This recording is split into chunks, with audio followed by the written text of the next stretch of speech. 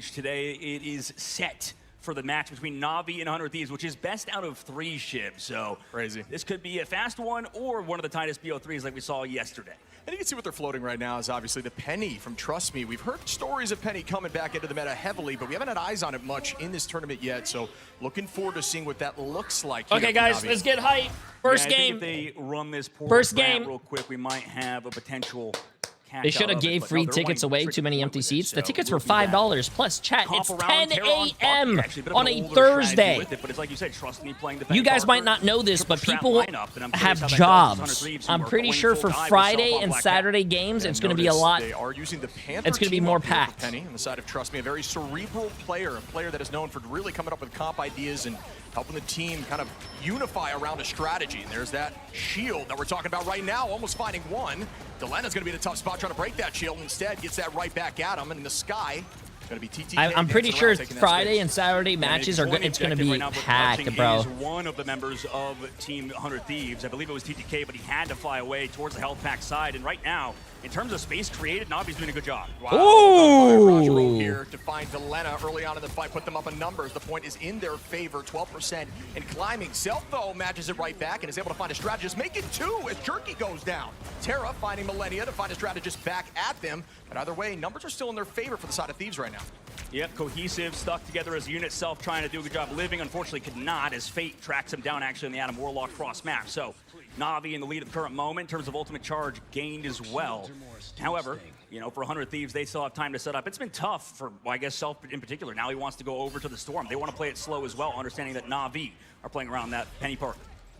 Playing this damage boost comp here, trying to pocket Delena, who makes that change to Bucky as well. And curious to see what that's going to look like into this matchup. Obviously, the team. This is a very interesting 100 Thieves team comp. A Storm, Angela, a Thing. Oh wow, it's a tough look here as Jerky a Bucky, and Terra find 1 and 2 early. Navi's looking clinical right now.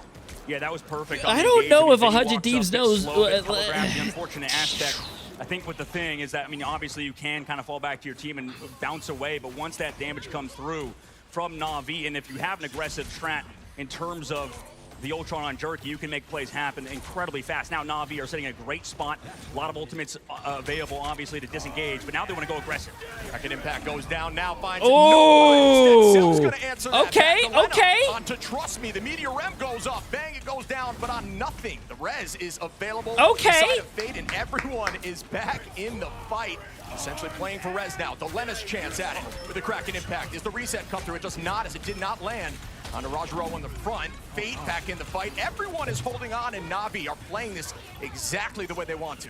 Yeah, that was beautiful from Na'Vi and Rajaro specifically. I mean, hopefully 100 Thieves can win this. The raid boss is down. You can tell that was their strategy. Now it's a little bit disjointed for that side of 100 Thieves. Self gets the lead in the middle of his ultimate. Bro. Oh, no. Yeah, and there's that Heaven's Descent from TTK. Rajaro takes out. It looked like they were winning that, bro. Massive res, and then everyone. Oh. Right now, Thieves struggle on domination, and you can just see that through and through here as Fate finds the second pick on this fight, and it is looking like this will go to Na'Vi. It does. What a first round by Na'Vi. 100 of them there, and 100 Thieves side. I mean, it's interesting because I think in the past they would switch to a triple threat 100 to 0, maybe go over to the Adam Warlock and stuff, and them to play the Ultron. But regardless, excellent work from Team Na'Vi to play that competition. Almost one that 100 Thieves are kind of used to, but maybe not how Na'Vi played it. Rajaro and Trust Me held so much space. The backline was always safe, it felt like, versus Self, who could not do anything versus that Penny Parker. Yeah, I'm confused because I actually liked the cat in the beginning. The switch there to Storm to try to come up with this damage boost comp, I'm not sure I love it. Into the Bond of Warlock, I'm curious on your take on that. Yeah, well, I'm kind of thinking that it feels like for 100 Thieves over in the North American region, or maybe in general, I don't know if they've liked. I mean, I don't know if what the caster said is true, but 100 Thieves does suck at, you know, cost. So hopefully they can win one of the other maps. Convoy or Self just Convergence. feels so confident on Black Cat, and the rest of the team is heavily playing around him. However, that Magneto lock, and you can see the difference of opinion happening at the beginning of the game, has resulted in some nice matchups for Na'Vi in terms of the comps. Great call there. As we are setting up the second map again, you can see the comps. A little bit of a shift here. Delena's going to be on that Star-Lord. Honestly, we haven't seen a ton of Star-Lord so far in the tournament. Granted, it was the play-in stages for day 1, and I do think teams are going to get ever more locked as the days progress. Hey Jay, I leave your stream on running for my dog when I'm going to work. It's going to take point just yet. Does your dog actually Like enjoy Vinny the here streams? It's going to play strong, but it takes 1 billion damage in that moment, and well done by Trust Me to just apply that pressure and get that pick early on in that also, fight. what's up, Ash?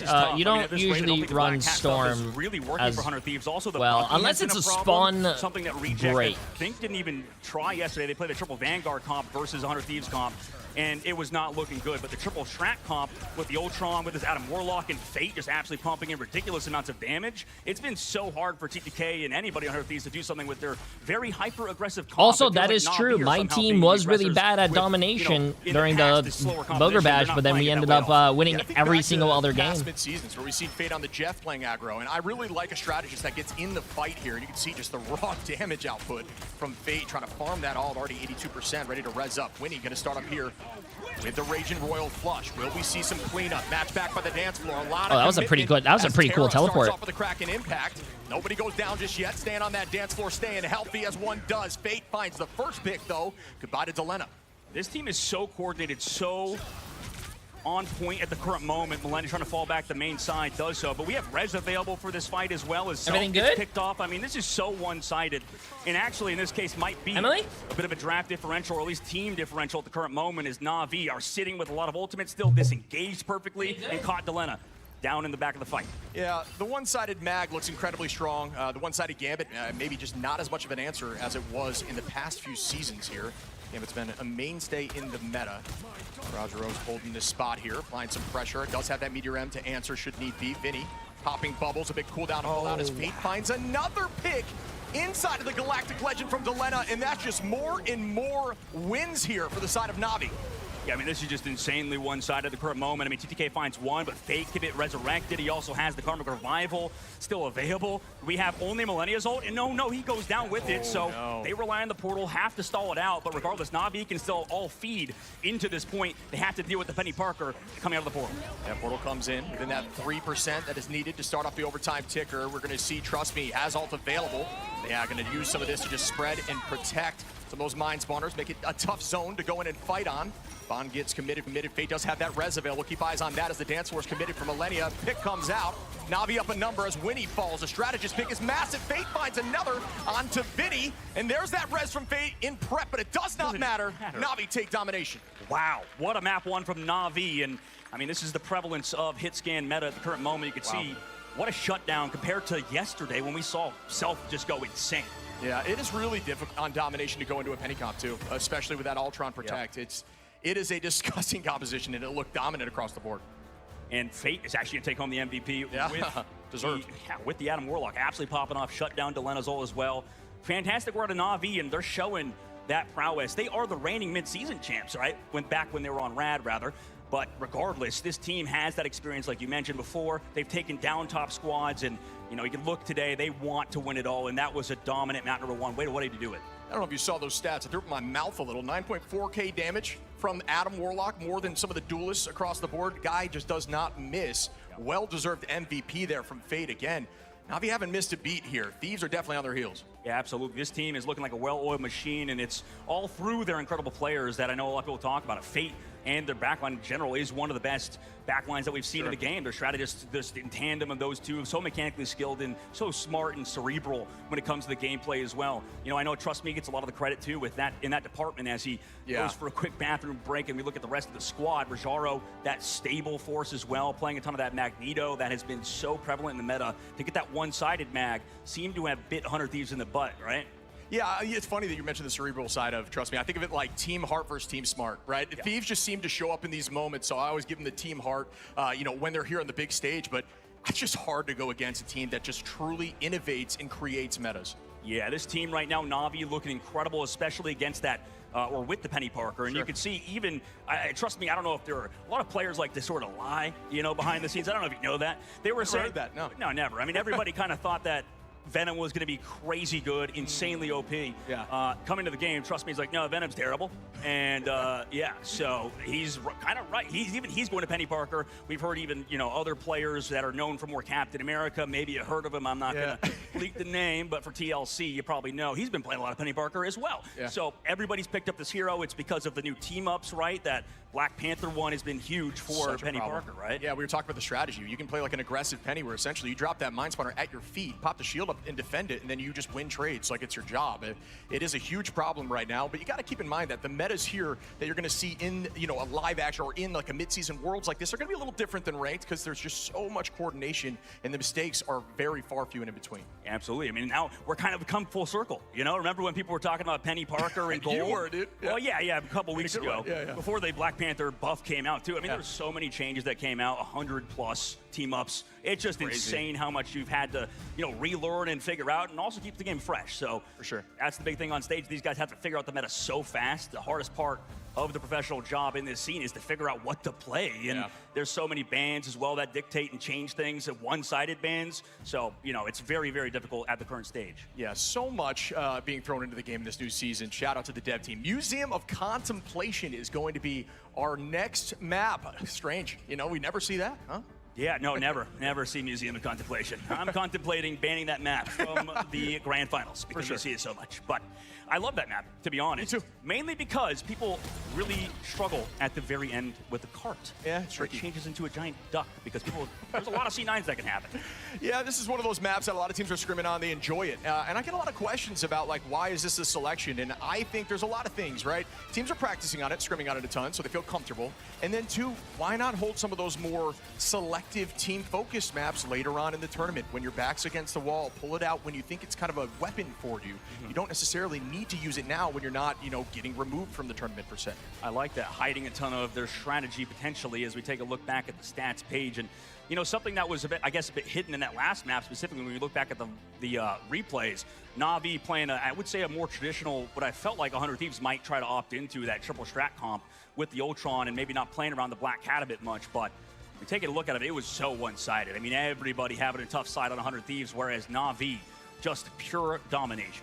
Yeah, I'm looking forward to potentially seeing the Widow back and forth from Terra and Delena. I think Delena looked really good on Widow. Terra, though, in that matchup, I mean, on the Bucky, it was just uncontested. You see Delena struggling a little bit on that stat line there. Terra looked like a raid boss the entire time, but it's really about the flow of the map, and the entire pacing was in Navi's favor the entire time. The only time it wasn't was when they were playing. Was it 100-0? Surprising too. I mean, considering what we saw yesterday in the play-ins, it's kind of looking like the past. Wait, where what happened? This team, you know, made it out the play-ins, and you know, with level 1 what happened? in this What happened with squad, chat?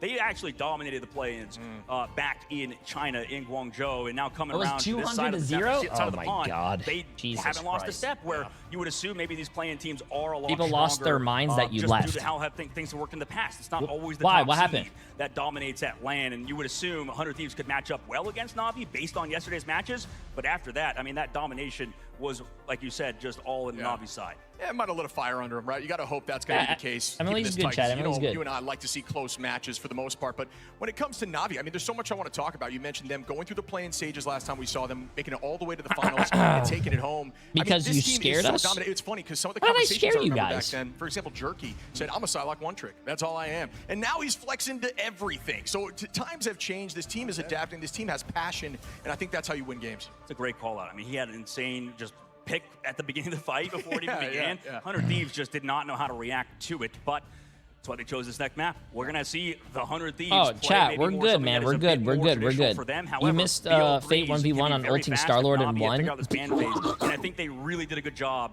Trust me and their coach and well, everybody J3 being across next the year's board did a MRI. fantastic No, job I with this don't. ban phase. So this is I a don't very have crucial any. one because it's now map point. I don't want to play professionally, chat. Potentially send 100 Thieves. Streaming is just so much better. Yeah, it's funny. We in my opinion, about how they think Thieves kind of struggles in the ban phase, and I do think the ban phase was by far won by Na'Vi. Don't get me wrong, I do like competing on a stage, though. I love it. It's a great feeling. But full strat line ban out here. Yeah, it looks like nah, I'm good, man. Make sure they lock in that Magneto. Yeah, if next LAN is in Miami, are you going? As you said, Magneto if I could stream, yeah. Chat, it doesn't matter where behind the scenes, behind their cameras, behind the tournament takes place. I will go anywhere as long as I can stream. If I don't want to go to an event if I can't stream. In terms of, you know, I know people were rating Gambit very highly, and he's a very good character. However, Magneto. I love you, Jay. Hey, Cozy's in the chat. How you doing, Cozy? You're doing fantastic, by the way. I don't even know if you can hear me. Looking beautiful, bro. Looking beautiful. Yeah, it's the coach behind them, and there's also people that work there, so they monitor the games. While still having that KO pressure. entering the next part of the ban phase ship, in my opinion, I mean, I feel like Gambit is still a great character, but like we saw in the last map, Gambit was kind of known for, I would say, did Wow, better Cozy on comes to domination chat. on You these all more get open maps glazed where you can go for quick Cozy, dives and but stuff. I'm here all the This time, chat. Why don't you guys 100 glaze Thieves me? go for the Invisible Woman ban instead of the Gambit, letting maybe Na'Vi go for that The Gambit hell, protect man? if they want it. However, on these convoy maps, on these objective-based maps that move, I don't know if the Gambit's as strong as some of these, like Loki, for example, in this case. Luna Snow, sometimes Rocket, obviously, in Na'Vi's case. It just You feels said like, it yourself, you're here all the time. Nobody getting rid of BRB. So that's why Na'Vi's protections are towards that Magneto and Rocket. They surely are letting Gambit go through. It might be a mistake, I think, for 100 Thieves to maybe even ban out the Gambit. I know he's strong, I have a question for y'all. But they still go for it. I'm Do you surprised guys just considering what hate we've me? seen so far in these matches. I understand the character's strong. However, They could lock in Vizier. That's what I'm thinking. I mean, I think they just, okay, the Rocket just for the defensible side with those BRBs like you're mentioning. But yeah, Invis does a great job with the damage boost from the Torch team up. You give that shield to something like a Widow on an off angle, next thing you know, they've exploded everybody, right? Like, I think she's in a really good spot on this map, especially in the lane focus with her Pierce heals. Rocket is in a similar boat though, right? Yeah. And I'm just thinking, like, it's like, you know how everybody's thinking that Gambit's really good on domination and just got 200-0'd, right? Like, that was insane. Yeah. So I Not feel the win condition anymore. No. Yeah, a lot of the ideas kind of are swapping in this case because Na'Vi go for the ban on Adam Warlock, thinking they want to go triple strat for that first point hold or in general throughout Museum. So that might throw a spanner into things for 100 Thieves. I would be curious what they decide to play, but this time they don't go for that Emma ban. And Na'Vi Can the people in the crowd hear the casters? Change up their Yes. ban phase against the 100 Thieves, maybe make it more targeted towards the other squad. And I think that's also a very interesting idea to ban out the Adam Warlock. Yeah, I'm with you. I think that's just doing their homework. I think Warlock has been a mainstay for them on defense. That makes a ton of sense. Again, a very cerebral team. I do like the change up here from Thieves as well. Although in the entirety, it's tricky to say who wins the ban phase, but I would say Na'Vi did a great job there. Yeah, absolutely with you on that one. Shipski's entering the next map will be map point for Na'Vi. Can 100 Thieves come back as we see the coach of 100 Thieves and Remix thinking about what to do in that draft phase? Terra gave him a bit of insight on the main stage with Cozy up there, saying that I saw that. He said he was going to mess up all of the ban phases and go to friggin' McDonald's and we'll work at fast food. So that's a bit of a dig towards Remix. Yeah, it's deep cut. And barely we'll think about that for the next 3 days. So, you know what I mean? Thinking about it. Barely we'll cry over it. As we start up here on Museum, I'm looking forward to seeing what we get from the defensible side of Na'Vi. Yeah, you can see it right now with their floating. Don't want to announce it too early. And Thieves begin the fight with their spawn break. Starting off Yo, very Levy close, with the massive and how donor, my Rajara's friend. been You're the playing best this rival Magneto streamer. It's not even is close. Hey, hyper-aggressive, but appreciate it, this my time, friend. TTK Hey, will be on there the are back, people who Max like me, and Wonder's there's see if people he probably can. that don't like me, man. Rajaro But last you know what we map, gotta do? Kind of underrated in terms of how much gotta keep damage going, and man. value he got on that character. Oh, and almost gets that pick there. Like Rajaro's play on this angle. Very different angle than we're used to seeing. Trying to find that first play on the side of Delena, but instead Terra finds that first pick onto Vinny. Likely off the back of a pull. The BRB is going to be popped here. Delena matches it back, and Vinny makes the second pick come through. Are Thieves going to be able to get through this door and change the tone? A little bit from what we've seen off map 1. I mean, the fact that somehow Rajar is living for so long through the healing is cracked, Self goes down.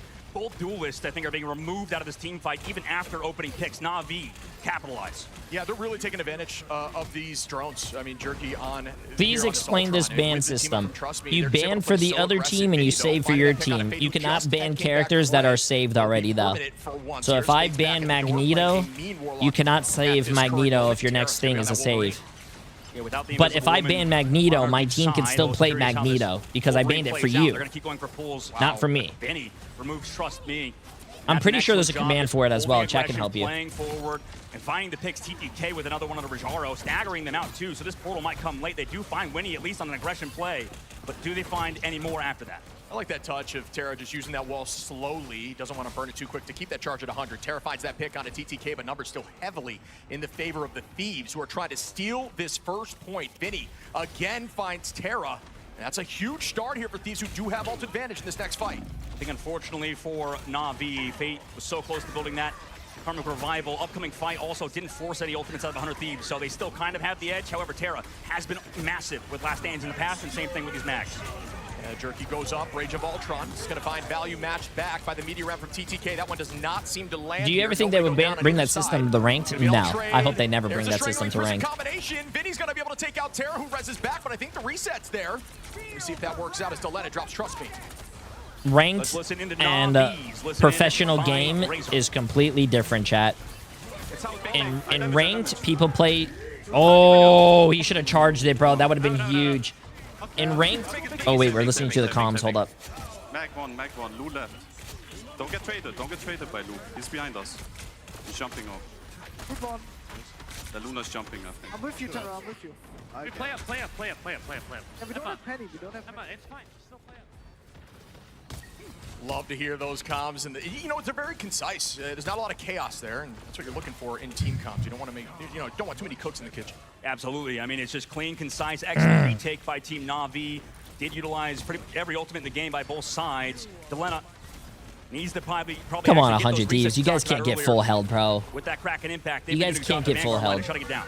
And there's the commitment now. TTK drops for Jaro, and that's a second pick. This one in time for the side of Self on a jerky. Fate takes one down. Vinny and Self, the Kraken. Oh, I know what he tried to do, but damn, that would have been sick. Moving forward, no portal.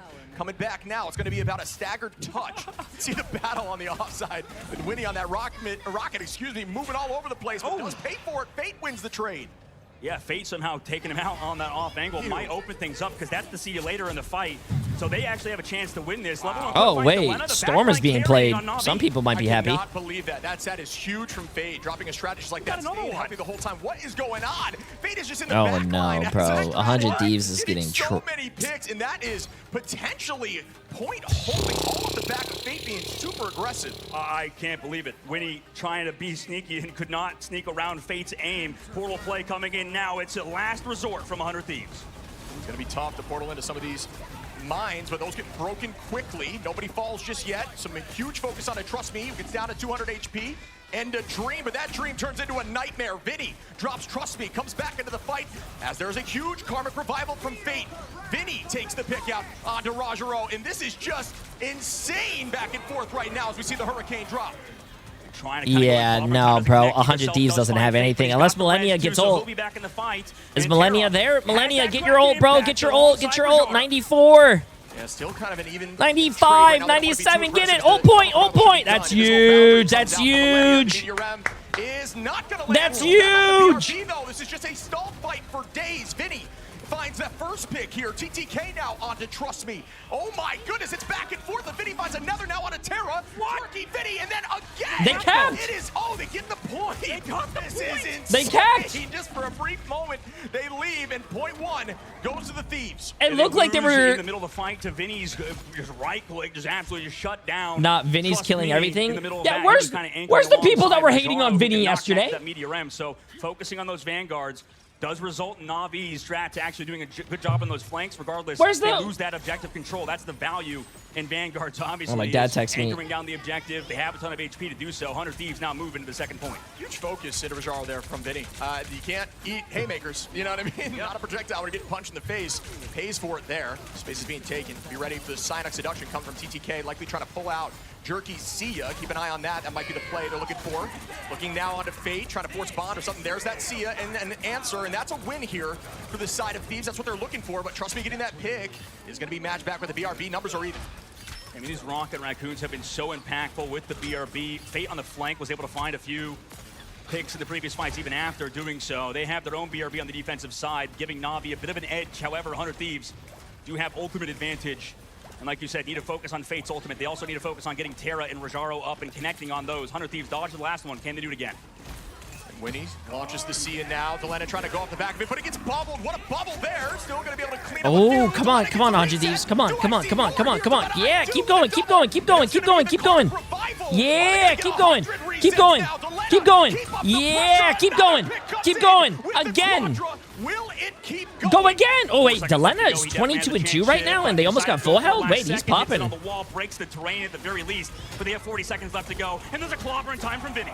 You know where Delena learned that, chat? Twitch.tv/Jay3. Really well done again by this front line of Na'Vi, and here goes that Hurricane from Self, seeing a lot of Storm play right now for these first two games. Yeah, this Storm is now doing an excellent job versus Na'Vi. Fate does get rezzed into the fight. Rajaro has to come back, though. Winnie got the pick. Yeah, Meteorem goes up, and that does not land. Jerky takes out Vinny, though. The Rocket with the Blinky finding a pick here. Playing around the point now, stalling for the moment. 12 seconds on the clock. Another huge pick on himself. Playing lights out on this front line. Yeah, Rajaro actually did connect, but it didn't KO Vinny, who got followed up upon by the Rocket. Then the Meteorem after, or the follow-up Chaos Sword from Rajaro was huge. Trying to slow people down, but in overtime, can 100 Thieves even do it? I'm not sure the portal's even available yet on the retake. It looks like it is. Self's going to get it there in the overtime. Nice. Good TP, good TP, good TP. Backline, but has to go You have to get through. You have to get through. You have to get through. Made a huge mistake just trying to rush to get there, but I should do it on point 2. Good push. Hey, that's a good push.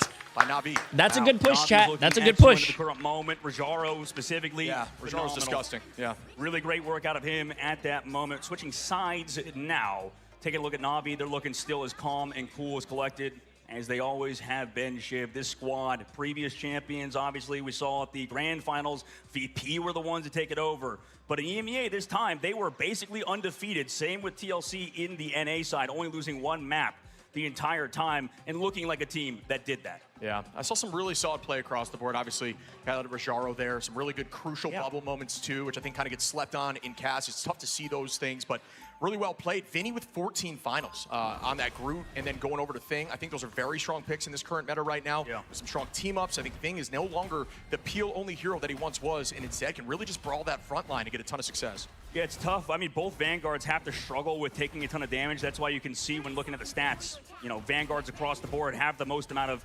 casualties, the most times getting picked. But that's part of the job. Yeah. Right? Sorry, I was fixing the channel. In the past, people will rag on Vinny for, Bubba's here. for example, being super high KO count and casualty count.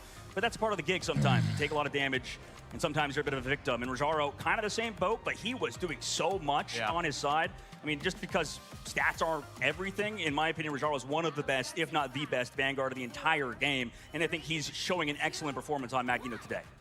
You're going to see Jubilee 100 Thieves is running goats. That's what they always do. Coming out. They always do this for first point. These triple holds because this blind and damage But they have no Adam Warlock. I do know that Delena likes to run the Adam Warlock here, so. You're running that triple front line. That's a great point, Shipskis. I mean, right now, kind of playing it like the Cloak and Dagger almost, in terms of looking for the blind, or in the Terror Cape's case. Yeah, but you can heal at the same time, right? That's the major change, and that's why it's a little more effective here in these triple comps. You can see Terra coming out the door with the Storm now, trying to match back what Self has been doing. Right now, the standard hold here around this first corner. Everybody kind of just feeling each other out. No major movements from either side. And it's a very unique setup, too. I mean, understand they're against that Invis. Can this Wolf actually find value alongside the Storm? So kind of doing two different sort of ideas. Yeah, I don't know if I like the Wolverine pick here. I mean, unless he could get someone, but by Jerky on the Wolverine. I feel like I would rather have like the Punisher or something for Navi. Gonna find the first pick here on the Magneto onto Jerky. I think that would be a lot better. Passive as well is a big win. The res comes through on a Jerky. Plus, you get the damage boost from Terra. Reclaimed here by the Thieves. You saw Self find a I don't think you're gonna Wolverine get TTK, bro. TTK is a very smart player. When you get close to him, I'm pretty sure he's gonna go gold or diamond form, as people call it, and you're not going to get him. What a combination there from Jerky and Terra, removing Invis from the bound. Goodbye. Crook trades it back, finds Vinny, and Winnie. TTK goes down, and this is looking clean right now from the side of Navi's attack. I gotta take a look. I forgot to mention Crook's freaking stats in terms of finding final hits. That's insane. Pole play coming through now, but Crook has been showing up in the KO feed so much. I mean, yeah, Crook on Luna, I still have just insane memories of some of those plays, kind of playing similar to what we saw Fate doing, just in the back line at all times. Jerky, though, finds the first pick on TTK. Crook now onto Self. The Vanguard both teams are running the Storm as well. Paying for it as Terra takes down Winnie, and this is a tough look here as Navi is sweeping them. 4 minutes and 30 seconds for this whole second phase, chat, when I think I mean, this is 100 Thieves had like, what, 2 minutes and 30 seconds? You know, I was wondering if we were going to see a ton of Wolverine versus this. This or is still maybe holdable. like the Hawkeye stuff we've seen in the past. This is still holdable. They've just not figured out any of Navi's compositions. It just feels like Navi are reading every single play. Terra's going back to spawn to switch to now Bucky. And I wonder after Jerky's ult if he's going to switch to something else, because Self swapped over to the Black Cat and Delena is over to the Black Widow. But they have 4 minutes and they have basically only one fight to win. Yeah, this would be a really huge defensive spot, but also kind of a choke job from Navi if they struggle on this. And they're all on their comfort picks. Delena comes back into the fight. His numbers are even, but the BRB being taken down is huge. Self trying to distract here, almost escapes in that moment, looks upward. Just taking so much focus, but look at the space of the cart already. That's insane. Yeah, I mean, Crook finally, Self gets the better of him by going to the Black Cat. Needs that perma invis to have a bit of an edge. Yeah. He's got to try to stay on top of Luna there, make sure she does not dance for long. They're all looking for him. Holding on to that last stand is something to keep your eyes on now. Well, this did at least buy a little bit of presence for 100 Thieves. You can see Na'Vi are reacting very heavily towards it. They want to play slow until they pick off Self or Delena, one of the duelist sides. Let's see if they can do so with ults. Yeah, a ton of Qs available here from Na'Vi. Jerky with the last stand. Terra comes in at the same time. There's going to be the reset. Wow, Rico Rajaro's down aim four. on that This might be a full Magneto is sweep here to insane. try to close He this just down killed that rocket from Na'Vi, who commit across to the actually make it 3 with the across the map. in that fight. I mean, Na'Vi, it's so easy for them. Delena, are you going to get picked 2 while ulting? Oh, No. Delena? God. No, not anymore. No. Yeah, Jerky finds Zap and the res comes back from He got Terra, the so trade res. is just too valuable. I don't even know if they can get there. They've got to get there fast. They do not, and that is going to be a win here from Na'Vi. Wow. I mean, absolutely clinical macro play, and that's the fastest I think I've seen a team adapt in that case, switching after compositions. I mean, they go for that first point, do it very flawlessly. Damn, but dude. Na'Vi are your champions of that match in particular, not the champions of the whole tournament yet. But Fate going to take home your MVP, the backline in general. Maybe Terra was right, bro. phenomenal. I'm Maybe very curious once we go to the maybe stage in a some bit. people We're going gonna back to chat too McDonald's. in that squad, but maybe Terra was right. That was very Na'Vi coded, and like I said, they fought the off angles every time. After switching compositions, I think that's very difficult to do, to adapt that quickly in terms of composition switches. So Na'Vi are well-practiced, well-oiled machine, and I don't know what else. There's nothing bad to say about that match. They played it flawlessly. Yeah, I think they kind of played into their comp, right? They didn't have more finals necessarily than Thieves. It's just that they played this res more slow and then full commitment comp, and it just really worked out for them. They were getting value after every team fight win instead of just fighting the team again 5 seconds later. Oh yeah, I beautiful gotta give you stuff. guys As your money. You My can see bad. the shakes coming out. No bad blood, maybe, between Terra and Remix. Some words exchanged behind the scenes, but Na'Vi, flawless victory for them. And, I mean, they continue to probably set up their pace of play to maybe win another midseason. Yeah, I mean, when I saw those cryo go off behind us, it gave us memories. Remember for the grand finals there, a very similar boat. But yeah, I mean, this team just looked exactly what we expected them to look like, right? Just so dominant, a composition that's different than we've seen so far. And No, we don't have to wait 40 minutes, chat. We don't have to wait 40 minutes. I'm pretty sure they're going to get all their stuff off the desk. They're going to get off their stuff off the desk. They're going to put the other players are going to come down, put all their stuff on the desk, and they're going to do a walkout, and we're going to get straight into the next game.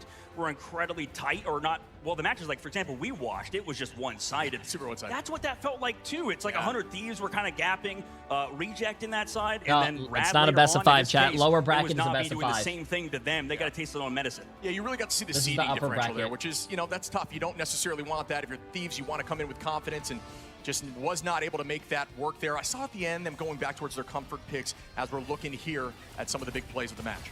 There was so many by Rajaro. I'm trusting all your predictions again. Don't let me down. Have I ever lied to you guys? Like, Come on, was man. popping off in just getting those first picks a lot of the time. Yeah. Do you think something maybe with the nerves came through for the duelist side? Because it was hard to deal with the team Have that's I ever playing lied just to you the KO. guys? Yeah, it's really the tournament begins today, folks. And speaking of talking to some of these players, getting their takes on what they're thinking about today, let's throw it over to Cozy. Oh, Cozy's coming back. As the interview sets up, we are looking back at the VODs still yet again, Shipskis. In general, I feel like they had the right plays for 100 Thieves side at times, but again, Na'Vi, they're just so well practiced in terms of what they do. And these teams definitely been scrimming each other too behind the scenes. We've heard kind of how it's been going. A lot of Na'Vi's performances behind the scenes are translating to the stage due to what you mentioned a lot of the times is their performance and experience, like you said, winning the midseason last year in Guangzhou.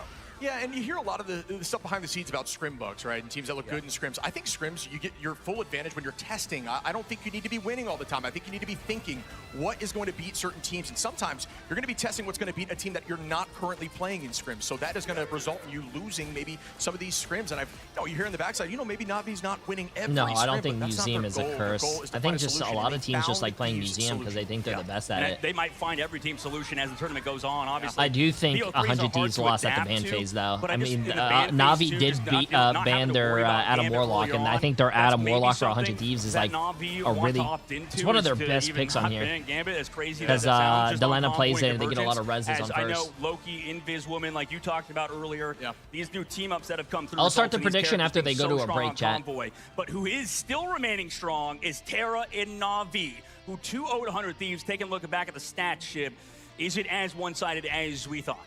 I mean, yeah, the tricky thing is when you look at the stats, it's like, you know, it seems so even, but it's really just a compositional dip. That's why stats don't always tell the story. You have to watch the game and see how it flows. Absolutely. I mean, The stats are pretty even across the board. Fans of both 100 Thieves and Na'Vi, but Na'Vi have won, and Cozy's on the main stage with the winners for an interview. What's going on, guys? LA, let me hear you. All of that for a drop of blood. I think Thanos would say best. What a matchup. I've got Trust Me and Tara. Fun fact, if you don't know, going back to Grand Finals last year. What is Trust Me knocked doing? out 100 Thieves in that lower bracket. Trust Me, at the hands of you to Tara. Tara, you went on over to some would consider the dark side from America to the EMEA. I have to ask, first of all, I mean, next team you beat, are you taking another player, Trust Me, or what's going to go on there? Not that we plan for it. I think we have the best possible team we can get right now, and I think we have the best chances to win LAN this year. Let me ask this. I mean, this is an awesome two personalities in this scene. How was it combining Tara to Na'Vi, and between y'all two, hey, all love stories, all teams, all, you know, hero origin stories have up and down. I want to go to you first, Tara. Going from America to EMEA to Trust Me and the leadership there. How was it in your shoes? I mean, there's always going to be issues whenever you first come over to the team, but it's about how you get past the issues. There's always been a team to be rough at the very beginning, but we always bounce back, especially when Na'Vi said last slam when I wasn't there. They had a 33% win rate in the scrims last year. And that's kind of the same thing. It happens every year, but it's about how we bounce back and how we deal with it. We can't let everything get offense. I like to call it Good passion, answer. folks. Passion. And there's one passionate individual right here, trust me. How was it on your side welcoming Tara on over to your team? I think he was one of the more missing pieces, because we need like a explosive mechanical player with our own vision that we can Has challenge Light's our team vision. come up yet? So I think that we have to Soon, yeah. Tara, do you feel like you made the right decision after what we just saw out there against 100 Thieves? I mean, everyone's going to say I betrayed my country, but my whole goal is to win a LAN and basically retire, so. What? You wish him luck down there in the lower bracket? I wish them best luck. They always do a He good just lower wants to bracket win a run. We've LAN and always then done that last retire? year. In Guangzhou, we did a lower bracket run, and then in Atlanta, we did a beautiful lower bracket run, but we didn't get the results we want. And I know 100 Thieves, they have the passion, they have the grind that they want. So I'll hopefully see them later. I appreciate that. And lastly, I want to ask you, trust me, next up, What? you've got potentially going up against VP once again if they do come away with the win. We go back to Grand Finals last year. They were the Tara team that wants to knocked play you down Deadlock? to the lowers, I believe, What? and then ultimately took the crown. Why? Is the revenge there? Is the circle the name? What's Are up, you Boba? ready? I know you've had your fun in stage one, but now we're back at LAN. In stage 1, we 4-0'd them in Grand Finals. We got 1-4 in Grand Finals last year, and we lost the LAN last year to them. I told them if they lose to anyone else other than us, it's not okay. They're not allowed to lose to anyone other than us. So VP will win, and we will get our revenge tomorrow. Is it? It's tomorrow. Yes, it is tomorrow. Folks, He wants can to we win give a it up LAN for and then two go play of the Deadlock best on players that we stream. know here in the sport. We have Tara. That's and boring. Trust Me. And we're just getting started. That was match number 1. We're going to have the analyst desk break it down, bring up the heat. That will be match 2. Thank you, fellas. The heat has been Bro, rising. why would you want to go because play a Na'Vi, game that's been a in lot of alpha people for came 4 expecting them to years, be bro? like And that's the going to be top in team, alpha and, again well, for another frankly, 4 they years, bro. are Oh, dude, Deadlock is so... delivering. Started with Deadlock is a Gaskin. snooze That fest, was chat. I'm sorry, about man. what a lot of us were expecting when it comes to Na'Vi, but it seems Terra did make a pretty good move. Me too. I knew that That was is going to happen. That's exactly what I crazy. said. How... Na'Vi was Dude, gonna if be I better. was I like... didn't say 100 If only it was And I'm recorded not somewhere. saying I'm not, chat, but if I was Na'Vi should have taking won this that. game, I you think know, that was always the what if serious... with 100 Thieves, this meta, If how I they're was taking this developing, game there serious was a and I lot was the best DPS of player in the behind game, scenes of what Na'Vi why were would you developing want to, in like, terms you of know, the switch meta as game, well, bro? and kind of the counters to that, and Couldn't maybe see- 100 Thieves were able to find a way. It's free Sadly, money they in couldn't Marvel deal with Rivals. the Penny Ultron meta that Oh, we've been hearing a lot of. He We doesn't saw it a make little bit money? yesterday. Well, if he wins a LAN, you win 160,000 for first I mean, place. I think we got to see it firsthand how good Penny is. I think a lot of people playing at home in their ranked games were playing with the double nest team up, right? True. And you look at it, it's the simple way of playing Penny. You get 2 nests, it seems unbreakable, but having Nah, the dude. Panther team up, getting And the then, shield in front of if being you able go to protect the that grand nest, finals and you win the grand finals, that's what? I think that's $1 million tournament. Let's have a look at I our think we did the MVP math or here. something. Speaking of Each Ultron player gets like $50,000 if they win, bro. Who they do boost up, and that is Adam Warlock. Fate playing a little bit of the Rocket, playing a little bit of the Adam, and just as usual, putting on a stellar performance. I had to let we you even wreck saw me a for little bit of 160K. flanking Adam Warlock trying to chase down What? Woody. That was very effective for them What is too. this guy taking out Woody saying? right before the final fight that they were having on point 1 for Museum of Contemplation. I love the aggressive playstyle from Fate. Usually it's been Terra in the past to play, or not Terra, excuse me, Jerky to play the Adam Warlock, sometimes Terra in those triple compositions. But Fate really a player that cannot be understated, one of the best in the game. Maybe for he good sees the reason. game And doesn't this have a is the future like averages per Valorant, 10 CS, and minutes therefore, for I this, mean, but dude, we got how are see you it, going to compare 7 this finals game at that's least been... both times from them. You're Plenty comparing of this assists game too, that had also that's using the 2 team up years with old Ultron, almost the to fully enhanced Counter-Strike that's version, so been that your cosmic around clusters for almost 30 heal your years team, now. but Come on, also chat. have a Like, 3 what? meter radius AoE heal for your teammates too. So if everyone's grouped up, you You just get all the cannot heals, keep compare them two sustained, esports and scenes. also the res is just so overpowered. They had it Also, this one-sided game on is Museum. backed Why did you let that happen? by Don't ban in this. Marvel, Ban the bro. Adam They're not Warlock going to against run this out of. team. They're not going to run out of There's money. so much work that's being done here. As you mentioned, the Adam Warlock's getting a lot of work, and Fate didn't used to play that. That would be Jerky, but with the Ultron coming in as well, that's a Jerky hero in a nutshell, Vosh. Very much so. We've seen the flexibility from Jerky really come online since we saw them in the It's Grand Valve, Finals. though. It's Remember some of the guaranteed to other be casters big. talking Yeah. Specifically to Jerky saying, oh, they Yeah, were just Valve. a Psylocke OTP, and now one Valve of the is most flexible huge, bro. players Yeah. in the game. I know you guys have some They're so opinions on big who they that can only is count to in 2. North America, but Can't wait. definitely one to look out for. Once they can learn how to count to 3, chat, it's over. As if this was incredibly one-sided. Thieves broke first point, and they did that. You're going into a Penny, you're going into an Adam, you're going into all these extra revives. They ran with the Storm and the Winter Soldier. Damage boost and just reset to blast through it. Delena had a spectacular... It's not even just Half-Life, chat. Left 4 Dead, Team Fortress. Proves to be so vital in a lot of these games. There's a lot of Whether other it's games. getting a Portal, chain, being able yeah, to pull Portal. someone out of position, or just the sheer damage output from Winter Soldier as well. You need a good Bucky, and I think everyone is learning that as this tournament goes on as well.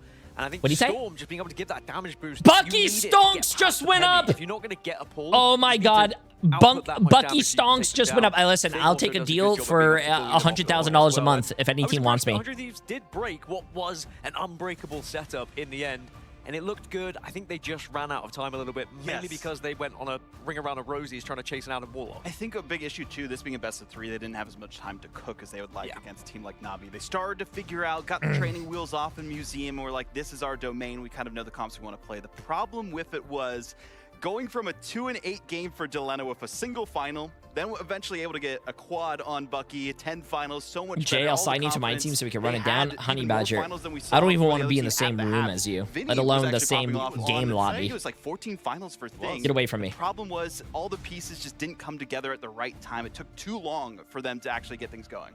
They really just showed up when they needed to at Na'Vi in this particular case, whereas, like you said, Thieves felt like they started with some good momentum, but Na'Vi were just a little too relentless. It's something that you brought up in the break here. We did see that Ultron team up, and it was doing Once they go to a break, I'm going to start the the predictions, chat. Defense, that Rocket Battle Rebirth Beacon, the BRB, could have given them a little bit of work. What is your opinion when it comes to the comparison of potentially that Ultron versus that Rocket? Yeah, I think it's good to have like the Ultron Adam Warlock enhanced effect at the start, which is great for just that full hold. But if you eventually get pushed back like they did after first point, swapping to the Rocket Raccoon, Which makes sense, though, Toggle. Which makes sense. I do think the best thing that you could possibly do, chat, and I've been around the block a few times, and I'm not saying that because I'm the best hooker. You know what I'm saying? The best Bucky. I've been streaming for almost 10 years now. I think the best way to go about things is what he's doing. Win a LAN event, be a professional. No, you don't even need to win a LAN event. Be a professional player. That's how you get your name out there. And then once you get your name out there and people, you know, you're a good player, people are going to realize that. People are going to go to your stream, and then you start like a lot of people do that, a streaming career. Also, we're going back to the first map here. The portal re-engage is attempted from 100 Thieves. You are not a best Bucky. Yeah, sure, bud. And of course, the webs with all those mines making it a little bit more difficult to push on up. There's a lot of people. Na'Vi will be moving on. And to I'm the gonna be next honest round. with you, Thieves are streaming not is so out much yet. better than pro They're down play. to that That's lower why I would bracket never that go we back to pro played play, later bro. on today. Streaming But we is still have less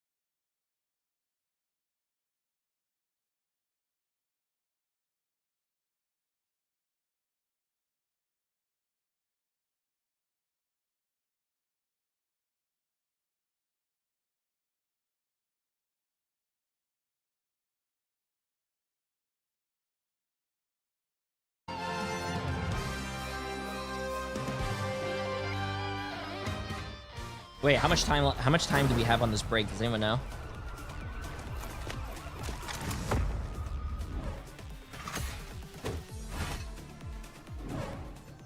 Okay, I think we have a little bit, chat. I'm gonna go pee real quick. Give me count to 5. I'll be right back. Count to 5, chat. Armed and dangerous. No mercy.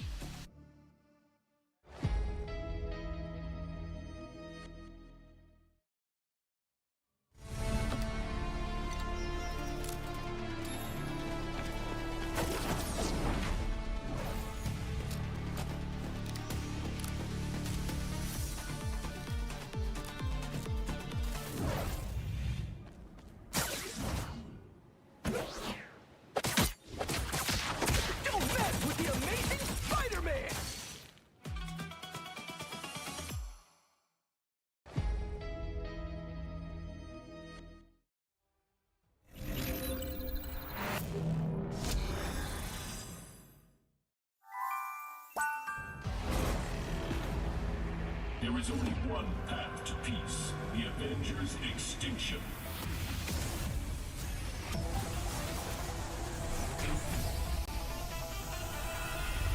Avengers, assemble!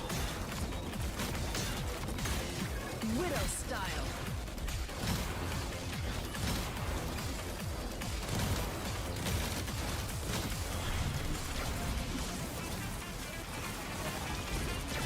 Friday, lock and load.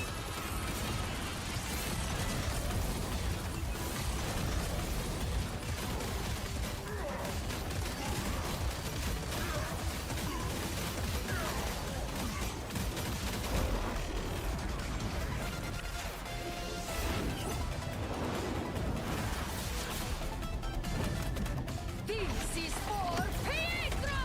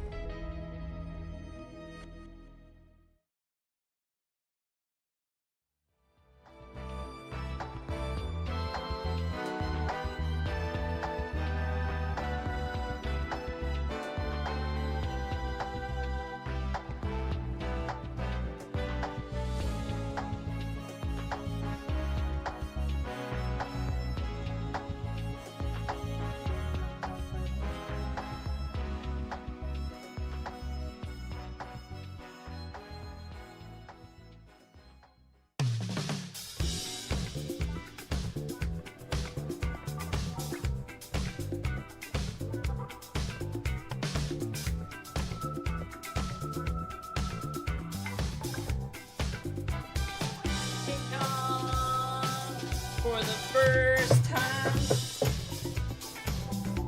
Pat, we have 4 minutes. Should I just start singing for you guys?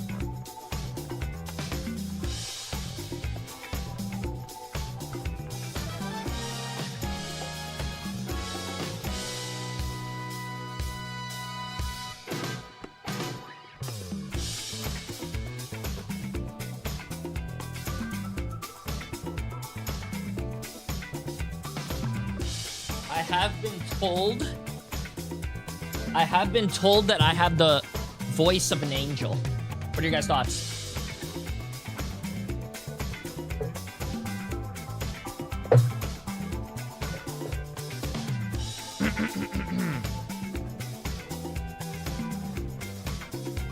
Someone is lying. That's not true. When I was a young boy, my father took me into the city to see a marching band. How was that?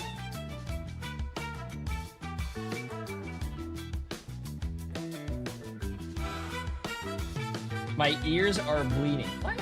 Not true. Ooh, how's the prediction going? Come on, guys. Only 500 people. 5, 6, 7, 6, 5 plus 2, 5, 6, 7. Where's all the voting? YouTube, come over here. Start voting, guys.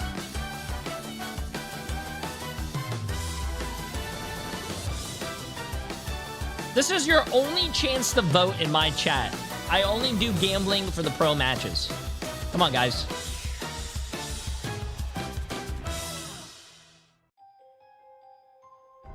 I think this is going to be a really good game, though. I think this is going to be a really, really good game.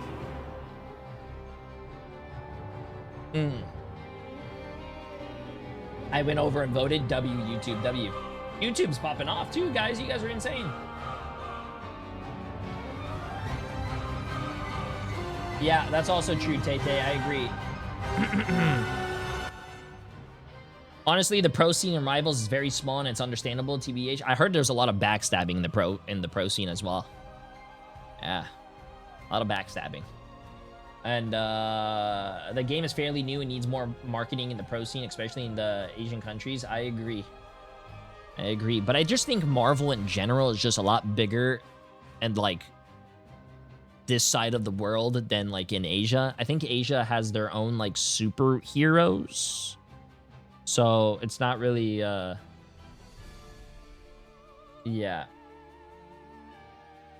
So I do hope the pro scene. I love doing these watch parties, and you know, chat. Once you get to my age, you know, once you get to 76, like you know, you appreciate these breaks because my arthritis starts kicking in. You know, so I don't have to play as much.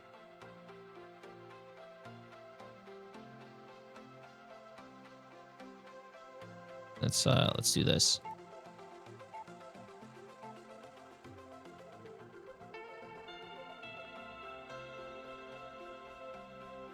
There you go. I think we're caught up. There you go. Nice, nice. Oh, by the way, since I have notifications muted, everyone that is subbing, resubbing, following the stream, appreciate it, guys. Absolutely insane. Don't worry, just as a heads up as well, when there is nothing going on and there's breaks or yapping, like unnecessary yapping, there will be ads, so you guys don't get ads in the middle of the matches. I'm sorry, Twitch loves to run ads, but I'm trying to make sure it doesn't run in the matches for you guys. Okay?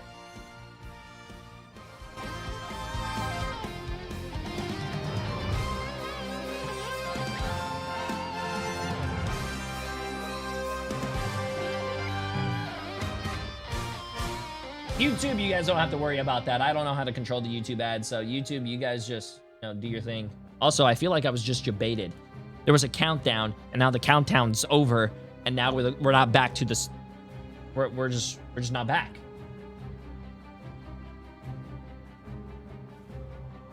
Oh, not a paid message, by the way. Hey, Jay3, just wanted to let you know that you're an amazing streamer despite what chat says. Wait, what do you mean despite what chat says? You're funny, witty, and wholesome. No one can claim I am a paid chatter as well. I'm doing this for the love of the game. Jay3 is our favorite bald king. See? See? Nice.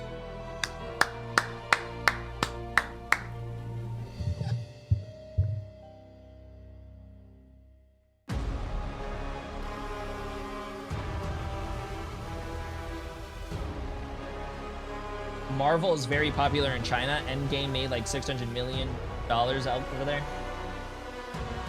Damn.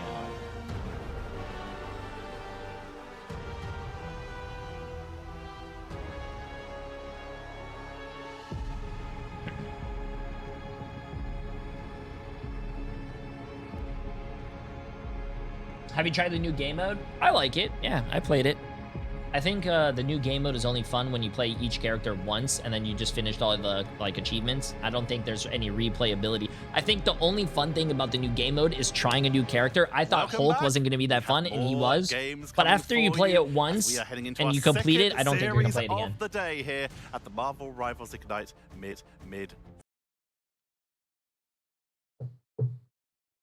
season finals. Vess's family have impeccable taste with Jeff and the Magneto being talked about earlier, and we saw a lot of Magneto. We've only seen a little Jeff so far, but what we have seen a fair amount of. Let's go into it a little more as we get set up for these next games. We have seen a fair amount of that Ultron Penny, and well, there's a couple teams who we've been talking about who apparently have been rumoring that perhaps it's VP who may be behind such a strat? Yeah, I think that from what we've heard, Virtus.pro pioneered the strategy and have kind of developed this meta similarly to what we've seen in previous years.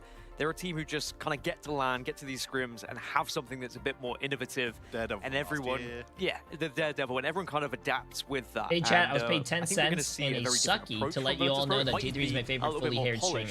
From what we just if I was your favorite well, fully haired streamer, you literally have Prime Gaming badge. Like, Why aren't you Prime sub tier? On what maps come out and what they want to show to us today. Vod, if we're talking about teams that have like the penny practice, it's going to be Na'Vi because they're the team that everyone has seen play the penny a little bit in the groups. Meaning that if VP have been cooking this, they've been cooking it since that since the new patch with the new T-buffs. Yeah, they've been playing it for quite some time, you know, trying to figure out what the best composition is going to be going into LAN. And I think Virtus.pro is one of those teams, if you give them preparation time, they will be the best in the world for good reason. They're reigning world champions, of course, and I think that was the struggle in the preseason and some of the earlier seasons here for this new year of Ignite, is that they just didn't have as much time to learn the meta. Now that they've had that preparation, they could be unbeatable. Speaking of teams that learn quickly, though, Gen G, they were a team that once that Daredevil started showing up, it was picked up so quickly at those grand finals, and that is, of course, our next matchup. You can see that playoff bracket ahead of you here with Na'Vi moving on. 100 Thieves dropped down to the lower bracket. They are now fighting for survival and to try and surpass their previous finishings of 3rd place at last year's mid-season finals and 4th place at the grand finals. Later on today, we're going to have Team Liquid Citadel versus, coming in from the play-ins, we have Rad, followed up by Swamp Gaming versus the sole remaining China representative, OUG. Gaskin, you've been covering a little bit of Swamp Gaming. There's a lot of talk about them here. This is their first to land, but there's so much hype behind them. I have high hopes for Swamp Gaming. I think I fell in love with Swamp, like commentating them throughout the season. I think the way that they approach the game is fantastic. I think they have a great team behind them, and as well as the players.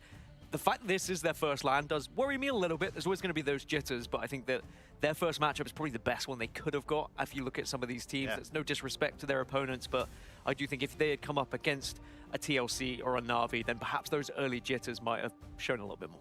There is something I actually want to shout out about that match in particular before we start talking about the one we have coming up next, and that is that Molan Ran, the player who a lot of people have come to like know and love, is no longer playing on OUG. They have been replaced by Illicit. We were chatting to our Pacific partners here in the form of Keg and CB last night, where they were telling us a little bit about Illicit because they came from the Pirates roster in Pacific and went over to China on OUG, meaning that we do know a little bit about them in terms of just how aggressive they can be. Wait, they dropped a player for like specifically.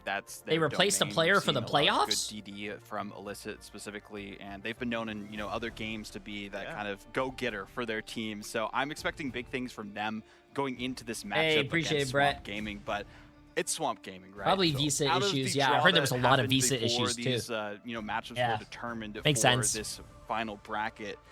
This was the one that they were hoping for because this gets them their feet wet in LAN. They played at DreamCon for half the team, but this is really their first foray into a LAN environment. Yes, they've been playing in a team house longer than anyone. So technically boot camping since the start of Ignite and have a core roster that they've been together through thick and thin longer than almost anyone else other than VP, of course. Yeah, VP, of course, have basically been the exact same team since Season 0, not of Ignite, the game. They have been around since they were Team Cats in MRC Season 0, so they have always been around. And let's start talking about that series. We have already talked about VP potentially being the innovating team. When it comes to LAN, they always seem to activate like Sleeper Agents. He was pretty sad on Twitter about not being able to play. What, because of the visa issues? And Virtus.pro, and Virtus.pro are reigning and defending champions. I don't know. But that doesn't mean that they are guaranteed a path to victory. Working with Marvel Rivals, I understand they do everything last second. Look at Gen G as look at the tournament for an example. As soon as the playoffs ended for the EMEA, NA, China, Asia, they only had like 3 weeks to figure all their travel plans out, get a visa, do all this stuff. Like is the. I feel like you need to give them more time. Also, when they announce the tournament, they did a little better this time, but like the streamer tournaments, other tournaments are going on. There's no announcement until the day before. They need to build hype. Yes. You can't get much better. They've brought in Alex. Tell me about him. Yeah, so Alex, you know, from Team Heretics was like, how are you going to do something or announce something that's happening and then not build hype for it? Against Virtus Pro specifically, so getting that revenge potentially if they do get this win against them. But again, there's so much to talk about with Alex and Gen.G, but we got to get these teams going. We do. So we'll be back with a little bit more of a breakdown and the draft very shortly. But first, it's time to hear from the teams. Let's send it over to the stage and Cozy. Oh, let's get it. Let's get it. Los Angeles viewers at home, lock in, watch party, space J3, all of y'all watching. We've got an absolute heater of a matchup today, possibly the closest one that will have two incredible teams. Wait, chat, you heard that? Jay3 mentioned. Told us what the story was. They mentioned us on the big stage. Champs, the dream and mascot of a lot of lands. We finally made it. Get ready, y'all, to introduce these teams. We Let's finally make made some it, chat. Awesome noise. Starting out with Gen.G. We've got ourselves the sole hope of a region. Coming together strong as one. Don't call them an underdog. They're anything but. Team has stuck together, looked for more, and is ready for the upset. Coming at you, we have Bobo and FMCL. The wonderful Duet and Zen Story. Damn, I hope this team does well, chat. I really do hope this team does well. I really want a team from like that region to pop the fuck off. Those that went to the grand finals that know pretty much a mascot. One of the favorites here. We have Bobo. Give it up for Bobo, everybody. Bobo. It feels like yesterday we were in Atlanta and you said a lot. Hard on the sleeve. We loved it. One of those things you said was, pay me my money and I will show. And hey, you got paid the money. Are you ready to show? Yeah, shout out to Gen.G. Give us a home and we can come American earlier for boot camp, for grouping. You know, we from PEC, we don't have grouping and we need a wake up in the morning. I live in China, so I need a wake up at 6 a.m. for the screen every day. So it feels good. So we're gonna win. We're gonna win! W. I like that. The other side of VP, anything you would like to say to your opponent? Good luck. Hey, give it up for the humble king here, y'all. Love Bobo, full team. Good luck, but let's meet the other side. Now, if you're new to Marvel Rivals, well, let me tell you, these are your reigning and defending champs of the grand finals. Coming from the EMEA, they have set the standard. This is Gen.G's first time playing as a team on stage, and they have to go against the previous champs. I think Virtus Pro coming at you. We have I think Gen.G could win. Virtus Pro is a bunch of old players, chat. They're a bunch of unks. And Vinci and Vi and your man Sparker. Some consider the GOAT of duelists, ready to defend their crown. And listen, it's a man of few words at times. Confidence builds. Reigning MVP from the grand final, Sparker. First of all, how does it feel to be at another layer? Well, that feels good. As good as normal. Hey, awesome. As good as normal. In general, after y'all won that last one and gone through the journey of what has been today, what team are you most looking forward to go up against at LAN here in LA? Well, TLC has been looking really strong, so I hope we can try and beat them here. Ooh, Do you I think like there's any that. extra pressure and motivation for you and this team after being the reigning champs and everybody circling your name? Well, people probably have some high expectations of us, and I hope we can try to achieve everything they want us to. Hey, and listen, lastly, Sparker, they say VP has a land buff. Y'all coming together, calm, cool, collected if you can't tell. Is it true? Is there a land buff here for Virtus Pro? Yeah, there is definitely a land buff for us. Hey, give it up here for your reigning champs of Virtus Pro. I mean, to be honest with you, they do have a land buff if you actually think about it. Virtus Pro. All these players are Absolute literally heater ex of Overwatch that League and covered ex, all like, you to know, get it ready. Let's they take all the have test LAN to experience find and out more. years of it too. So they're not going to be bad on LAN. Yes, We're we have used to been this. so excited for this. We've been talking about it all day. As Cozy already mentioned, Sparker reigning MVP from those grand finals. But let's talk a little bit about Gen.G. They have had quite a journey to get here for starters. Once again, most of this roster, a little bit of ground zero, stealing a little bit of Nova from those mid-season finals last year, coming together to become Chopper Mag at those grand finals last year before finally coming back here as a second time as Gen.G.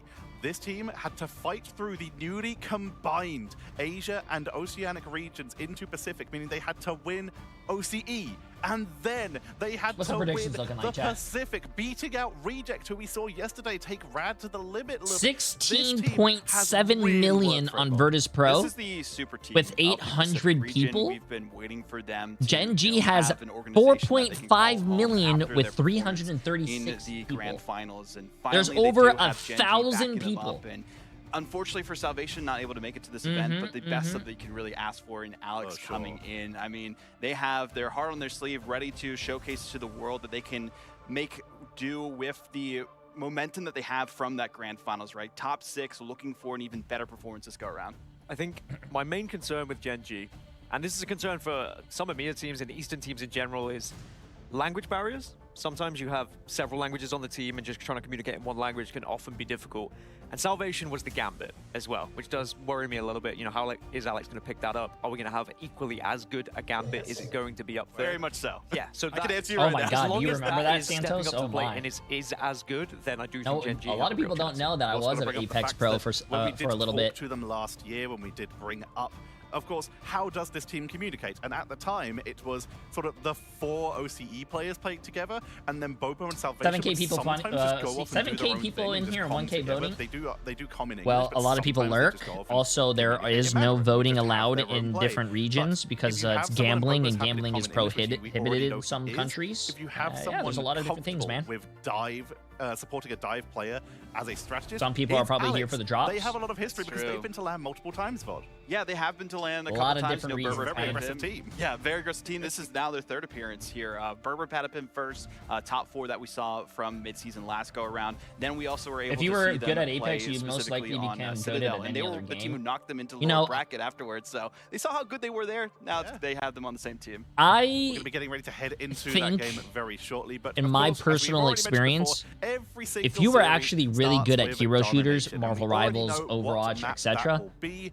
We're going to be starting on that Celestial skill Husk. transfers Teams over don't to have any time other to game. practicing on it, but it means that us as casters can look up the stats. Gaskin, what do you have for me? Not Rivals. It's I an think unbeaten Rivals. map for There's a Virtus Pro, lot of things that are unsurprisingly, going and I on do in think Rivals. the There's a Celestial lot Husk of is gonna things benefit that with are the- like. with the There's a way lot that of they like moving to approach pieces. the game, and especially with the meta You they're have to have developing. really I think good Penny game could certainly knowledge, play a game factor here if they would mechanics, like and to just put her on the map. everything. For GG, they're 2-1 in stage 1, 4-2 across Like preseason as well. So it's not like I they're know unpracticed here, so and many I think there's people some who went history from on this map as pros well. in Overwatch to there go was a be series pro in way back Counter Strike, when to in go the be grand pro finals in when they were known Valorant, as to go be Chopper pro in Mag for Gen.G, Apex. that But I they have got never a seen map anyone off be a of pro Virtus from Pro, one any two of team those starts games here. to They go were the back to one during Overwatch or that go group back to stage, Marvel. got second in their group. Unfortunately, they did play on Celestial Husk. It was 2-0 for Virtus Pro for good reason. They're one of the kings of domination. No, I wouldn't say Marvel. Marvel's But you really do bring it up. relatively Virtus Pro pretty new. won grand finals, and yet they didn't do it clean. We already talked about how Na'Vi, who were potentially one of the favorites here and one of the best teams in the world at the time, came in and they took one map off them in the grand finals. Which means that, in theory, Gen.G took as many maps off of Virtus Pro as Na'Vi did in those grand finals. And Gen.G have just been getting stronger and stronger. Now, especially with the fact that those regions do mix in the playoffs, they've had a little bit of a tougher run. They've had a bit more of a wider practice pool, and they scrim some of the Western teams as well because they are all respected, Gaskin. Yeah, and I think that that's going to have helped them a lot. I think one of the main reasons we saw the elimination yesterday of the likes of Reject, I just think they haven't had enough practice against some of these Western teams and some of the kind of meta shifts we've seen develop as well over the time. You need it because you saw them slowly adjust yesterday, right? But then it was just best of threes. So they were adjusting by the end of map 2, sometimes the start of map 3, and it's just too late to adjust to some of these things. You've given far too much room and time to your opposition. So I do think that Gen.G have been able to benefit from that. I think they are a real threat in this tournament. I hope Virtus.pro take them seriously here. They have to, otherwise Gen.G could cause an upset here. At this point, if you're not taking Gen.G seriously as a team, either you at home or any of the players, then you are actually just preparing for the game wrong. They have literally got better and better every single time. They've had great runs in mid-season finals and grand finals and have consistently made it to LAN. The core of this group, Zenstari, Duep, all of these players have basically made it to LAN every single time Vodable. What's also cool, like speaking of LAN experience for this team, they were even able to fly out to China for the Pacific playoffs. So, you know, got a little bit of a teaser of what they can expect playing in the same environment together before they even came to this event. So they have the camaraderie, they have every coordination that we could expect, and I feel like Alex is going to fit in perfectly. You were saying, you know, the Gambit potentially. Did you know that my other nickname I'm going to tell you right now that is people used to call me the songbird of this generation? From Salvation. I mean, that's what you want, right? If you're going to be replacing someone, you don't want to be worrying about anyone's performance on any hero. You hope that hero pool is just as good as the substitute that you have. So yeah, I'm intrigued to see how it goes for Gen.G, and I do think that they are going to surprise a lot of people watching. Like you said, even though we know, and I'm sure the players know, there's always going to be doubters. There's always going to be those who look at this Virtus.pro roster and say, oh, well, this should be just an easy 2-0. It's not going to be that simple. Let's actually build a little bit of the story behind Alex. Na'Vi, a lot of people's favorites going into this. They played during the preseason and they had an almost perfect run, but the one of two teams that they did actually lose a few maps to were the surprise flashbang of Team Heretics, where Alex is currently playing on, where they would bring out stuff like Strategist Deadpool very early before it was really popularized. VOD. Yeah, I mean, that's something we could expect to see from them. We saw like inklings of it in the last series from 100 Thieves, winning one of the best Strategist Deadpools in the game, but Alex also known for that as well. We could even see some White Fox at one point if some dive. Is my support player practicing Hella? Middling results in the play-in so Yo, what's my support player doing, bro? To team that together, but even then, why is my support player in the practice range on Hella? Alex, as you're mentioning, able to just go with the flow of whatever jank comp that Gen.G want to run. We've also got to talk about, once again, just the fact that while Gen.G have gone through some roster changes, they've had the subs as well. Skittles is also a newer player to the team after mid-season finals last year. Really has made a name for himself on that side, but it is the anchor, those front lines, that is so respectable. But when you look at Virtus.pro and you talk about respectable front lines, Nevix and Finzi, oh, that's a pretty cool mouse pad. Really show what you can do. They really do, and I think that you can look at the entire VP roster, really, and you can trust in their performance and their execution, which has been such an integral part to success so far in this tournament. When you look at a lot of the fights that we've been having and where these games have been won and lost, even yesterday during the play-ins, like, we got down to mere meters for the difference of being able to qualify through or not. I really like that pink keyboard. At times, not ulting at the that right pink time, keyboard will match my pink mouse. Not committing at certain scenarios. So I do think that VP are a roster who have this chemistry now that they've been able to build up, and their execution should be on point. So I'm not worried about that aspect. And good news for you all. It looks like we're going to be heading into that draft, meaning that we're going into the draft. Let's get it. The grand finals rematch. Virtus.pro looking to it's a Logitech, I'm pretty sure. Yeah, I'm gonna be honest with you. I don't think I would ever. Chat, if there is one thing, and this is me speaking of years of experience and years of different products, if there's one thing you would like to splurge, on, get this booting keyboard. I am not sponsored. This has been, I don't usually pay a lot of money for keyboards or mouse or whatever. This keyboard has been one of the best keyboards I've ever had in my life. Just give some of these best teams in the world, it's not an ad, the best players, the chance to show. I wish I was sponsored by Woody. She's still disgusting.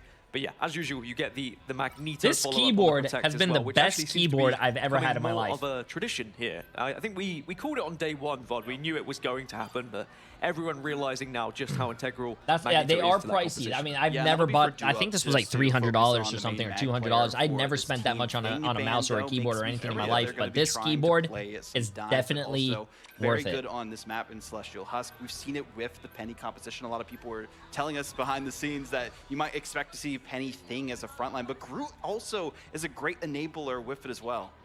Type exclamation mark keyboard chat. I think it would show you guys what keyboard I have. It's called the Booting. Venom is protected from Virtus Pro. We've seen a little bit of Venom, not a lot. This is the Booting 80HE. So interesting to see Virtus Pro going for a protect on that. As you guys, if you ever, this is what we're waiting for. Someone to try. If you bought that keyboard and you used it, you guys will thank me later. That's the way to do it.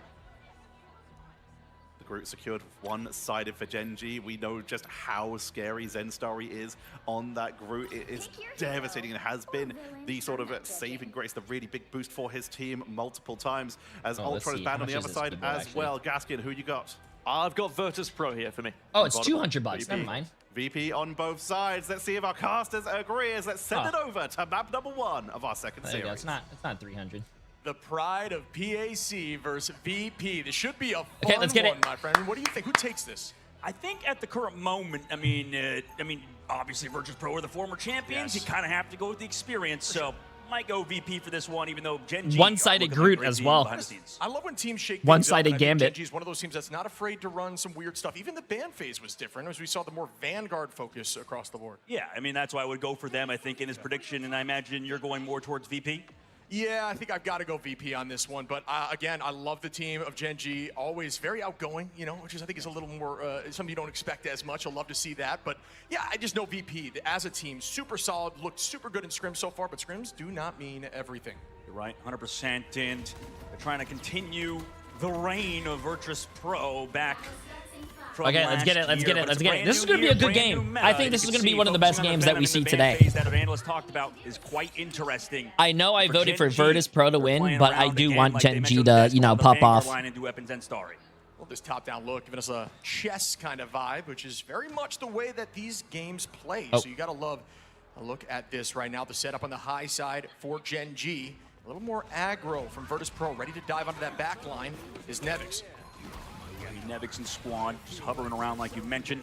But again, Genji trying to set the pace, set everybody towards the main side, look towards the back line. There they go. I'm surprised to see Skittles on the Loki instead of Alex, who's disgusting on that hero. Very interesting to see that. Bobo gonna press forward here. You do think that Alex is in a strong spot in this meta right now. It's a good rotation from Virtus Pro's back line. They knew they were being dove upon on the back. Just rotate across map, looking for the DD, though, who's used that deflect. If he goes down, that's huge. Oh, the first point goes to Virtus Pro, but the first pick goes to Genji. Got to find their first pick to even the odds a bit at the moment. A little bit on their heels. Yeah, letting Loki go through as well in the ban phase was quite a big difference maker for this specific round. This is a great map for Loki to bunker up. However, they walled them off and take out. Great focus by Duet to find Finzi. Numbers heavily in their Come on, favor now. Genji. Will be going in their Come favor. on, Genji. Virtus Pro 33% already. Not a bad early take. So that whole time they were just stalling.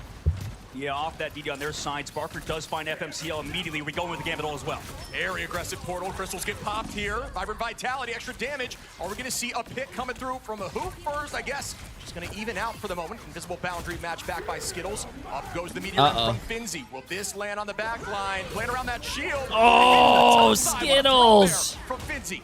Yeah, Finzi popping up like he did in the past in Mag Metas. Takes out 3 himself. Finds the final blow with that Meteor Ram, cross the back, like you said, on the Skittles, who probably, I don't know if he didn't have the greens just yet. I hate Finzi, chat. Excellent pick. I love Finzi, but I hate him. I want him to lose. Excellent job from Finzi. Yeah, you guys are going to be like, what, Jay3, why? I went to Iceland, and I had like a little meet and greet, and Finzi lived 5 minutes away from the meet and greet. He didn't come. He didn't want to see me. I want him to lose. Wasn't lying. Let's see if the protect comes through as well for VP. Nevix has that Feast of the Abyss ready to go on the back line. Forcing out Grains first is what he wants to do. Meteor M comes out from Dwep. Dwep goes up. Dwep just really strong Magneto, but unable to find a pick there. Bobo again with an early pick onto 5. Bobo doing that consistently right now. Been a star in these LAN events so far, dropping backwards, looking for a pick onto Nevix, who goes on it with a Feast of the Abyss, but not able to make anything work. Trying to stall it out. I mean, VP still have control of that point. No, I do. I think he was sick. That's why he didn't come. That opening through FMC on that but still, I don't care, bro. has that Glortrox. Yeah, Glortrox could be huge, waiting potentially for this boundary, looking to drop on somebody, or at least expecting it. Bobo catches that, likely makes that calm apparent.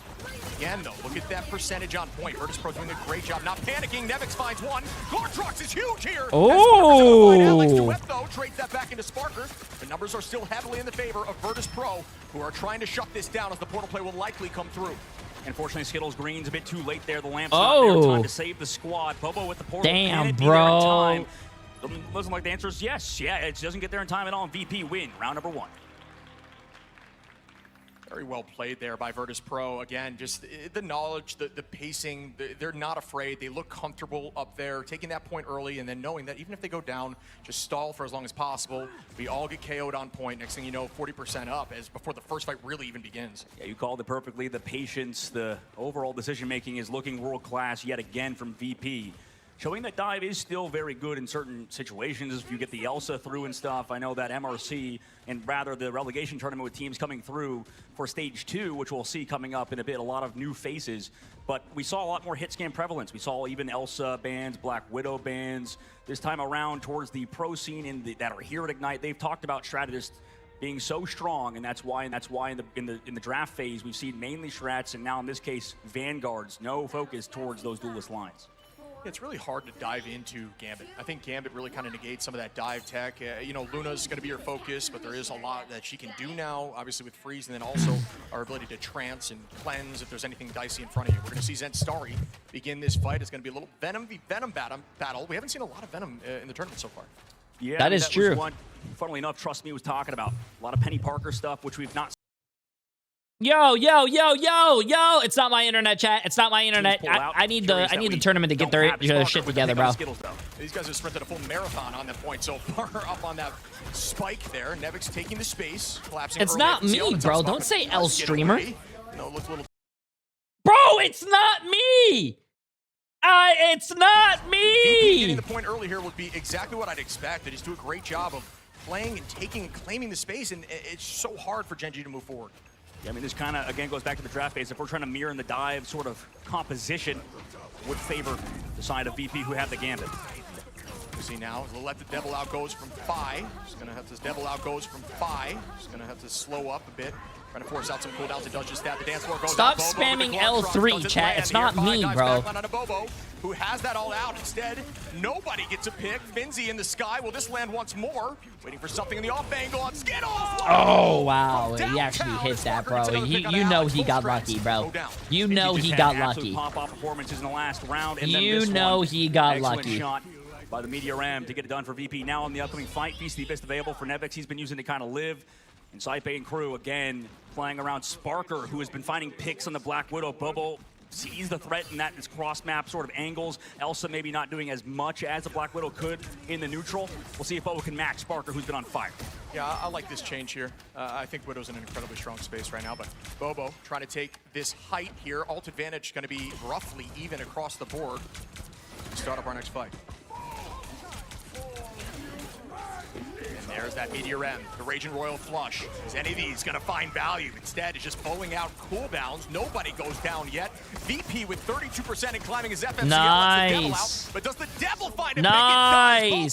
Bobo gets one. FMCL and Duep clean up 3 more, and that should be a fight win here for Gen.G as they get their map, the point.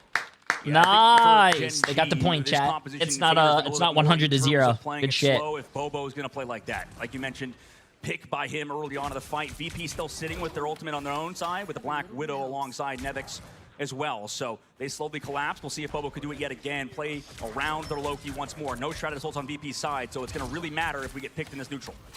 Yeah, a lot of commitment in that fight, though. We could see a huge ult from Sparker or Bobo on the off angle. Typically with Widow, if you could find that off angle, get a pick on the back line, it's fight winning. It's going to force them to reset. We'll see if that happens on either side. Keep eyes open for that. Nevix with the feast as well. And there's Sparker. Instead, takes out Zen Starry just in the neutral. Doesn't even need to commit here. But the point is 37% in climbing. See Bobo can equalize and looking for Sparker. Oh, you got to finish that, bro. Ultimate the dance floor there. Fi doesn't look behind him, and he's Nice. Nice shots there from Bobo. Be able to clean that up quickly. Again, more patient. Sparker tries to match back. Gonna cleave the team. Goodbye to the back line of Alex. What a shot there from Sparker.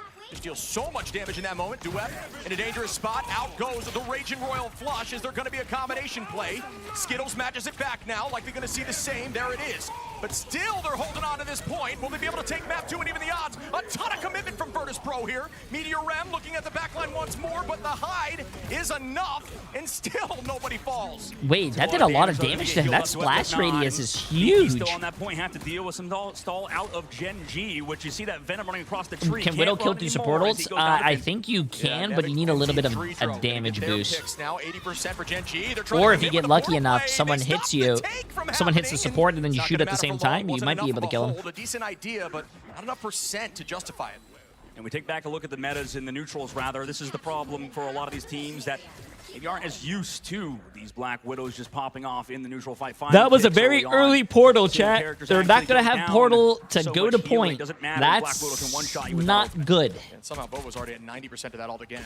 You can see Sparker trying to do the same. It's just that 40%, but just that raw damage gets that ult back so fast.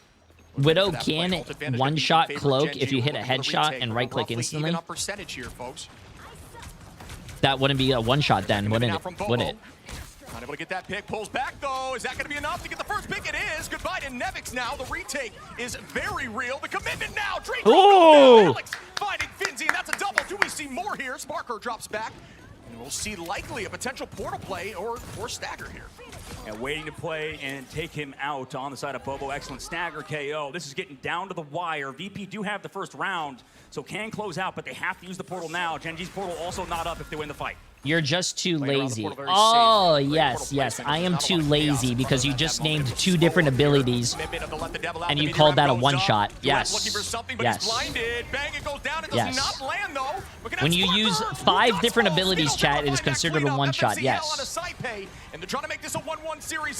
1 + 1 = 1. Yes. Looking like the can so far, Shiv, as overtime slowly dwindles. No portal available for VP. They committed to that last fight. Nevix gets stunned out. Can't use the Abyss. Yes. Also, Gen G took him back. Are going to lose this Gen round G unless took something him back. crazy were to happen. It's all tied up, 1-1. One and finding a way through. The early portal commitment didn't mind the idea. Typically, you want to have your Loki up for those crystals to stall, but got another couple percent, and even so, able to bounce back to the next fight, take it over, and actually end this with ult advantage. I think it was a lot Can you imagine if Gen G actually does win this? That would be huge, bro. That would be huge. New to esports in general, the neutral is the fight kind of before the fight, or like I guess it happens before a lot of the ultimates. Yeah. And you could see Sparker and Bobo having massive impact. Fi, I think, went down a lot more than he did on the first round because of the space created. It's so much more open, I think, on that round. When we go to this next one, I think it might still favor Gen G in that department. We'll see if VP play a little bit differently. They rely heavily on Sparker like we saw. But for Fi and the backline, they do have ultimates to match regardless. Skittles doesn't even matter they don't have Gambit Band, right? Because they can still copy their guy like we saw. Very smart play. Yeah, that's the idea. You're going to stay invis if you need to. Can their coaches give comms mid-game? I don't think you can. And you may be I think it's only like before and after games. Because it's very tough to dive into a Loki or a Gambit. Instead, it's for distraction and allow your hit scan of Yeah, Bobo, I think it's only on before or after on games. On that backline and find those picks. You're gonna have to ask like. Playing back to the main, Skittles goes for the copy. The commitment now. There it is. It's going to be matched right back. It is. FMCL would let the devil out. Who's going to be the first to fall? It's going to be Treedro. Fi goes down as well. And Gen G now we're going to start off with the point, which gives a huge advantage. Yo! Come on, Gen G. Skittles found Saipe on the side, gets the copy off. They play first onto Virtus Pro, who get walked upon. And now with the groove, with all the frontline damage that they have, and not being able to find picks onto either Alex or Skittles, VP are on the back foot. It's going to be tough to land a big ult here for Zenstar. So if Hawkeye pops his ultimate ability and full power taps someone in the head and they die, would that be a one-tap? 80% now. I'm pretty sure you can't headshot someone in a Hawkeye ult. This could be huge. It lands on 3. There is. Chat, can you headshot in a Hawkeye ult? No, right? Gonna bubble up for the moment to get healed up. Match back by the dance floor. Alex does the same. Just a little bit later. Excuse me. We call that a quote-unquote You can? ult. I'm pretty sure you can. Where you will be untouchable, and it looks like both teams are just going to drop pretty sure back. you can. I maybe thought that Finzi could even go. Hawkeye ult cannot not So many headshot, cooldowns chat. used just to save that Groot who is getting taken low, but so is Finzi.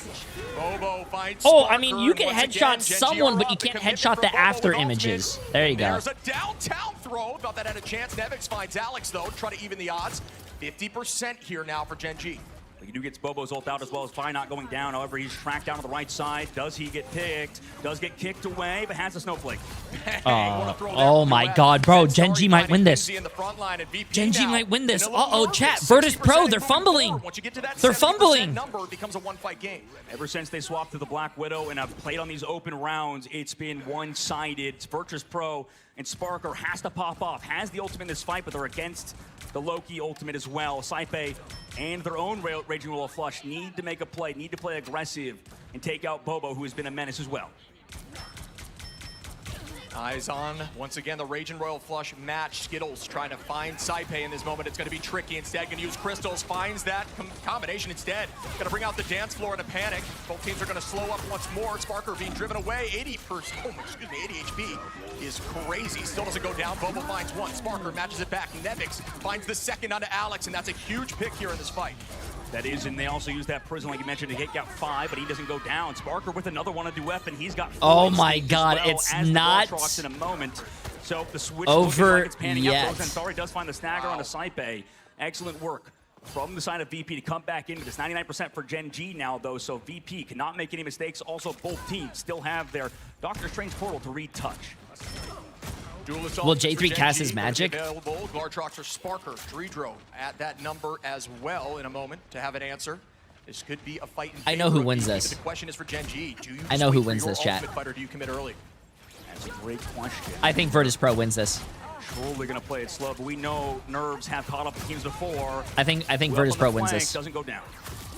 Movement on this hero is just insane. FNCL, though, with the first pick. That's going to put them up. Will they be able to move off the back of this, take this space back? Dredro goes incredibly low on the back of a huge shot there, but no, Bobo does not get that clean up. Duep instead finds Finzi, forces out the dance floor. Will that be matched? Alex is incredibly close to the boundary, but not quite there. Yeah, I mean, they're slowly whittling down VP. Nevix falls. We have to rely on a portal now. Sparker has to be big with his Glartrox, but where is it? Unfortunately, didn't look like it connected onto much. Wait, where was the Glartrox? What is this guy ulting? Oh my god, what was that? Oh, he ulted to stay on the map. Oh, I'm pretty sure he ulted to stay on the map. Yeah, the Devil Dino, and usually we heard about this against Dive, but right now he's just. Oh my god, Devil Dino. Yeah, the idea here is to do a ton of frontline damage. Duep's low, Saipe. Ooh, nice tracking by Saipe. You saw that? That looked like aimbot. There's no way. They're bringing it back. They're doing the portal play. Wait. Oh my god, am I right? % to go, and they have to rely on some. Chat, I think I'm right. Now. I think I have the power to change people's fate. Right now, so this is the last fight for both squads, and Starry has to be big with an ultimate. Dredro also on that low. Yeah, I was questioning the triple Vanguard into the Dino like this. I think that's a I have $1 billion on Virtus Pro winning this, chat. There's the damage. I have $1 billion. Think the dinosaur once again.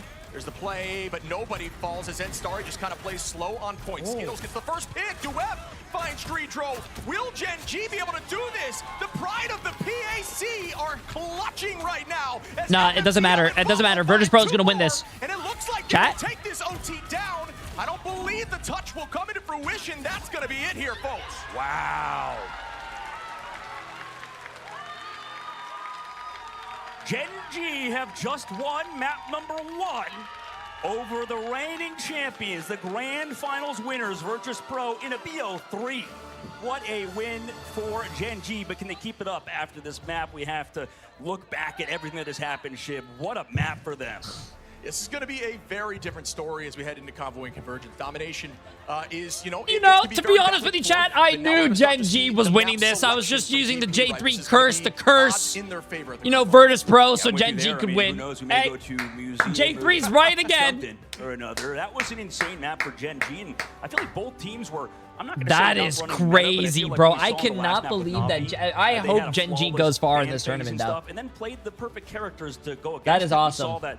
People were talking about like how Gambit has become almost like a counter dive character now, and I really do hope they go far. Magneto. Very front to back. Wall off those Vanguards in the front line and commit that way, and then allow Bobo just to off angle and get picks, and that was happening consistently. So really smart play, and like you're saying, it's not necessarily meta, it's more unique. And I really like the way Skittles was playing that Loki, really able to find the gambit, which can be tricky in dicey situations. I really do like the crowd getting into it as well. That's a really good thing. Back to the highlights, so completely glossed over in my brain the fact that Dridgeros rolls onto that Luna Snow instead of the Loki, which was available for them into the double Gambit, but they're kind of, I don't know, at least what we've seen so far, people have rated Gambit very highly, but it just seems like it's kind of falling off. It feels like because Dive is not as good, the Gambit doesn't really get as much value, and it's kind of pointless. Yeah, I think it may be off the back of the fact that Widow's such a good poke character now. Yeah, you know, you play great into Dive like you're mentioning, but you have another poke character that is so threatening at range, and especially at this level of play. You're right, and that kind of goes back down to what we're talking about of watching the relegation tournament. A lot of the hit scan was prioritized. We saw Black Widow ban, we saw Elsa ban. Not really happening here at LAN because there's so many nerfs, so many. Can you guys believe it's 2026 and we actually have Black Widow being picked in pro play? Drastically, we only have a certain pool of teams. You don't get to see the variety of heroes that is happening in MRC and in those relegation tournaments, which, I mean, obviously you could talk about maybe the skill level not being there, but there's so many players that aren't here at LAN that are very talented as well, and I'm sure we're waiting for their chance in Stage 2. In my opinion, other people can have different opinions, obviously, chat, but in my opinion, this Black Widow speaking of stars, I mean, rework has been some of the best. You know, she's a lot of fun to play. She's been a lot of fun to play. She's awesome. Stage Cozy talking about Bobo laying his heart on the line for all of us in the crowd. But today, maybe they have finally shown up. Maybe after Bobo got paid, he really is going to get that W. Yeah, I'm loving seeing these back and forth plays. Both teams played lights out, bringing it to 99 at the end here. I mean, you couldn't ask for a better match. Could not. You could ask for a better match from VP because they were playing some nonsense, man. Like, let's be honest. Let's see like, this. why are we playing Double Dino versus full front to back? Like, what's Wait, the play there? they took out the final hits. We don't see final hits anymore. To what you're doing with Groot, you essentially not wall off, but you pick and shield off one of the Vanguards. You get that pick and move forward. But you know, Bobo actually was on a triple Vanguard right before that portal. Finzi had a 68% accuracy on Magneto. Right back into Elsa. That percent-based damage is too much here. Wait, go back.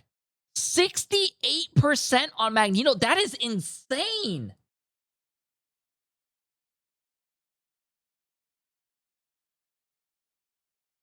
Into that, but made this. The parents of the players of Gen G. Oh, this is awesome. This is the parents of the players of Gen G. Let me go ahead and ask first, what's your name and who's your son? Lorraine and Duep's mum. Duep's mom. How about yourself? I'm Susie and I'm Skittles' mum. Susie I love Skittles' supportive mom. parents. I'm Beck and I'm Zenstari's mum. Beck, thank you. I'm Katrina and I'm FMCL's mum. First of all, I have to say, if my mom was watching, she's like, what the hell's going on half the time? They're cheering, they're loud. I want to say, I mean, hours of gaming growing up, right? You're grounded if you don't do your chores. Now, you're grounded if you don't hit your Magneto ult? I mean, how does it work? And did you think it would lead to this? Absolutely not. I had no idea that Jet even played this game, so to be here now is just mind-blowing. Amazing. And yourself? Yeah, I just want to go to sleep at night and it's going on all next door. That's amazing. I want to ask as well, I mean, really, I'm sure it's just the emotions for even players and fans is up to 11, but as their mothers, it's got to be through the roof. Do you have anything to say to Gen G, their fans, your son, up there on the biggest stage for Rivals? Thank you, Gen G, for investing into our boys, and I'm just so proud of every single one of them that are here today. It's just incredible. Aww. And thanks to the family at home that's supporting all of the boys and all the followers. We've got this, boys. Well, y'all don't call them underdogs Oh, or anything. no, I like that, bro. I like that. I love supportive parents. That is such a funny response, though. Oh, yeah, I didn't even know my son played this game. On LAN, that's dangerous because we've already heard about FOMO, but I didn't even know my son played this game. We'll be talking about this LAN for quite That's some awesome, time. though. That's awesome. Due to the fact that those guys have been around forever. It's not like this is the first time they get to show up on stage with Cozy, but the moms of Gen G when they were, previously, the freaking other team doesn't win. My brain is not working right now because of what we just saw with Cozy on stage. The point is, when you gotta get those moms some Gen G shirts. Wait, what does he mean by For that? them, okay, this has been a banger series out of Gen G. Does Dogman wish he was I'm interviewing very the moms? surprised to see it. I love the match back of talent. We knew this team had the ability to run some unique stuff and make things work, but even in this more meta compositions with the running this Groot, running this off-angle Widow, it is clearly working here. But where are we going, buddy? But Museum of Contemplation. You said it before. We do not have to contemplate the next map. We know where it's going. Yeah, we know. We know it's going to be Museum of Contemplation. And I'm sure the viewers are contemplating why the pros like that map so much. I mean, you've played a ton of that map in ranked and in general. I mean, why is this map so popular? You know, it's very. Where's Gen G from? I think some of their players, I think Gen G should play if I'm not mistaken, are being taken out Australian. First, like there's China. China. Very well. It's very brawly, very snowbally, and Australia and one China. Yeah. So everyone's from Australia, and Bobo's the the players on stage. Chinese player. Is kind of happening as it goes on. Mantis banned, Magneto got banned, and then protected for Gen G, focusing towards that, whereas VP wanted to focus around that Loki early on. We talked about with other teams how strong Loki can be on Convoy Convergence. You just saw the power of Loki in the last map. You talked about Skittles, and it looks like VP want that one-sided Loki as they go for that counter ban. But with how good Magneto is, that feels a bit interesting. That's definitely relying on that front to back very heavy.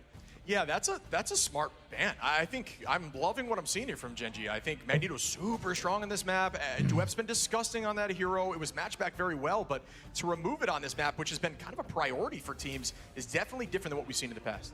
Yeah, absolutely, you're right. And I think that it kind of solves the same sort of issue, right? Like both teams going for that front-to-back style, at least with the Loki. I know you want to play potentially Gambit, but it looks like Gen G have adapted. They don't really care about playing Gambit on this map. They're more focused on that one-sided Invisible Woman, which happens. I feel like that's more up to date with the meta. I really do think that Gen G can win this now, because I feel like since it is their first time running a LAN and they just won that map, maybe all their nerves and all that like first LAN experience, like jitters, is kind of out of their system, and they're gonna pop off. There's not a lot of off angles that you really have to deal with, and you can play aggro with it, jumping forward, throwing that boundary on top. Also, we have a one-sided mag and a one-sided invis. This team has a one-sided Loki, which means we might see and a one-sided thing. Previously, but we haven't seen it of Gen G. Oh, I really want to see what they do with their thing. Maybe a bit more worried about it. The last ban, does Gen G go for the one-sided Penny Parker? They're hovering it. Yes! Oh my goodness, Penny Parker gets banned against VP.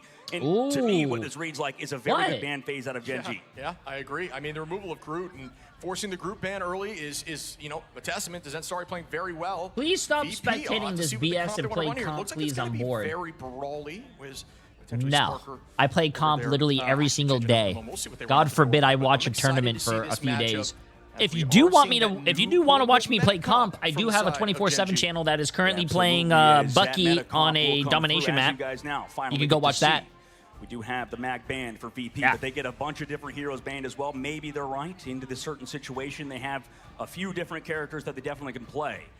Regardless, we'll have VP starting out on the attacking side, and for Gen G, they will be on defense, more than likely running that triple composition. Taking a look at the former champions, the reigning champions, looking to I am so glad that you guys are actually so smart as well. Someone on the main broadcast said, why don't they use Squirrel Girl? I use her every game and always have the highest damage in the lobby.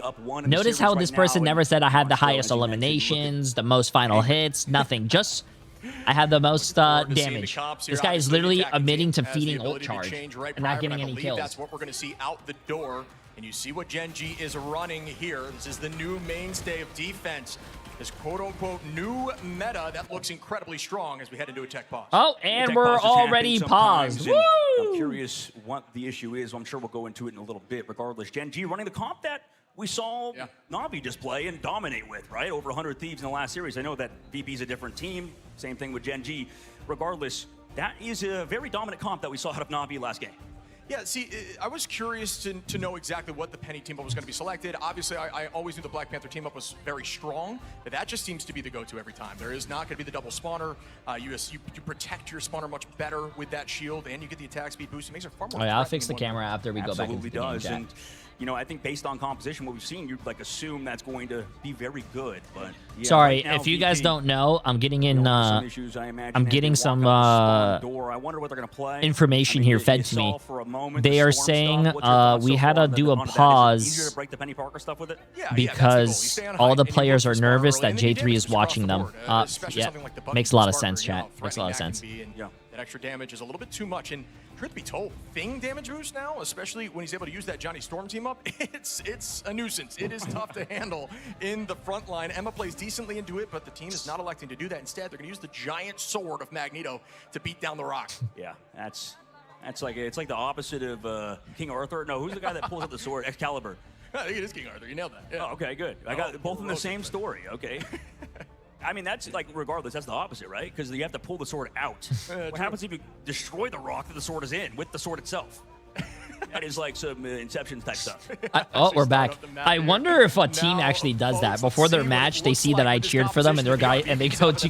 They're like, "Oh, yep, Jay cheered for us. GG's, guys, we lost." Scared a little bit of that spot. Alex finds the first pick on a Finzi, who reses back in. Duep another pick on a Fi, who will not come back into the fight. Duep finding another one, and you mentioned Ooh, Alex at the very beginning. Genji is playing really close. Again for Salvation coming in as a sub. Audible mentioned himself. That's one of the best Oh, subs that's in the why damn they game, paused. is SMCL's Sparker had to watch a quick 60% towards YouTube that Jay3 tutorial on how to play Bucky, and now he's playing Bucky. In that fight, already up to see you later. Yeah, forced to play slow, trying to find a pull. And that's a great idea. Just play around the spawner. This comp is so threatening, especially on this map, and them banning it out is just a very big brain play. I like to see it. And British Pro still unable to move really here. Yeah, already forcing out the greens. I think that's why. Well, we see actually incoming see you later from Dridger. Do they play slow, wait for FMCL's ultimate? Yeah, you may say, oh, they didn't get a pick. That's not valuable. They got the space, though. Turn that corner. That's all they were looking for. Get through that location. Force a reset up here. And so we're seeing the Kraken Impact comes in onto the front line of the Emma of Finzi. That does not land a seal again. This time from Saipe. Finzi gets the first pick on his Zen Starry, and Virtus Pro are walking after the match back from FMCL. Is Nemix too far, by the way? No, he does get BRB. This is the difference between the two teams as well, is that we'd have that Rocket Raccoon on offense, not on defense. You'd see some teams get picks and then fall back with that BRB, but there's a lot of space created by his VP, like you mentioned. Yeah, and Alex is just trying to farm that ult to be able to do the same thing here. Bobo does have that ult available. Duep hits the sky. Will this Meteor M land? It does not. There's the Rage. Oh, he's won! He's won! Ew, you gotta. You gotta finish that guy off, chat. You can't get some guy low and so close. You gotta finish him off. That would have been a huge pick. That Rocket Raccoon, to the fact you can do BRBs, but nice pull. The Force Physics, just kidding. Brought him back into the mines. Bobo shuts down Finzi. Get your mind out of the gutter, bro. We're talking about an ult. Up once again, retaking this space around the corner. This is exactly what they're looking for. I love that attack from VP, but they weren't able to close out, and now it's going to be very difficult to get through those reses here from Alex. This is slowly so far, good hold. So far, good hold. The res, like you said, going to be in play. Here comes the Kraken Impact on the offense from Sparker, but they get the resets. Nice. Nice.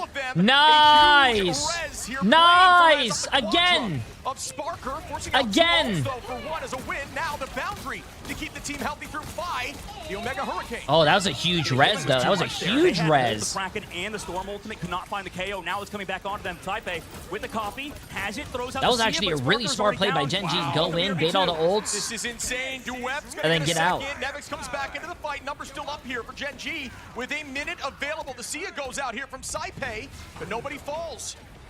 Saipe, one of the best Lokis in the game, but cannot save Fi, who went too far, and they have no BRB. Well, actually, just kidding. Dridger will bring him back. Nevix is still gone after. Wait, bro.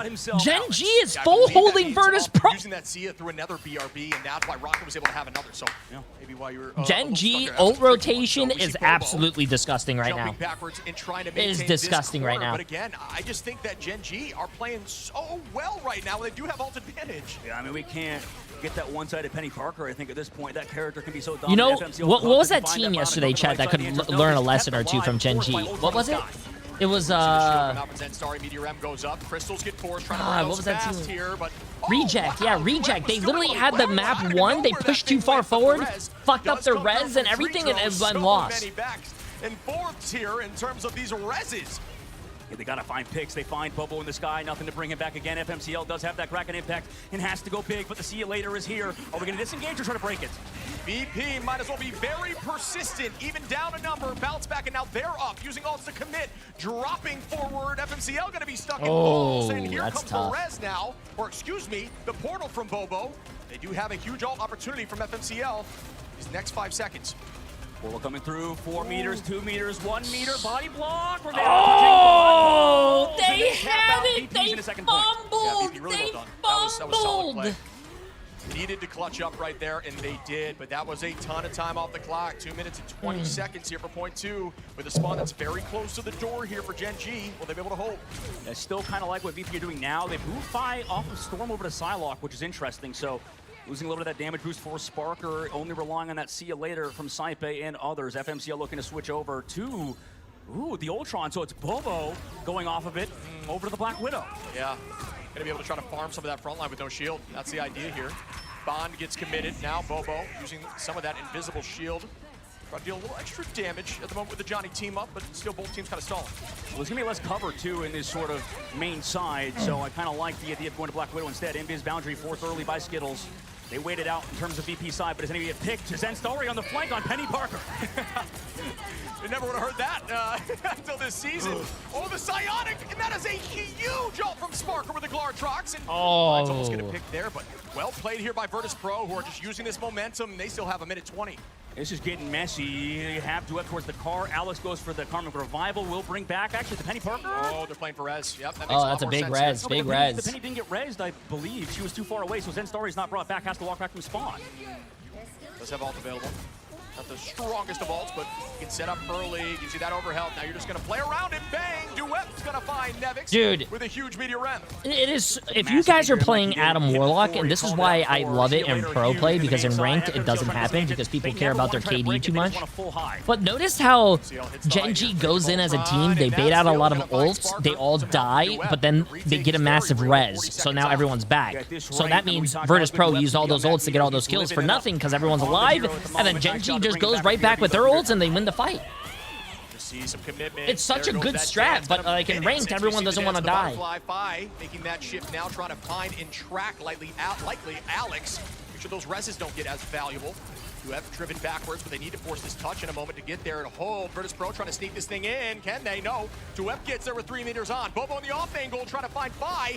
Will that work out? The spawner's there, but not for long. They're invisible and it falls. It's Finzi. Wow. Yeah, from getting full held to making it to third point, Virtus Pro. In terms of, I think, composition is obviously apparent, but it doesn't end up mattering because Gen G are AFK. Dude, they're literally not doing anything right now compared to what we saw in the last series. Again, not to bring it up once more, but Gen G are not playing aggressive like we saw at Na'Vi. They're making plays. Gen G are trying to full disengage, and it's not working out. Yeah, I mean, this is what we've seen in the past here. Teams that look so strong on point 1 with this composition try to run it on point 2 and 3 and just kind of fall over. And I think Virtus Pro are just taking advantage of that. They've got heavy momentum, and they have ult advantage. Playing so well together, looking like the team that we know and love.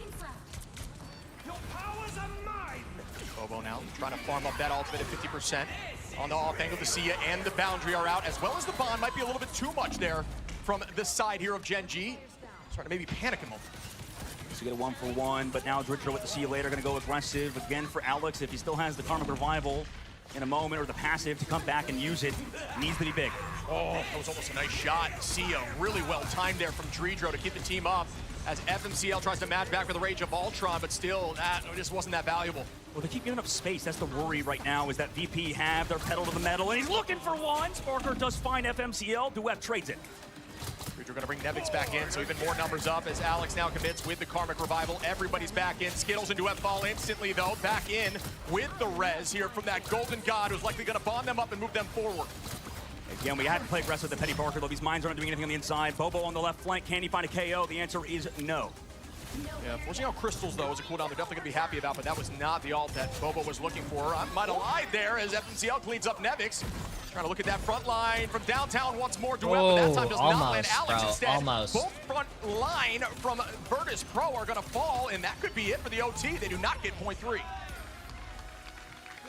It's still a really good push. For Gen G, they sort of even in pro play, making it to the third point is really good, bro. A lot of teams get held on first, if not first, second. Far. I mean, that looked a lot better.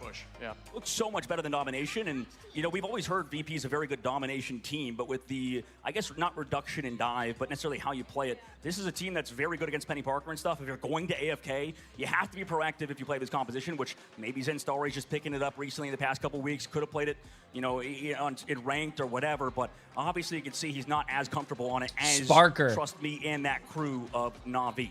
Yeah, and Saipei has not died. Dredro has not died. Saipei has 15 finals, bro. Great positioning, and also a testament to not only great positioning, but it just seems like there's not a lot of threat in that backline at all. Maybe the lack of dive here, the less pressure is allowing them to just keep that front line up. Well, I mean, there's a famous saying in the VGC community, I believe, from a guy named Wolf. It's world champ. Wait, I said Sparker has 15 finals. I said Saipei has 0 deaths. Dredro has 0 deaths, and I said it's on map. Did I say Saipei? You could get upset. I said Sparker has 15 finals. So can Gen G stabilize on their attack? Oh, my bad, chat. My bad. Shit. My bad, bro. My bad. The door for now. Keep that to ourselves at this moment as Virtus Pro is setting up. I mean, see their decision Sparker was the MVP last grand finals, chat. In the blind, and I really do think that is when we're going to see Jubilee. Yeah, she really seems like a better cloak dagger right now. At the this is the MVP coming out. He was the finals MVP. Even without the penny, you still want to hold here. Yeah, it's really all about this ability right here. Play inside and stay healthy. Turn it on the enemy if you need to. And look who what we are seeing right now. We are seeing Dredro's doing a great job just keeping everyone Jubilee full in terms of HP. Some people wanted a Jubilee in pro play. This is your Jubilee. Jubilee is really good. A lot of teams are using it for spawn hold, so for 3-3 tanks, 3 supports. Different, like something a bit diver, maybe a Black Cat or whatever we've seen out of FMCL. Instead, they're going for that triple strat comp, which you don't, usually see on offense. What is this Punisher skin? Okay, Bobo, listen. Bobo, I love you, Bobo, but we're gonna have to change this skin, dude. Now I kind of want them to lose. What is this Punisher skin? Yeah, because you have to walk away from it. You see the DD team up because they can pierce through these Vanguards. So, I guess from what we've seen, it's the better team up in terms of the Daredevil team up with Punisher instead of the Rocket Rectum. I don't mind it with no shields on the field, though. Curious to see if it's going to work out. We'll keep our eyes on. And it took Virtus Pro a Sia in order to move forward. Will it be the same story here for Gen G, who now commit with the Sia? And there's that judgment now. The Sia's backwards. Zenstari finds Sparker. And that's going to be a second pick, likely here. Good movement. Able to use that crystal and finally falls. Not understanding if they're actually down just yet, Bobo. Looking at the Born again. Once more, that Karmic Revival. Yeah, we're going to enter a long team fight if Sparker builds his. Duet trying to fight. Oh!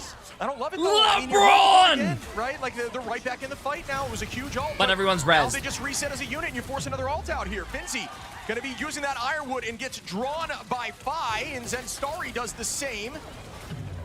Sparker's got the ultimate too for the upcoming fight. Oh, yeah. Whoa. Time, we lose one. Here we go, FMCL. Oh, man, he gets caught in it. What a huge play here from Finzi. The strangling prison. Bait out all the ults, use your res, go back in with your ults, you win the fight. And yeah, this is getting nasty. Wait, are they spawn camping them? Oh my god, dude, they're literally at the enemy team spawn. Ultimate from the previous fight. We've seen how strong Adam Warlock is on these off angles too. So VP looking alive here and today with this composition. Only 2 minutes left on the clock for Gen G, though. You talked about the time bank mattering a ton. But again, this Gambit stuff, it's just not working versus this triple alongside the Loki that we let through. Yeah, this is just too much reset. I mean, you win so much if they force a bunch of ults out with Karmic Revival, and you have one. And they have res again. To use here for Gen G, Virtus Pro. That is disgusting. Are just so smart. It just makes so much sense here. They still haven't even turned that first corner here around this bend. And they're feeling cocky. They're feeling confident for sure. Sparker didn't even use the Karmic Revival to bring back Navix, who's coming back from spawn. So I think it's brought back. Same thing with Dredro in a moment.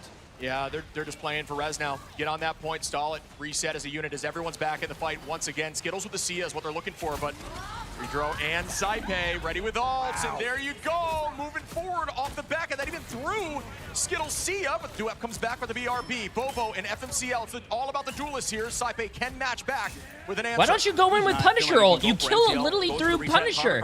You kill him through support ult if you just use Punisher. Wow, what a shot. Nice, good job, LeBron. Because Saipei went for the comp. There you go. Wow, there you go. No, that was a great call. There it is. Wait, another res? No, they can't. Oh my god. Saipei gonna bring the entire team back. He got another Saipei. And the fight is reset once again. Oh my god, Nevix has the clobbering time too, but he goes down. He's not gonna be in the fight.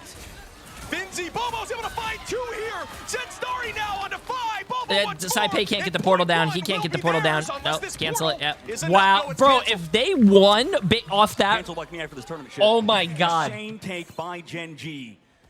And finally, oh my god, dude, if they won because of that res and he almost died while resing, that would have been insane. to get as I would have far as clapped they could without in my that hands. 125 meters I would have is no screamed joke. without the Full S. comp switch here from VP too. You know what I'm I love to saying? see that. I think that makes a lot of sense. I think teams are kind of getting locked into a comp on this map, and it really is a different map on point 2 and 3. It plays totally different. Far less single lane focus here, but Bobo trying to find that first pick. Alex does have Raging Royal Flush available, and I do believe it would be in their best interest to use this early and try to find an early pick. And he's getting poked out by the Delsa. Doesn't have also Snowflake, because you usually see the Angela alongside the Luna. He finds the right one. Finzi goes down. Yeah, Bobo now able to clean that up. But yeah, off that Raging Royal Flush early, like we talked about, Alex is able to find Nevix, and they are Alex is a taking really this good space, support player, bro. He's a really good support player. They might get up on the top of this ramp. It's going to be a tough fight here as VP making even more switches, as Fi now is going to be on that side lock. A great call out, Chip. So many counter switches happening. This is a little uncommon, I would say, in that department with all these minor changes between team competitions. There you go with the Raging Royal Flush back at him from VP. Can they find a pick here? That Wait, is this is the first time we saw a Psylocke in pro play? Goes out as well. No picks come through as the boundary's there. Fi has to drop back, and Bobo gets the first pick here on the Nevix, and now a number's up. Oh, this could be a huge Glartrox from Sparker. Crystals go out, and Fi cleans up too. What a play. Yeah, they're still playing so... No, I'm just saying.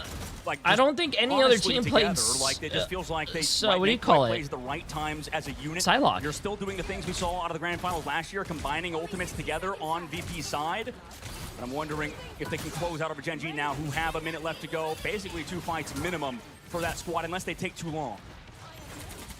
Finzi with the someone on 100 Thieves played Psylocke? Really? Keeping eyes out for now. Saipei. Raging Royal Flush. Okay, there's a commitment now to take space. I don't here remember with that. Seduction. Meteor M trying to match that back. Duet finds Fi after Fi gets the pick on the back. Duep is very consistent with these ults. FMCL walks forward. Bobo's been popping off too. He's been very consistent. Can they use this to their advantage and take point 2?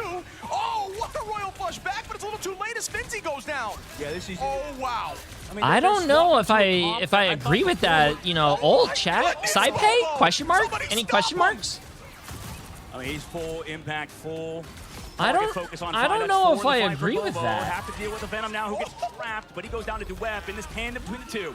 Bobo seeing the net code right now, 1s and 0s. The guy is just not missing. What a play there to gain point 2, but it is still a very far push for a minute 25. VP absolutely can still hold this here. It's a great point, Shib. I mean, this bear is just an absolute mountain to climb. It's that they have the momentum, like you said, but do they have the mental resilience to keep this up as the early portal? Yeah, there it is. Here goes the fight now. Finzi playing off that portal. They're going to take this spot, try to buy even more time, but it goes down quickly. Bobo finds that pick, and I like the idea of this play to stall. And now you're going to lose a little alt charge there. Zenstari trying to spread some of these mines. Raging Royal Flush now from Alex. Will that be enough to move them forward? And they drop back into the portal. Really well. Yes, chat. It's a very common strat to TP very early there.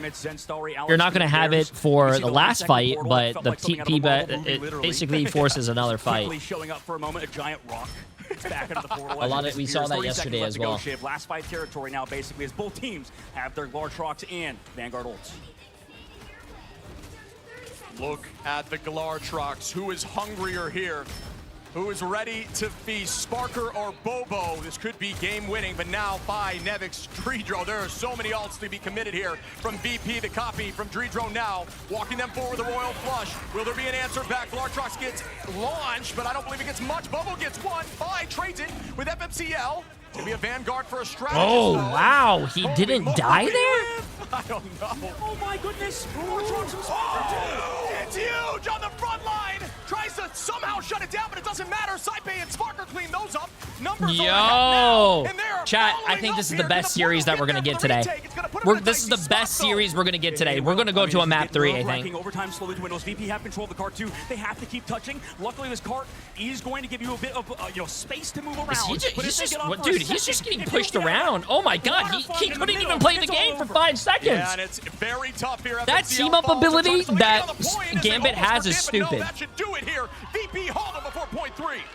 That team-up ability that Gambit gets with that pushback is the dumbest ability I've ever seen in my life. As right now, it's tied up 1-1. We enter that third crucial map that could decide if either of these teams move on in the upper brackets. Yo, map 3. Going the distance, my friend. This has been beautiful Marble Rivals back and forth. Map 3, chat. Map 3. So as The very first game is living up to expectations, I would say, in the upper bracket. However, for Gen G, they're, you know, maybe not even expected to be here, right? It feels like maybe people were underestimating how Gen G looked behind the scenes and in the scrims. The fact they won the first map was huge, but that was a really close game, though. Like, I'm gonna be honest with you, I think it could have gone any way, chat. It could have gone any way. 21 finals from Bobo, and then Sparker with 19, right up there with him. Just so much back and forth, and some very smart play. And we talked about that defensive side from the side of Gen G. I liked their composition, but again, I think it just took them too long to make that rotation. Yes, and that's why you still have to play the games, right? Because no matter if you theoretically have a better composition, it doesn't matter if you don't have the coordination that VP does. You saw them making plays with the Psylocke. That was like, I feel like old VP with Fi and Sparker working together. Yeah, I mean, it was a huge problem, I'll tell you that. Some huge ultimates, but we're going to dive more into this information with our analyst desk. How about you take it away, Tetra?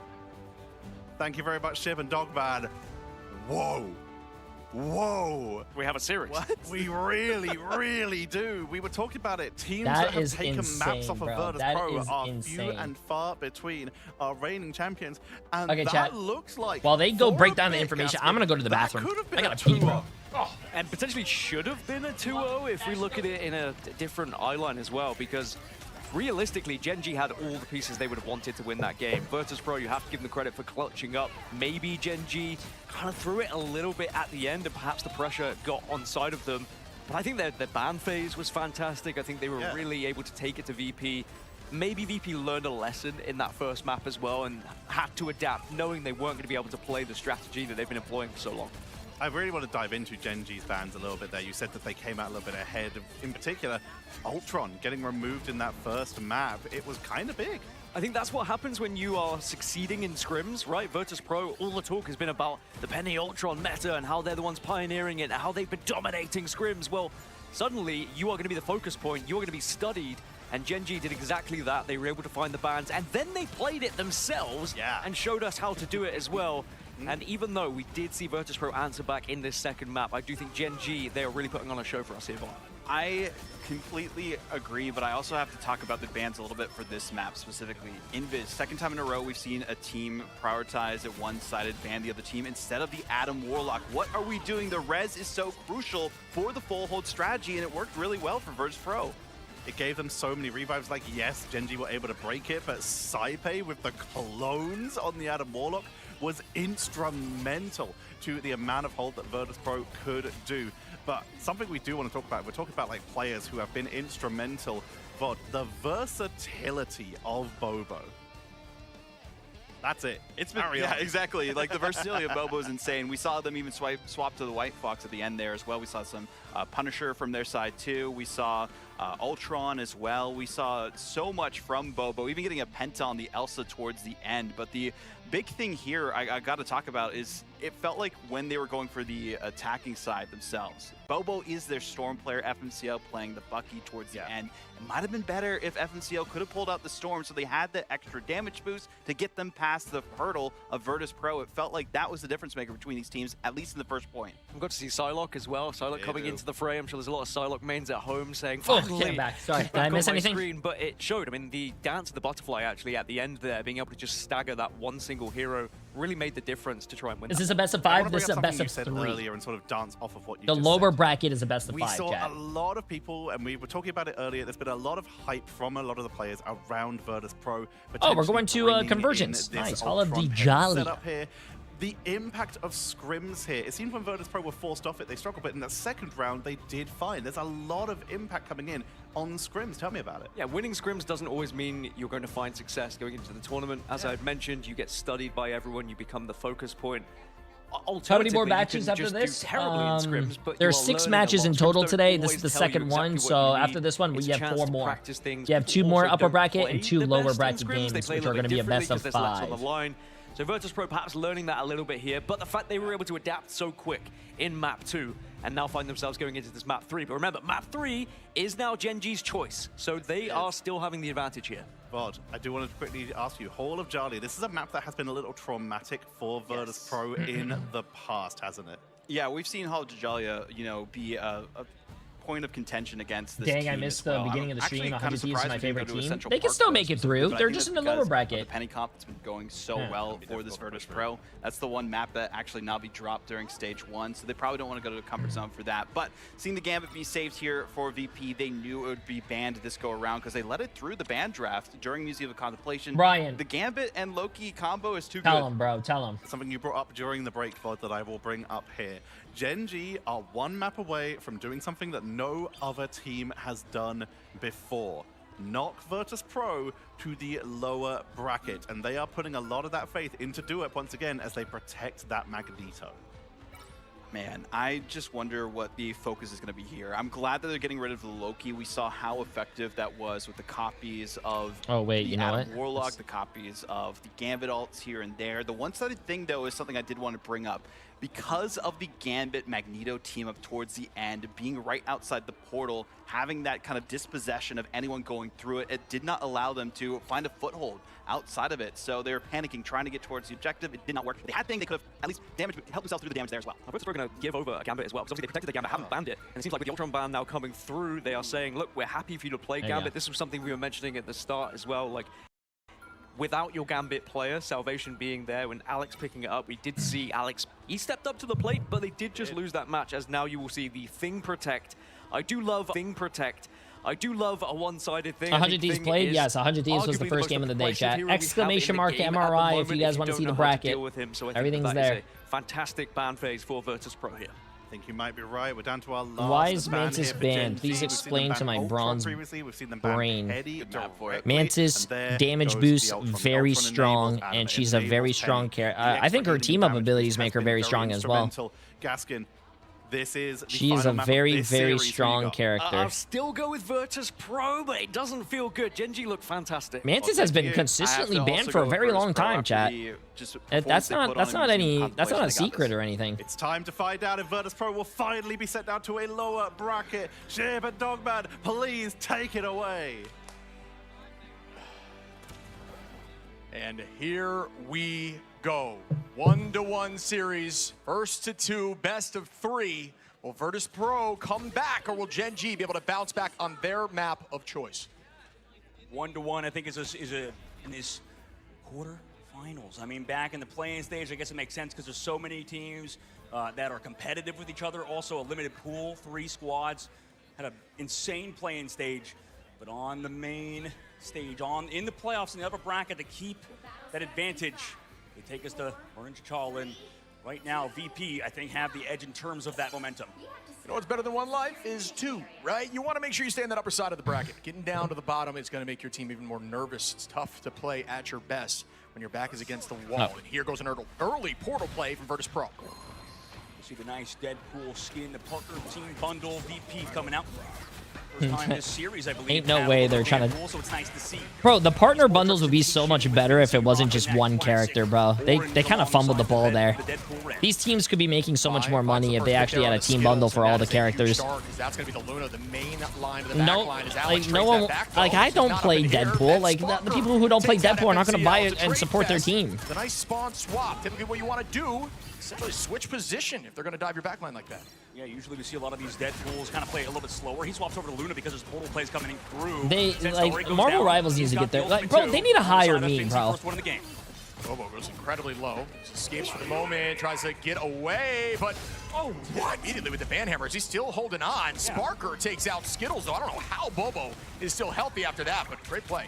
An absolute magician. I mean, if he were to find a pick here, that'd be huge. Nevix does go low, but too much healing output. He can't double kick him. Wow, that guy did not die. Unfortunately, that means we're headed to second phase as Virtus Pro cap out 5 minutes. Excellent time bank for VP to work with. Incredibly fast. That early pick was 5 minutes. Much everything there on the Skittles in the back line. So Virtus Pro on that portal play, bringing us back to season 1. 5 minutes. Exactly if there's something I learned about watching the pro play, it's to destroy this whole building. Ultimates in a moment, and Gen.G maybe feeling a bit of the pressure on the last series. Alex does have the original roll flush first, but it might be answered unless they go fast.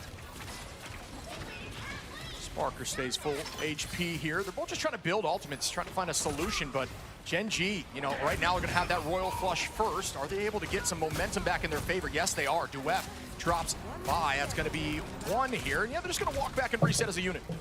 Slowly finding picks. I mean, if they stagger Nevix, I didn't know the building was destroyable. Sparker, so that's a little bit brutal to find even more staggers. But regardless, VP still have the time bank to work with, and we know That's that they're former surprising. champions and they're the reigning Do champions. people just now break the So, map in your imagine ranked games? maybe they Also, get past chat, this you do choke realize point, but when you're we've in a seen game, teams you can get hit over B, 4 minutes and after B that. shows you which is Literally the what things are destructible. We've seen it before. Will it happen again? I like this position here from Bobo. I don't even know how you get up here with Widow, likely jumping from that completely destroyed building to the left, but there goes that commitment now. Saipe starting off, has to hide into Bobo. Tries to get that pick. Oh, tries to get that pick. Up goes the Meteor Ram, but Dredro finds that one with the clap through Duet, and that cannot be eaten by the Meteor. Yeah, that's brutal. I mean, missing or getting taken out by the Luna Snow, and now you're up one in the fight for VP.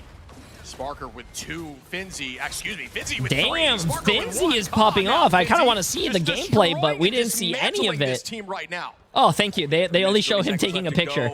Wow, look at the ults. Yeah.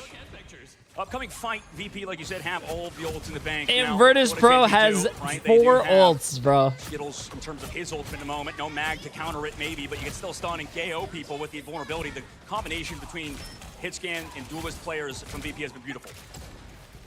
Eyes on the Glartrox. Could be big here. Sparker peeling back line on the Zen Star. He's trying to stall for the moment. There goes some commitment to let the devil out. No answer yet besides the dance floor from Dredro. There is that Glartrox, and it finds value as FMCL goes down, and Virtus Pro are on a rampage at this moment. Sparker with another find. Damn, this is Gen G's map pick too, and they're getting rolled. Oh, with another, and it is just clinical as you oh. mentioned. They move on a third phase. 4 with minutes. 4 minutes and 16 seconds on the clock. Yeah, it's like asking This is someone to bad play for lefty Gen and G, find out chat. they've been a lefty all This along is here. bad for map, Gen it G. seems like Virtus Pro is just excelling. This is something they're not scared of. They are comfortable, and they are walking through with 4 minutes on point 3. They gotta stop. Bro, you know what? I'm done. I'm done. I'm not watching this on YouTube anymore, chat. FMCL is going to bring it to them. I'm not watching this on YouTube anymore, bro. YouTube sucks. Starts off the Rage Royal Flush. Nevix now gets the punch on Skittles. Goodbyes. And Starry finds Dredro. Both of the Lunas are gone, but Alex It's just falls that and Nevix YouTube is 1440p. Twitch is 1080. You can see the grain. You see the grain? Nice. They're playing fast because VP is also playing fast. Understanding the backline might be a bit vulnerable, but right now, Gen G with his ultimate from Bobo hasn't been able to find anything. Gets shut down by that Deadpool ult. It gets dicey. You can't miss a shot here. You're going to take extra damage. Great focus by the backline as Alex is able to take out Nevix. And they are able to slow this pace just a little bit. 3 minutes now, but still a lot of space being taken on this point 3. Yeah, you can see VP's just overall cohesion and fundamentals is clean, right? Just not peeking Bobo, kind of playing for that one shot. Also not letting Bobo farm up. And you know who is farming up is this guy on your screen right now. Your stream is also 1080p? That's not true. My stream is 1440. Every single fight textbook, yes. 15-0 on the screen right now. This guy just showing why that MVP win is. I'll go back to YouTube after. Trying to take this thing all the way. Sparker. That Glartrox available. Eyes. I'll go back to after this round. I just don't want to. I hate pausing, chat. Now able to drop Nevix to match it, but Meteor M. Will this one from downtown? That was just a little bit too high for the Jesus Christ! Who does he think he is? Steph Curry over there at half court? What's going on over here, man? The Venom. But right now, Zenstari's doing a great job living. Duet trades it on Magneto, playing aggressive at the right time with FMCL. Gen G building up some momentum, but is it too little too late? VP still have 2 minutes on the clock, and there's still ultimates for VP. Yeah, VP just got to find an alt play now. Play a little more passive, and it looks like that's what's happening while Sparker's holding on to this Glartrox. Just got to commit as a unit into this and try to see if we can force Skittles out for the dance floor and then walk from there. FMCL will let the devil out. Bobo ready to snipe as well. Will those alts find some value? I like how Nevix is just chilling on the point, not getting shot, just right-clicking the tanks. But Bobo says, nope, not right now, and that's going to be 2 with FMCL's help, make it 3 with Duet. Beautiful off angle here. That Black Widow again coming online. This is how they capitalized on domination, was through Bobo on the Black Widow. Has a bit more space to work with, but that was just one in the fight. You see VP fully reset again with ultimates, banking him up. It's just Finzi that's popping him off cooldown to how Deadpool gets him up so fast no matter what role you're on. And Gen G, they can make something happen again if they bait out these ultimates and maybe potentially even get a KO or force out double. Oh, this is going to be the fight now. Saipe, there's full commitment now. Gen.G did a good job not overcommitting in the last fight, but now VP is likely going to go hard in this fight and try to find something. Glartrox is there, but it gets burned instantly. The dance floor to match and walks forward to stay with him. Finzi, though, finds Alex. That's a big pick onto the back line. Can they keep this momentum? Bobo gets one, but it's not enough. 3 in the favor of Virtus Pro as Finzi finds Skittles once again. Make it Bobo 2, and Virtus Pro are heading towards his final point. Wait, that mag lived? I'm surprised they didn't kill him. Be up in the last fight coming up, maybe on the portal retake. I mean, you still got to use it, I guess, for Deadpool, but regardless, you have Fi again with that Psylocke ultimate. The dance of the Cutterflies is disgusting as per usual. Maybe with that damage boost from Dridro in a moment as Alex and Gen.G look to change the tempo, maybe throw out Meteor Ramp. Beast of the Abyss from Zen Starry, something to look at here onto the Luna, potentially trying to burn through the dance floor. There's going to be the charge forward. It's matched back with the Feast. There is that dance now, but this time of the butterfly. Bobo goes incredibly low. Good movement by the back line. Nobody falls just yet. Is this pick going to come in through Duet? Oh, dude, Duet has been a very, very consistent and really good mag player, dude. He has been a very, very, very fun player to watch. Oh! Oh, that was so close, dude. I think they got through it. I just don't think it touched. Yeah. The carts in this game, man, rectangles. Rectangles, I'm telling you. Oh, man. We love circles here. Big circle guy. I imagine VP is too, even though they have the shape of a V. Regardless, that was an insane last fight from Bobo to switch over to the Adam Warlock. That was big brain, understanding the Psylocke ultimate's coming. Yeah. The carts in this game, man, rectangles. Rectangles, I'm telling you. We're going over the rectangle again. We love circles here. Big circle guy. I imagine VP is too, even though they have the shape of a V. Regardless, that was an insane last fight from Bobo to switch over to the Adam Warlock. That was big brain, understanding the Psylocke ultimate's coming. They just go for that soul bond onto everybody. That saved them against that ult. Yeah, it's showing the value of ult tracking, right? Making that decision, some of these cooldowns like Loki Crystals, like Adam Bond, are so valuable but have massive cooldowns. So Finzi has 11 final hits on that Deadpool chat. You win the fight, and that was some really good defense by Gen.G, but a big push by VP. Absolutely, and VP, that was the same thing we said last map, by the way, right? Yeah, it was, dude. Yeah, literally same situation. You know, it's a matter of offense being a 3 bit more hard to tanks. fully cap 3 out tanks. unless you're against a team Also, that doesn't yeah, see something your is up level. with Fi, bro. Yeah, so, chat's been noticing it as well. 4 minutes or something, 2 Fi minutes sometimes. isn't Doesn't really happen being unless you're dominant, against a very like the bad team. dominant player Now, that he for usually VP, is. He's on their defense, looking to maybe roll it with that Penny Parker. That's maybe why Yeah. that ban phase went the way of Penny Parker bans in the last map. I think this is a tricky spot for Penny. I'm curious. I want to see the lineup and the setup here from Finzi. an off day. hoping You to think see he's those having an spawners off and day? kinda play around them. I So don't know, man. looking forward to seeing what the decision is, but they're going to be running that triple on defense on this map and see what it looks like. Probably nervous, chat. He's not nervous, bro. He's not new to being on LAN or playing at he's not new to this. 3 map Yeah, of the day. Yeah. Pause coming out, of course. Why not? Always on this map too, by the way. What's going on with that? Just saying. As, I mean, yeah, it's the first. Fast. It's a fast pause. It's a fast pause. Yeah. The Penny Parker shield blocking off our connection right now. Penny Parker's body blocking the Ethernet cable right now. I can't believe it. Spider-Mines making their way to the Ethernet. But yeah, I mean, again, I like what I'm seeing here. I'm excited to see a triple comp on this map on defense. I think, again, like I said, Wait, what's I think going you on can find here? a way This around guy's Penny taking Mines. off I feel all like his we take stuff. that left side route indoors, or maybe with a portal play around. And I'm with you. Yeah, if they're able to make that work, it might dismantle this comp, but who knows? I mean, VP, we know how good they are. Yeah. I mean, people run it like nonstop. It feels like nowadays, but I'm kind of. It's a more open map in certain points, like you said. Yeah. Just the fact that right now you can see Gen.G are still deciding between Black Widow and Elsa. I mean, right now we don't even. I mean, you can maybe say versus counter dive and stuff. You want to play the Elsa, but for Bobo, it looks like he's still deciding. Like, does he want to play the Elsa or does he want to play the Black Widow? It feels like he's leaning towards the Widow. Yeah, I think Widow's been getting more value for the team, but the percent-based damage is always really good. You're going to end up finding out what the comp is. Oh, just we're a back. moment, and when there's 3 Nice. that might It was be a decision fast that one. you elect to switch to, but we'll see now as we begin this fight. Then Starry on the high side, ready to set up. Teams just kind of feeling each other out now, trying to understand what the plan is. And Starry just pulling eyes away as the team walks forward. FNC all ready to dive at the same time, like with a 3-2-1 comp here. Force out that Adam Bond. Trying to get rid of the Penny mines. That's the objective. Their mines are gone. Here comes the dive. There it is. Full commitment. Zen Star able to find Dridro immediately. With Wow, FMCL that guy got deleted. 3-2-1, but Finzi takes out Alex, and that's a backline pick. FMCL falls. That guy got deleted. And they still hold on. They're going to force the entirety of Gen.G to reset this fight. Yeah, nice trades from VP's side on the front line. You can see not everybody able to make it. Alex goes down. The substitute, sadly, for Gen G falls on the engage. Right now, that's the tough part with the Gambit comp versus this counter dive, is that even though the character is crazy appealing and stuff, sometimes you can get one-shot by basically anybody on VP side. Really good example of setup there from Zenstari and FMCL, though. You notice how fast Invis fell there from Dreedro. Not a lot they could do in that. Oh my goodness, 23 HP and a dream from Sparker, still able to make that work back to the front line. So 100 Thieves plays later again today in the lower bracket. Yes, chat. It's a double Elim bracket. So each team has to lose twice to get kicked out. We use the soul bond in the fight. Sparker close to that resurrection. Bobo with the ultimate in a moment. And out goes the sword now. Oh, Bobo just raining. The snipe goes out. One goes down. Bobo pays for it from Nevix, though.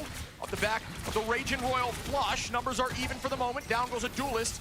And once again, the space is just being commanded here by VP. Nevix, though, finding Zenstari. FMCL trades it back on a Oh, he actually, I'm surprised he didn't get a kill as well. He's usually very consistent with those mag ults. Will they fall? No, they're patty caking for days. The board again comes through. There's no way to stop it right now for FMCL. When he's got to live off map. No, he's going. Oh, wait, can you go all the way around that? Right There's now, no way you could go all the way around that. Pro, not even going up a single tick is incredibly impressive against Gen G, who just committed you can? massive ultimates from 2F. That would, if he lived that, that would have been insane. Flush is available here, the dance floor, to answer anything that comes back, which might have to be the Yancy. We'll see here if the clobbering time from Nevix can be enough to get some value through. Visible boundary likely going to be an answer for something like. I did not know that. You learn something new every day, chat. Flush, let's see what they do. They use it anyway. Might as well just play it slow, and we can't go into it. Yeah. With the ante. Good positioning. Yeah. They did use Soul Bond in that as well, though, so we have to keep in mind of that cooldown.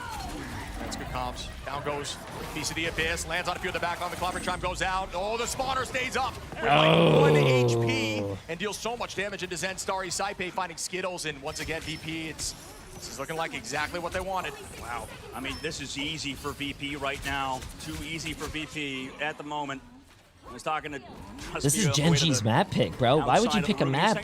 You pick this map only to get full health? Come on, bro. There's no way that's real. You know, first time able to compete against a team like VP could be a bit much for this new squad. And we call this the lights too bright moment. I mean, this team is looking so good early on. This is just a very tough situation for him right now as he sets up on the height here. The spawner does have ult available. And I love how Finzy's been playing this Penny Parker as well. Looked great. You can see why they got banned out against it in the last maps. Playing around the spawner. Out goes the Ironwood wall.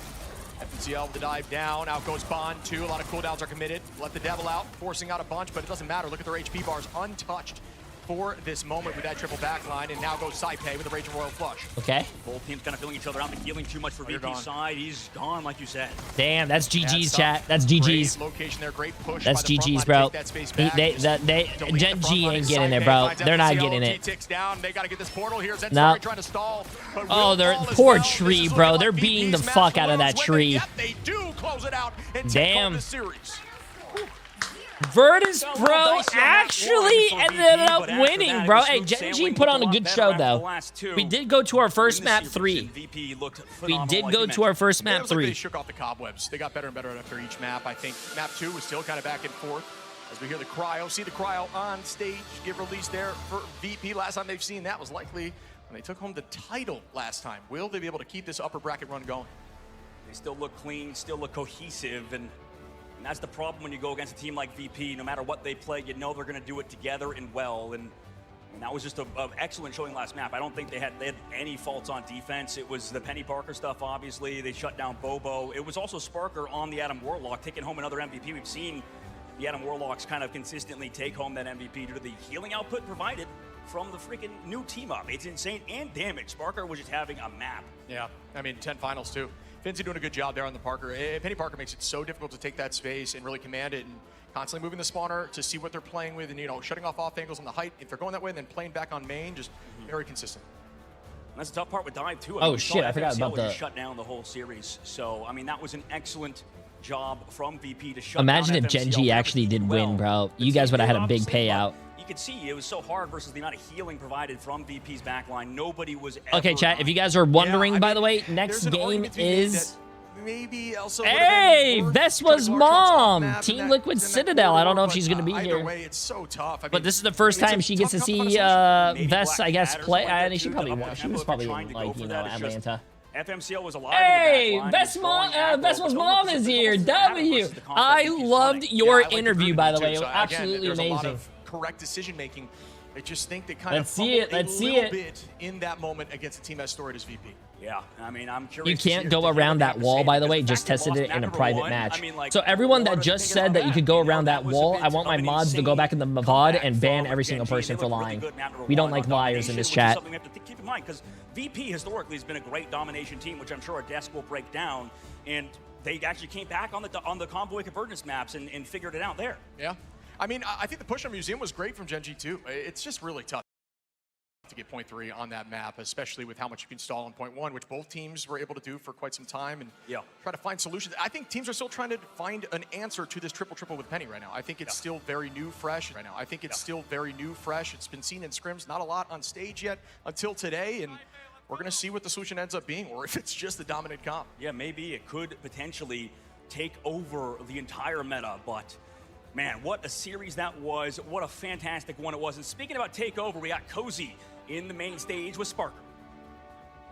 Yeah, so far I'm 2 for 2 for predictions. Thank you, my friend. Well, of course, guys, give it up for VP getting your win here in an electric match 3. Again, I'm joined by Sparker, former MVP from that grand finals, and y'all showed championship DNA. You know, being calm, cool, collected. As a team, how do you do that? How do you walk through the steps after losing something like map 1?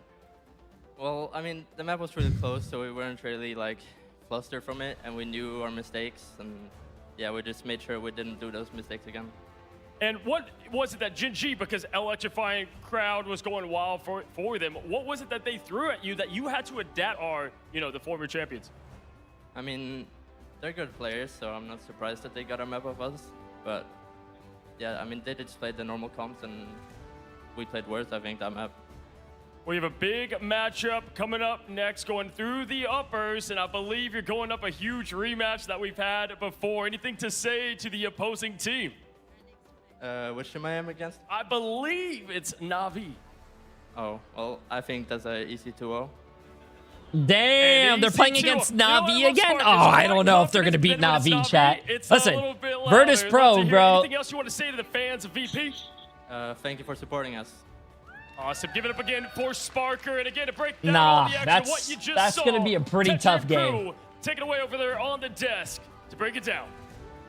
Sparker is a man of few but very impactful words. After starting a little bit shakily, Gen.G so nearly took it from them, but quite frankly, that recovery from Virtus Pro... Is it that Gen.G is a very strong team, or is it that Virtus Pro is looking very weak right now? What are your guys' thoughts? You'd expect from your VPs, from your Na'Vis, from your TLCs, that even if they go down, they're still going to have a way to get back into the game.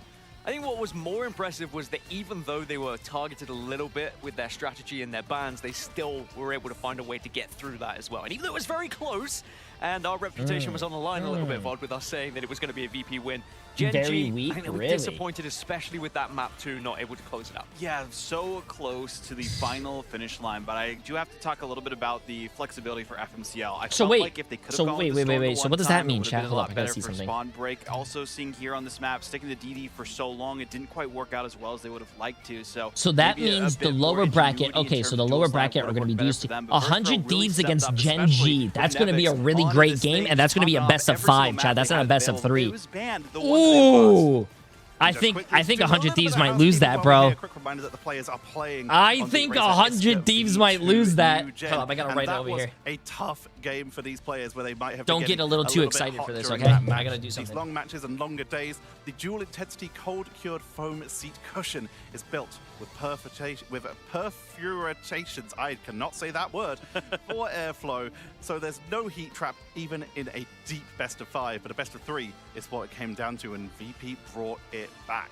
You've been watching the online stages. I've been sitting on one all season. I can tell you, they are very comfortable. But as we look at the stats, I mean, clearly there were some standouts here. Everyone played their part throughout the entire series. I don't think there was necessarily weak links anywhere.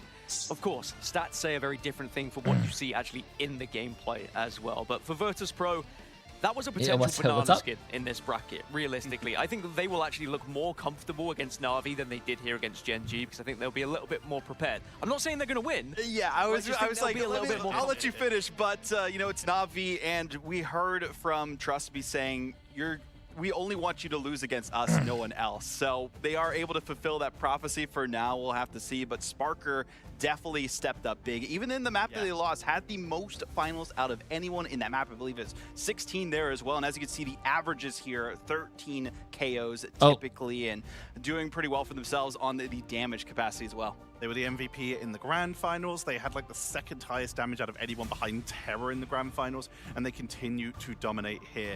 Sparker also being put onto some more different heroes. They basically got a gift hand-wrapped with the release of Elsa, who has stayed strong all the way into these Grand Finals, allowing Sparker to just do so much for the team, and has been the Adam Warlock for this team for the longest time, Gaskin. And I think Adam Warlock is showing to be a very important part of every team as well. You need someone who is not only good at providing that little bit of extra damage, get those final hits in as well. The healing now is very important on Adam Warlock, having that team up, but also the survivability and the position of the Karmic Revival. Like, you've probably seen your teammates in rank. Can we see the predictions? I'll show you guys the predictions when they go on a break, because they're going to go on a break, obviously. Strategic about it, and I do think it is such a vital part of any roster. So that does mean that we already know that upper bracket match that will be happening tomorrow is going to be... No, that's happening... Legendary that's rematch. tomorrow. It's this upper is the bracket, rematch of the Grand Finals from last year. Virtus.pro versus Na'Vi happening tomorrow. That's going to be huge. We still have some earlier round games to play. We have the lower part of the bracket to deal with, to find out who'll be going up into that upper bracket and who will be being sent down to the losers bracket, along with 100 Thieves and Gen G, both of which still here. I'm on the Gen G bandwagon. I think Gen G might beat 100 Thieves. Against one another, and that is a huge, that's an elimination match. We've just seen what Gen G can do. We know what 100 Thieves are capable of as well. I think that may be the match. Yes, you can view a player that you want to watch in the, it's actually in the game client. Go to the esports tab and you can click on a game that you think is, that you want to watch and what match you want to watch, because there's obviously a best of 3. So if you want to watch this game, match 3, you can do that. When it comes to a series, and this is exactly what I want to see, 100 Thieves versus Gen G. It's going to be cinema. We have so many good series coming up for you, but we're going to be heading into our next first round game coming up after this. It is going to be from the Americas, Team Liquid Citadel Yay. versus the third team from EMEA, fighting their way through MRC Stage 1, the play-in stage, only to face the top team from the Americas. Rad will be the second team there, and they'll be playing. I feel bad for Rad. I do feel so bad for Rad. Okay, chat, I'm gonna mute this ad because they're playing an ad right here. But if you look at my, where's my fingers? If you guys look, so far these playoffs, I have not gotten a single prediction wrong. Na'Vi beat 100 Thieves. We said Virtus.pro was gonna beat Gen G, which they did. I have Team Liquid Citadel beating Rad. I listen, Rad was looking like a very great team yesterday, but Team Liquid Citadel is Team Liquid Citadel, and I have Team Liquid Citadel winning everything. Plus, we have to root for Team Liquid Citadel because Vespa's mom is in chat, and that's a W. And then the last game, if you guys were wondering, for the upper bracket, not the last game of the day, the last game of the upper bracket is going to be Swamp Gaming against OUG. And then we have our first lower bracket game, which is going to be a best of 5. We have 100 Thieves against Gen G. I think Gen G's winning that. I would be very, very, very surprised if 100 Thieves wins against Gen G. That's a tough matchup for 100 Thieves, bro. That is a tough matchup, bro. Gen G was looking like a great team. They barely. Oh, I mean, they kind of got rolled on the last map, but they almost beat Virtus.pro, bro.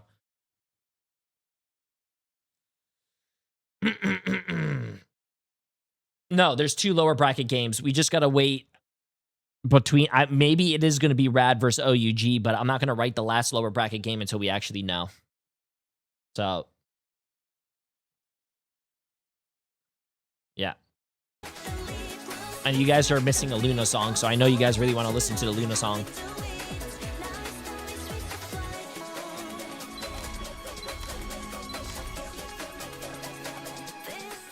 Okay, you guys ready? Team Liquid Citadel against Rad. You have 15 minutes for predictions. What's up? Wait.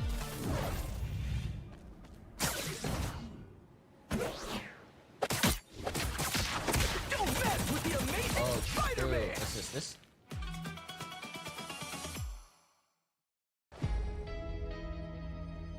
Oh, damn.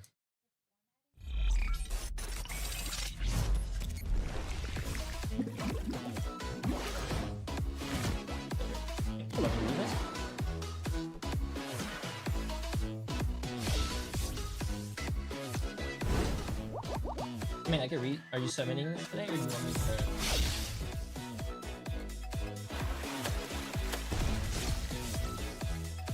That's good.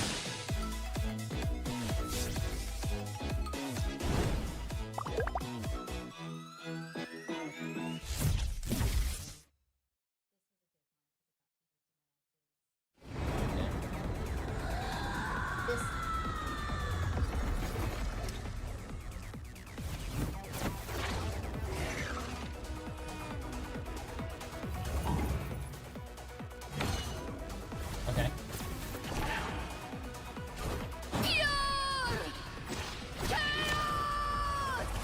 This was inevitable.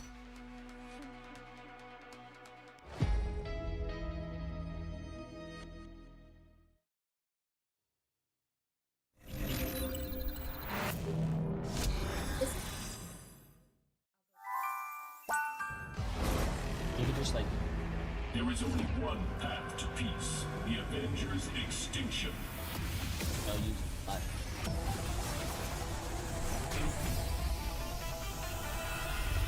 Avengers, assemble! Widow style.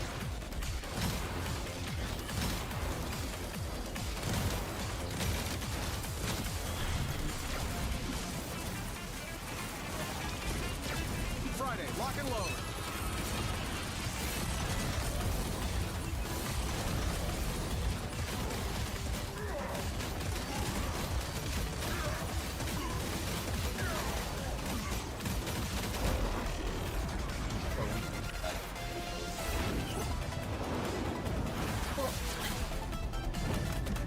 This is for Pietro!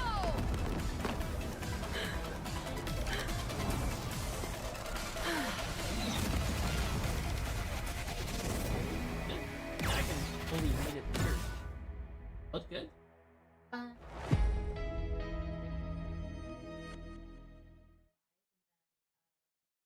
More matches, more rewards. Well, you Earn send exclusive it and rewards then throughout the mid-season you, like, finals send via their Twitch drops, Twitch email, in-game and then you let me missions, know, and then I'll just in-game predictions. Put the guy up.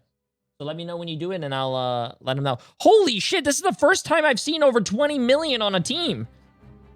Damn! 20 million, chat. Oh wait, oh we're still on a break. $21 million on Team Liquid Citadel. 800 people are rooting for Team Liquid Citadel. 1.3 million for Rad from almost for almost 200 people. Chat, get your predictions in. YouTube, if you guys want to put in some predictions, come over to the Twitch. Also, there are free drops going on right now. Yep. Make sure you guys are over here. Also, YouTube, how is there 5,000 viewers but only 400 people liked the video, bro? What is going on, dude? What the hell is going on? Holy shit, 25 million. Oh my god. We almost have 1,000. I've never seen 1,000 people vote on a team, and we almost have over $30 million. Chat, can you guys get that to 30 million? Oh my god.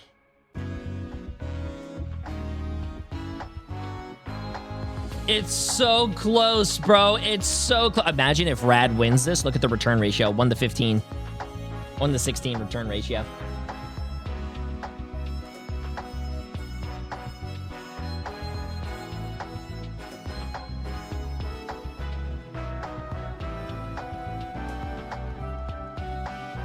Over 1,000 people. We're almost at 30 million. I gotta go to the bathroom. Oh, we have 6 minutes. We have a 6-minute break.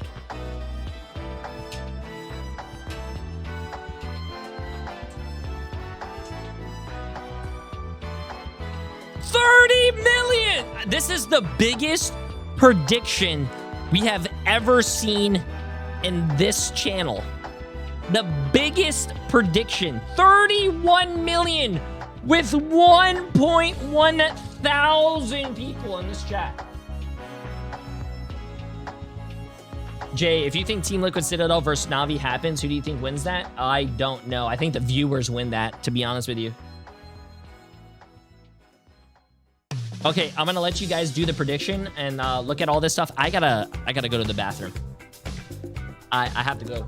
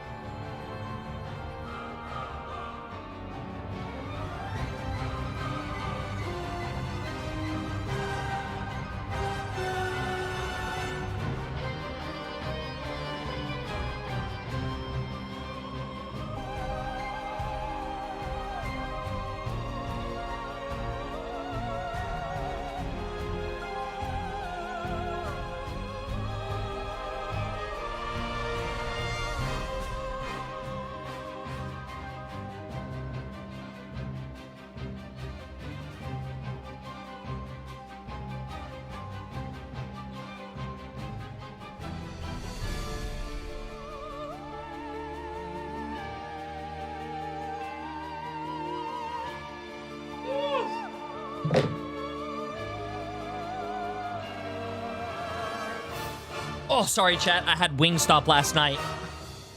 Wingstop, it was knocking right now, so I had to answer the door. Whew, sorry.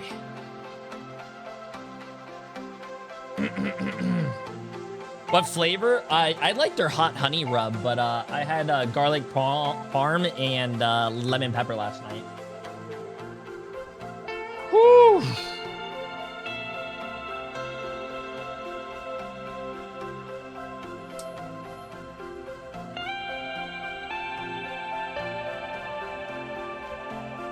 Okay, let's get this.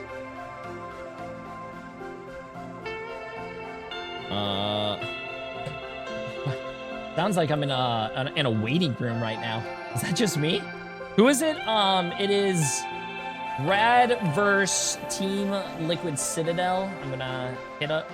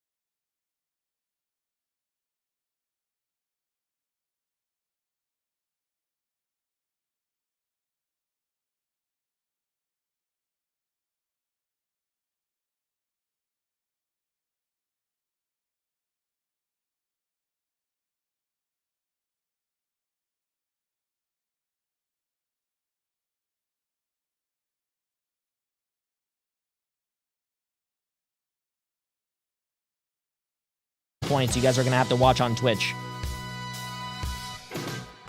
Los Angeles. We're back. Los Angeles. Hello, hello, and welcome everybody to yet another amazing game. We're on match number 3, and although this is the halfway mark of today, we don't have a halftime show for you. Luna Snow's not performing. We got something even better, and that is an electrifying matchup between two great teams that I'm so excited. You know what I really announce. like about Cozy right here? Story coming from his hair looks really nice, and it reminds me a lot of like my hair. Put your hands together, Los Angeles. Emotes in the chat for Team Liquid Citadel. Yo, that's his mom says, let's go Vest. Let's see it. There's your boy leading the charge. Oh, he gave a high five to a sister. The super team. Your Avengers coming to the stage to show what they've got. Energy, speedery on the duelist. We've got Bess and Paulie as your vanguards, and of course, the backline, Cooper and Nero. I'm here joined by Bess. Well, Bess, why did they show we the talked to chairs your with no one family sitting in earlier. it? Your sister said everyone's done. They have no chance. First of all, just words to that. Well, I hope that's true. I have to ask you, a lot of expectations on this. Do you guys just live up and let that speak with your gameplay? Do you embrace all the love and confidence from the fans? Yeah, definitely embrace it, and we just want to let our gameplay speak for itself, so we're ready. What would you say is the strength or the best thing about this team of TLC?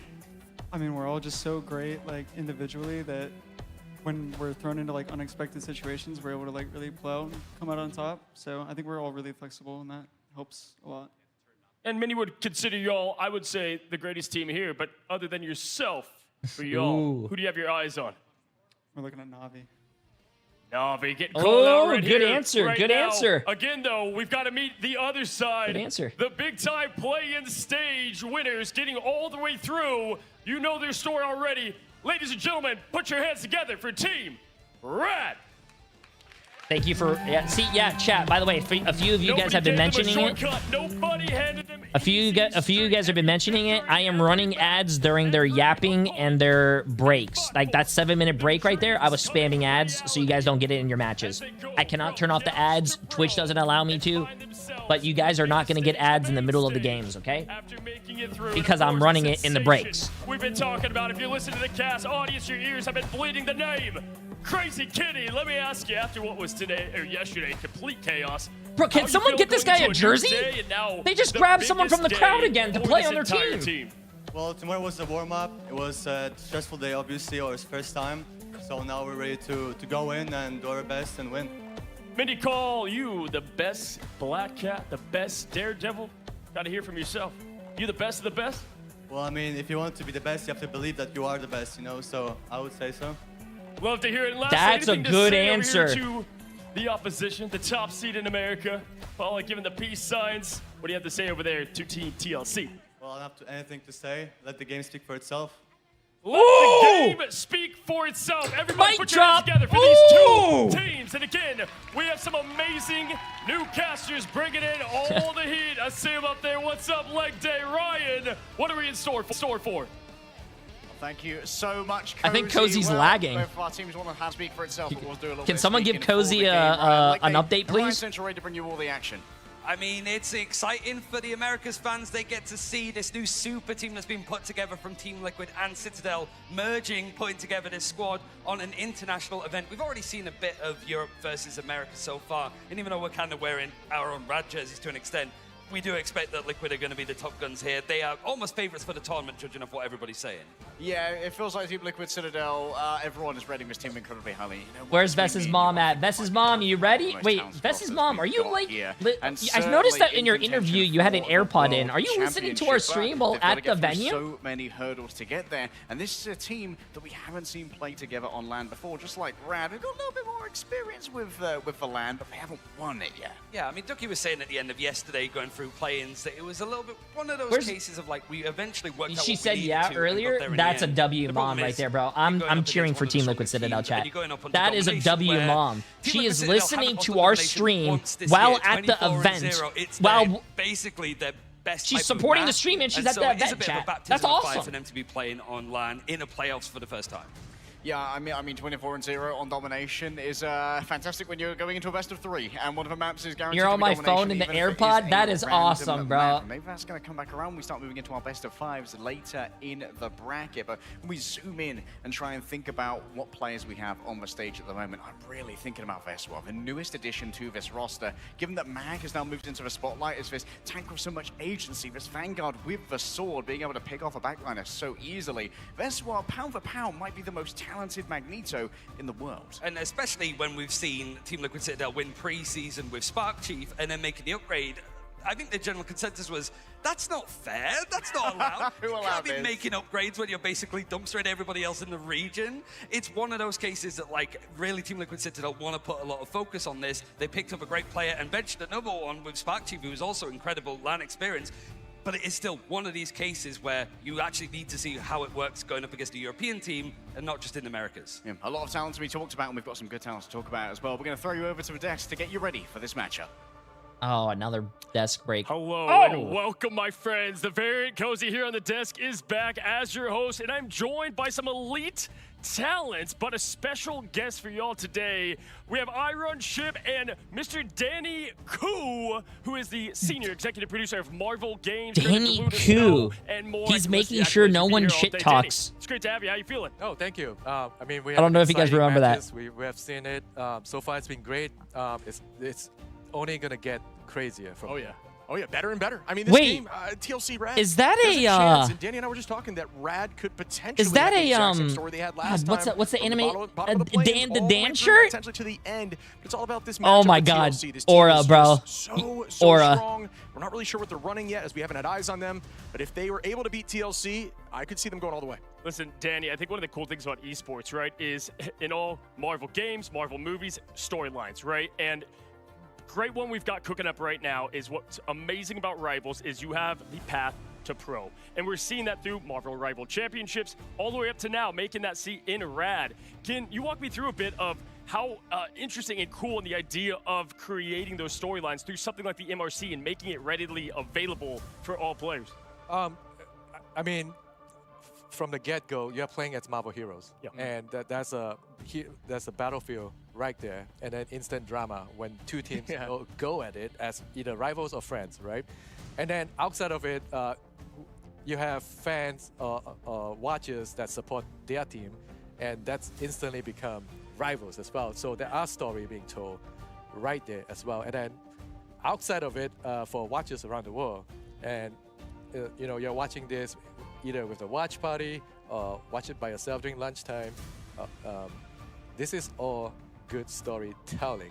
And then we're sitting here, we're telling story of what we see, what we experience. The LAN event is just a very unique way of Marvel Rivals telling story outside of the game. And this is very exciting for us. Marvel Friendships doesn't land as hard as Marvel Rivals. I feel like, Marvel Friends. Marvel Friendships. Can you imagine if this game was called Marvel Friendships? I'd probably not be playing. Is this game in rivalship? Yeah, it just feels like a different experience when you're here. I mean, I'm curious on your take on this. As you're coming to some of these lands, like the environment, just being here in person, seeing these people play these different heroes to the fullest of their extent, it's another experience you can't really describe. How are you feeling being here? No, I mean, I was talking with you know, players that was watching this, and they all came from different background, and what unite everybody is the event right here. All the heroes that they love, the teams that they follow, and we have great conversation about what's happening in game, what they would like to see. I'm sure you get a lot of that in the future, what they don't like to see in the future, etc. Hey, well, actually, what is it? Is it right here? Yeah. So, Danny, I heard you have a road ahead for us here about what's coming to Rivals out there. You mind sharing with our audience there on what is coming to this game? So, you know, we should show the Black Hood trailer next week. Oh! So, new season coming next week. We should be providing an exciting new hero. Introduce this, the Hood. For those who are not familiar with the Hood, he's gonna play very different. Cool. We have an Infinity comic on the site with It's Marvel gonna be Rivals very Infinity comic. different. You can read about them with Marvel Unlimited app to catch up on who the Hood is before Awesome. the season starts. I mean, first of all, I thought what he was going to say, ladies and gentlemen, is, hold on, 17 more legendary Luna skins. Hold on, 7 more buffs. Ji Young, take note, and We should buff Luna more. More of those. More of those. Bro, there's no way. There's no way. A lot of legendaries, by the way. And Jeff, you got to get Jeff. Oh, man, Jeff, we need big Jeff. Yes. Tiny Jeff. Yes, Vanguard Jeff. He needs to eat more people, Shib, I feel like. That should be in everything. Oh, right? he has a He's right tattoo next on to his you. forearm, too. Look at how cute he is. Yeah, I mean, shout out, by the way, to all this awesome product that we're starting to find. I've been waiting. Shab, you've been waiting for like merch and toys to kick off? Yes. 100%. Yeah, we will have many more exciting news on the merch front. You know, you can find them from either Hot Topic, Box Lunch, on Amazon. I mean, the Mattel 12-inch plush Jack the Landshark, you can pre-order it from GameStop. More retailers going to go online for pre-ordering on this. And watch out more for Funkos, Blocky, McFarlane. That's so many that's incoming. Of course, the Hot Toys series is getting, we're getting more news on that soon. Well, I see we are heading to Krakoa in domination. Again, this is such an electrifying matchup between TLC and for Rad. You know what, Danny, why we have you before we, bid you adieu. I got to ask, what's your prediction? Give me a team. I know you can't have any favorites, you're like your kids. What team do you think is going to win here? My hunch right here, I think... Team Liquid. I think because Rad has played so many matches before, so Rad should have a pretty good sense right now. They warmed up yesterday, so the other team coming in cold, so Rad has an advantage. Awesome. Well, thank you so much, Danny. Once again, throw it in the chat. Give me an applause for Danny Koo coming on in here as well. Welcome back, Vaudable, to help us break down the bands. And listen, Chip, nothing too crazy, too different. Of course, Let's go Team Liquid Citadel. Out of here, but, wait, Team Liquid Citadel isn't cold. They were practicing for 6 hours yesterday. Veswa Mom coming in here with the facts. They're not cold, chat. Veswa's mom said, man's not hot. Not gonna have that mismatch. I mean, we've kind of been seeing Gambit fall down in the meta in terms of these bands and drafts, but no, it's not. Yeah, and Vaudable, I mean, listen, right after that, it's the Black Cat, right? So, I mean, I'm telling you, people might think it's the other side, but truly, no. Speedery, we often say, doesn't get enough respect for being that flex duelist role, and I think that is every bit of the tip of the cap. I think they know what the potential weakness, if there was one, would be for Team Liquid Citadel here, Cozy, and that would be it. They felt it themselves. They got targeted for Crazy Kitty last time. Now it's just taste of their own medicine. Yeah, I like this Luna lock. I think Luna is slept on in this meta completely, enables so much of the dive, so shout out Rad on that, seriously. Yeah, it looks like TLC did a little homework too. Getting rid of that Venom is kind of maybe showing a bit of their game plan, because that's what we saw yesterday from Thieves. And why was that? Because they want to open up to Has Black Cat been used in pro play? Yes. Which now is going to be a little bit different because they won't have it. But I think that's going to be a strategic play there, because Lugia Goat was doing a great job there. I need that silicone Luna just a lot bigger. What? Just doing their homework. There's rumors that TLC is not afraid of that penny composition with Ooh! Ultron. Ultron means you've got to get rid of that penny. This is interesting. That's the new wave. It's the team up. It's also just complete chaos to go against. And of course, if you don't know, Paulie, just one of the most fun fact, Team Liquid Citadel watched Jay3 VODs for 6 hours yesterday to warm up. Gentlemen, and any last notes? That's the best way to warm up. One word, who's going to win TLC? Rad, Chip, Liquid. I got to go Liquid on this one too. And listen, y'all, three makes a pair, or whatever I'm going to say. I'm going TLC. Caster's taken away as we find ourselves in this electric matchup number 3. Thanks, guys. Looking to go into some pretty exciting stuff for Rad, seeing how they're going to go up against some of the best players in the world, some of the more experienced ones, and maybe scrim partners minus 100 ping as we're not going over the Atlantic. We're playing right here in Los Angeles.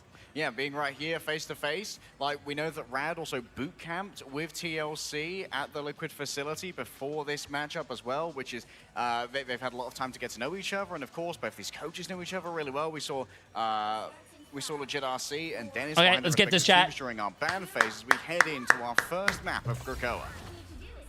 So far, it's Liquid Citadel expected to make this 25-0 on domination, but Rad, we saw them play up against Reject yesterday. Backs to the wall, managed to find scrappy wins, and already okay, game's over, chat. You guys enjoyed it? That was a great match.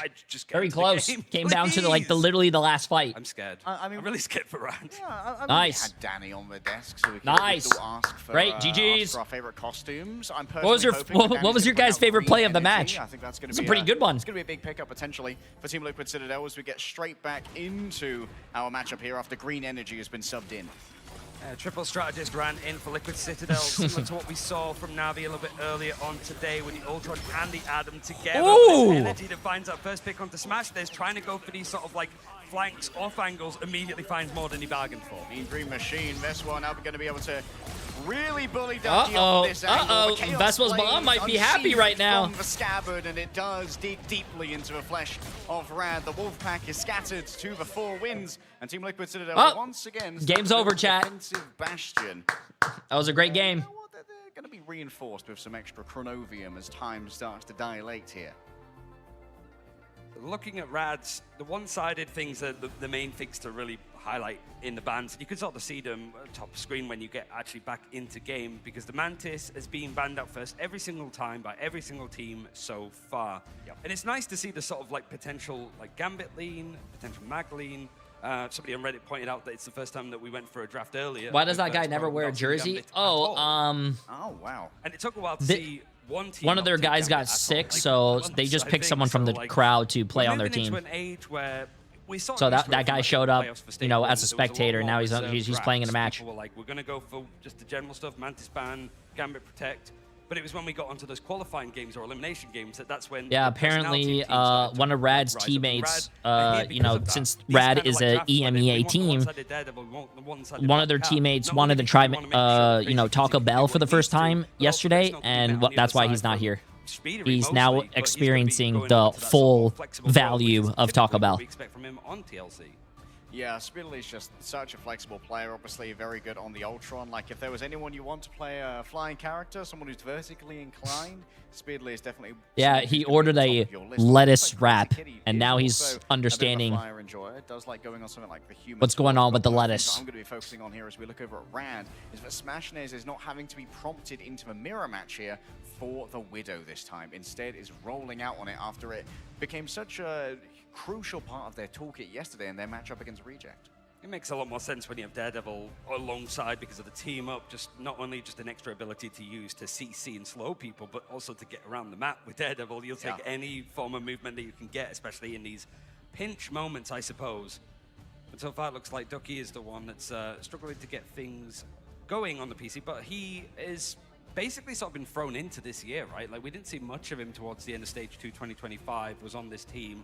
And one of the main things that Rad wanted to work on was just the flexibility, the reps, just making sure that this mix of the chopped Final Dance team from MRC could actually just find their footing. So they've always been a pretty flexible team in a meta that I think demands that. You can't just rely on one Vanguard because the bans are a lot more competitive, but also the team-ups open up the game so much more than they used to. Yeah, and the meta's still in flux. Like, they should have me as tech over there, chat. I could fix any tech issue. To the metas that we have. J3, we need you. We're live right now. What are you going to do? Just unplug it and plug it back in, bro. Turn it off, turn it on. Isn't that how you fix everything? The Ultron, because you're trying to make sure that some of Speedley's hero pool is going to be rescued after both the DD and the Black Cat are taken away. So, like, okay, we've got to give Speedley something to work with. We'll grab the Ultron, but also it has, like, the double entendre, the implication that, oh, maybe there's going to be a Penny Ultron coming out, so we need to spend our last ban on that instead. Is it Cooper that had the Jeff keycaps on his setup? I believe it was. And Jarvis, show me Cooper's keyboard. I don't know if Jarvis is listening. I think he's locked my voice. He's like, yeah, we can, but far away. Test your eyesight. Are you a Hawkeye? What do you think? I wear glasses. Yeah, have you seen these like frames? They're thick. I could see 3 seconds into the future. That's how thick these lenses are. You essentially are wearing like some mech goggles right now. Okay, apparently it is Cooper who has the Jeff keycaps. Thank you so much to the social media manager of TLC who's right by our side here. Like, yeah. I mean, they've brought out a lot of stuff with that. I've seen the Venom flask. I think it's Cozy's floating around the studio in various places. But yeah, I mean, this is a good chance for us because it's like, we know Rad pretty well. We've got to cast them and watch them quite a lot. Like, this was a team that, even though they, this is like the highest sort of finish that they've had, third place finish to be able to qualify. The main thank you, Maymay. I watched the exclamation mark story. Yeah, the exclamation mark story is a great video. I told you. It's a very good video. To see amazing moments from the likes of Crazy Kitty, but Mash as well on the Gambit in those moments. I know that Virtus Pro coming in. We should be getting back into game very soon, but as a reminder, Rad losing that first fight. Oh, there we go. We're back, chat. We're back. I was hoping to not have one of the best games of the day and instead just do a random podcast, Ryan. So I guess we're just going to have to watch Vest. Come on, Vespa's mom. Magneto yet again, as Rad have to get it in gear. Come on, Vest. I feel like that's the theme. Yeah, we need to watch Team Liquid Citadel look good on domination, but Rad have had their moments in these bigger games too. But they have a moment to try to rethink how they want to go for this. Looking at the Ultimate Economy, still a way away for anything to actually come into use. Even Speedery on the Ultron is less than halfway done. Mash, highly respected on the Gambit. Very, very talented player, but Team Liquid, pound for pound, might be one of the most talented rosters that we have ever seen in Marvel Rivals thus far. Nice angle here from Smashnez. Can they find an angle on the back? Nero's already been taken down, but of course does have that Cocoon Revival to return themselves. Won't be able to bring speedily back in time, though, as Nero's only 45% of the way towards that ultimate. Soul Bond expended here from Adam, and that's a major defensive cooldown. The Team Liquid sit down. Yeah, I'm surprised that Rad is like flanking for free with no punishment. Point contested at the 4. Crazy Kitty going around the back, too worried about that Barna Cook, and so does not reconnect. But Lugia go with 100 energy has been absolutely hot to trot on the Emma. And Speedy actually goes for the portal, but nobody goes through it. It's like, okay, yep, just a moment, just watch it fly away. So it means that any Stare wistfully into the portal. Yeah, just think about your life choices. But for Liquid Citadel now, they don't have that contest at the end if it does go to OT. So Rad finding themselves in a great opportunity as these bigger ultimates are starting to come up. Only Banhammer used from the Deadpool Vanguard of Ducky. It's a huge opening, but Cooper might be the be-all and end-all here as they bring out the Raging Royal Flush. Team Liquid Citadel move on forward, and Cooper is more than happy to try and chase after that Deadpool. And so the remainder I don't know if you guys know too much about Cooper, but that kid is a fucking genius when it comes to Marvel Rivals, dude. We had him on our team in a tournament, and that guy is just so smart, dude. He sees things that I don't even know how he even sees, bro. He is a... Just the Black Widow ultimate that got used from Rad in the end as I'm still his comms, his mechanics, everything is just insane. Like he brings out the I remember when he was on my team and we didn't have Gambit when Gambit was really strong. The other team had Gambit. He didn't want to ban Gambit because he knew the other team was going to play Gambit, and then he saved Loki so he could go into the enemy team's backline, copy their Gambit, and then Gambit ult us from the enemy team's backline, and he would win. The guy is just so smart. From the Adam off the back of that Cosmic Cluster as well. Huge amounts of damage going the way of Crazy Kitty, and Lugia just has to try their best to hang on here and grab. Yo, what's up, Dad? How you doing? How you doing? For Rad, but it's entirely in favor of Team Liquid Citadel. Mash is going to try and make it work. Raging Royal Flush buffs up the calling card, but Crazy Kitty looks at Magneto, raining above imperiously, and Crazy Kitty is squished into a 2D cutout of Felicia Hardy as Liquid Citadel claim the first point dominantly. Kind of a C9 to an extent. You got Rad trying to push to be offensive there, the Magneto on the point, and then the rest of Rad just trying to find their position. Hope you're having a great day, Dad. At the very least is that you are bringing some ultimates into this one. You've got the Sonic Seduction for Lugia on the Emma, and then that Fate of Both Worlds. But just Mash going down at that time meant that, like, it felt that Rad weren't quite ready Energy to go is in off the 10 back and of the 0. ultimate, Cooper and is 6 so and many 0. things built up as a sustenance. There's no surprise that the likes of Energy and Cooper haven't been eliminated once. Looking pretty strong, and the picks Got a tournament going on? Yes, Liquid, when Dad. they did eventually lose the point, they managed to stagger out those like 5 eliminations that went against them to get another 10%, 50% on the board. Vertigo and Mash are just being absolutely bullied out of the back of these fights, by the way. Like, very intelligent teleporter play from Liquid, so they allow them to continually make sure Vertigo and Mash couldn't even take part in any of those fights. And despite running 3 strategists, all 3 of Liquid Citadel strategists have more healing than Vertigo, who is in a 2-2-2 comp. Makes sense with the penny ban right at the end there with the Ultron being used. It seems that like them and Na'Vi having similar ideas on how they want to sort of play out the meta, at least on these potential domination maps. But Crazy Kitty's going to be the one touching the point first, and look at this bus route that the rest of Rad are taking to get around the objective. Just trying to... Was that a Soul Bond already used? Oh, they found Vertigo again. Just could not skid away on the ice skates. Crazy Kitty just gambling underneath.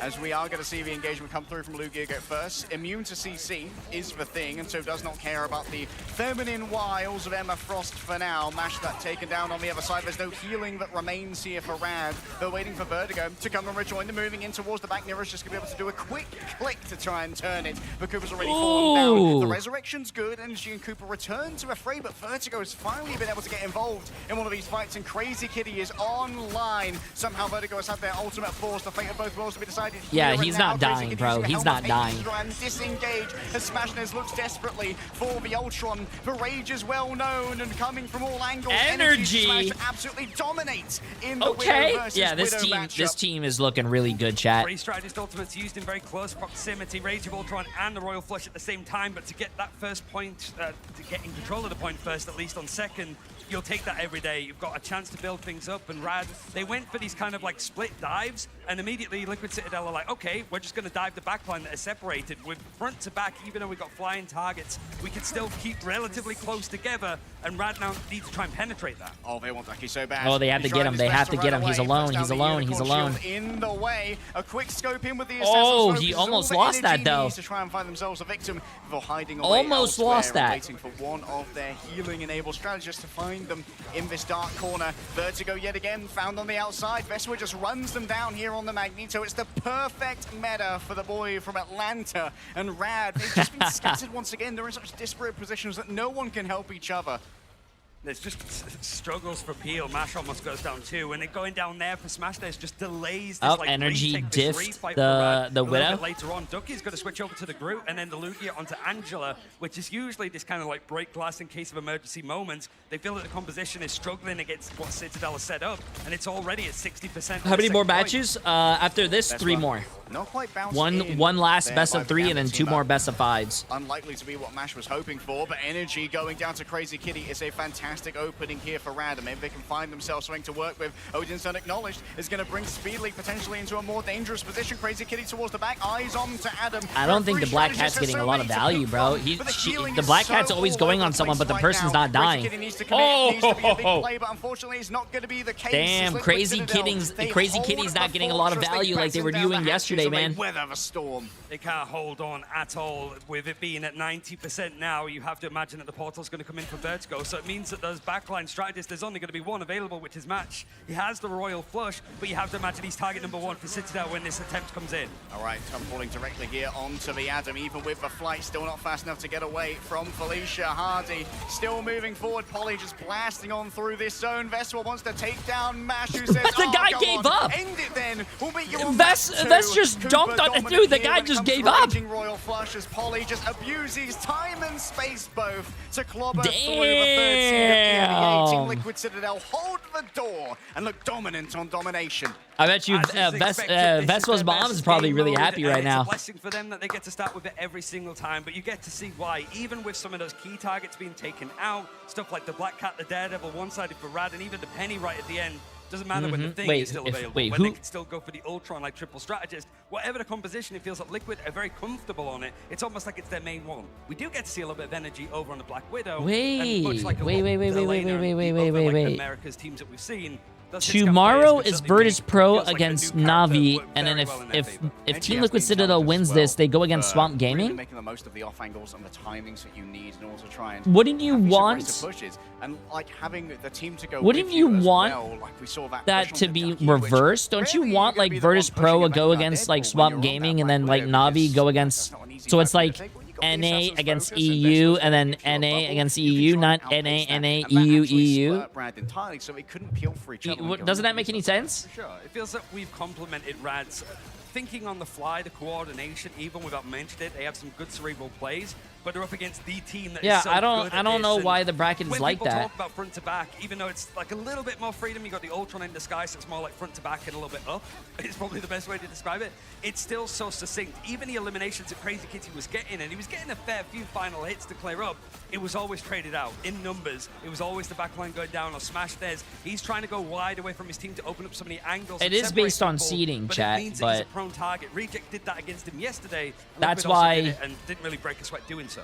And critically here, I don't think Team Liquid Citadel is playing against Rad right now, and Na'Vi played against 100 Thieves because both of those teams were technically last place because they won yesterday's qualifiers. So Team Liquid Citadel haven't had to dig very deep into their pocketbook of strats in order to really trounce Rad here on Krakoa.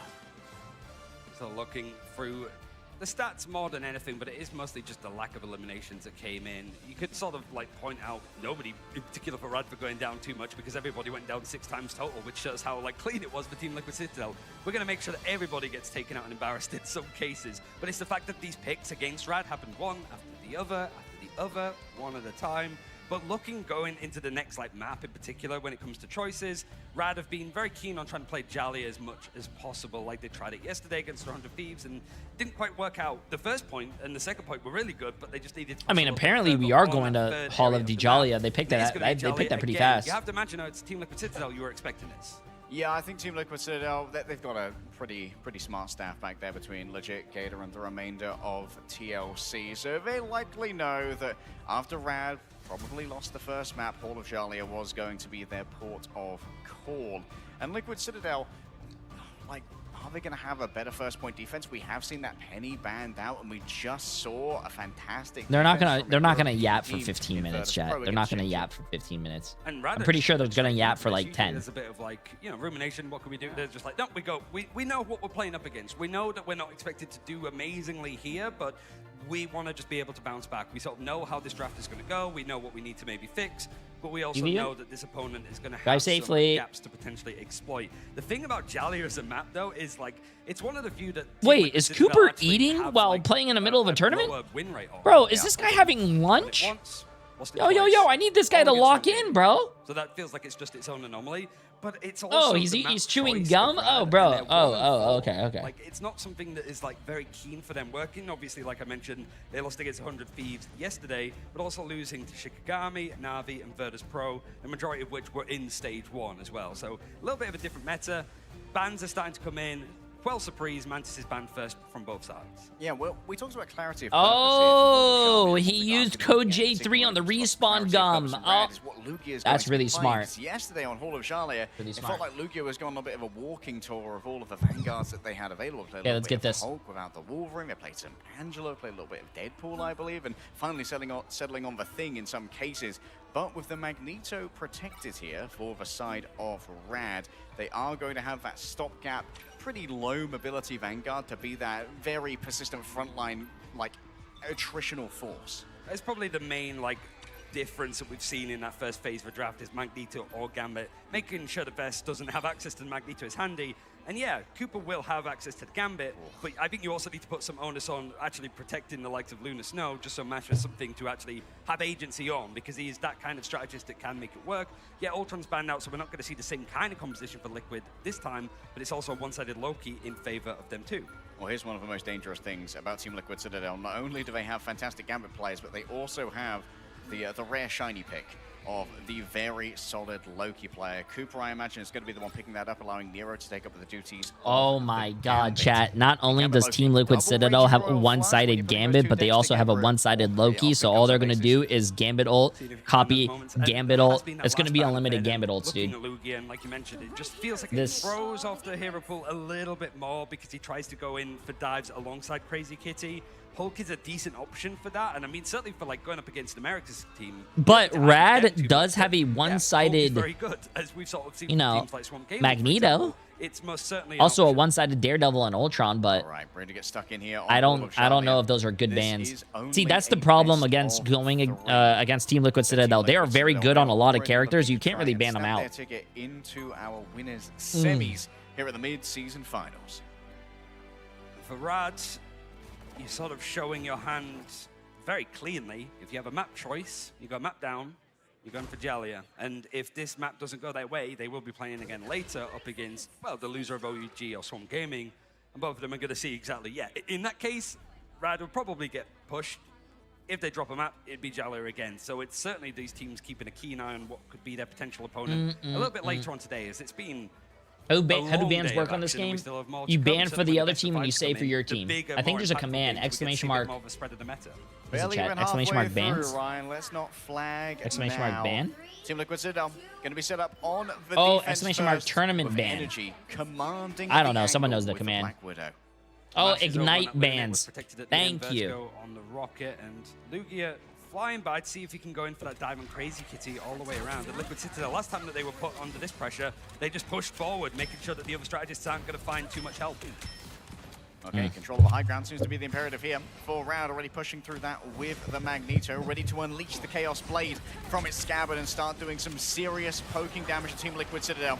The pincers begin to move on in. Energy is grabbed and bought deep. Mash 9 is there with the finish. Great Ice Art. Speedly's continually contested in the back as well. Lugia a little bit wide. Damn, Rad kind of just rolled. Crazy Kitty counteracted on the other side. Veswa being able to extend their Flora Colossus arms won't be there for long as the Axes of Icors cut them down, and Team Liquid Citadel are already ready for a recontest off the back of the portal. Even then, you've got Poly and Veswa that have stalled so much time that this portal, like, recontest is not going to be too far in the end when it comes to this, like, actual push. This was a fast take for Rad, and immediately Liquid Citadel bought enough time to actually recontest Oh, this. poor Vest, bro. Vest is dead, I think. Energy just flew up Yeah, slowly nah. and That menacingly. Angela's putting in work right now. Lugia Goat is putting in work. Separating the tanks from the team to... Oh! My goodness, Ducky there with a beautiful detonation off the back of the Iron Volley, cleaving through Team Liquid Citadel, and Rad finally seem to have found their footing. It's the thing that went well for them yesterday on this map, but they also pushed second at a pretty vapid rate as well. 5 minutes on the clock here. And Citadel Gaming not changing up too much with the composition. Energy moving away from that Black Widow over towards Bucky. You've got some more verticality to play with. And getting to Speedery over on the Black Cat. Couldn't find much there, but the dive was exceptional for Rad. I really do like... I hope that becomes a normal thing, that as soon as you win the first point, teams push forward and destroy this building. I think a lot of teams need to do that. I think it's really good. By Speedily, trades it out on the other side. Veswa just continually taxes the health here of Lugia, who makes it inhospitable to stay up on this high ground. Assassin's Focus moving through. Smash this. Does he have the aim? Veswa weak to fire. Damages a Flora Colossus. Can't do anything but go back to spawn. And Smashness has come alive. Oh, he's won. He's won. It was a bit late in the day yesterday for play-ins, but here he's starting. Lowers my off on the accuracy. right Chat, foot. who cares Crazy about your Kitty finds accuracy, in that bro? space, The only opening thing that things matters up, at the end of the and game Smashness is trying to get winning. in these off angles. It was a great Who ultimate. cares? Just seeking out the likes Yo, of what's up, Cooper on Yuge? that Loki that's trying to be a little bit more mischievous. Trying Is to get Angela out. just good Poly right moving now? over towards the Angela's thing as this gets a little bit pretty- more bottlenecked. It's a good choice to pretty just try to decent. hold on to this objective and hold on to second. Speeder was noted, but managed to shake the tail there from the side of Crazy Kitty. Out comes the Raging Royal Flush going up against the Cosmic Yarn Amplifier. Calling card going to be brought on out as Ducky looks for a victim. Unable to find someone thus far, as it has to settle for the lamps of the Loki, but Speedly's already done so much in the back. The Black Cat has found her prey, and she's not just getting her funny up, she's getting her money up as well. My accuracy is more important. Chat, if you had the option to get better accuracy or to win the game, are you guys actually going to pick accuracy? In very No. quick fashion, sat on free with Poly almost building up that clobbering You, time. you guys are Means that chat. Rad You guys can are see if they stupid, can bro. What are consolidate you stuff. guys? Certainly when they don't Stop. have You guys are anything in the trolling. pipeline You guys are to just get these trolling. fights to go in a little bit longer in their name. Kraken Impact going to be one of the main things to look at here, but also Cooper has that second Raging Royal Flush to reinforce it. Quick draw on the bubble to parry the incoming Bionic Hook, but Cooper has both of his doppelgangers taken off at the high ground. Everyone's doppelganging right now, though. The calling cards are sent on forth. You find them in your wallet. But at the moment, can you really get that much value off the back of it? Crazy Kitty's forced out the lamps, but it's fine for Cooper. Just goes over to the Gambit instead, unleashes the Raging Royal Flush, and Energy's more than happy to follow up upon it, saying, I don't even need the follow-up ultimate for this one, boys. It's just a copy, and it's straightforward. But I like Rad's idea there with just having the Angela knock the Loki clones off the high ground. It meant that when that calling card Good comes in, defense so they far. have to get off After of the getting high ground and play around rolled the on lamps, first that point. rejuvenated domain to actually be able to sort of survive. But it's the fact that they were able to just riposte with another Royal Flush in the end. It is one-sided. And even the Loki banned up for Rad means that they can't go for any cheeky copies that we saw from the likes of Mash yesterday. Every time I join stream, it's chat trolling Jay. Smashness when they go for Assassin's Focus, as well as Speedly being able to really trit on these angles. Chat just wants me to lose my hair faster. Got one looking for a Phantom Pursuit in stealth towards the back. Out comes the attempt at the reset. It's shut down the by Ducky, reset, unleashing bro. the Chaos Great Sword, and Smashness make sure that Speedly's going to be punished for playing on those Liquid, what's going on right now, bro? What's going on, Liquid? So there's plenty of meat to try and keep this one going. Where's Vess's mom? I think Vess's Team Liquid Citadel needs that, like, you know, It just makes it look so they need easy a for they need a Smashness to just speech. be at the end of it, a gun dog, not quite a Crazy Kitty, to actually find off these picks. And for Liquid, they do have another chance to be able to try and fight this Smashness using that typical Hella spot on the high ground with a little bit of help from Rocket. I'm here yelling. Oh, that's W. Oh, look at all of those stuns, though. Lugia got them at just the right moment to make sure they weren't cleansed. Still survivability on the mind. Can someone take out the lamps that were laying down by Loki? There's no way he didn't die. Off the back of a Oh! Ducky's shot has gone awry. The man cannon Ducky! Can Smashness do anything more here? Energy falls low, but has run out of bullets. A sad reload as Poly tries to turn it around. It's only Lugia who's been stunned on the other end, but there's going to be plenty of follow-up coming through there. Into a bubble goes Veswa. I think they may have lost their ultimate. They scream, I am Groot, but it's more of an oh no for Wait, Team Liquid Vess Citadel. lost his ultimate ability? Oh, no. As Cooper drives Oh! with the fate of both They worlds. just And used DPS check Luna down ult for and they Rad. lost the Team Liquid Citadel point! slowly scurry their way away out of their spawns, Team out of their Liquid, hiding what are we holes. The pillar doing? moves forward as Jalia What are we is going doing? to be opened up. And there's a window here. This is where Rad went wrong yesterday. They do have the calling card for Crazy Kitty, Fate of Both Worlds, to go in an offensive because Liquid Citadel not having those strategist ultimates far away from them. Speedery might be able to get in and get a pick himself, or you're looking at the duelist as well. Energy very close. I like how the what do you call it? Observers can watch any single person play the game, but they would rather watch, you know, Black Cat stare at a wall. They know what they want. From a whipped claws of Speedily, but instead using the Helm of Hades to disengage, you go after Lukia. Go instead. Great clarity of purpose here from Team Liquid Citadel. And there's even like the right ideas, the right picks, but still Rad just finding this attrition to fight back and push a little bit further on, but they lose Vertigo. Can't use the back, it wasn't even available as match goes down. But this 10 ultimate from HP Energy, punch chat. That's a J3 J3 ult right there. Rad.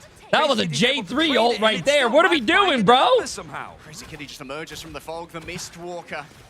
The mythical creature to try and hunt them down as Veswa just huddles for warmth with Speedily inside of the cover that's been provided. And Crazy Kitty, nervous to take interviews yesterday, started with one today, shows that he's trying to warm up to the occasion, but not necessarily just play it in itself. 1 minute left to push this towards the end of the map. It's gone a lot further than it did against 100 Thieves before, and now the ultimate for Black Widow's trying to come out, and the first pick actually goes against Crazy Kitty. Finding the angle, wanting Malona, but instead it's Energy with a tainted voltage from afar. Ducky tries to play it safe in the back, still with the Meteor M in their back pocket if they need it. Speedily caught by the Mento Fish, and there's Crazy Kitty. Finish it. Finish it. Oh! Okay, LeBron!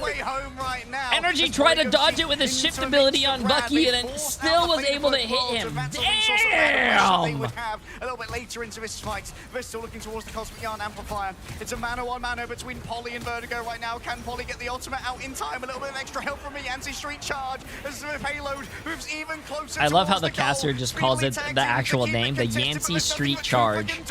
Oh, wow, bro. Rad capping the full map, bro. Key, and you have to save for Ducky the golden goose there towards the end. Wow. We saw some like shaky moments from him playing a group, but over on the Magneto, the focus is usually on Tevez and what he's been able to do on it. That wow, this is going to be pretty tough, bro. This is going to be pretty tough. Come on, Team Liquid Citadel. I can't have you guys struggle now. I have Team Liquid Citadel winning the whole tournament. I can't have them be struggling right now. But they have to basically go into this head-to-head if they want to keep going up against Black Cat and Black Cat. And it just means that Crazy Kitty are now finding their feet. With 13 final hits, it's only Ducky that's even relatively close in the end. But Smash There's also just doing so much damage. Wait, let me see this. The bottom. Crazy Kitty going Black off. Yesterday too. Everybody on Rad Crazy Kitty going off, bro. The reason why Rad ended up winning mid-season finals last year with a different team. Yeah, like the play-ins, that was their day to get the nerves out of the way. There weren't going to be any second chances, that much is for sure, but it has allowed them to find their feet on the stage, to realize what it's like to play under the brightest lights the world of Marvel Rivals can offer right now.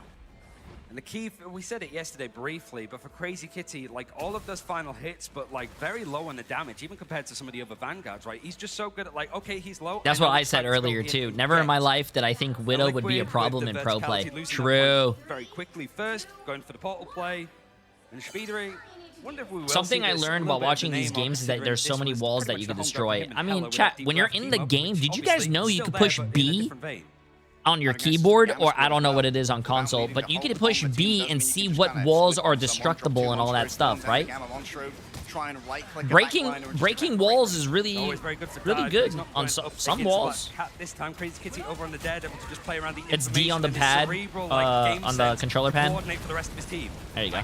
W. There needs to be some W console players. Back of Rad right now, but Smash Those fans felt a nice angle towards the back. A quick burst with Is it right on the D-pad? W.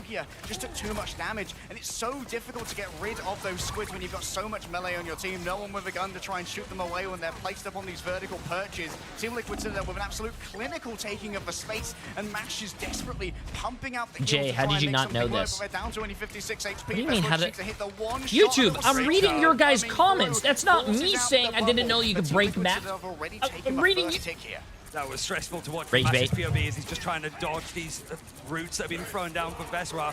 How you doing, Zamju? Who's the first to be eliminated, but the beer back means he's into the fray, but the eliminations aren't following it quite as such. Instead, Team Liquid are still finding these eliminations. Maybe a portal is going to be required, but they're losing one after the other. There's not even a chance to actually keep stalling this one out in the end, and Liquid have managed to beat the time that Rad set on this first point.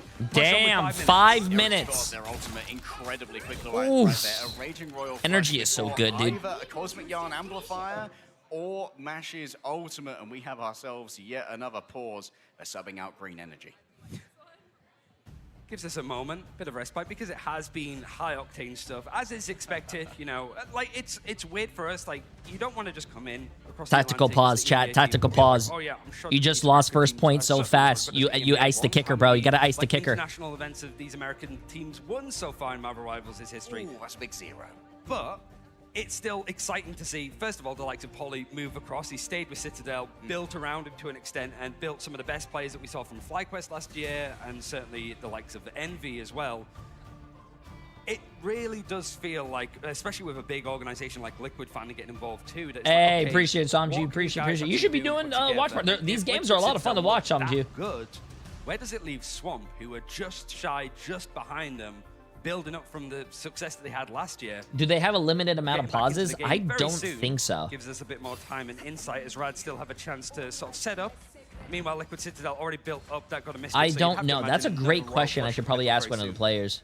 Another Raging Royal Flush could be an easily claimed fight. Maybe There's they have a reason rule Gambit you can only was pause 2 or always 3 in our times. ban draft phases for like the last 8 months, Ryan. An unbelievably powerful ultimate. Smashness has a great angle over here, though, and it might be very difficult to try and deal with this one. Cooper moving forward, and you can see the energy is directly on top of them with the extra damage that comes on through. Oh, I don't know about that, bro. Connect it. A disengage might be on the cards, but Smashness wants to fight it out. Says, nah, I just win in the Bro thought he was, God, who's a good 3-point shooter? He thought he was Ray Allen. Oh my God, kids probably don't know about Ray Allen nowadays. The value, and Vertigo has to use the Cosmic Yarn Amplifier just for a little bit of stability. And they can't find Poly. What a sad reload. I mean, the small little thing there from Poly that's now going to bring up their sign of seduction was the wall of block, the damage boosted Black Widow ultimate, so Smashness got very little with it. So Crazy Kitty now. Oh, they're rolling right now, chat. They're rolling, and they have Grudel right now. And potentially, if there's more of these Rad players trying to jump Show onto us. the objective, and Hello? Apex Predator would just clean them all out. They used Grudel, but we didn't see anything. On the objective at this point, it seems that Ducky's going to be the last one there, but won't be staying for long. And Smashness 5 minutes for third phase. Of a hostage negotiation, and Rad, if they I thought Rad did a great job capping everything with 5 seconds left, bro. Hoping Liquid Citadel has 5 minutes. Maybe able to do it with a strong defense on the second point yesterday, but this feels like a whole different kettle of fish. Liquid Citadel having some time in a window to build up the ultimates, but 8% away from your initial Royal Flush from Nero and an Apex Predator means that there's still offensive capabilities for Liquid Citadel to take this fight early. Crazy Kitty ready to work the margins here with the calling card. They've got themselves a lot of space to work within the bag, but guess what? Yet another ultimate. Smashness gets 2. Smashness stood there, but he's got 2 picks. That's huge. Trade your life for 2 picks. This will be unbelievably strong for the Rad economy. They're putting everything they've got into this. Both the ultimates they had saved up, they've had to invest to get themselves some stability, but stability has been earned. And that's Crazy Kitty might be one of the best like melee players I've ever seen in my life. That guy's scary. Meant that it was a great chance for Rad to push on in these kind of chaotic fights. We have the advantage. Now's a great chance to use these ultimates. Strangler Prison in hand for Ducky, but they feel well in control of this so far. You've burnt 1 of the minutes, 4 more to go. You can pierce with the Assassin's Focus bullets. And Smashness bloody knows it. Ducky tries their best to escape this one. Cooper doesn't have the cleanse anymore, enough to do it for neutral cards. B2 towards the back. That actually killed energy? Damn, okay. Ducky's down as well, so that means there's no chance to turn this one around. Ducky didn't get too much off the back of their ultimate. Also, is this the first time we've seen them more in this tournament? I'm pretty sure this is the first time we've seen them more. And then backs off to the remainder of their team, trying to play it safe, and then maneuver onto this Groot. Speedery just finding these picks now. Horde approaches is going to come through, but Smashness has been a hero. Found himself. Maybe we put them more back in the back in the reserve. Needs a little bit more sustaining to keep this fight going. I think he was he was probably trying to disengage. They feel that ultimate in he was probably trying to hit the Black Cat or something.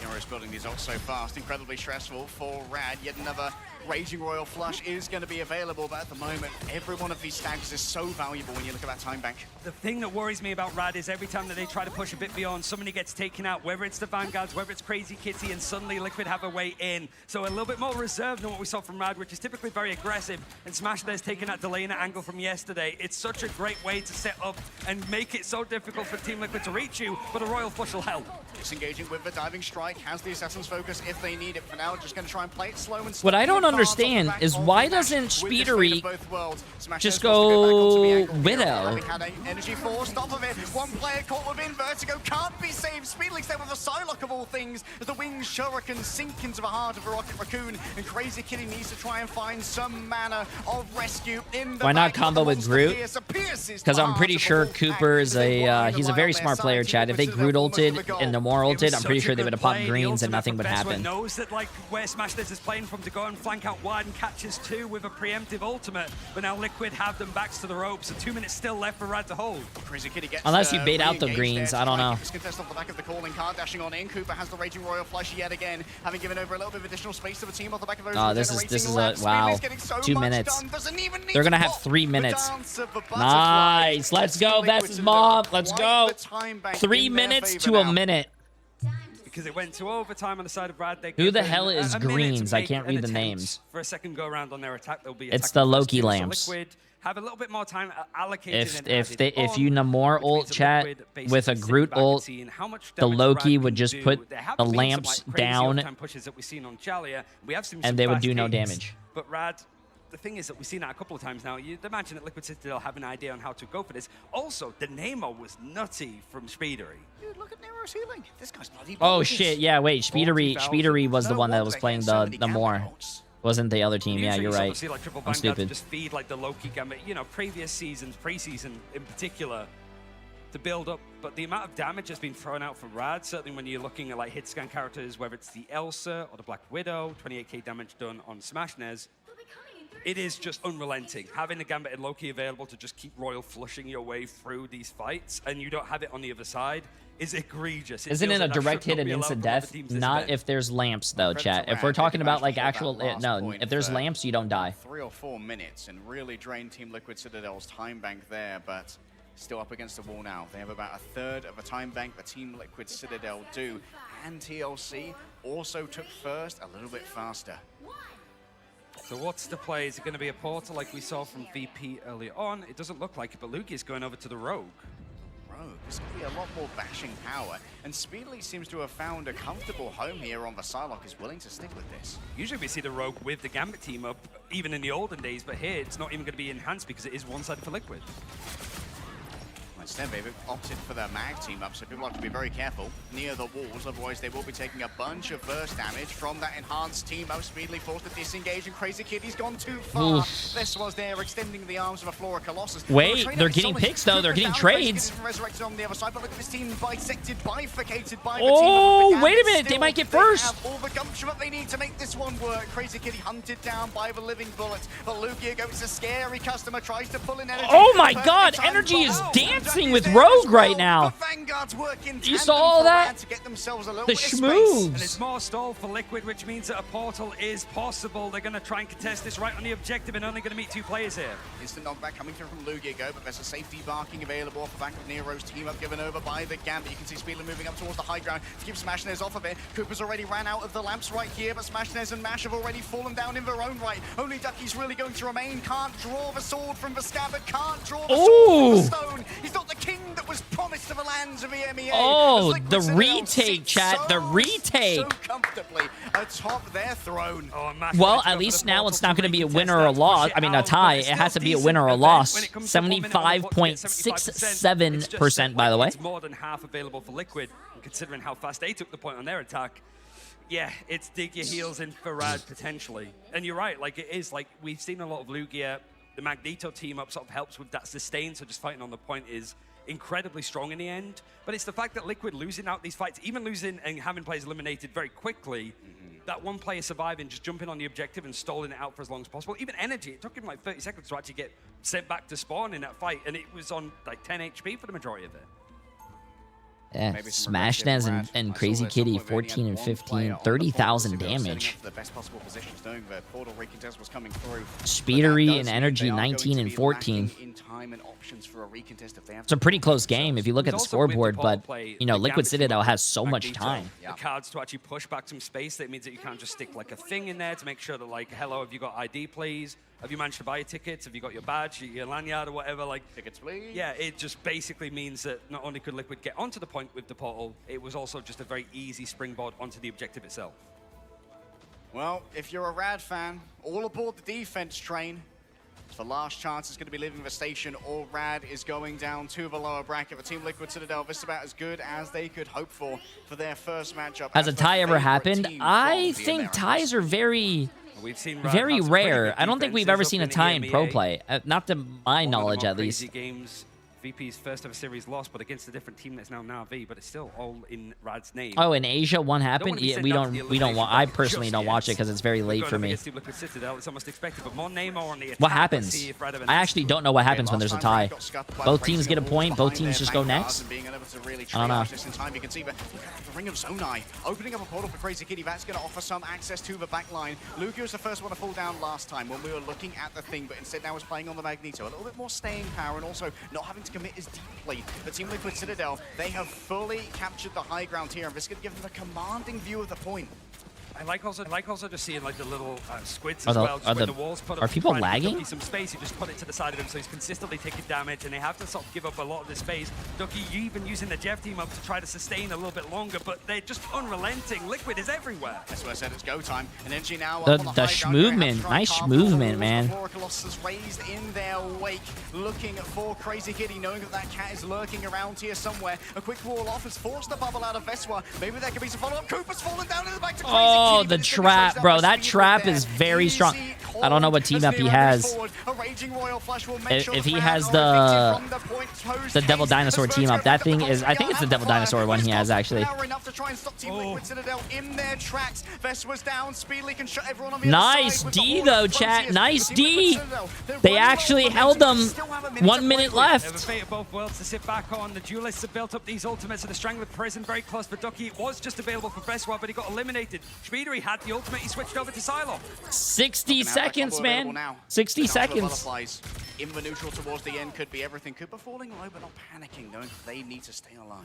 Yeah, Cooper has. If Rad wins this, that would be crazy, dude. He's very close to having that silent seduction, which is great in these neutral fights. All right, puts down the safe space. Out comes the Raging Royal Flush, looking towards the back. Lugia wants to try and jump this one down with the Meteor in, but they seem to have only impacted onto Energy. Veswa looks towards the ground, but they're just going to be 6 feet under it. Smash has stopped them in their tracks. 30 seconds remain, but Rad expended so much to make that one work. No support ults from each team, chat. Who's gonna win? Who's gonna win? Vess has to hit a fat ult right here, bro. Vess has to hit a fat ult. But Rad has both DPS ults. Oh my god. Oh my god. Got some extra healing onto him. The anti from the Gambit. They've surrounded the floor of Colossus. Yet another bubble. They're trying to keep Ducky up. Dude, Rad! Okay.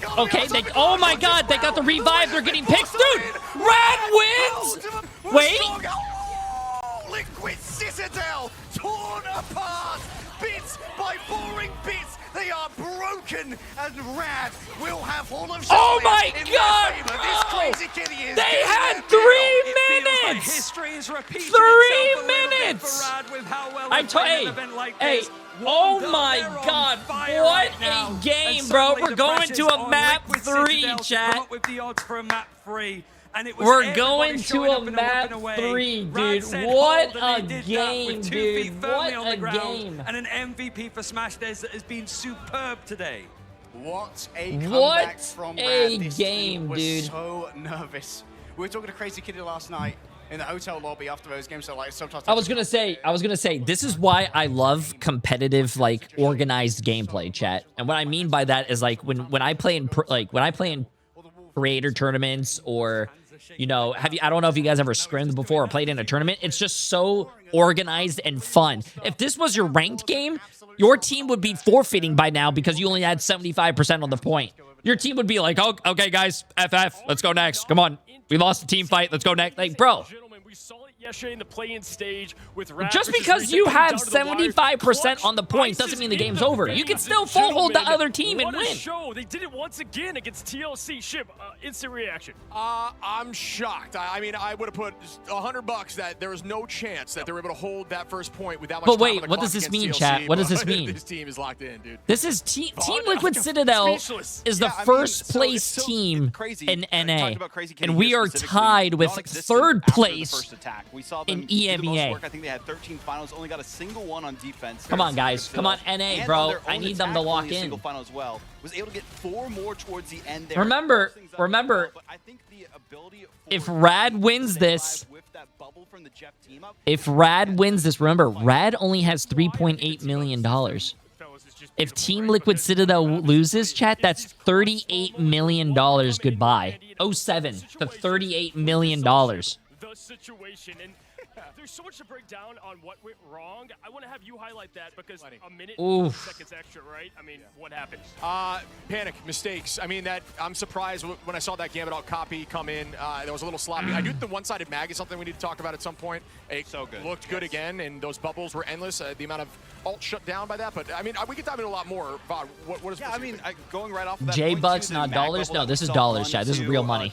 Real money. $38 million from my chat. From Liquid Citadel, no pun intended there. That they were just focusing them with the portal. I feel like it would have been a better option to get on the objective first, use it as some cover, but they were worried about that Gambit team up, zoning them away from the objective. So I think so as well, Obsidian. I think so as well. I appreciate it. In overtime, and it just fell away from them. Well, and speaking of the Gambit ults, really just never connected. There's the one where Paulie found him in the corner. I thought it was done, but the Sia came in for the absolute clutch. There's so many micro plays that we could highlight of how it got there. Was not a fan of Energy. That's crazy, bro. That's crazy that Team Liquid Citadel's first time playing offense, they rolled them, and now the second time they played offense, they kind of got on point two. rolled. So you're heading towards the desk, and you're reading our minds, right? So you're right there with us. The switch looked a lot better on Elsa. Saw a lot of strong plays back and forth, even on OT. But yeah, I mean, that needs to happen much quicker. Speaking of 3 games left, chat. 3 games left. Give the credit where is there a bracket or is there a website or something? Is there a bracket? Exclamation mark MRI. One against one of the best duelists in North America, Energy. You guys have been telling me this whole time that Energy is the best in the world. Well, we got to look at Smashes a little bit here. Fellas, I'm downstairs. I've got the mic ready. I'm going out for the winner's interview. I mean, I felt like it's okay, Energy. You have 19 finals at that time. Yes, the shining star there was Smash, who did what we needed to see from yesterday. Yesterday was the Please make a poll for YouTube. I want to bet points too. You're going to have to come over to Twitch. YouTube can't have it. Sorry, man. To get the objective, and 74% of the time they had was insane. Yeah, I mean, the priority was just strong. As we're talking about those finals, I don't think Smash looked as good yesterday, nearly as good in this matchup today, but this shows the confidence for sure. You know why he looks so good, though? Focusing on Cooper, especially on the Black Widow, taking him down the back line. They had no support, no strategists alive in a lot of these team fights, and Cooper is kind of the glue that keeps this Team Liquid Citadel team together. Yo, where's Vess's mom at? I think Vess's mom needs to go to the Team Liquid Citadel table and give him a motivational speech. They don't really have much, but if there is one, the team in the backline that's so good at survivability, yeah. Take a look at the stats. If I say 13, that's all of what Cooper had in stage 1. I think when it comes to deaths on his side, absolutely insane. I mean, Shib, jaw to the floor. I literally jaw to the floor. If you look over at MASH, the Luna there, I mean, it's 6, right? Like half. I mean, that's just great priority, great focus. Wait. KOs against MASH. Oh my God. Sorry, I had to pause it, chat here. Team Liquid Citadel had 40,000 healing and 53,000 healing. And if you look over here, they only had 40,000 and 38,000. Bro, they had so much more healing. Ash and Vertigo than the entire... They still fumbled. Happened to our baby. I missed this map. This used to be we're going to Convoy Yggdrasil, my favorite map. I love this choice. Back when some of these members on FlyQuest or on TLC were on FlyQuest, they would take it here often. Hey, call back to the roots a little bit, huh? 100%. Stats don't matter, but stats tell you a story, Chad. They don't tell you the full story, but they still tell you a story. More healing means more support ults. More support ults.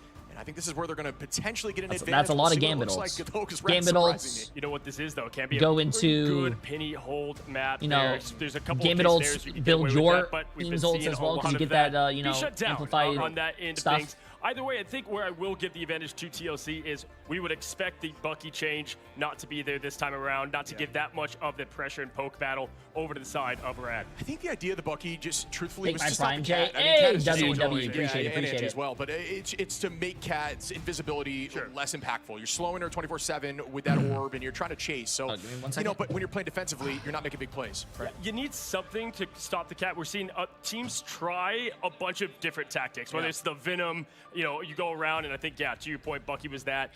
I mean, but we saw the damage difference. The final hits were there for energy, but it was like 36K on this side of this map. So one reason why we might see these teams going to this map specifically for Team Liquid Citadel, they have never lost on Yggdrasil Path. 2-1 for Rad, so this could be their kind of secret weapon for their counter pick. I mean, hey, we take a look at the pick and If Rad actually wins, you have to buy me a 50/90 and send it to me.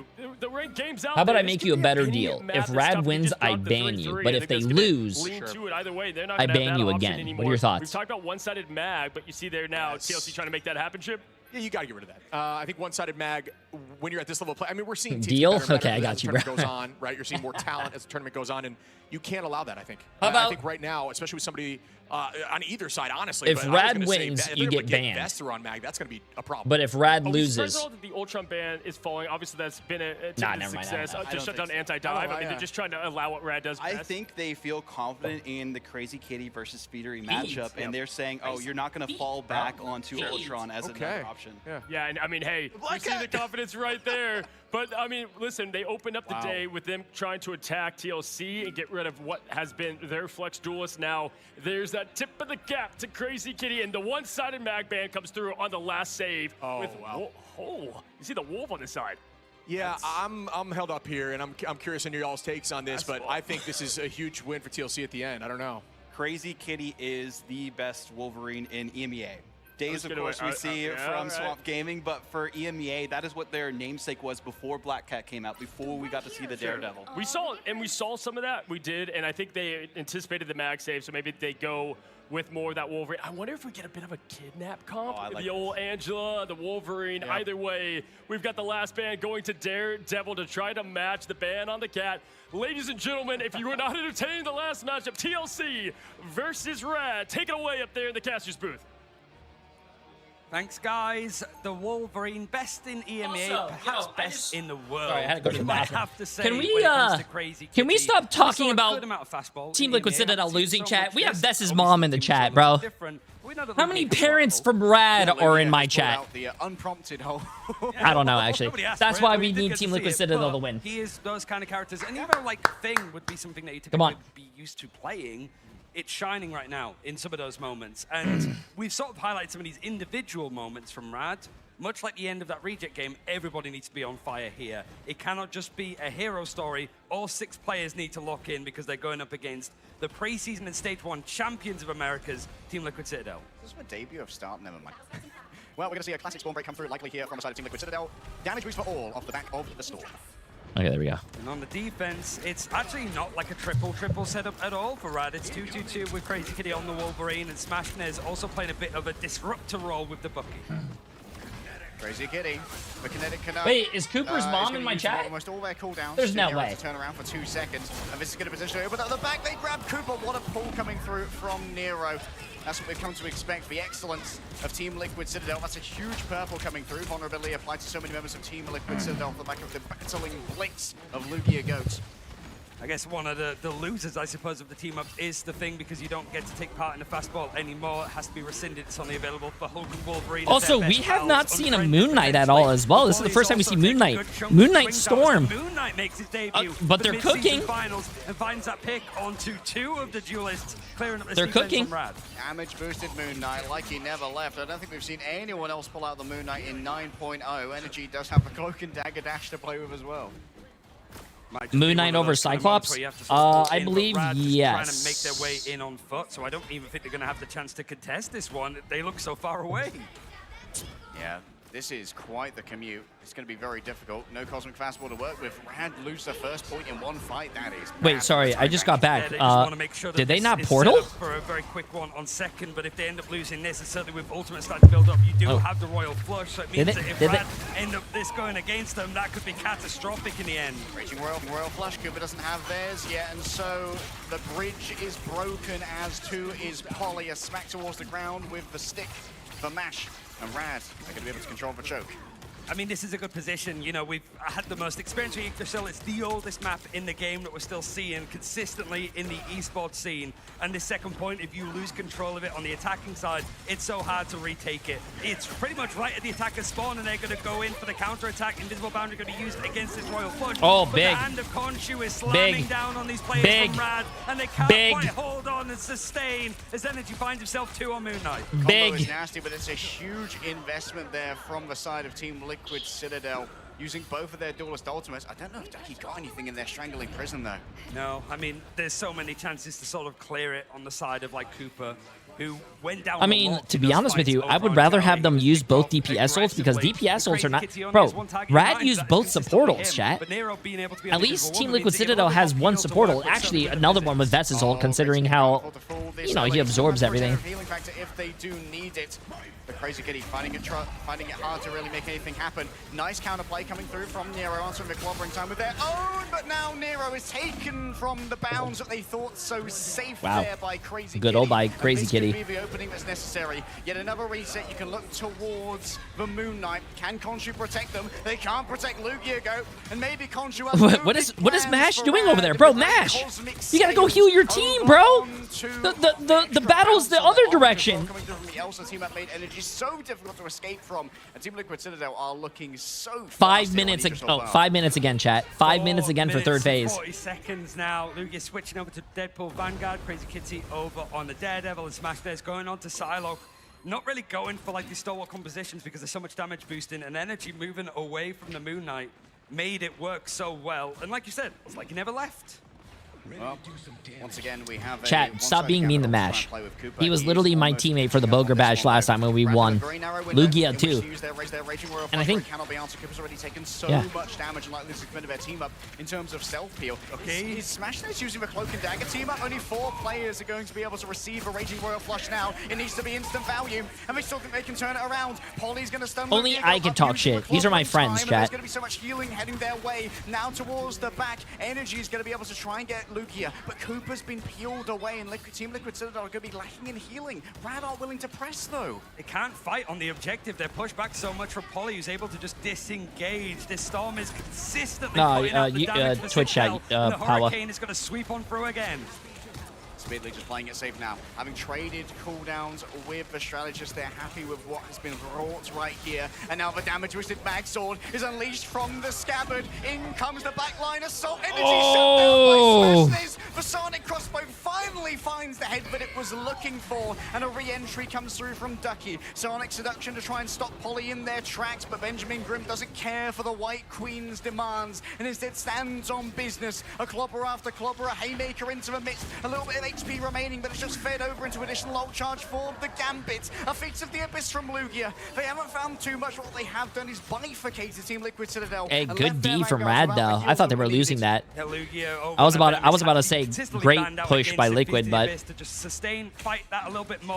also I love leg days. What do you call it? Leg days like casting is it's not even casting, chat. It paints you a story. Going up against one of the kings of the meta in stage 1. Yeah, leg day. I'm glad that leg day is actually a caster for this game because Overwatch did not give him a shot in Overwatch League, I believe. So I'm glad that he has, like, you know, I'm glad that somebody gave him the shot. But it did slow down Smashness enough, and Crazy Kitty doesn't really have anywhere to go. It's going to be forced to try and fight in here. Oh, it's a big smash coming through from the Kraken impact. But the Vess! So strong. He heard what his sister said. You're going to win, and he does believe in it. Oh, I love that. Vess, I hope Vess's mom is happy, bro.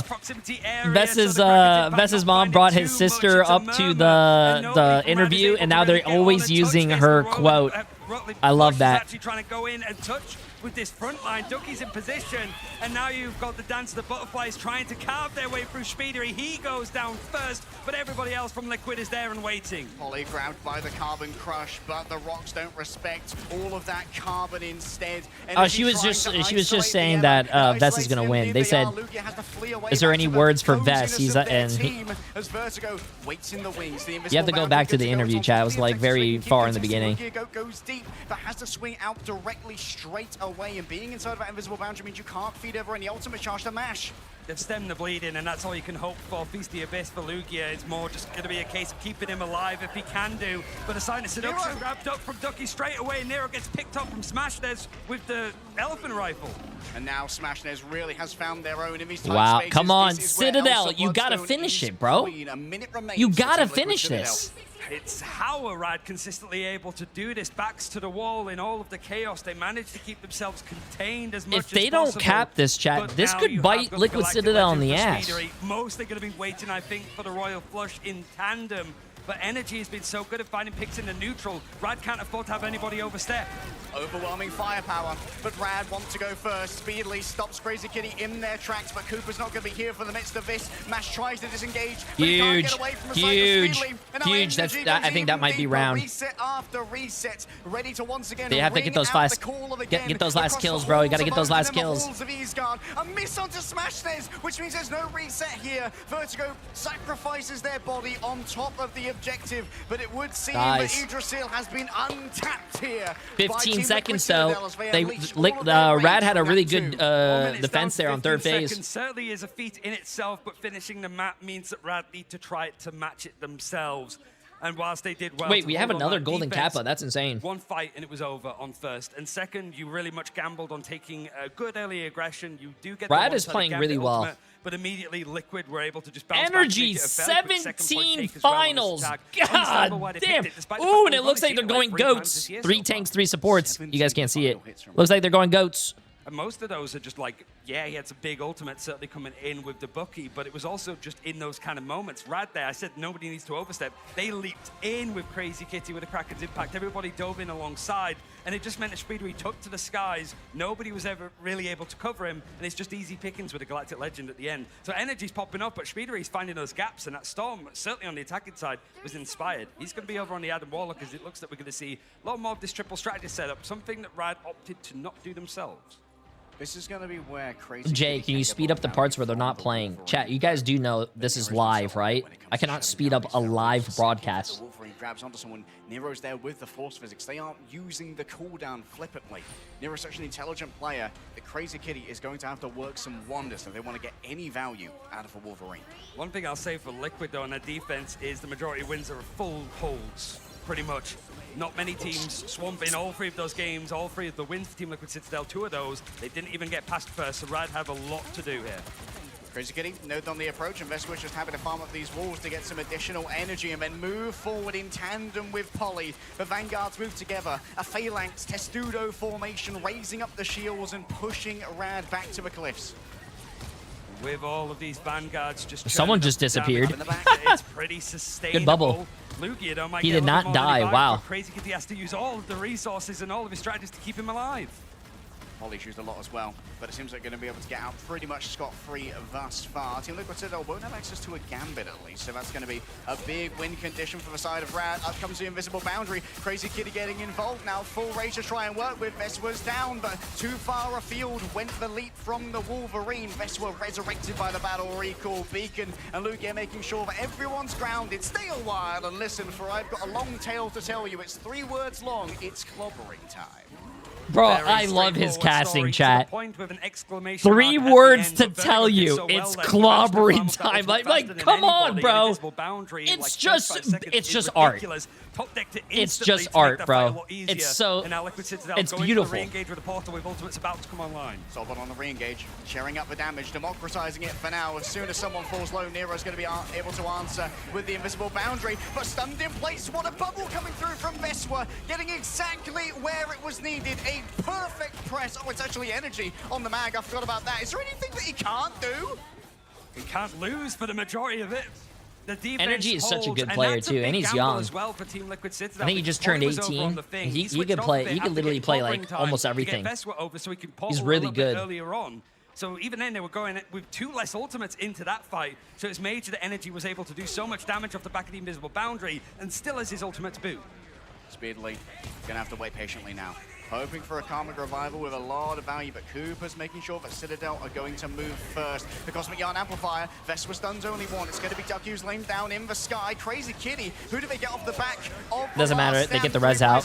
Down, but 3 players will be drawn right back up by bait out the ults, get your own ult, and then go back in with yours. Revival. Full value gain, 5 resurrections are now emerging from their catacombs. Oh, big eye, big eye! Stuns from Polly. You called him a Cap 1 trick, but you could not be more wrong. The captain of Europe called him a Cap 1 trick, and he cannot be more wrong. Good D right here from Liquid now. I think to just knock clay pigeons up into the sky for Smash Dares to shoot on down, but the Karmic Revival means that it's a very easy turnaround for Liquid to dig their heels in more so. You were looking at the Royal Flush for Mash to be the main thing to engage on this, but also Ducky, if there's a chance to get a Strangling Prison to make it work, it's now. Energy prepared to move here with the Meteor M. The last ult to play with as Ducky's worried about it being absorbed when it comes to the Strangling Prison towards the back. Oh, Energy ate it! Energy ate the Groot ult! This guy, bro, we were just glazing him, and I think he deserves it, bro. Oh my god. For their own protection as Polly holds the line at the 4, but Speedily found on the backhand line, and Smash Dares is instantly shut down. The sick of it, they begin to shout again and again, but it's cries of pain. Veswa swings forward. Stone Haymaker's going to be blocked out by the wooden walls, but in the end, Team Liquid Citadel are still holding at the corner. It's this triple that is consistently holding for Liquid, and Polly is 80% of having his way to another big ultimate. Energy saying enough, goes in for the pick and finds Crazy Kitty that switched over to the Storm. When you looked at that map too, you wondered if Liam Poor Vest is trying to get through the wall. Defeat, but they didn't exit hey, there you go. Where's Vespa's mom? Vespa's mom probably already knows what happened. I think Vespa's mom is Vespa's mom. Is it live or are we 3 minutes behind? Because I think we're 3 minutes behind. Only the group remains as a Karmic Revival in the back. Polly is ready to open the eye of Agamotto. The Sorceress of Green looks towards the back line. The eye is opened. The stun's delivered onto Crazy Kitty, but the healing's good as well. A nice knockback. Oh, at least he gets revived. Multiple players grabbed on him by the Strangling Prison, and the Panopticon has been opened in favor of Rad. A momentary stay of execution, but Energy is still here with it doesn't matter. I think they got Portal again, though. Yeah, they definitely got Portal again. Probably needs to die. He needs to probably switch off. Yep, there you go. Look at that. Chat calling it right for you. They switched off. Yes, chat. If you die as Strange, you can switch and someone else can lock it and you can continue the portal so you save a few seconds. So long, the portal's available for Vespa this time. Speedery's coming back on Wolverine. Yes, another portal. More tricks from the Wizard, but so many ultimates here for Rad to play with. You can't save them for next series. You can't save them for next time. It's now or never. The Mega Hurricane is ready to make landfall as Energy's ready to try and shut it down. Smash this, he's gone, but he's going to be resurrected. The Battle Recall Beacon will bring him back, and now how can you deal with the Punisher ultimate? Ducky's fallen. In comes the Sonic Seduction, and all of the focus fire looks towards the Storm. They can't get off point, though. They can't get off point. They can't get off point. A magnificent crescendo, a howl of a wow. Huge Punisher ult, and everyone breaks LOS. No one dies to that Punisher ult. Damn. There's no wick left to work with. Vertigo has to use the Am Amplifier, and any picks have gone. Oh! Liquid Citadel bounce back. There you go. I bet you Vest mom. Hey, there's Vest's mom at. You must be happy. There you go. Absolute fortitude and gumption they summon from the depths of their souls. We were looking at the Team Liquid Citadel Magneto, but I didn't expect it would be Energy using that magnetic pole to bring Rad down to that losers bracket to play later today. He's the one that's able to get that MVP. Rad, right? And we get to see a little bit more of what one of the newest super teams could do on one of the oldest maps in Rivals. Perhaps not an ultra banger that we expected, but I'm glad that we witnessed it nonetheless. What a performance from Team Liquid Citadel, but kudos to Rad as well, bringing it to a team that many had as the favorite to win not just this match.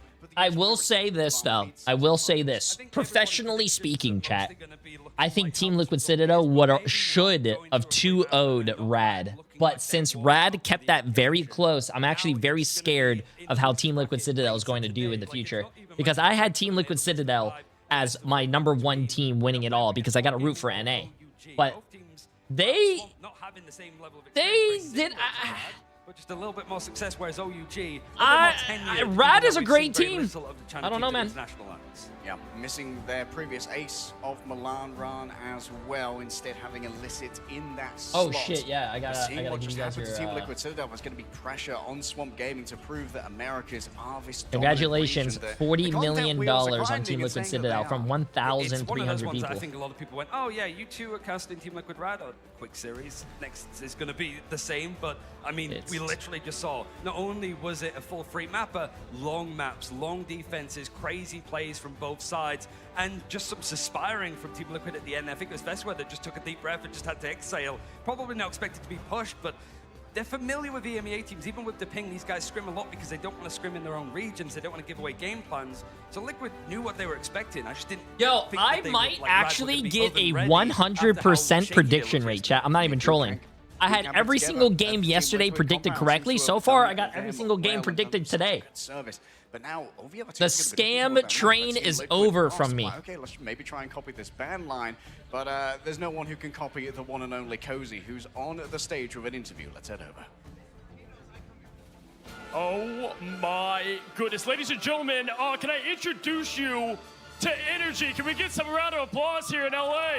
Chat, don't be disrespectful. Clap. If you don't know this young king, we've had the pleasure of watching him go through land before. The greatness is showing more and more. Energy, I have to say, you've been a part of teams that have been close to greatness, but you know that land is different. You can't underestimate anybody. What makes this time different, and how are you feeling? Feeling good. I'm feeling confident. Definitely unrusting on stage before, but feeling good. I think he's trying to take the mic, but he doesn't want to give the I love mic. it. You won't like them when they're angry when it comes to TLC. Let me tell you, we just saw the result right there. Listen, we saw Na'Vi take care of business. Y'all have gone back and forth as the team that they would like to face, you would like to face. What makes y'all better than them? To be honest, I think we just got more climate change. Honestly. Like, everyone on our team, I'm confident in. I think they might have a weak link or two, so I think that'll be the difference. Love to hear it, love to hear it. And lastly, I mean, we look ahead, we potentially will have the matchup against what is the team in Swamp, our second seed in America versus y'all. You all been against He's probably moving the mic closer to his mouth, chat. It's there against Swamp, and just first thoughts of that potential matchup. I mean, we beat them in preseason, we beat them in stage 1, so it's going to be a repeat. Ooh, aura. That's what I want to hear. And hey, listen, I know your parents were there in the crowd in Atlanta, not here now. Anything you want to say to your parents and all your fans? Grateful for everyone, especially my parents. That's why we're here. Oh, dear guys. Oh, that's W. Once again for Energy and TLC taking the W. Oh, his parents didn't come to LA, man. For the throw there, and what an intense series we had, Shiv. I think the one thing I could take away from this series and the loss that we saw for Team Liquid Citadel, the second that they've had in all of Fly them Ignite out. so Who the far, hell do you think? You think I'm Bank of America or something? Is that when Cooper is surviving, TLC is thriving, and that's what we saw happen in that last map. That's very much unlike Cooper, for the record. I've never seen Cooper fall that early, that quickly. It seemed like very much a priority target, coming in with the Bucky ults, etc. It was working out well, but I've got to mention, buddy. Chat, I have a mortgage to pay, bro. Right? Listen, I have 324 more months. On Moon Knight and deleted everyone. Come back in 324 more months. Moon Knight here as well. I mean, we did not expect to see that at all this At weekend. 7.5% interest Moon rate. Knight F-tier hero at this point in time. Well, Energy proved it's still viable, especially when you have the damage boost here from Storm Cozy. Yes, absolutely. Thank you, 616 Cozy there on the stage. Yeah, fellas, I mean, listen, the confidence it oozes, and I said it kind of like the Hulk. We've seen this time and time again. You wouldn't like this. Wait, is it actually? when Yeah, I they're have angry, 27 because years this left on team, my mortgage, when they chat. go on a second level. Some teams kind of dip Listen, down. You'll see you they guys get are a going to little watch me for nervous, 27 years, right? Sure. Not TLC. And Energy is this stud in the making. Ooh, and we continue wait, to do you, see it's Sky just not Sky a weakness Dweeb, do you because actually they have a clip of that? Can you send it to me? To lock in chip. Yeah, I think this is a team that's much like Bruce Banner, right? And we've made this reference to them before. They're like Bruce Banner, incredibly smart, but then when they get mad, they are the Hulk. Can you They actually lost personally that send map, that to and me then through they Discord, dominated Sky on Dweeb? map 3. Appreciate it. Was it. not even a contest. But I've got to say, I mean, everybody, VP, Na'Vi, they all say the same team. It's TLC, and you heard what he said. What makes them different? I mean, is it what people are going to expect? Do we expect the expected of Na'Vi and TLC. 27 years, Chad, is normal. A 30-year mortgage is normal, bro. Not 7.5% interest rate, but they are. I heard that they're coming out with 50-year mortgages, Chad. Please, please, do not do that. Okay? Do not do that. As this full amalgamation of Team Liquid Citadel, they are actually at the mid-season finals, and the questions remaining, okay, can they have a clutch factor? Can they actually do not do that. Stage 1? Well, I think that's been answered here. I want to say that too. I feel like, Shib, if you're looking at them, this was the match I needed them to win, right? If you're looking at the nerves, what we've seen from some of these players in the past, kind of taking L's early. I know you go back to, what was it, MSF last year, Paulie and the team of Citadel Gaming kind of fell early back when we had that team. So Jay, are you giving financial advice? On TLC, what makes them special yes, don't take a 50-year mortgage. That's what makes them hungry and wanting Don't do that. Need something. I mean, we got to talk about, gentlemen, the ban phase, because I think there is some discourse there, right? I think that there was a little overstepping. You mentioned you liked the Ultron ban. I think it was a little too much after the Penny ban. I think there's too many solutions for Speedery that if you do that, it's kind of a wasted Energy throw. went 45 and 8. The stats here as well, Speedery really proved that they're not a one-trick pony, right? Wow, he went 45 and Energy went 45 and 8 on Magneto with a 70% accuracy. Yeah, can we shout out that 30 healing by Energy, by the way? Crazy. No, listen, I mean, it's like, hey, who does that is insane. It's like, who does Energy play? We're like, well, everybody. I'm pretty sure that showed it, because even on that mag, just the comfortability, that is the close what you want from a insane. mag, right? The neutral hits. You know, it's one thing flexing to a duelist, even Adam Warlock as that flex pick, but to be able to rise up and I don't think that's combined. And that shows why the one. See, that's not combined, Chad. It wasn't just the best mag in the game, but Energy actually able to pull it out at the end here. Yeah, and of course, getting our MVP Shib here. I mean, just the stats. We always say it. Now, the Wait, that's 35%. Usually take that into consideration. Usually well above the cut Wait a minute. across the board. Sure. Wait a minute, chat. That says 35%. Wait a minute. Which one am I going to believe? Yeah, this team is so versatile. That's averages, bro. This has to be an average. There's no way he got 18.9 kills in a game. Chat, this is an average. 70% for Magneto, 35% combined. Jake, that was gone in a way as Moon Knight, or maybe Mark. No, it's Moon Knight is still here, completely fine, and that's what you love to see from this team. They bring back that confidence. Fellas, what I want to highlight is if you go to sports, you look at someone like Brady and the Patriots of old, even when they won, they focus on what they did wrong. Small celebration, focus on what they did wrong, fix it to get it right. And I can already tell you right now, we brought up someone like Cooper. There's nerves, there's things there. They're going to get this thing right. That's why they get more dangerous as this thing goes on. Oh, yeah. They get scarier, VOD. Preparation, I think, is the big thing for a lot of these teams, too. We even heard from some of the players saying that they had lost most of the scrims for Team Liquid Citadel. Yeah. And scrims don't really matter too much in the big stage here, proving it. I mean, we even saw VP, who was undefeated in scrims during this competition, take a map loss against a team like Gen G. So now it goes to show it all comes down to the big stage, and the biggest teams are stepping up. Yeah, I think like you're saying, Cozy mentioned it great, the nerves are very prevalent. We rarely see Cooper have that many times going down. They went down 13 Chat, times. I genuinely need a suggestion. I'm spending all my money on Marvel Rivals. Should I stop? I'm having fun, but what if the game goes down? Financial advisor here, spend more. I had the confidence of them locking it after that. We've only seen them drop one app? Really? Yeah. Well, to be honest with you, I don't know if you guys knew this, but apparently round 2 of the summer skins are coming out next season. Good luck. It's worth noting as well. Make sure to use code Jay3 in the item shop.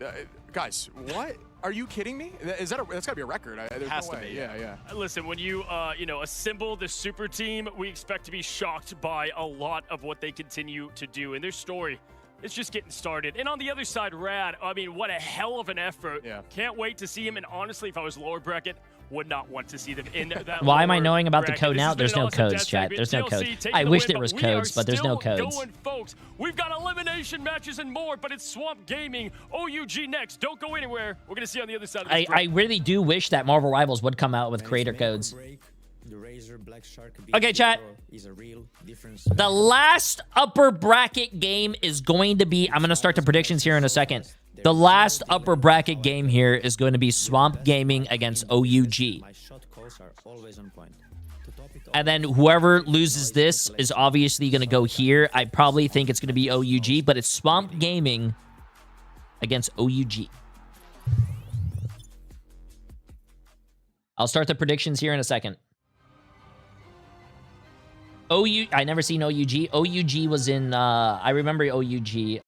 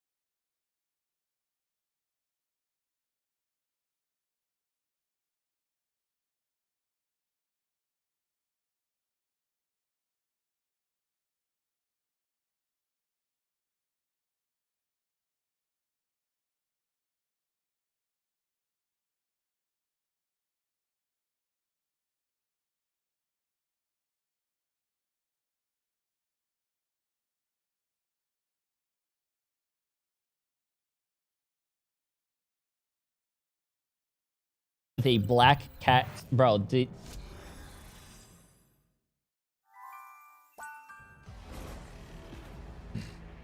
only one path to peace, the Avengers' extinction.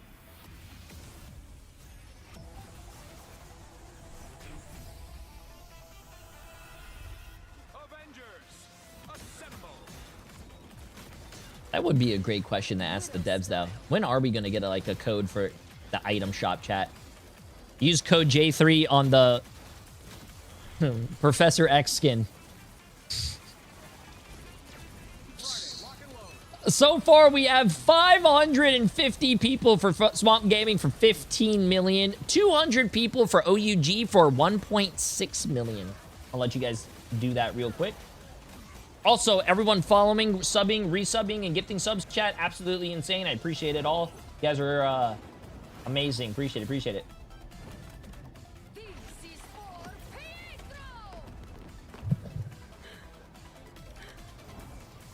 When there's a hero leak, J3 doesn't look, but when there's a summer skin leak, J3 looks. I don't look at leaks, bro.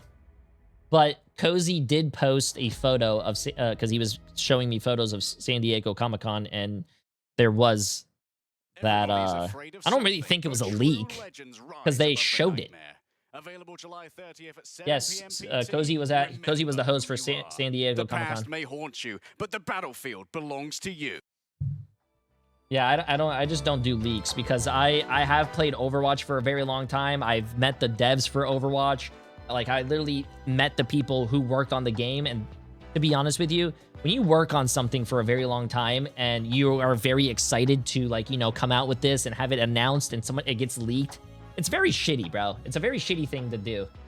So out of respect for the devs and all their hard work, I just don't pay attention to leaks. And a lot of these leaks are actually, you know, they actually don't end up being true.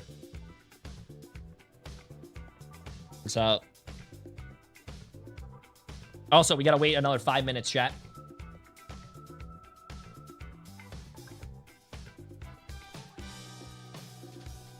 Shut up, J3. Leaks are good. Okay. Wow, you really got me. Wow. Damn. Damn.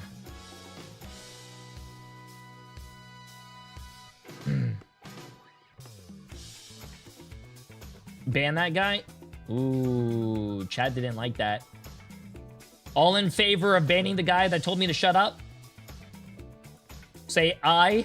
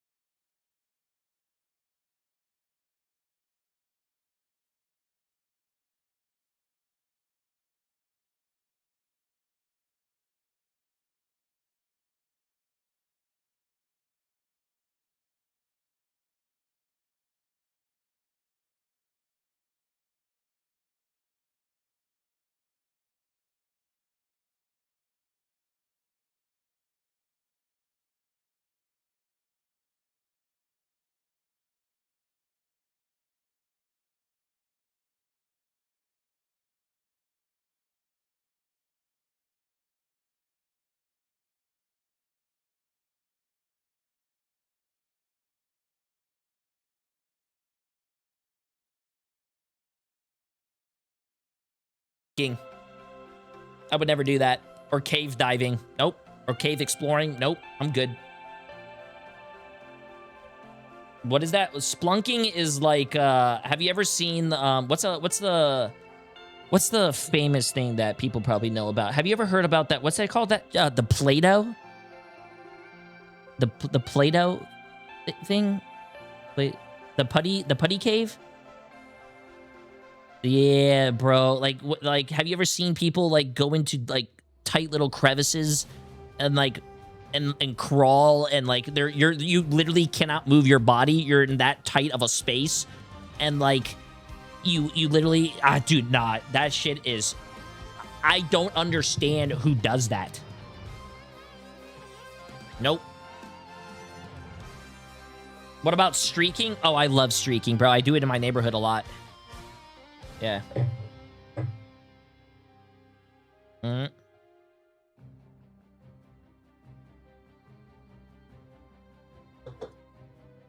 Yeah.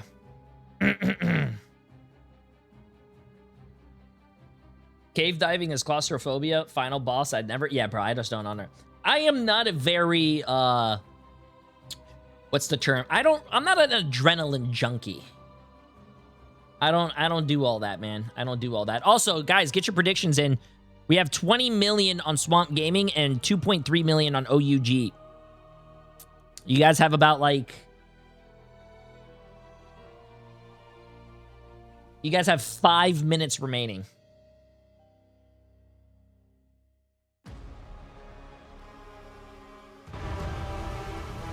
Also, everyone subbing, following, resubbing, appreciate it, guys. I have notifications turned off for the tournament, but I appreciate you guys. Thank you for supporting the stream. Massive W, guys. Massive W, massive W.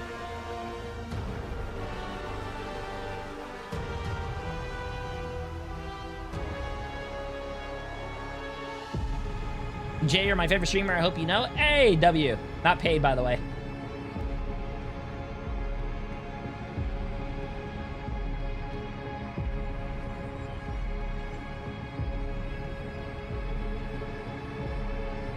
You know what I would never do as well? Bungee jumping. Nope. Did you hear about that poor person in, what was it, Brazil or something? Nope. That, Jesus Christ, man. That's awful, bro. That is awful.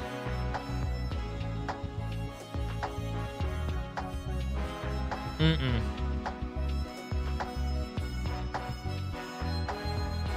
Mm-mm. Yeah, bro, that's crazy, man. What happened? Apparently, some girl was, I think she was with her husband, right? Or something. Anyways, she was about to bungee jump and they threw her off the edge of a bridge. And, she wasn't attached to the bungee jump, the bungee cord, and Jesus Christ, man. And apparently there was a nurse there who went down, and apparently for a few moments she was still, jeez. That's just sad, man. That is sad. The Marvel Rivals community, the Marvel community in Germany loves you, Jay. Hey, W. I want to travel more, man. I want to travel. I want to go to Norway. I want to go to Japan. I want to go to South Korea.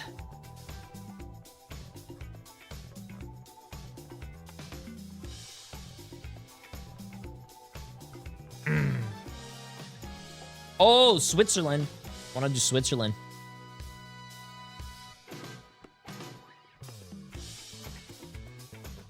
The Philippines. I would love to go to the Philippines.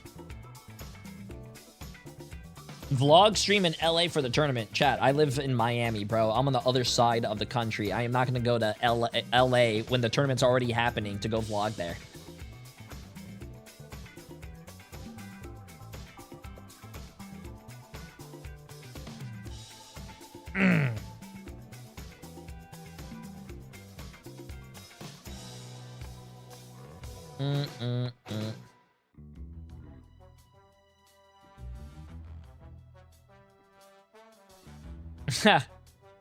What about Sweden or India? I would love to go.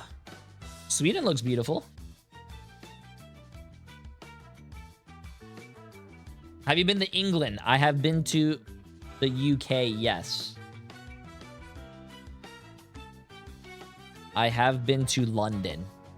And I thought the food was going to be pretty bland, but it was actually not that bad.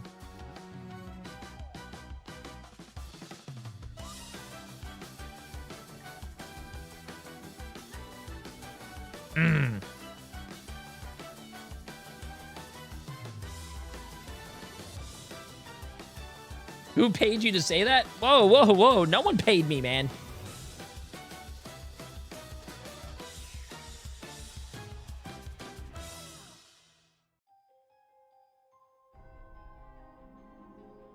When's the next game? It's supposed to be now. I don't know what's going on.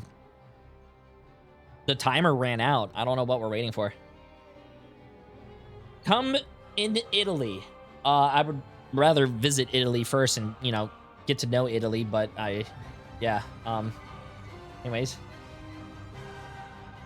I actually wanted to go to Italy. I wanted to go to Italy, but something happened. I'm not too sure. Wasn't it like there was like some riots going on or something?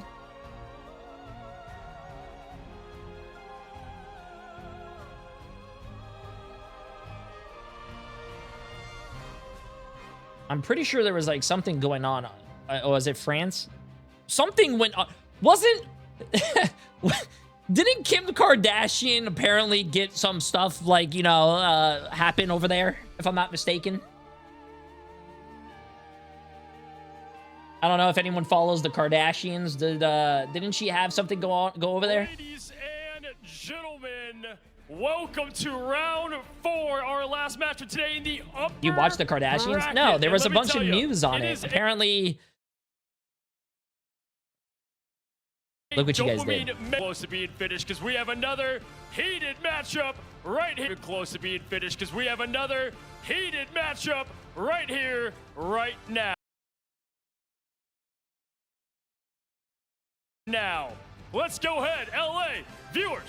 Let's meet our contestants in our first team. Now, you wouldn't know it, but this is their first time at LAN with how dominant they were through stage 1. Your second seed from America. It's Swamp Gaming. Swamp Gaming, let's get it. Dirty, no matter how clean your gameplay is, they'll drag you through the mud. From Scatter and Craftsman and the Vanguards to Melophobia and Days taking on the Duelists.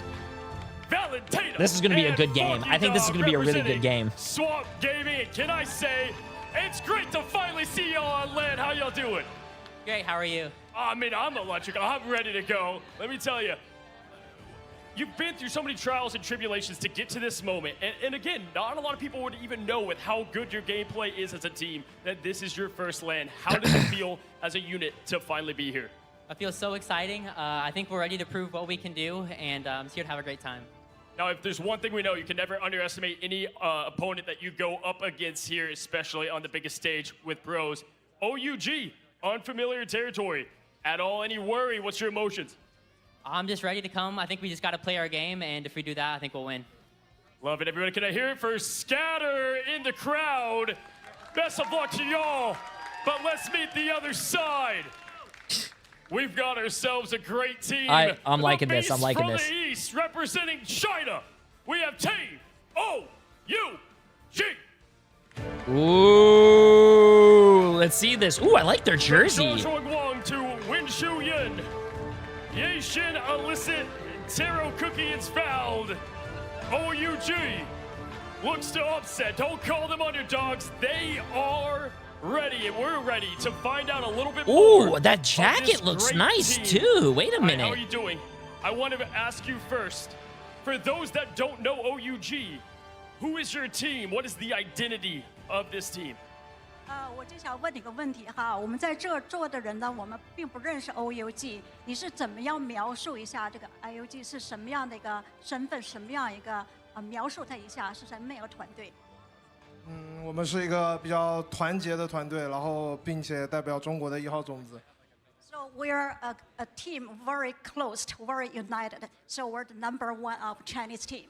That's so perfect. We got a united team on this side, a united team on this side. Last question for y'all. We hear so much about American teams, how great they are. Are you worried at all, or is this team going to take home the victory? 那么就是说，你现在有没有担心，你能不能就是把这个胜利能够带回去？担心吗？担忧吗？上了比赛场上就没有什么好担忧的，打就行了。No, nothing to be concerned. Let's just take it to play it.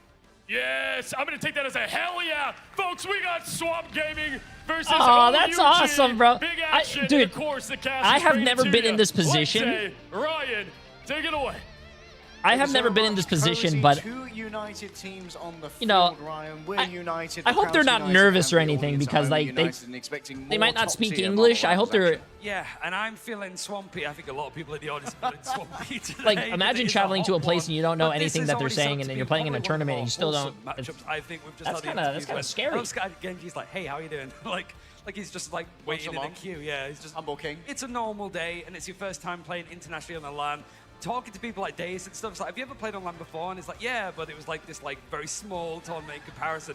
First time on an international stage. We expect a lot because this has been a tremendous 2026 for them so far in the Americas region, right? Yeah, they really have been the breakout team of the Americas. Obviously, there have been these dynasties in America that we've seen from like Sentinels, 100 Thieves, Envy for a while, and of course, everyone on Team Liquid Citadel who came from those disparate teams and were combined into a mega team. Swamp Gaming have always been, in 2026, rising up as that real threat to Have you ever thought about vlogging at Tim's house? What, Tim the Tatman? He lives, dude, we both live in Florida, but he's in the Panhandle. To drive to him would take me like 13, 12 hours. Made a couple of roster moves. It's pretty. Also, I'm not going to vlog at Tim's house because I don't want to like dox him. Really put in the time and effort. Yeah, well, if we want to dig deeper into the history and all of the stats, we have a couple of experts who can get you there. We're going to pop over to the desk. We'll see you in a little bit. And the desk it shall be, with a slight implosion of the multiverse as Cozy's managed to teleport up here, and now we have dueling hosts on the desk. 616 Cozy's going through it down there, but I'm doing great up here, folks. I mean, what an absolute awesome matchup. There's nothing more I love, Tetra, than a team that we don't know an absolute ton about, right? I mean, seeing what we know from Swamp, I think this is going to be insane. We know so much about Swamp. OUG, we have managed to see them at these international events. You guys are, of course, covering the Americas. I've been covering EMEA.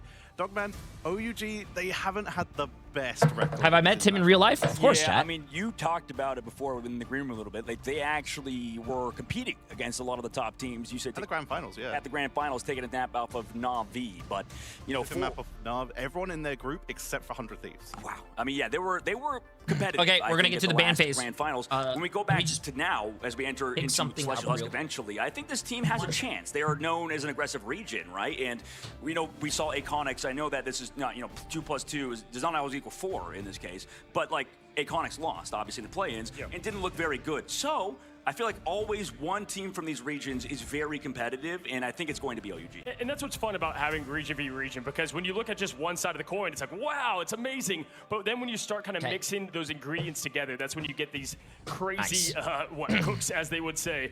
Oh, I like say, that. What What I is love that? is I said, describe your team. They said united. If I was going to pick one team in America, Also, give me a that I would second. say I think is we're a few the seconds most behind. united and plays as one is Swamp Gaming, Tetra. There's a lot of pressure on Swamp Gaming here. 100 Thieves, unfortunately, did get a little swept by Na'Vi earlier on. Team Liquid Citadel, the team that everyone was expecting to be dominant through this, were taken to the limit by Brad from EMEA as well. This means that Swamp are the team that have now all the pressure on them in order to perform cozy. Yeah, and for your first LAN, I mean, that's a lot to kind of cook. Ooh, in look at with Fox. Fox is Brad, looking kind good. of settling. Now, not as gentle as you might have wanted, but, going through their first LAN nerves. This team, they never really seem shaken, and they don't have a ton of weak points. They're great on the back line, plenty of confidence on the duelist front, some of the most flexibility. The pick and bans will tell a bit of the story, but expect Coach Fox to have this team prepared. This man knows his knowledge. We're heading on in. We're heading on in very quickly. You can immediately see the players focusing on the Mantis. I really do hope we get to see Wolverine and Hulk from Swamp Gaming. Wolverine Hulk has been the most fun Cozy, you've been talking about this all day, to but watch this is a from Swamp hybrid Gaming. ANC using 4 microphone system to block out ambient noise, which is exactly what the players need in this loud arena so they can lock into the game and their comms, Cozy. All the green characters getting banned here, dog. I mean, Loki's out of here too. I mean, Razor Loki would go pretty hard for his skin. No one-sided mag, dog, as we open things up. Both tanks believe in there. Slide that in there, Cozy. Yeah, for sure, man. But hey, listen, that Gambit, what do you think on the Swamp Gaming side banning? I mean, listen, I have a bit of a hot take. I think Gambit's not that good. I think people be overrating him a little bit, actually. I think this mag, that's why, I mean, the both double protect mag has been a little crazy. And I think it's totally worth giving up Gambit for that, for sure. I have a hot take. I think you're insane. I mean, Tetra, I think Gambit, honestly, has been proven. I would say this, not as big of a factor as we've seen in the past, especially here on LAN. But no, that's a great point. These The thing guys are ban, too though, funny. here, Tetch. The thing has been so instrumental. That extra sustain, the extra knockback, the extra the extra bonus health with his right click, which is getting boosted with his team up because he gets extra attack speed as well. The Thing has been instrumental so far, as has Luna Snow. We were talking about it, whether she would really be high priority, and she's really snuck into these drafts. Right now, we're entering, I think, into the phase which you guys saw in the last series with the Ultron out of Warlock comps, and any triple strategist comp has been crazy good. So far, that's kind of being ignored, but Luna Snow going through is interesting. Yeah, for me, the backline of OUG is a bit of a mystery. Swamp Gaming, we know Valentina, one of the best in the game, by the way, locking in Luna. Coach Fox had told you, gotta get that Luna lock. He said, no, I don't know. Either way, I think... what team are you rooting for? I'm rooting for Swamp, but to be honest with you, I do want... Right? Mantis, Loki,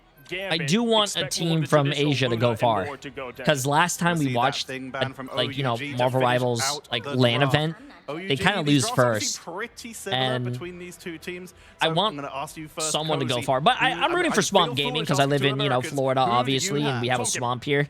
Also, every time I go outside, I get swamp ass, so... We need American Man back. Where is American Man? We'll have to ask later. But for now, who we do know where they are is, of course, our casters. So let's send it over to our last opening series of the day with Ride Central and Leg Day. Thanks, Tetcher. I, for one, hope to not have American Man show back up, but getting straight back into this one. Over Ultra Gaming, even though the China region, you could say, is maybe the weakest of the four, it's a dominant map in Over Ultras. Ooh, you heard him here say it. So OUG is the underdogs, chat. Final of stage 1 when both teams had qualified like day.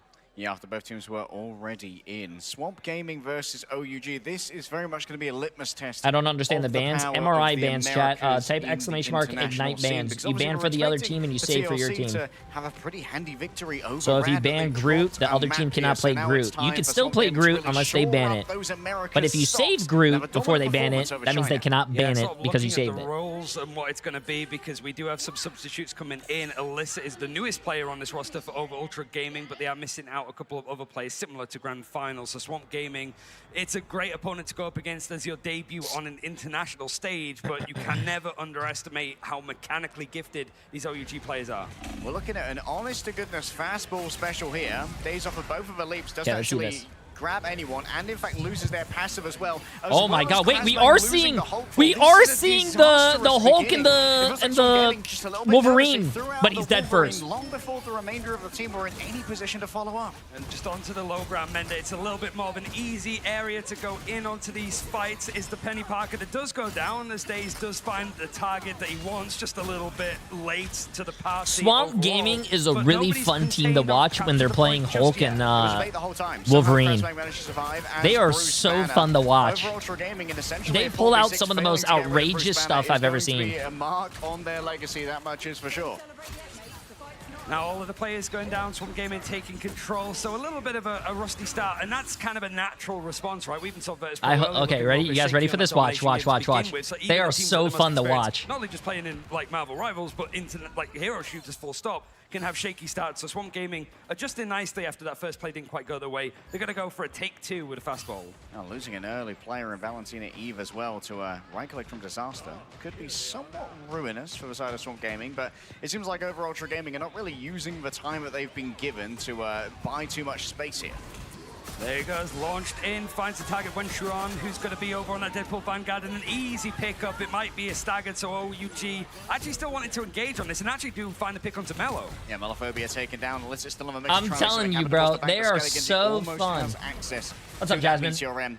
Days forced to disengage as Krasmik starts to work the back. We'll be able to get a little bit of space taken away from Taro Cookie, who via the Symbiotic Bridge gives a little bit of additional room over. Still, Meteor M now floats imperiously above them, and Scanner Genji not going to be missing out on that one. Goodbye to Svald, and goodbye to Over Ultra Gaming, because they do not have the personnel to push this one.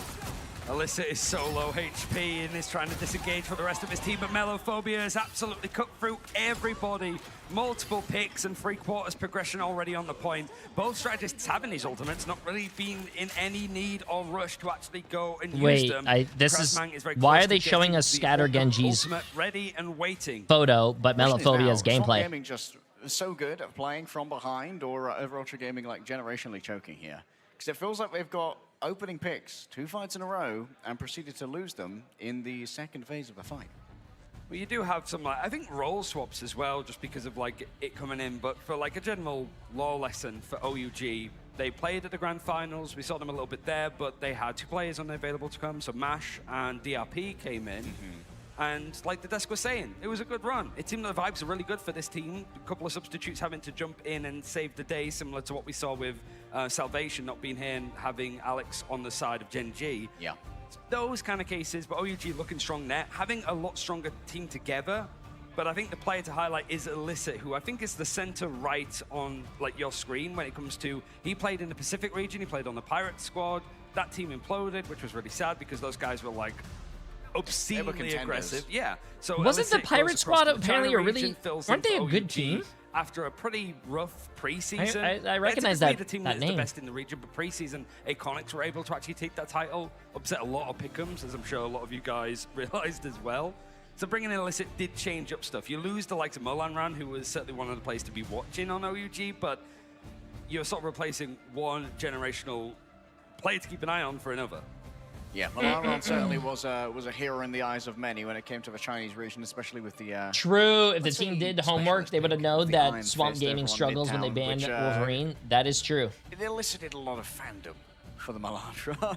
And OUG, like, we're looking at the post-Molanran identity for them, where they've managed to import another flex duelist. And Illicit, like you said, like, it was a pretty high-tier player over on Pirates. Very good at these melee duelists who are very good at closing up those gaps. However, can they fill, like, the same hole that Molanran filled in comms? Because Illicit, I don't know how his Mandarin is. Yeah, it's whether it's also like how much of a communication thing it's going to be, because Illicit is Korean as well. So it's like you're jumping into a team that is most likely speaking like full Mandarin. But then again, like I mentioned, OUG playing with 2 Europeans before. Yeah. And from like experience with the Chinese players, as we saw with the interview yesterday, I think it was... we want exclamation mark Whittleback? Yeah, no, no, no. I turned off a lot of commands because I shared chat with, I think, Tim or someone. And you guys, all you guys did was spam commands, and it was just unpleasant. Like, you guys ruined your own fun. On the side of OUG, it's getting used to being on stage, and just those kind of like, how does it feel? Because what's up, Sabina? Games are going really well. You guys ruined your own fun. Yeah. But there are some arenas where, for example, the AC is blasting on stage, and your hands okay, I think we're going back to the game, by the way. I think we're resuming. Into like Los Angeles arenas where jumpers, because they've just got AC blasting on them. You get used to the audience, you just get like looking down at your monitor and seeing somebody else stare back at you. You're not used to that if you're Swamp Gaming that you've mostly been playing online so far. It's such a surreal environment to be playing in, and you just end up talking super fast. You know, when you're doing like a presentation for like school or whatever, you tend to just talk really fast, you panic a little bit. It's the same for these players on stage, so actually having this bit of respite helps them acclimatize. Fellow cameras roaming. It feels like spirits are currently high for Swamp Gaming. They were laughing, joking around in the fan phase. We talked to Fox a couple of times prior to the event. Card grading company PSA has been hit with a proposed class action lawsuit. The trading card grading giant of fraud, misleading marketing, and inconsistent grading practices. But it seems that Swamp Gaming warming up to the occasion very nicely here. That's why I never graded my Pokemon cards, chat.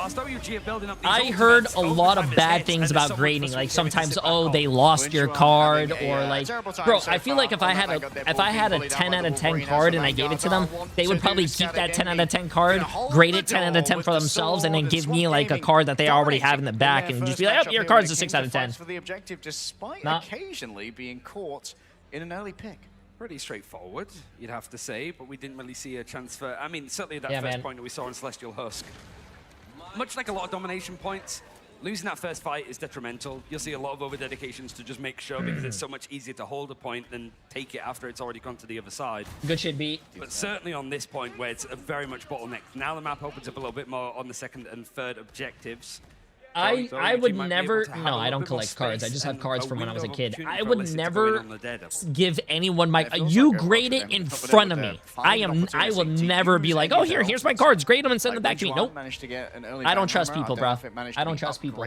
Everyone else is kind of I don't even trust you guys. To find If I was hanging off the edge of a cliff and you guys were the only one there, chat, to save me, I'd probably just let go. And it's also for the mid-season finals, first time that we've had like a completely mirrored draft as well. It was in a different order, just clocked it now, but I'm sure that's. I'm pretty sure PSA is like.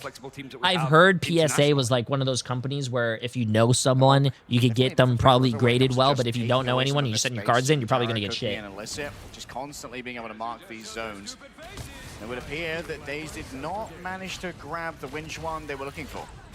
Again, it's just that first fight, just not quite missing, but they're disciplined enough to actually give it a little bit of respite, but you've got to let the devil out used on the other side. Illicit moving in, trying to get those debuffs in, and Scalagenji can't receive any healing despite Valentina Eve erecting the invisible boundary. Forky Dog around the outside still has the backup button in the form of the Fate of Both Worlds, and seeing Svald engage their own, is going to move forward with the remainder of Swamp Gaming. Crashback, instantly grabbed by the glass rocks, but the burst damage is not there, and knocking people outside of the radius of the invisible boundary means that it's Hulk easy to pick up gameplay is some of the best gameplay to watch, bro. It's so entertaining. Opened up is the portal coming through from Scalagenji, and that's going to mean reinforcements for Swamp Gaming are going to be coming through rapidly. A quick assault onto the Magneto and into the Elsa trap as well. Still, the fear is placed into the hearts of Over Ultra Gaming, and it's a dominant performance for the Swamp. Like I said, Swamp Gaming even dedicating the portal to just make sure that that fight that was going away from them actually goes into their favor. Melophobia just getting a lot of picks just off of the left and right clicks alone means that the Apex Predator is the only ultimate in hand, but maybe the only ultimate they need because OUG have struggled to actually set up for these engagements onto the point after they've lost it. Illicit having moved away now from the Daredevil onto the Sarlacc for that mid-range supremacy when it comes to potentially quick assassinations, but Days still has their passive and so still has a license to be a touch more aggressive. Might want to grab the Magni too early. You see Ninja got temporarily stunned. I think they may have been pulled free via disaster, but they have lost so much in the way of space. Melophobia. Oh, Melophobia's running it, bro. He's running it. Developing a new phobia here, not of Melo, but of a Swamp. Man just leaping in over on this Hulk of Ultra Gaming. It just feels like we haven't quite seen like the things that got them here. That the cameras are a little messed up right now, chat. They've been very dominant on this map over in that China like section of Ignite. Swamp Gaming are just not giving them any space, and right now it's just disengaging as much as possible, having ultimates, but this right now needs to be OUG making the first move. They conduct towards the back, a huge strike onto Svald via the last stand. If you're going to get one, you want it to be the Lunar Snow. She's so valuable in the midst of these fights. Scalagenji just continuing to force out these resources just to try and remove him from the high ground, and holding all this space just means Swamp going to get more and more percentage. Really, it's just a case of timing. Scalagenji saying in the interview is just playing our Hopefully game. OUG bans the Wolverine. With the ban hammer to triangle for the pick, but Illicit goes down, so it's already a 5 versus 6. What was it, chat? Ban Wolverine. There was another character that he plays a lot, right? It was like Wolverine and like Daredevil? To dispense in. The bullying of the Venom right now is over the top. Tries to swing away, dragged back in by the Sonic Vortex. Cast fall from the hands of the Wizard. Wen Zhuan's going to be equally unlucky as the Eye of Agamotto is opened. Taro Cookie stunned, soul separated from body, and the dark energies wreck the nerves of Natasha Romanoff. She wasn't trained for this in the Red Room, and you weren't trained to deal with the Swamp, as Swamp Gaming dominates on our first map. The first time that we've seen him on the international stage, and the perfect way to start. Some moments it looked a little bit rocky, but it really is just nitpicking. They were very much in full control there. And finally seeing Fox be able to just sort of put it on the stage and show that, like, this squad, he rates his players highly in every little tier list that he puts out. Now's a good chance to show it against a region that is often underestimated, but in this map in particular, like, they just could not get going. Forky Dog managed to walk away with our MVP there on the Lunar Snow. Damn, certainly bro. Was being very strategic when it came to the use of those ultimates, being able to outpace Svald significantly, as well as call for Swamp Gaming to continually make good disengages happen from these strategist ultimate fights, and then be able to re-aggress with their own. What is up, Jay? What's there up? was no choice but for Over Ultra Gaming to fight in the capacity. Why is there like such in the a huge zone difference that they had, between because they NA need to keep the point contested? And I think from Asia like and speaking NA to people, EMEA? either the other Wasn't- talent that does the Americas region, or even the players themselves, when it comes to a player, I don't know if this is true or not, but wasn't Marvel Rivals released in EMEA and NA first? So it shows that things are going to be good for them. But looking onto this like second map, choice of OUG, I feel like it has been Midtown over in yeah, China. I feel like think it was they're released. 6-0 I mean, I'm on not it really so gonna far, say that's an excuse, Swamp but it 4-0. was released later. And I think if there's a chance, in you need to sort of Asia. throw a couple of curveballs, hope for the best, which makes me think it's just going to be Museum of Contemplation, because why not? It's always Museum of Contemplation. We'll dive into our replays here, and I imagine there's going to be a lot of melophobia within these hallowed halls. Wenchuan just had such a bad time.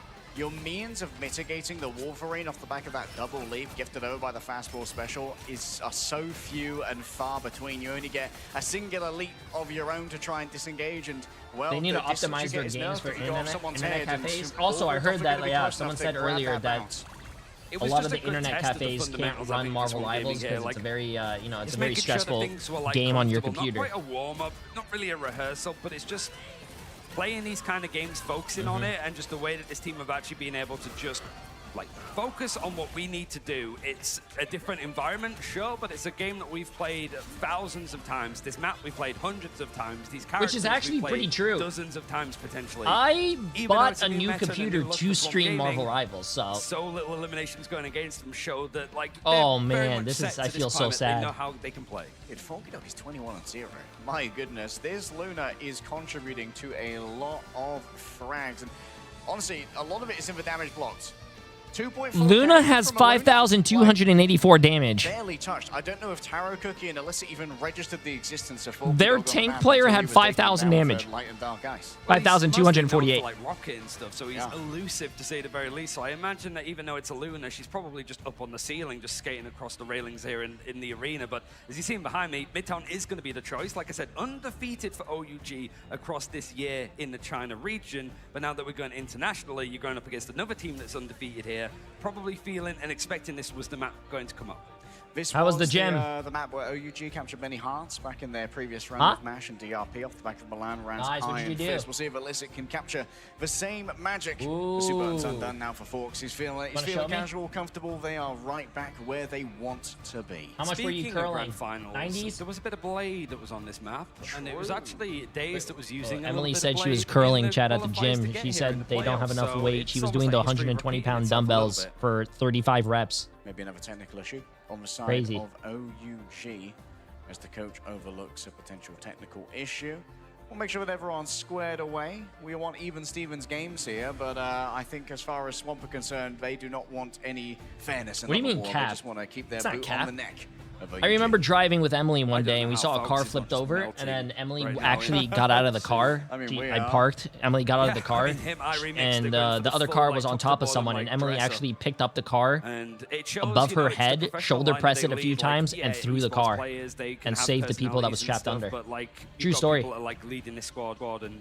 I would have recorded it, but I was actually in awe because I was like, holy shit. How is she lifting the car? I was just in shock. Full stop. But like when he needs to show up as that coach, as sort of the leader of the team, he does that, and everybody just falls in line with him very easily. This whole team is so well connected.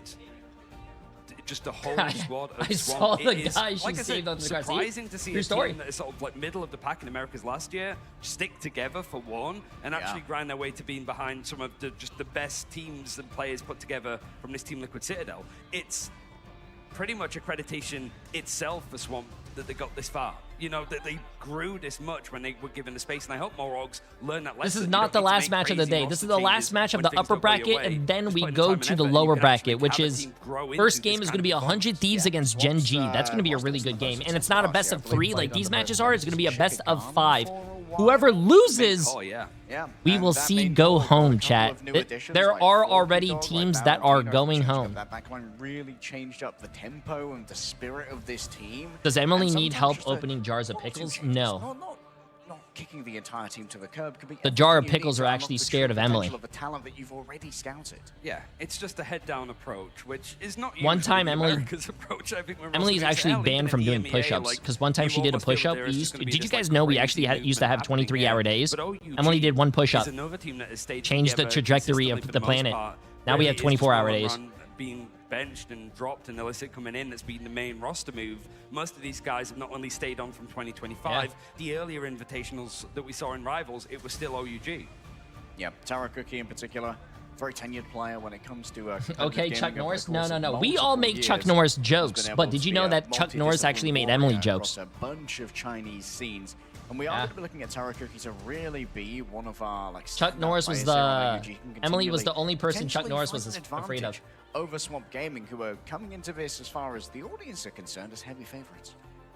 And I think we've heard a lot of teams in interviews sort of say that like scrimming, you have seen the likes of like Gingy scrim up against like across the globe in Europe or Americas on 200 ping, just to get that experience and not show stuff in your own region. But it's a bit of a harder story for the likes of like China's region because you tend to be on a completely like separate client, right? So it can be a little bit more difficult to have these like international scrims, and even then you're playing on ping, and if you're like an EMEA or Americas region and you're seeing how well China performs at these international events, you go in, we'd rather not. You know, it's one of those ones that it's like you almost get isolated in there. Jay, but I have a like haircut on Saturday during the matches.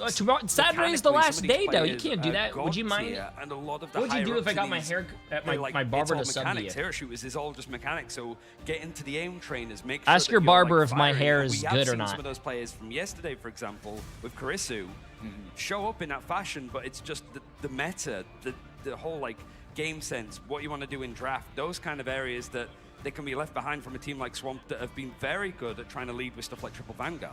Yeah, like as you said, it can be quite an isolated region. It means you don't have quite as much cross-pollination of things like meta picks, ban lines, or even just like generalized game fundamental theories like space control, the exchange of resources for others. Like a lot of this comes there's a natural lot of when you're playing a hero there's more shooter, but technical there are issues certain, today than there was like, on the first day. nuances and like little small details which maybe aren't as internalized when you don't get to interact as much with the teams that are outside of your localized region, which can create these kind of feedback loops when, hey, we're winning while doing this team's also winning while doing this. We'll just continue working on that.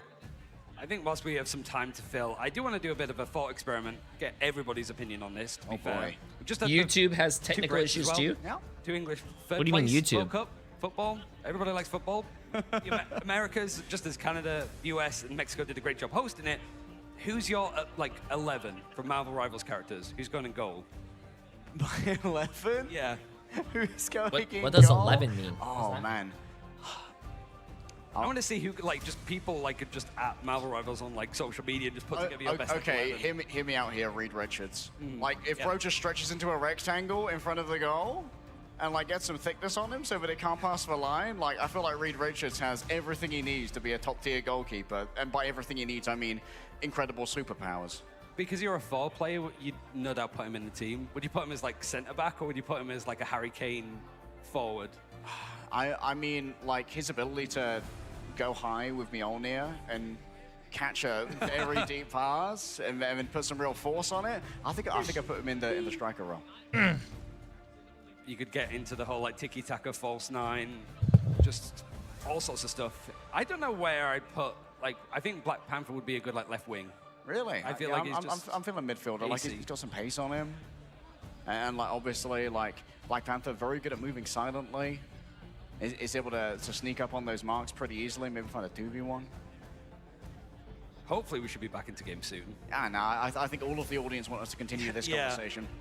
That other game, well, it's just like the sport that isn't really our sport. Hey, appreciate SHS. The masses have been yearning for this, Ryan. HTY. But, I mean, let's have more Brits talking about things that don't matter, please. Yep. And we've had to like acclimatize to that.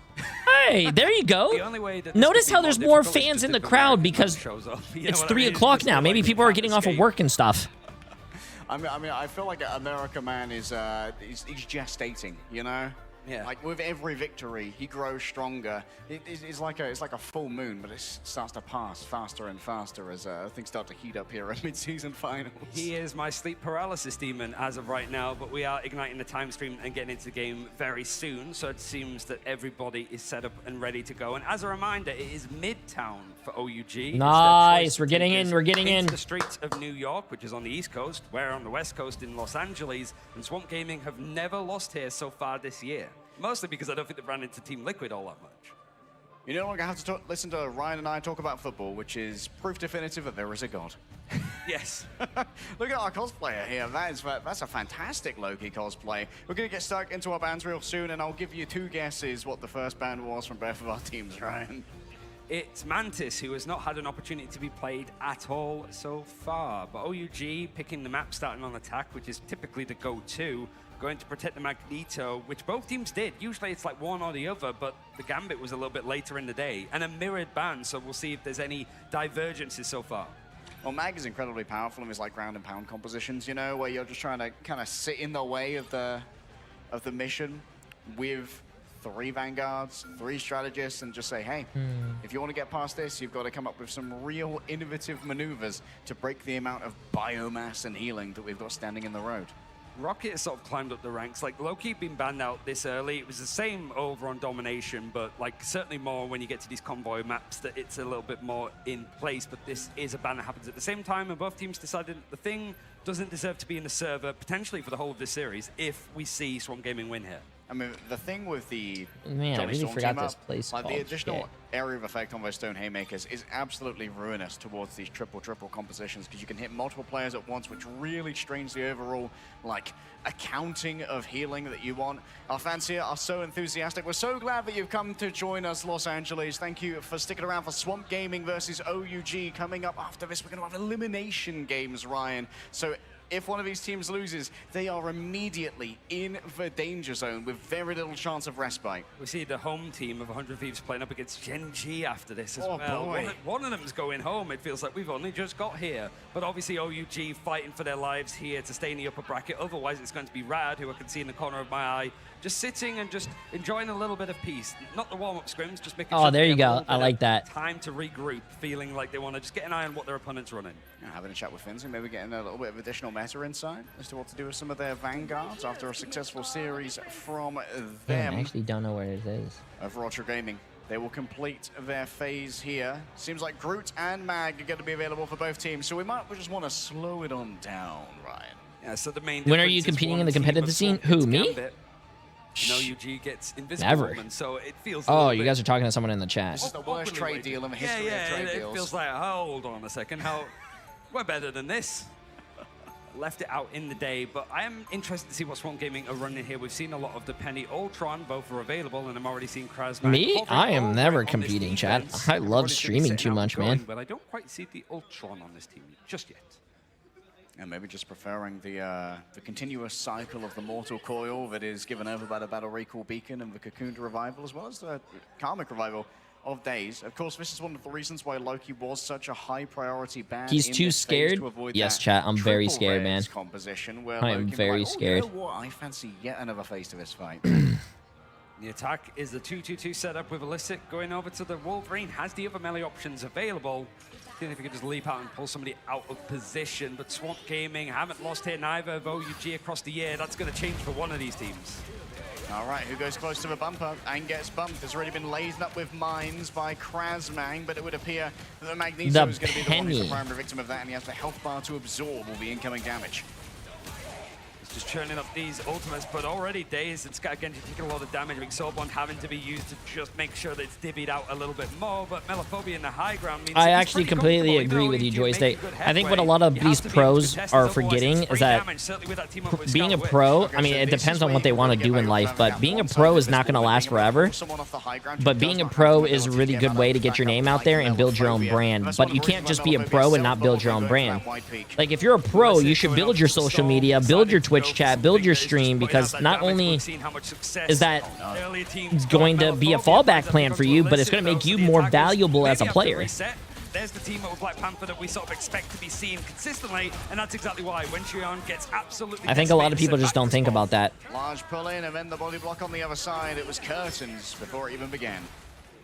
Now a chance to maybe rethink some of these options. You haven't really had a good chance to sort of build up the ultimates or really do much of anything for OUG. This high ground has been in pretty good company with Melophobia up there. Now it's going to be Daze that has the mobility to actually get out of dodge if he does get pushed a little bit longer. But Kraken's Impact, a lot more ultimates for OUG ready to go. Sorry, Cookie with a dream. Sees Volky Dog towards the back. Knows that one charge of that Bayou Bash has already been expended, but a CC immune group can't be grabbed by Lavana. Cook actually body blocks it for the remainder of the team, but Swamp Gaming coming up on their own I judge all Bucky players. Of options. Out comes the Raging Warrior Flush from the side of Volky Dog. Swamp Gaming just willing to hold their line right here. Up comes the Invisible Boundary and the Cosmic Yarn Amplifier in tandem here as all of the Qs begin begin to be pressed. Swamp Gaming are yet to come up on even more as the Omega Hurricane begins to make landfall, chasing after Days, who's going to try their best to fly away. There needs to be some additional focus fire onto this, but the Cocoon Revival is still available. Oh, what a block! Down by Krasbang elsewhere. One player I think it was the Emma on OUG. Good block. But can take down the back that came through from the wall. And Scanner Genji is willing to try and stop this one here and now off the back of their ultimate. It's just that OUG lost their duelists in the middle of that fight, so they didn't quite have the damage off the back of that Strangled Prison. Means that even though Dace was sent back to spawn, he didn't have the life cocoon to bring him back. He's able to just walk into the fight with the Counter Revival left alive for Swamp Gaming. Daze still hanging above it all, ready for the Karmic Revival. Might leave over Ultra a little bit dazed in their own right here, as Swamp Gaming are yet to be evicted from their bunker. Come on, man. Where's the hooks at, bro? You gotta show me the hooks. Gotta show me the hooks. Come on. Are going to feel pretty comfortable. Invisible Boundary is going to be the way to engage on this, trying to catch people Come out of on. position, but Swamp just disengaged. Tarakuki can't really find a victim here. Really wants the Emma. Frost and these Scalagengi will go down, but now Daze has to make a decision. Is he going to tell everyone else to feed on in so they can get revived instantly? Scalagengi's been brought back by the Battle Recall Beacon on the other side. Time to see if you're dazed and confused or if you're lucid and competent. And over Ultra Gaming has What the hell, bro? Spades here trying to rebuff the resurrection Dude, fight. what's wrong? Dude, there was not this many, like, problems yesterday. No, chat, it's not my shit, bro. It's not my shit. If it was my internet, I would be lagging too on stream. I'm not lagging. Fragging power from those spider cannons. Taro Cookie wondering, do I want to try and invest into this? It's too dangerous a prospect to dive in on the Cosmic Yarn Amplifier, so you wait for the other side instead. But the stuns and the suppression of the ultimates could spell doom. It's looking really dicey for OUG now. This has basically been a 4-minute fight, trading ultimates, but all of the eliminations going towards Swamp Gaming. Now you've got the ultimate Kraken's Impact gone.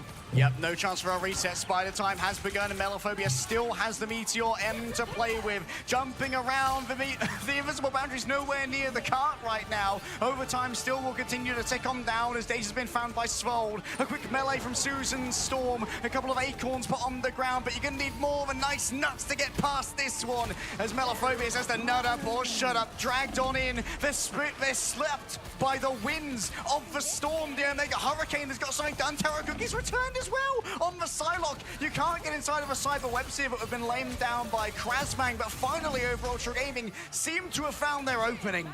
Is there going to be a chance for like a portal? You've also got the Wolverine being able to come out, but there's only a slight wick left of overtime, so any push off from OUG is going to end this map unless they get to this first checkpoint. That's why Daze has moved over now onto the Wolverine, just trying to make sure some manner of emergency overcomes over Ultra Gaming. Get rid of Ninja, get rid of Win Chuan, who has the only ultimate to play with here. Are they gonna touch? Yeah, they touch. They touch. Okay. Rebuffing the aggression of the Wolverine, has access to the Sonic Seduction, gets on top of the bus, but will it be a bus ride to victory here for over Ultra Gaming, or is this the end of a line, the last stop with no They can't get off, bro. They can't get off. If they get off, they're C9ing it again. Nah, I think they cap it. Wow, good. Away, but Taro Cookie's done so much. A pull off of the Groot, but Illicit hangs above it all. The Omega level mutant finds nice, nice. Able to get things moving, and that's a good testamental for OUG, right? It's 4 minutes basically fighting outside of your spawn. You start hearing the Araya of the Opera singing for overtime, but you're able to sort of dig deep, find a little bit more, and find the picks when Swamp Gaming seem to have all of the cards needed to make that full hold.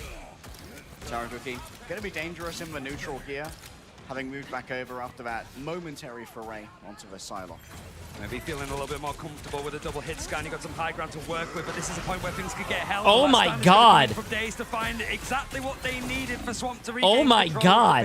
That Wolverine flew in there, picked everyone up, and just brought them all back. Jesus Christ! The Ironwood Wall. That's going to come up in VOD review. Yeah, I didn't mean to, guys. I'm sorry.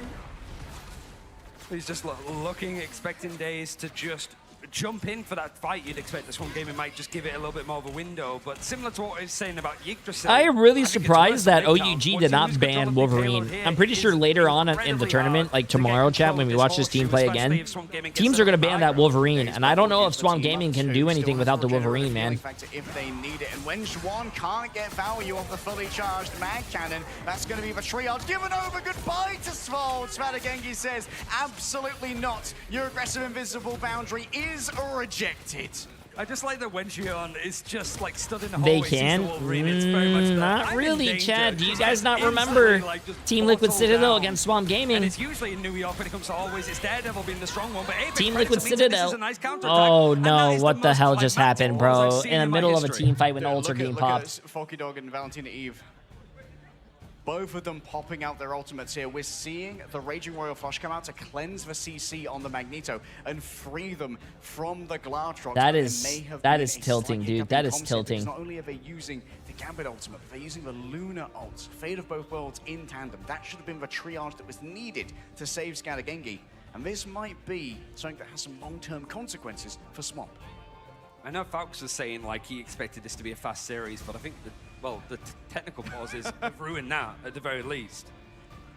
But yes, just it feels like one of those things like what happens next? A, Swamp are able to survive. B, Ultra Gaming actually push this and win mid-season finals. Just the whole thing.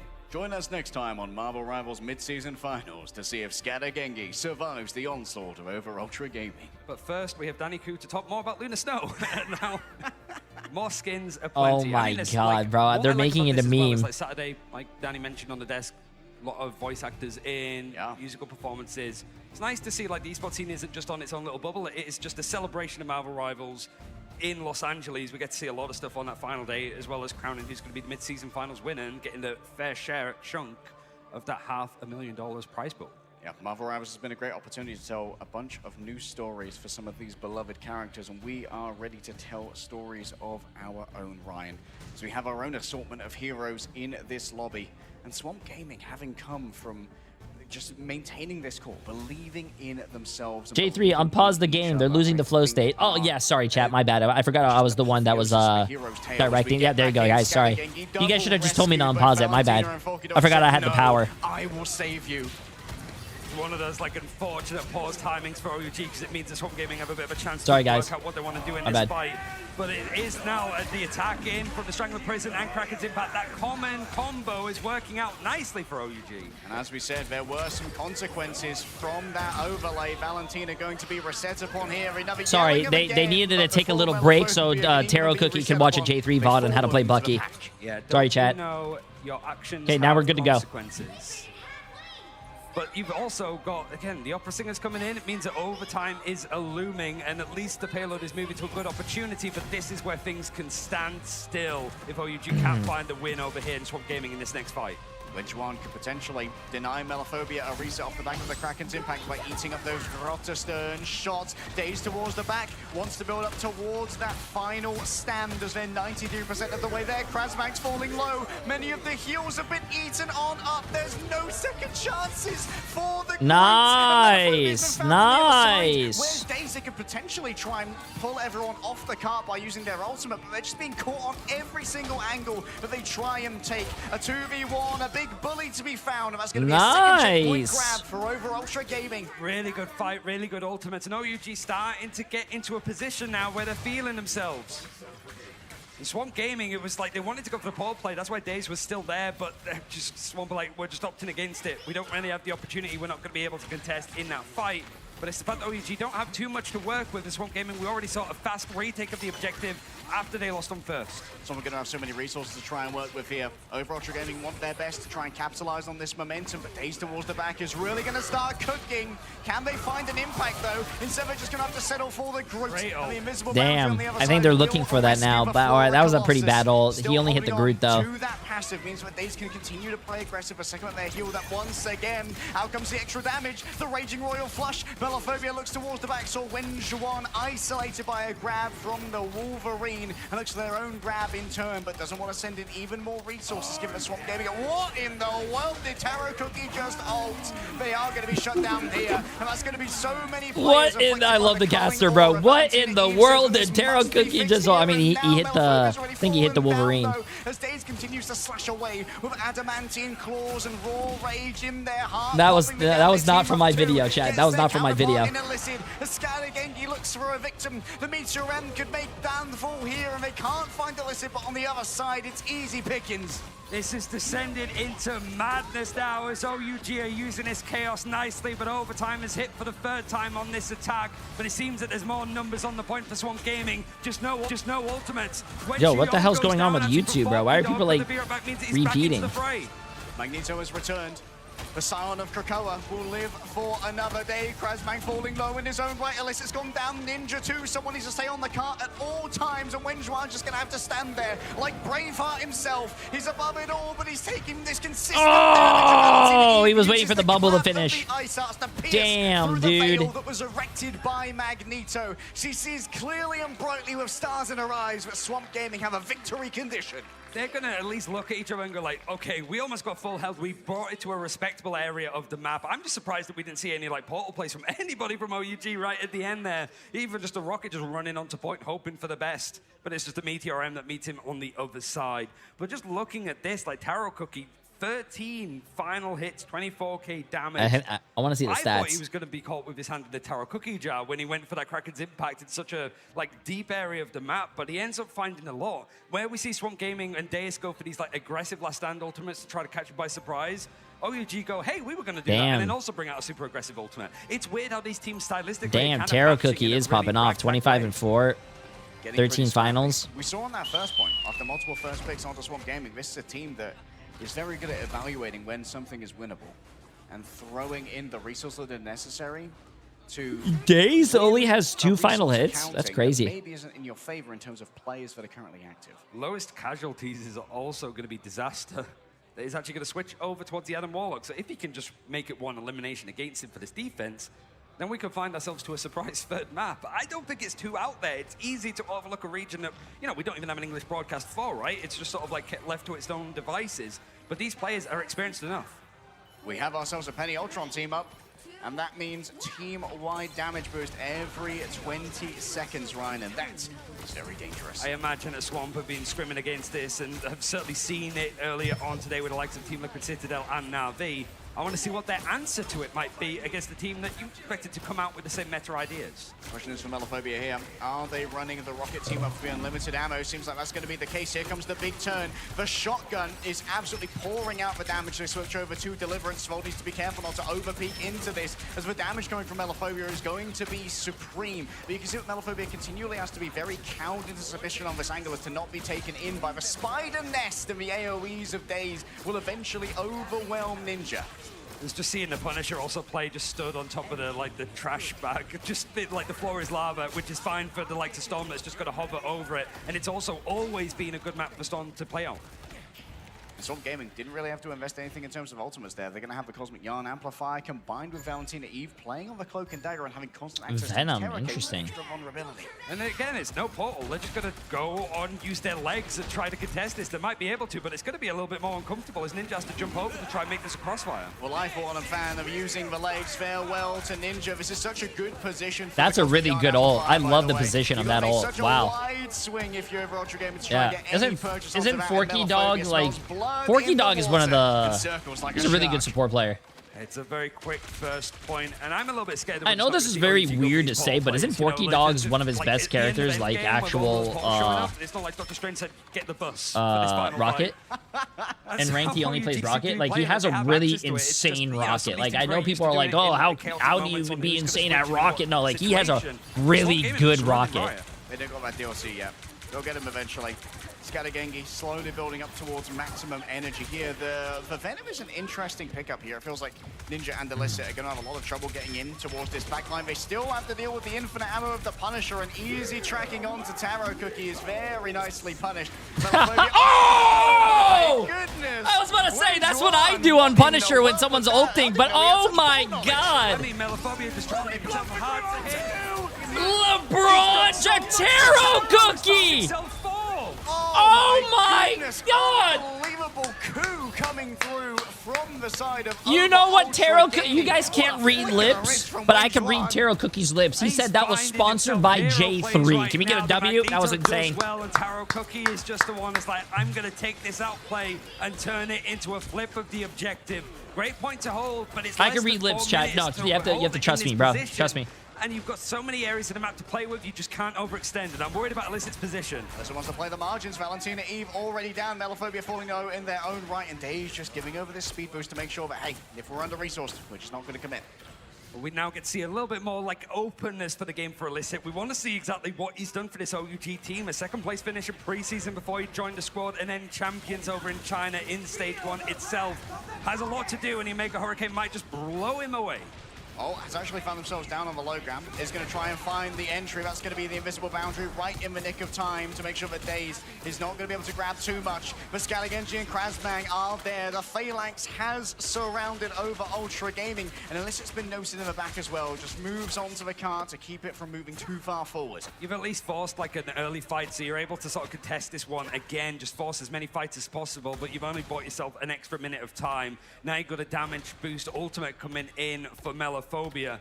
And in a very close proximity of the map, he's not going for the Daredevil like team up to go for the, like the penetrating fire when everybody lines up, but it's a very early ult. All right, already been given so many resources here to try and work with over Ultra Gaming. They've got themselves one on the point. Daze has fallen down to the Dance of the Butterflies. A 1-for-1 trade and a quick dodge away from the Rocket Raccoon should be good enough to keep things resurrected. Scalagengi looking for a victim, goes after the Venom. A perfectly timed symbolic resilience to manage to deal with the aggression of the Magneto. You've got a touch though, it's so close to the end, and then just having to do it again. Feast of the Abyss was available for Ninja, but he gets eliminated. Damn, I think this might be GG's, chat. And now they don't have much that might be breathing room to work GG's, with bro. over Ultra Gaming. They could have their winners bracket run already finished here and now by Swamp Gaming. There's I'm not gonna write it yet, worth of but give. And so not gonna write it yet, but I'm gonna get it ready. To waste and fight here in the day. We sort of said it before, like one-sided Gambit versus Invis. It's not a good trade, but Svalda's found some major moments, and he's no, this is not the last one, chat. We still have 2 more matches that are best of 5. So it's gonna take a long time. Again, the Strangling Prison, and the Royal Flush from Valentina. That's a lot to bargain though. This might be GG's though, because realistically speaking, look, Krasbang just has to hit a fat Groodle. Wants to shut it down. Can they find the ball knowledge once again? Looking towards the back. Oh, Scatter Genji was trying to block that. Using the extra momentum from the Gambit to take to the skies and get the blocking shot. And Forky Dog wants to be the last note in this one because we aren't amplifier means there's so much damage to try and deal with. GG's. Over Ultra Gaming, okay, don't get a little too happy, but I gotta do this. Before the swamp tsunami that flows over them. And America's claims yet another win. And it just means in the upper bracket now, it's Americas and Europe. Head-to-heads from each of the regions. Swamp Gaming will be playing Team Liquid Citadel tomorrow, whereas OUG facing off against Rad, who sat and watched all the way through this one. Maybe have a couple of ideas on how to go in their opponent. We at least saw OUG warm up a bit, but you have to say, Swamp Gaming's first debut on stage, they look like they're made for it. Yeah, this team couldn't tell there were many nerves to play with here. Seemed very solid to the core. They knew the plan, and they were happy to execute upon it. And even when the plan went damn, dude, they lost their first pick, they still had. See, this is why I want one of the Asia teams to do well, bro. And Valentina getting the MVP sort of said that was the thing that unlocked this Nemesis team to be a top 2 American Leviathan, right? As a squad, just that backline with Forky Dog getting it in the first. This is why I want the look. Looking you have like Gen G. Were really always you have Gen G in the lower bracket finals, and you have OUG. Hey, I haven't gotten a single prediction wrong. At least, you make sure that that first game on stage is a win, and a straightforward. Next game is going to be 100 Thieves against Gen G, and I think Gen G wins that. That was Team Liquid Citadel is consistently looming over them, but given the Team Liquid Citadel had their problems today against Rad, there's definitely something that can be downloaded from that series and potentially used for the plans of Swamp. I think it's just all about getting comfort here, but it means that Swamp don't need to play anymore today as we go into like the elimination games now. So that security Gen G's gonna be your first L. I don't think, bro. I think Gen G's gonna beat. I think Gen G's gonna beat 100 Thieves, chat. It's not just in and out potentially like some of these fastball series. You have a little bit more room to breathe, but outside of losing those 3 maps, you're done and dusted at mid-season finals. Yeah. with our best of fives on the horizon. Some teams are all out of mulligans and all out of second chances. But you can see behind me that there is an interview being prepared on the stage, and there is plenty to be said for this team after what's been a pretty impressive run against OUG. Yeah, pretty much. I mean, it looks like it's going to be the main man himself, and all I got to say is, like, Swamp Gaming are back, okay? Incredible. We're just saying, look where you're at right now. To Valentina, I'm here joined by Coach Fox as well. Let's get a round of applause. The lights are green for Swamp Gaming. And Valentina, I'll start with you. I mean, how many times did we talk virtually? LAN, and now we're here. And how does it feel being in America, making it here to the biggest stage? It feels not real. It's just crazy. Like, even being on this stage and being here in front of all these people, it's still insane to me. Played it. Listen, it's my favorite part, having everybody join together as one. And speaking of it, you joined a core 4 back as your backline, the new backline to what was Swamp Gaming now. Coach Fox, you're a big personality for sure, but also reason for this team coming together. Will you walk me through the journey for those that don't know on how this team came here to now get a first win in LAN live in LA? Yeah, I mean, I kind of merged 2 teams together in April of 2025. Scatter and Days were on a different team. Kraz, Mello, Amadian were on a team. I kind of merged those teams together. We went through the year, got signed by Shikigami, then went to Nemesis. I took a stint at FlyQuest, came back for Nemesis in Stage 2. And, you know, the guys, they played really well last year. We got super close.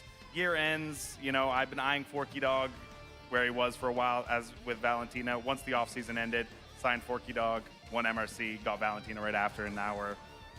A man of few words, you can tell. A man of few words. There will be a test A after. man of few words. Valentina, listen, I want to hear I gotta give you guys a couple words. channel What points. describes you and your team all together, and how far can this team go?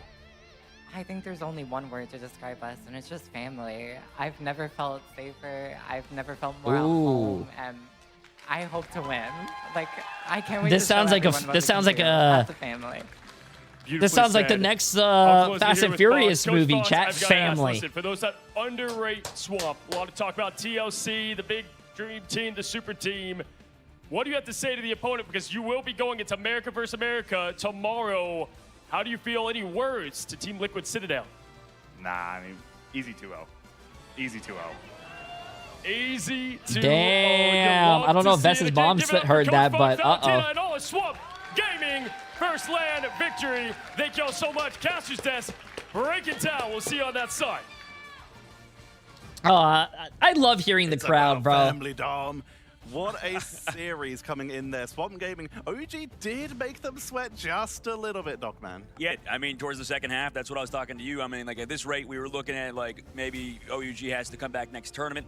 They did have a very, very solid Midtown. I mean, yeah, there was a lot of pauses and stuff that kind of happened, a lot of things that went down. But for OUG, they did have some bright spots. And for Swamp Gaming, I mean, there was a lot I think they're going to take a look at in that VOD review tonight, which I'm sure Fox is going to be incredibly aggressive with them in that VOD review session. Cozy, another amazing teleport to come back up here, but we're seeing a little bit of new comp and some flexibility What's up, Kyrie? coming in from Swamp. Yeah, I felt like, listen, welcome they can back. play really just about any comp. And Fox is a personality, and so he will talk a lot, but they do keep some cards close to their chest. I think we saw that today. I just passed my second semester paramedic midterms. Yo, congratulations, congratulations. They're underrated. I mean, you look at the players to the team as a whole, dog.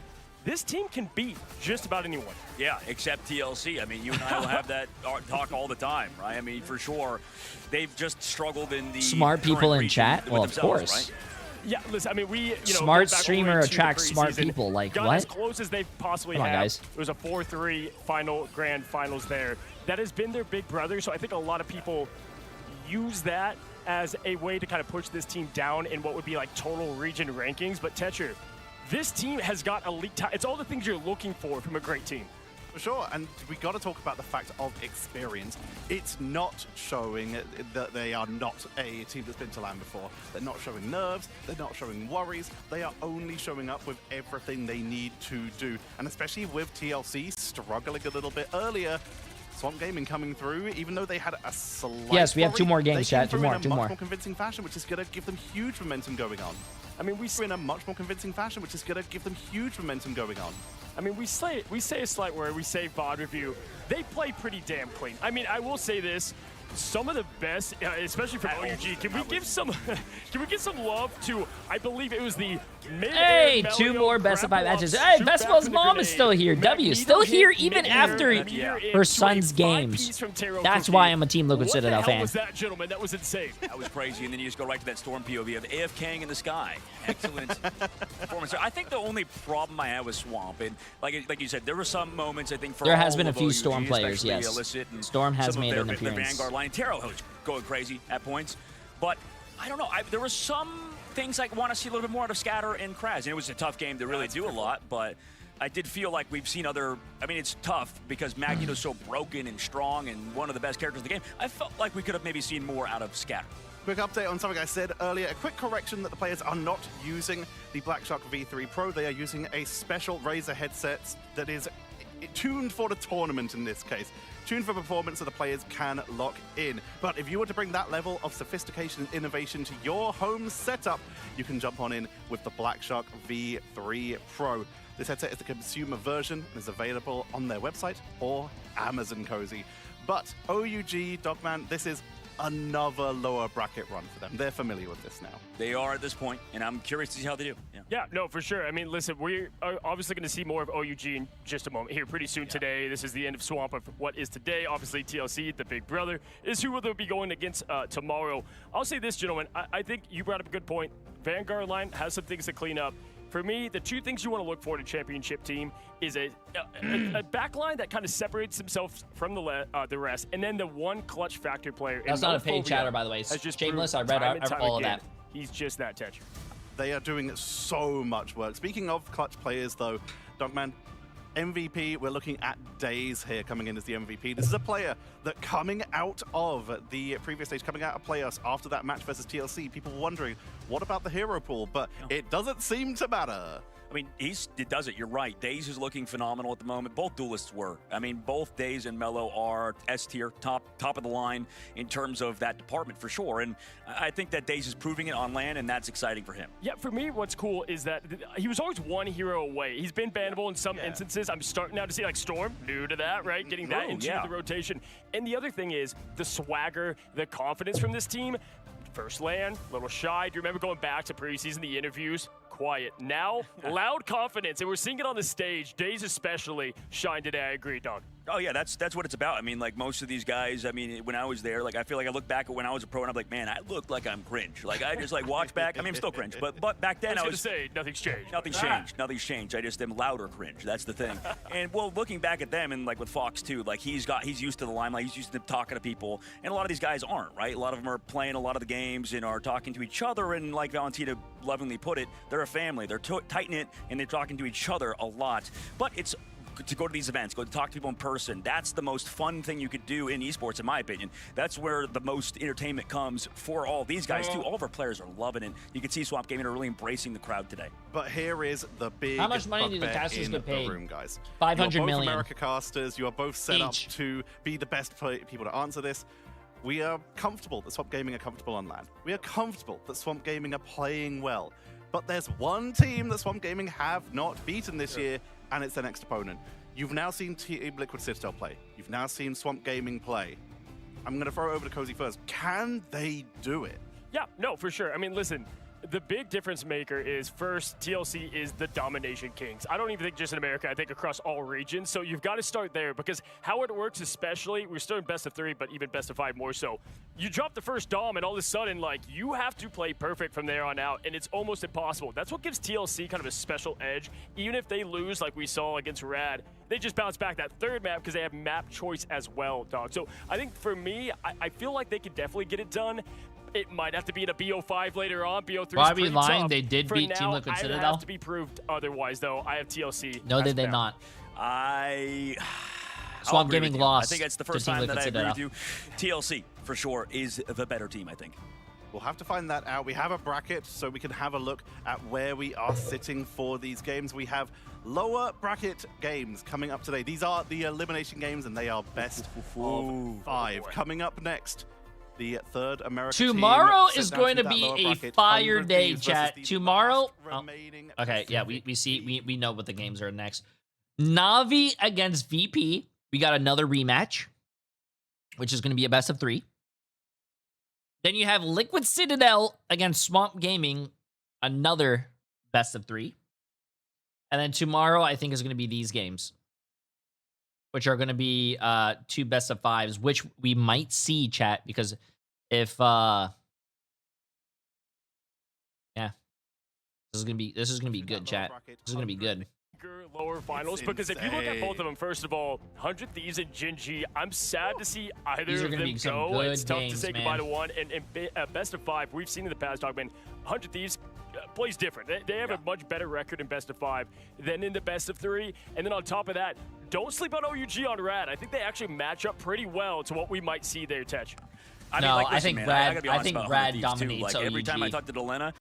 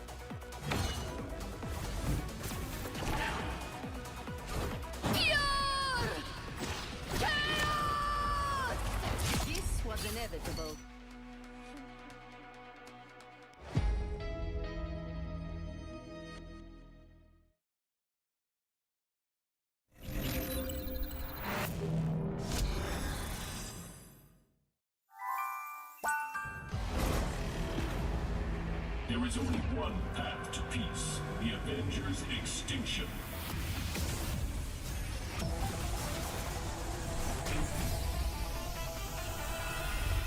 Avengers, assemble! Widow style.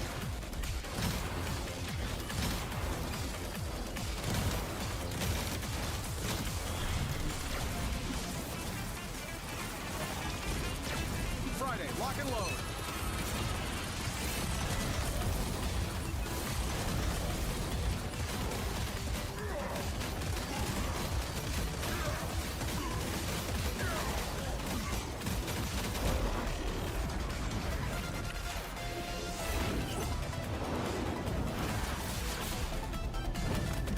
This is for Pietro!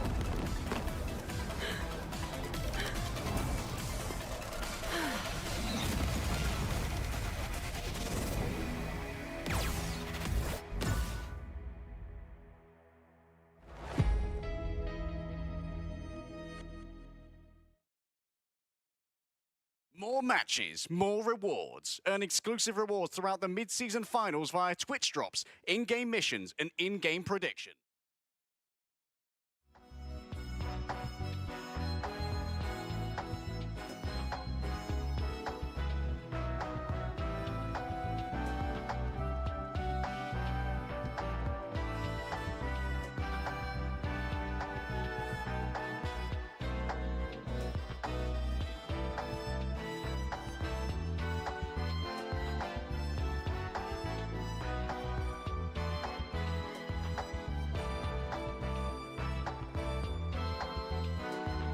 Okay, sorry about that, bro. I had to lose a few pounds. Sorry, chat. Oh.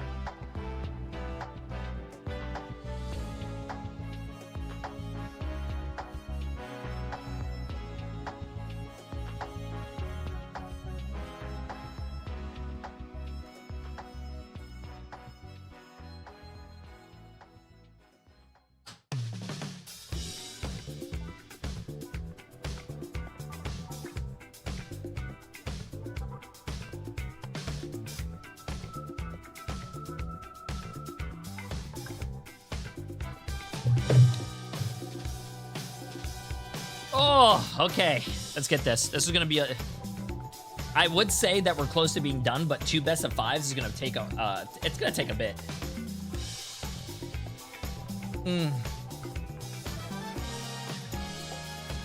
Okay.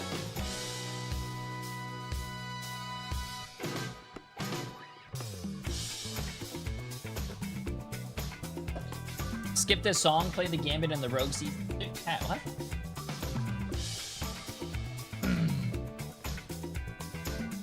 Who won, Gen G or Virtus Pro? Well, since we're going to the lower bracket and Gen G's in the lower bracket, I would probably say that no, Gen G didn't make it. They lost. So we're in the lower bracket, chat.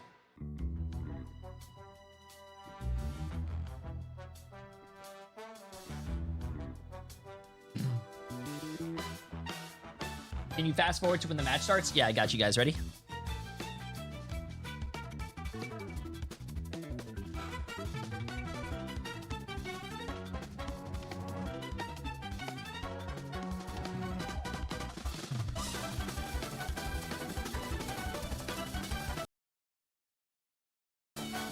There we go. We're caught up.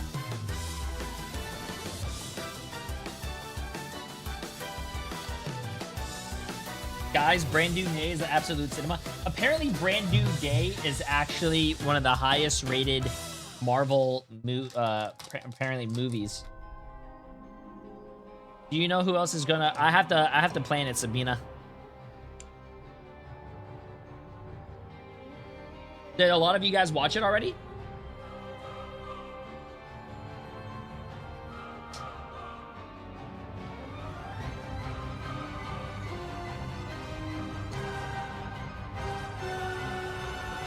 I would like to watch Brand New Day, but to be honest with you, I'm gonna watch the, what is it, the Odyssey?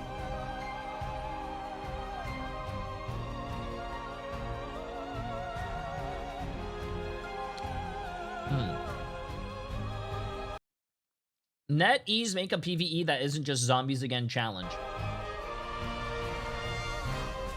Well, I'm not trying to defend NetEase, but this isn't zombies. Age of Ultron is machines. So wouldn't you technically be wrong?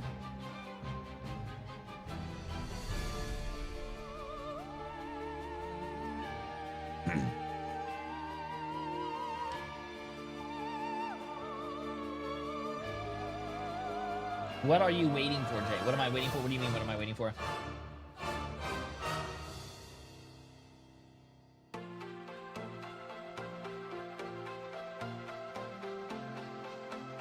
Yeah, Age of Ultron PvE blows. I had a lot of fun doing it. I feel like you guys just want to be haters and just say everything fucking sucks. I had fun playing it.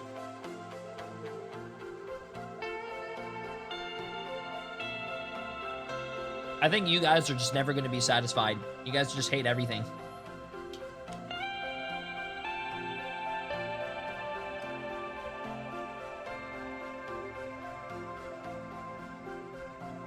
Does it have a lot of replayability? No.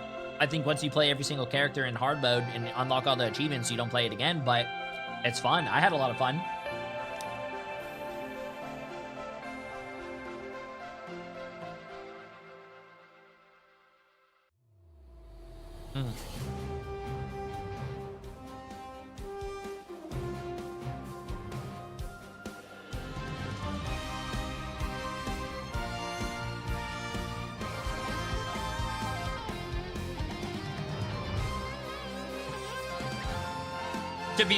To be very, I was very surprised. Chat told me to play Hulk, and I loved playing Hulk. I actually had a lot of fun playing Hulk in that game mode. He was a lot of fun.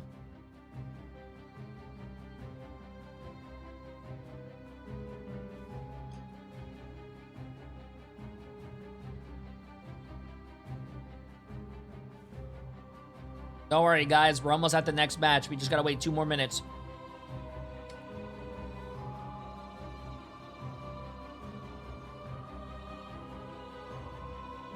I haven't played Widow yet. I do want to try Widow.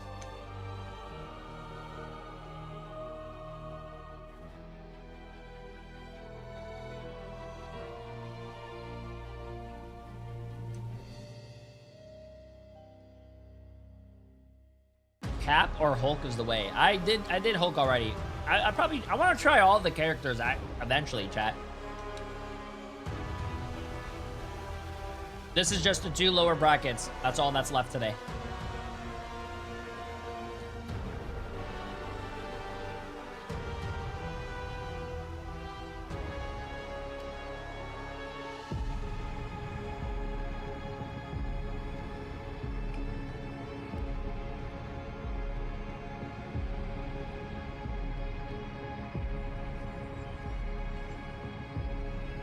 Okay, guys. 30 seconds. We're back in 30 seconds.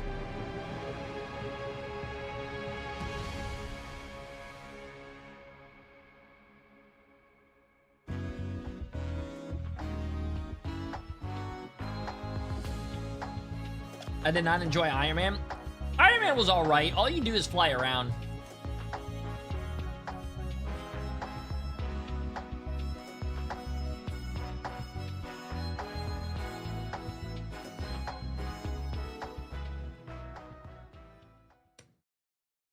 Welcome back, ladies and gentlemen, Los Angeles and viewers around the globe. We have ourselves, in my opinion, gentlemen, the match of the day, the lower bracket elimination stakes to the maximum. Are you eating sunflower seeds? I love sunflower seeds. Ship, you saw them both, casted them both. Thoughts?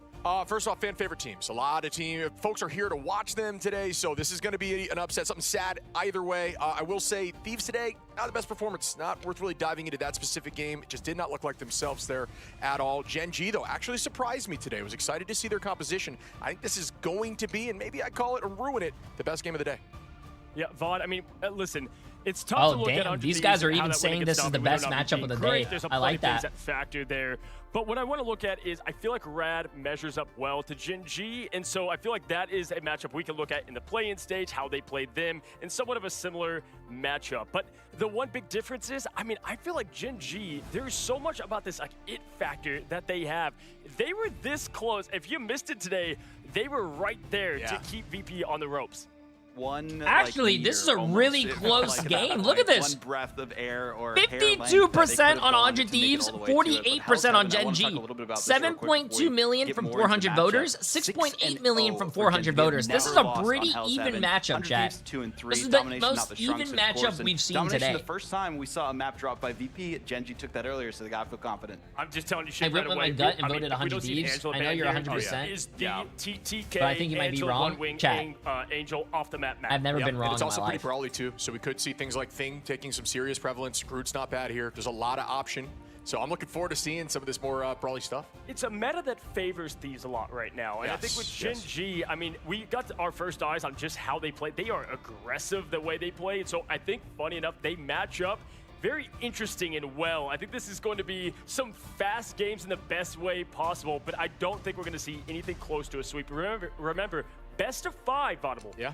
That's true. I mean, this is also the first time we're seeing Hell's Heaven. We've had every other map in the rotation for domination, so we haven't seen the strategies that these teams have been hiding for this one specifically. Anything can happen.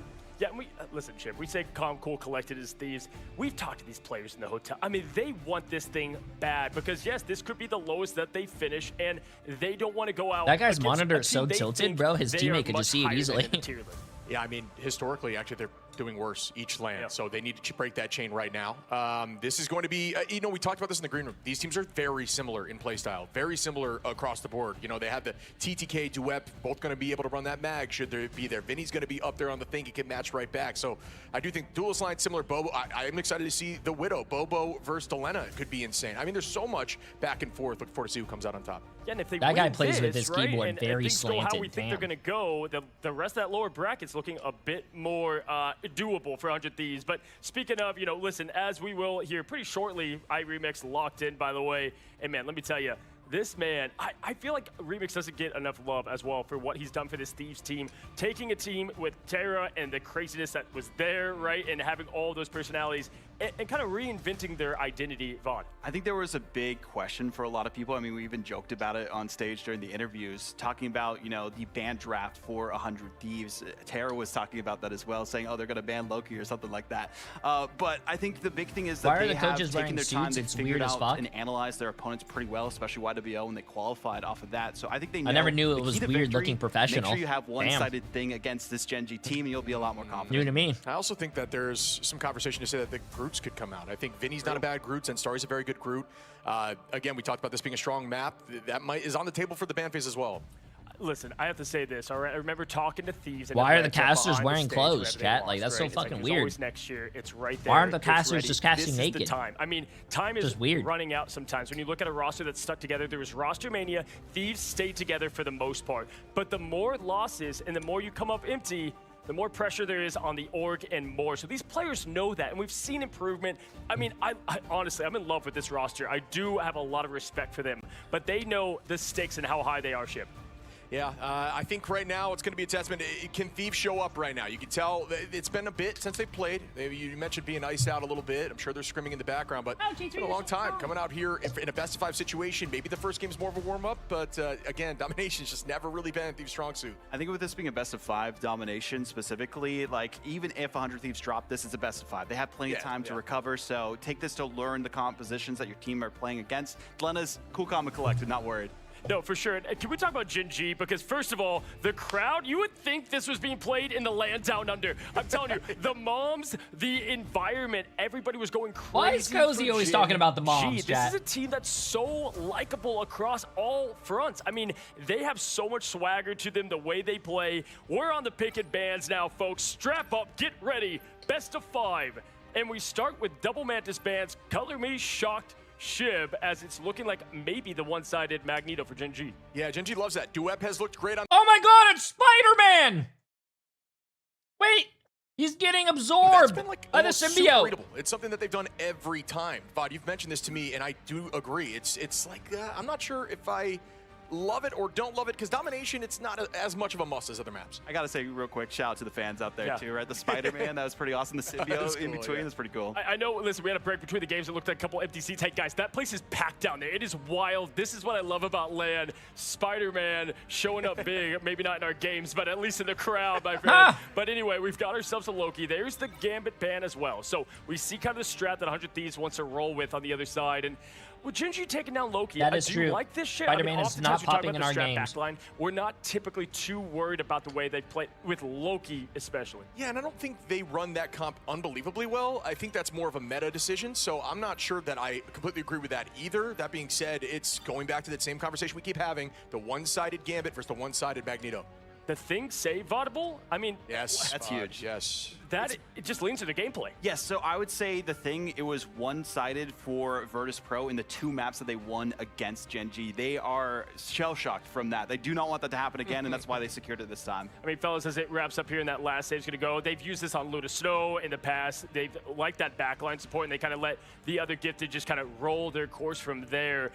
Chip, who do you like in the pick ban phase better here as it wraps up? I've been thinking Magneto's been moving up and up for me, so I think I like Gen.G's Magneto play. I don't love the Loki ban, so one thing I'm not sure of. And Vod, we get that Luna Snow protect. Again, listen, 100 Thieves, if you look at their whole team, I would say slightly disadvantaged to their backline against some of the other teams out there. So, hey, make them comfortable. Give them what they want, Vod, and they'll go from there. The Luna Snow for Millennia, we see it every time. That is a TTK banning ban Emma Frost. I like that. It's not an Angela, so I guess we can guarantee some off maps with Emma Snow off the board. Emma Snow, I can't even. This is crazy, guys. Emma Frost, we've got ourselves a show. It's 100 Thieves, Gen.G, take it away, Gasket in. TTK banned out. Thank you very much, Cozy. It is time for eliminations. Who is going to come out on top between the last remaining Pacific team and the Hope of America and the hometown favorites, Gaskin? Yeah, there's a lot of stuff on the line for these guys, right? Elimination, of course, is a huge prospect, but the fact it's a best of 5, you have that elongated amount of time here. There is a little bit more leeway for failing in a couple of these maps, but that being said, how many times have we had best of 5s and see them go 3-0s and just get completely wiped? It's true, we have had sweeps in the past, and we could very feasibly have them here. Both these teams, though, are yes, this is an elimination game, chat. Whoever loses goes home. We're heading into our first map, Hell's Heaven. We already had our wonderful desk talking about the draft, but this is the highest pressure you can have outside of those grand finals. Every single game that your life is on the line. We're starting a little bit with the Rockets. No, TGK is not the only pro that plays controller, chat. A little bit of that bonus health coming in. I think he might be the only pro that's at LAN right now, though. So Gen.G, they are 6-0 in their last matches on Hell's Heaven. 100 Thieves have kind of floated a little bit. They're 1-3, so it definitely favors Gen.G just in terms of statistics. I love getting to see this map overhead about how people are starting this one off. Bobo's going to be a big focus for this game. Has been an incredible flex here for Gen.G, and I think they're going to need to rely on him a lot if they are going to topple 100 Thieves here. Also very worth paying attention to FMCL here. Self on that Black Cat, and we have been seeing a lot of Daredevil as a counter to Black Cat. Try and track her, but she turns invisible and pick her off. It's something that came in from those grand finals last year. Got Moxie pointing that out very early, and already Bobo with the extra Uh-oh. 100 Thieves is the first one to go down. I do have Gen.G winning this, chat. Listen, I love TTK, I love 100 Thieves, but I do think Gen.G's winning this. But Vinny is getting bullied here. Bubble, Pop, and Gen.G take first fight. Yeah, they capitalize on getting that 6 versus 5. They had to, really. If they had been able to elongate that one, 100 Thieves, maybe they could stall. But I like that the desk were pointing out the group could come out here for Vinny, which it has. I do agree with them that I feel like it's a wasted lock on the fact that you have to protect this Luna Snow over and over again for 100 Would I use a controller for Millennia, content? I already have done that. Prove to us why it's so I think there's some YouTube videos. So much pressure onto the board here. Skittles has set up Battle Rebirth Beacon, so they have the Heal of Need. You can see the traps set by Bobo, looking for Self or Deleda or Vinny, anyone who steps up to try and get into position. The Gambit card bubble for a little bit of extra healing with that Mag team up. But right now, Gen.G, they have all the positioning they need, using that extra damage bonus on the shield with the Invisible Woman Torch team up. Invisible Woman's an interesting one because they don't have the Gambit Gambit, of course, it's a one-sided Gambit game as Bobo under a little bit of pressure. Does have the help, but TTK in the KO feed is able to get one onto Duet. And it looks like now they're going to have to use ult here to try and stay alive, Gen G. Oh, they killed it pretty fast. Wow. The Battle Rebirth Beacon, so they only have a single Vanguard on the board, but they're making the most of it as Zenstari puts the pressure onto the assaulting members of Thieves. But in the meantime, Delena on the high ground takes out FMCL. Oh, almost hit that. Comes out, but Skittles is eliminated from the board, and suddenly Thieves, with the Strangling Prism setup, are piling onto the point for the flip. Yeah, it's an ult fest now, isn't it? Millennia had to pop Fate of both words as well to keep people alive, as Delena, again, is just tearing through these back lines, as maybe Meteor can and will connect here, as Vinny himself has been one of my favorite Magnetos to watch in this tournament, bro. He has been popping off. To set up for the team, but Gen G, they never even let it get flipped. This person has been making some like game-breaking, game-changing plays. FMCL just letting his team come through and then potentially planning on swapping off by the looks of it, just making sure they reinforce. But with Bobo down, Battle Rebirth Beacon brings them back, and FMCL's coming back on the Daredevil. But TTK taking the most of the opportunity to try and make a move. It's a huge fight. It's a must-win fight here for 100 Thieves. You feel if they lose this one, they'll probably lose this round, but they are fighting tooth and nail at the moment. But FMCL on the Daredevil can absolutely bully the Black Cat, and in the moment it is a chase, and he's been able to force him away. The portal to escape. That was a nice portal by South. The Daredevil cannot follow you. Winnie coming on in with the Rage of Royal Flush for the extra damage output to try and push onto the point, but the invisible boundary from Alex is delaying. He's here as the substitute, but is really trying to make his name as he's been to every single land before. As Gen G are Gen G 100 to 0. 100 to 0, after bro. dropping down into this lower bracket, taking this first round. Of course, it's not job done yet, but they looked excellent. I did like their lock and ban phase. I agree with Shib. I prefer the one-sided Magneto over the one-sided Gambit. I do think Gambit is losing a little bit of his stock value at this LAN at the moment as well. That ult is so much easier to counter than I think people realized when he first came out. The fact you've got the invisible boundary as a counter here for them. And then with the, like I was talking about, the lock being used on that Luna, and now even the switch off of the Luna, you have to ask the question, why are we using the lock on a hero that you're not even going to be used going into it if they do see the swap? It's a good question. They're going to get set up here. Self is going to stick with this Black Cat, despite the fact that FMCL will be marking him here. Does have the ultimate charged up already, so they do have their own setup at the go. Zenstari also almost there to a clobbering time. Could get ready for a dive early. Delena very nearly with that new Black Widow ult, which could be huge, especially on this point where there's some great opportunities for some nice flanking pickups here, as Winnie is going to stick with the Gambit. Delena has been the saving grace for 100 Thieves often. When they are struggling, just manages to find a pick and completely turn the tide in their favor, and they will be relying a lot on him to be able to do so in this one. But early pressure has been applied already by Gen G here to try and take this point. And keep an eye on FMCL. If you can flank around, get an early pick on that Daredevil, it could be huge to get this first point. Point being moved on here. FMCL looking for the flankling to try and get onto the backline. Has great tracking going into the backline. Immediately comes out with the Black Cat ult from himself. Delena committing as well. They want to try and pick this off before Gen G can get any momentum. Glassrocks comes out from Bobo though, and Vinny is taken down, but it's a trade. Vanguard for Vanguard. Zenstari taken off the board as the Devil has been unleashed, but great clobbering time to lock him down to try and prevent the pickup. I'm telling you, bro, this guy is a Magneto goat. Delena will fall. Gen G once again with the momentum heading into the second point. Meteor M making a difference. How many Meteor M's have we seen just go wayward so far this tournament? But making it count, finding Self, and just making sure you find an elimination with it. If you don't, it feels a little bit lackluster. He does not miss his ult shot. Get first point again, and we already saw 100 Thieves struggle to regain point once. If they struggle again here, they might just lose this match to us. Barrier coming on out from the Invisible Woman with 100 Thieves might be the first team to actually get knocked out of the tournament, and this is their home, bro. This is their home city. And start to push on through. Viddy has that Strangling Prism. He's trying to wait out Duet to see if they can go in for the full engage. Boundary comes on out from Millennia as they commit to the fight. Zenstari pushing on in. Oh, he didn't get the res, bro. Them back, but that means there's no more Duet. Gen G, their front line widely considered to be one of the best, is just being taken down fight after fight. But Skittles is doing huge work on the Rocket to keep them in this fight. Bobo trying to trade up and gets taken down by Self on the high ground. I think this fight was given away by Gen G. They didn't really need to invisible boundary. Alex dropped it a little bit too early. They could have just taken the loss, come back, and then pop the invisible boundary a little bit later. Similarly to what Gen G, it happened earlier. Alex was popping a few Gambit ults at questionable times. I know he's coming in as a substitute, so there is that extra pressure. But at the same time, this execution on ults has to be better here for for Gen.G.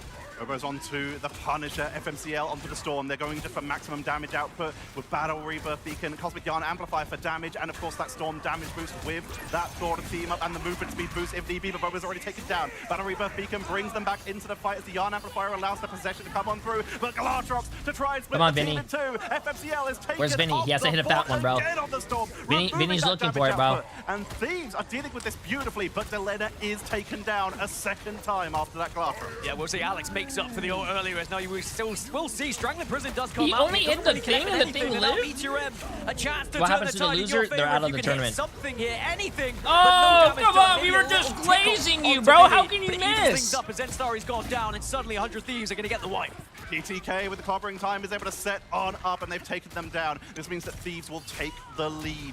Gen.G forced to reset. They're very staggered on those takedowns, meaning that they are forced to wait this out and give Thieves even more charge. Thieves have Kraken Impact, Invisible Boundary, and they're getting set up to try and prevent Gen.G from moving in. But Gen.G, Omega Hurricane, Final Judgment, and the clobbering time, Invisible Boundary, they are about to have a huge ult economy advantage. They want to make the most of it. Charge coming on in from Zenstari. Omega Hurricane to try and force out the defensive tools, and they do so, but they lose FMCL for it. How do you go down there? TTK able to get a big KO, but of course it is going to be brought back from the BRB, as now again and again we go from Self here. This is a huge fight for the chances of 100 Thieves, but can you avoid the Final Judgment? That's the real question. Bubbles coming out left, right, and center. There's no way Vinny lives that, bro. Using the Okay. terrain for the protection, but Vinny will finally fall, but they burnt so much for that. Delena falls. They're pushed off the point, but they're not giving it up. They still delay. They're still holding as Thieves take us to the overtime. Gen.G trying to push on it. They have both their strategist ultimates for the sustain, and that is going to be Thieves backing up, realizing they can't force it. They're only going to put themselves in danger of being staggered. They're just going to back up and let it reset. Good decision from Thieves, though. You want to be able to give yourself at least 2 attempts at trying to take this point. Yes, you will get 1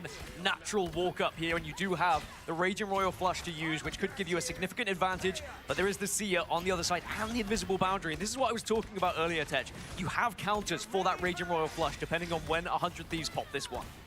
They are at the Yeah, ready.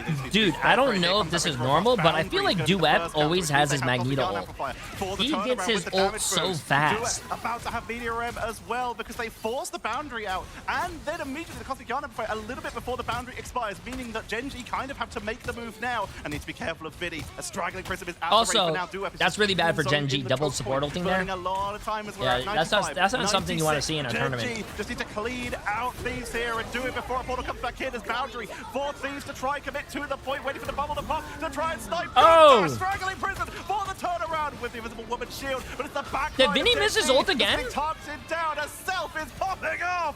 Strange portals can definitely make a difference here on both sides, and now you can see Clobbering Time just try and generate a little bit of space here. Vinny's fallen, Millennia goes down, and Winnie as well. The portal comes on in from Delena to reinforce because No. overtime ticks down. GG's chat, wow. Block him! Gen.G!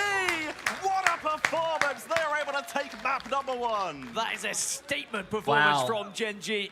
If you ever doubted them, if you had any sort of worries about how they were going to be into this Wow. series against 100 Thieves, it is answered immediately. Great ult usage. Chemistry was perfect throughout. And I love the execution on some of those pushes as well. They thought completely how they wanted to approach them. They always had the answer to some of the ults on the other side. Great counters all around. And Gen.G Come on, take 100 first Thieves, map bro. Wait. relatively comfortably if you look at it as a 2-0. The biggest threat to them was 100% Self. Wait, that just player being able from to put pressure on Gen the G back just line, got up but and left, bro. He sticking said to this the shit was Black too Cat, fucking even when easy. it was being He doesn't tracked even in want to the play first round, anymore. And then when we started to He see thought the he thought 100 protection on the Thieves was back gonna be a line from challenge. Gen.G in He the just second got up and round, left. They were still sticking it to it. It was 9 pickups for Bobo, 8 for Self. They really competed with each other there. And seeing the solo mag against the solo Gambit yet again. He probably is had to go to the one-sided bathroom. mag that is I able don't to know. take advantage of that one and actually do up getting 9 final hits as well. And some of them being Meteor M. We've seen some pretty bad Meteor M so far this tournament, but now finally people are finding those final hits. Zoning ultimates, as we shall Yeah, call we'll them. take that. Yeah. What a show so far. Remember, this is a best of 5. We're not in that same hyper danger situation where every single loss is a full elimination. But whoa, Gen.G, 100 Thieves, they were bringing it back for a little bit there. He had to go but wipe Gen.G after what he seemed to just have did. Wait, control what? every Also, single to be time, honest and with a you, lot I of don't that, think feel, I don't comes think down 100 to Thieves is a Zenstari. good His king of the clobbering hill times team. were extremely impactful. So Just really well timed, right? There was a couple of times they were down a player or two, and that clobbering time just elongated the fight quick enough to allow the rest of the team to catch up, knock those players up in the air, and also I mean, the fact that Bobo was able to do what Bobo was doing, some of the damage he was outputting, some of the KOs he was able to find really did change things in their favor. And Gen.G, I'm sure they're going to be full of confidence going into the second, which I wouldn't be surprised if we end up at Museum of Contemplation. Grand finals are as on we saw Saturday, doing chat. 100 Thieves often are very The last good day of the at tournament. Museum of Contemplation, but we'll wait for that decision to be made. Yeah, we're probably On going to Bobo, Museum. he has also been to every single LAN so far we have had for Marvel Rivals Ignite, qualifying for mid-season finals last year with Team Nova from China. Got knocked out by a team called Gen.G, different team, an Asian roster this time. Came back for the grand finals on Chopper Mag, an OCE team, joining a very strong selection No, of 100 Aussie players. Thieves is not And out then yet, finally, chat. The for games this are not event, even done. Gen.G, the team that knocked him out last time, picked up Chopper Mag and are bringing it in here with the substitute Alex from Heretics, really putting on a show. And now on the other side for 100 Thieves, Yeah. this is where Go, it starts to get a little Gilfrey. bit worrying. Appreciate the Right? massive You done look on at my the friend. history of lands, Appreciate it. third place, then fourth place. Now they're at the risk of a top 8 finish if they were to lose this series. I mean, even trying to get into the top 4 from here, they would likely have to beat someone of Swamp Gaming or TLC. So again, this is a very difficult route in this lower bracket, especially if you look at the other side and what other teams may have to face. But they might fall at the first hurdle if Gen.G 'Is are playing today this gonna be a way. 24-hour And looking stream? at the No, stats no, again, no. We have 2 more Bobo, matches. Huge standout. We have not this only with the amount match of and eliminations, the but next also, of match, course, both those best of final 5s. hits Probably were going to be another hugely 2-3 hours, and then we're done. 23,000 And tomorrow's another damage, day. On such a show for the audience here live in Los Angeles. Whereas You Self was should just have trying played to burst Pummel people Party with down. us. You got a good comparison. It's going to be Delena. 18,000 damage was keeping up. It was just trying to stick on that Widow for a while, just trying to snipe him from a distance. But the mobility Also, of I don't know Bobo if anyone when here he was loves on that sunflower Elsa seeds, but was dude, proving sunflower too hard to seeds are deal with. I do delicious. like the Punisher over the Black Widow at times. I think the final judgment can be so much more impactful if timed correctly, because you can just delete those Vanguards in such a speed that they don't really have a chance to answer back. Sure, on the other It's side just of the Black normal Widow, flavor, chat. it's about trying to target those strategists at time, see if you can catch some of those backliners, and then you will naturally win the fight from front to back. But I do think that Momo was the difference maker here. Bobo, excuse me. I played baseball a long time ago, bro. It does have an effect. I It's love something that sunflower we did seeds. see a little bit last year, almost at mid-season finals time. It was just a little bit out of phase with that. But we did see Storm and Punisher rolling together, usually with Mag, to make sure that when Punisher ults, you just shield them. And we're not going to Museum, Central Park. When in Los Angeles, not New York, but an American J-Bomb, that's map exactly for an what American brand I themed have. team. Yeah, perhaps learning the lesson of how so many have fallen on Museum when you take them there, and it doesn't seem to be the best practice, especially against Gen.G when we know what they can do at Museum as well. So I like this. It's something that's a little bit different at Central Park, and of course it opens up the floodgates for the potential. I think trip this is our first as well Central that we've seen Park. so much of from 100 Thieves. But on the other side, we saw earlier, Gen.G were successful at breaking out of the trip defense they went up against. So I do think they still have a fantastic opportunity here, depending on how these lock-in bans go. Now, this is where, you know, do you try and get rid of couldn't play Penny, for Emma chat. example? Emma Do you was just get rid of banned. the Ultron so that you don't have to worry about it as well? I'm so glad you brought that up because, of course, this map has one main entrance point, one very small wraparound route, and one aerial wraparound route. It makes it incredibly difficult to frontline push, and someone who's great at dealing with frontline pushes is the Penny. So if they can keep those side lanes covered, that front entrance could be completely zoned off by a good Penny Parker player as, wow, what a surprise. Shocking news! Mantis gets banned first. Someone, please. Let me just see it. I want to see it once. Magneto is going to be the protect on the other side. 100 Thieves have learned their lesson. By the looks of it, they said, okay, yeah, we can't let that one go through. Cannot get our Magneto banned away. And it will open things up for Gen.G to take away Thing. And there we see Thing gets banned. This gives FMCL a little bit more freedom if he wants to stick with that Daredevil, removing that grounded ability from the Thing. Means he can dive in, or even opens him up for a Black Cat, if that's something that Gen.G do wish to play. And they will, of course, have secured themselves a Magneto as well. We've been talking about 100 Mag Thieves is just- saved Magneto. The stocks are high in Magneto Inc. right now. I mean, especially even with Trip coming into effect, you put one of your flex DPS onto that Vanguard, and suddenly they turn into a beast as well. The Chaos Sword just outputs far too much damage to deal with, and someone who is good at targeting that backline, you can completely Someone said check up on turn a Nate fight Shot. in your favor. Loki's I'm pretty gonna be sure banned Nate Shot probably on doesn't one even know side. that his Again, I team don't is hate playing getting rid in a of Loki. tournament. We know that sometimes he can be the difference maker from the backline as well. potential for the damage boost, the invulnerability from the regeneration domain, and of course, any ult you have is also now mine. So taking that away is a good strat. Thieves also going to remove the thing. Zen Starry a little bit too scary, and another Zen Starry classic here. The Groot is banned in the form of Gen G, and they protect it for Zen Starry themselves. Wow, a solo-sided Groot as well. I mean, 100 Thieves, they looked pretty good on the Groot previously, so I don't hate getting rid of it and taking it away from Vinny. And there has been a lot of bans against 100 Thieves targeting that Vanguard frontline as the Adam Warlock gets removed on one side. And again, I think this is pretty good. We've seen the one-sided Adam Chat, look what Warlock Emily be made. very beneficial. Emily made me about this Ultron a team pina up with colada. the Penny and with the Adam. We've been looking at teams banning out the And- Ultron as the anchor for it because it nerfs Adam a little bit, but the best part about Adam isn't the Ultron team up, it's the res. Karmic Revival is so impactful for these big defenses. Gen G have to go for an Adam Warlock ban and try and counter this one, I think, and they will. Because again, yeah, one-sided just would have been unfair. It will be, however, a one-sided Loki, so that is something that 100 Thieves can work on. But is it going to be better than the one-sided Groot? I guess only time will tell. Is she Something has to looking be for played by side 100 girlfriend Timo application? to answer these Groot walls. That's a They good can question. be such a nuisance to try and deal with, especially when you're trying to push into this first point as well. When you see that traditionally, we see a couple of heroes who have been good counters to it. We've actually seen Ultron used very effectively because if you can't shoot through a wall, you might as well shoot over Yo, it. chat, I'm But gonna be the honest with you main guys, ones we've seen are people who can either benefit from the walls or take them down quickly. This has been Punisher, who has been very popular these days. I might be gone and in of 30 course, minutes. The Moon Knight, who we did see earlier coming in from TLC. Chat, I just want to, I just want to say I love you guys. It used to be Winter Soldier I love until you. Ironwood I love you Wall was guys. added for the Groot, which gave him the invulnerability aspect to it. This map sometimes does traumatize me a little bit as well. I think back to the online season, we had our first draw of the season on Central Park as well, with neither team able to take the first point, not even a notch on it. But I'm sure these teams now are a little bit more well-drilled and well-practiced, well-versed, as Gen G will be on the defense to start things off here, and it looks like they're going to go for something that's a little bit more traditional. They're not going for a trip or anything silly. Instead, they're going to try and utilize that Daredevil that you had mentioned earlier. About as standard as you can get. Daredevil, well, he did get a little bit of a nerf to his scouting capabilities in a patch recently.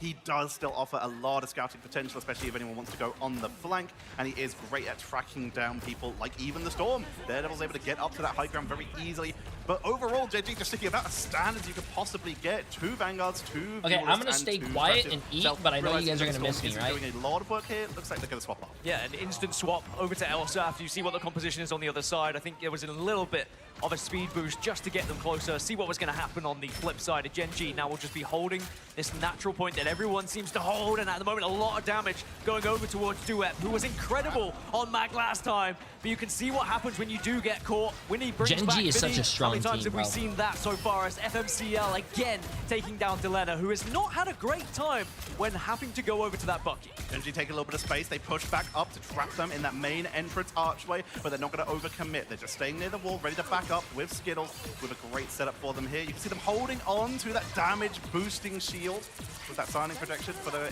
little bit of extra burst, and of course that survivability in case anyone gets picked off. Self looking for a hook here, but for now just pinging in with the Tainted Voltage. One bonus for 100 Thieves, they do have the Emma Frost. I think TTK not having that in the previous did hurt them. We know how good TTK can be on this Emma. If you can get a good grab, it can make the difference. You could actually get the push onto the point with one successful grab here. Another hero who's very good into the Groot as well. You can just keep your charge up, and right now already at 100%, committed to the Psionic Seduction, and the high ground is dove onto by Valence to try and set up here. They're not going to find a pickup. Skittles' boundary keeps the team topped up, but Thieves have taken space, trying to push them off the point here, and they're getting a little bit of charge onto the ball. Good lockdown. Delena looking for the flank, trying to force them into that choke point to keep the pressure on, but with the Cosmic Yarn Amplifier, Gen G looking for the turnaround. Zen Starry trying to just lock them in. You can't leave! You can't leave! Pushing them off the point as the meteor. Vinny, you gotta hit someone. You gotta hit someone, Vinny.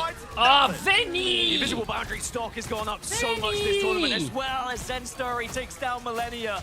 And it looks like 100 Thieves are going to have to just back out of this one. They've lost too much. They will have to go again. 100 They Thieves committed is a getting, lot like, to that rolled. fight as well. The Seer plus the Psionic Seduction, and they still couldn't find success in that fight, as FMCL will just clean up the final pieces here. There'll be a chance to breathe. The only positive here for 100T, they did get 2 notches on this point. So there's slightly less to do. If they can wait and do exactly what they did previously, force Gen G off that point, maybe they can break it here with 1:27 left on the clock. They have Portal, they have Time, and they have Ultimates. Galatrox, the Apex Predator, and here comes the Raging Royal Flush. This is the commitment. Meteor to absorb as many of those hits as possible. The Apex Predator takes out Delena, though, as it was countered by... Oh, nice block by TTK. They can't use their ult as they're stuck in the spawn, and immediately all that momentum from 100 Thieves is getting zoned away by Gen G. Duep keeping the pressure onto the backline, looking to try and take out those regeneration domain lamps. High ground being taken by the members of Thieves. The Stealth looks to the high ground to try and take anyone out that they can, but they're taking a lot of damage. The healing from Loki is good, but boundary from Skittles. Another boundary already. Yes, the Galatrox comes out, but it doesn't actually find enough.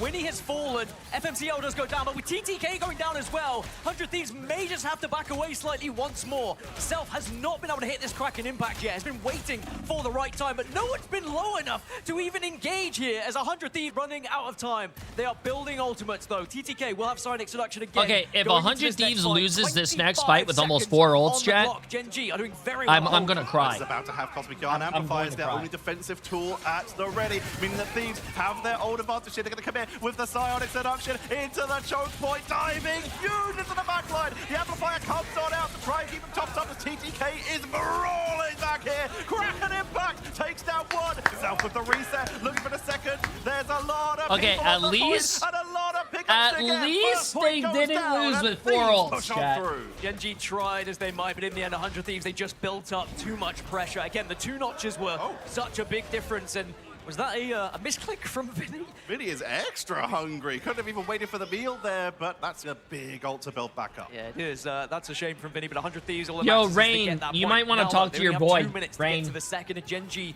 do have the advantage when it comes to the ult economy. FMCL still holding on to let the devil out.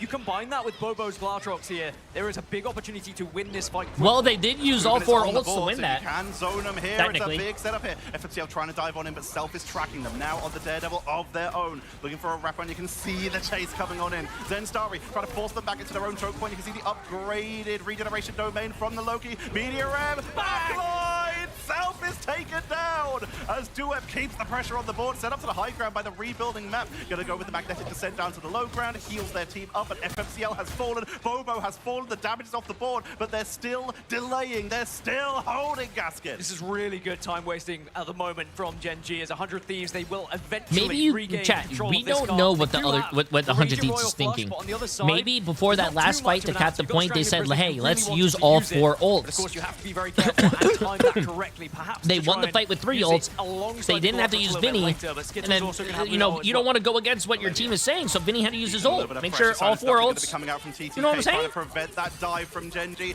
and get that wrap around the That's a backline. fat TTK ult, bro. Eviscerated Gaskin. The defense That of was a Gen G fat is TTK ult. non-existent. And now it's a question of if you try and burn the portal, but I don't even think there's time for that as 100 Thieves push on Wow, in and they Dracula's rolled the castle lies second ahead. phase. This is See? where TTK and the You Sonic guys Seductions just are don't so understand, but the important reason for that 100 100 Thieves by the rolled way, that whole because second phase they've is been because able to wipe Vinny Gen ult G in the so beginning. successfully in one fell swoop. Vinny ult. So there's been no option of a stagger into a portal from the Gen G Is that our side, power? which has allowed 100 Thieves now to get into that second point. 2 minutes left Babe? to try and get up these stairs. We know this is the most difficult part of this map. Yeah, after you I get saw past the light initial. flicker. Is it Sorry, back? moving over to the Angela, wants to try and take advantage of the environment. lost power here for a and little keep the second, pressure chat. onto that backline. Here comes Did the my fate of camera both worlds flicker? Yeah. mirrored against that Raging Royal Flush for the extra pressure onto the board as Thieves taking it slow and steady, just trying to keep the pressure on and wipe out the ult of Skittles here. And with Alex at 90%, if they can take him down early, that could be huge. 97, 98. Raging Royal Flush at the ready as Gen G pull back, but they've lost 2.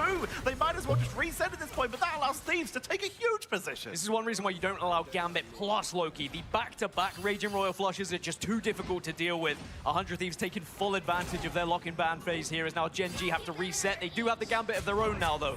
Alex can pop that on their side with 1 minute 10 left on the clock. A good chance for Gen G to win this fight, but there's still going to be time for 100 Thieves to re-engage. Room lies ahead. Raging Royal Flush. The flush comes on out. Gen G pushing off the point to try and zone them away. They have this protected for the moment, and once again, Regeneration Domain says absolutely not. A Raging Royal Flush finds only positioning. That being said, Meteor M is still there as Kraken Impact as well for Gen G, so they still have an advantage when it does come to these ults, and there is the Kraken Impact. Doesn't connect as much.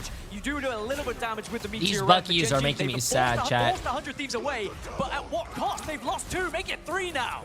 Duet's going to be taken down. FMCL is on the point, delaying as much time with that bonus health on the Winter Soldier as they can, but there's only so much Also, they I can feel do. like They're Gen so G is outnumbered. selling right now. Zenstar Oh my got god, on in, sells. and Good shit. 100%, but they are hell-bent as they are taken off the board. And Wow, push on in dude. and get the triple. 100 Thieves went from getting full 100 health to Thieves set the actually pace capping here it at all. Central That is Park, hitting insane. the 3 with 19 seconds remaining. It looked a little bit dicey at point 1, Tetra. I have to be honest. You guys Gen G might were doing hate him, so well but at being able to Vinny's retaliate ult correctly. changed the game Getting on the Venom. invisible boundary down You was guys might huge, not see the but ever vision, but since I see the 100 Thieves vision. got it moving. Gen G, they just looked a little bit out of sorts, a little bit sporadic with their movements and their placements. And now 100 Thieves, they capitalize, they take a 3-0 lead here, and they set the pace for Gen G. 10 finals for Delena. 10 and 3 total, with 21 of those being eliminations. The pressure they are doing is huge. And here it comes, Gaskin. The penny is being hovered. It is time for 100 Thieves. While Gen G go for standard, 100 Thieves now know that all they have to do is to Delena, stop 21 Gen and G 3. at any single point. If they can delay, if they burn through time, throwing bodies at the point, every single sacrifice is worth it now if they can just stop Gen G. Well, this is where 100 Thieves are well versed. This is where they're well practiced, right? This trip is, it screams 100 Thieves. I know that we're starting to see a lot of these other teams using this style of composition as well. But 100 Thieves always look at their very best when they have this structure of the triple Vanguard into the triple Strategist. And again, that penny is going to be such a nuisance to try and deal with for Gen G. That's where we look over towards Bobo. Your job, delete those nests if you can, or single nest, depending on what upgrade we have. And of course, we do have the Panther team up, which is going to allow the shield to come through. So Vinny's job, Jay's a better protect hicker than the nest pros. and Why make do sure you think don't they go down. pay me not to play in these tournaments, as a penny chat? player myself, it's a little Marvel bit hard Rivals to pays place me the not nest, to but it's participate so because they good. know if I Of course you are. participated, I'd be winning every game. I knew you were a penny man. You can tell. FMCL is going to be sticking it with the Storm here to give that damage boost to Bobo. And with that hit scan Thor team up, they can put a lot of pressure on. You can also see the webs spread out. They have a 2-meter leash range for those extra points from the Biotic Spider Nest to get a little bit of extra leap forward and cover more area. FMCL piling onto the board. They've already got them zoned all the way off to that right-hand side as Thieves look for an opportunity to try and punish Gen G as they step forward. But Alex is able to stay up and keep the team pushing forward. Look at this positioning for 100 Thieves, though. Self staying on the high ground, noticing the Storm is going to be there, trying to counteract it. Those Chaos Swords, you could delete a Storm very quickly from high ground if you find the right spot.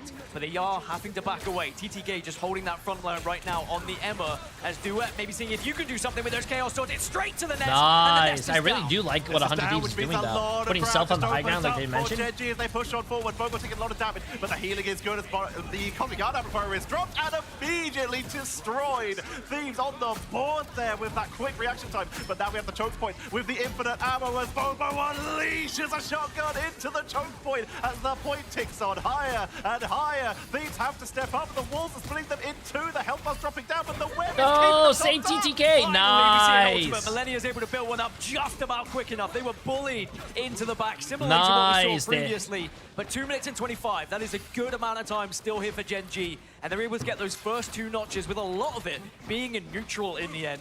71% for Winnie on that God of Mischief, and Delena is charged up with the Rage of Ultron. A lot of damage, a lot of healing, great protection onto the point. If they could just track onto Bobo. It's about to burst be through an that ult Magneto fiesta, shield, chat. that's 5 gonna ults be a against huge 5 amount of ults. damage Who's gonna removed win? from the board right now, Who's though. gonna win? Just don't get caught by Zenstar.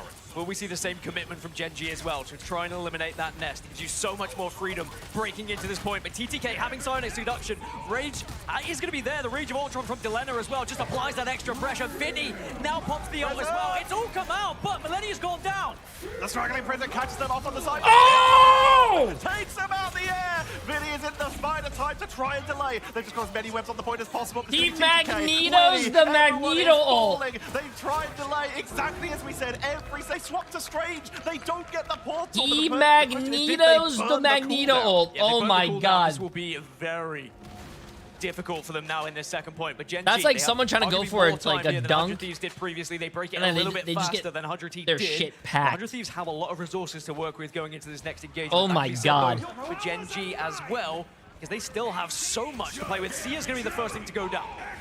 Final judgment for the extra setup, but there's just a big old choke point. They can't find the angle onto the members of Thieves, so that's just going to be 2 ults, and they're going to find very little of it. That's the best possible case scenario for Thieves. Now they just need to get themselves set up. They still have that Omega Hurricane, so they can try and force out a defensive tool, or just try and go for the burst. TTK with that side introduction as the backline are about to meet the goddess of the storm, but immediately Regen Domain shuts it down. Oh, wow. FMCL Good job to run away, because if he didn't, he was going to die. 100 Thieves have lost 2. Genji keep going, and it doesn't matter. By the way, they popped the Seer and the Final Judgment before to counter the ults that had come out on the other side from 100 Thieves. This second point looks like it's surely going to be grabbed unless you have enough delay here from Vinny. But Vinny gets wiped off the face of the earth. Second point gathered. 4 minutes 20 still left for Genji. Nice. 4 minutes and 20 seconds to cap third, chat. Thieves and Genji are answering. Self is back on the Black Cat. They know that they just need to do what Delena is on the Widow. They're just going to try and use this long sight range from the throne room down the stairs to just try and put the pressure onto Genji. Ultimate-wise, 64%, 65% for Alex on that Raging Royal Flush. 62% for Millennia. They're almost exactly in sync for those ultimates, but Alex has an ever so slight lead. FMCL was taken down and forced onto the Daredevil, so he's going to make himself useful to track Self, removing himself from the fight and coming back with that vision advantage. Delenia has a great angle here. What have you got for us, Delena? Almost gets plucked out. But it's just going to be able to survive. Has ult available. Could be the big influence moment. They need 100 Thieves just to try and shut down this aggression from Genji right now. But similarly, on the other side, Raging Royal Flush, they can get aggressive whenever they want to at the moment, but the neutral is going in their favor. What is Vinny doing, bro? The opener onto Vinny, though. They're going to try and duel it out as best as they can, but with Can someone explain to me what Vinny's doing? Like once again is a menace. Self cannot find the finishing blows. Tries to escape with the invisibility with the helmet of Hades, but cannot get the finish.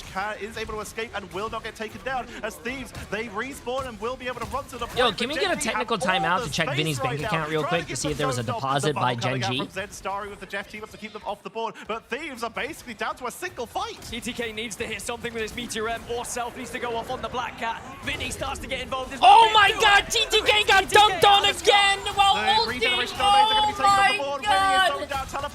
TTK ulted again and got dunked on by the other mag! Is the body to delay, but Ratatoska creeps forward! Thieves touch the point! Genji are 2-0 up versus... Oh, that was Self the first time? Oh, dude. Everyone's getting dunked on by Duet. Oh, it does go my. to OT, but boy, do they have a time lead here. 3:15 in favor of the 1 minute that is going to be on the side of 100 Thieves. Genji have done everything to give themselves the best chance to Come go on, 2-0 man. 100 Thieves. Show some map. life, but we have bro. Seen crazy things happen on this map before. We really have. Can 100 Thieves hold a little bit more successfully going into this one? Did they learn the Wow, lessons TTK from almost the has previous, 30,000 the way that they weren't damage, too. necessarily responding to some of the ults from Genji. I think the Nest was taken down a little bit too easily as well, so they need to be better at protecting that.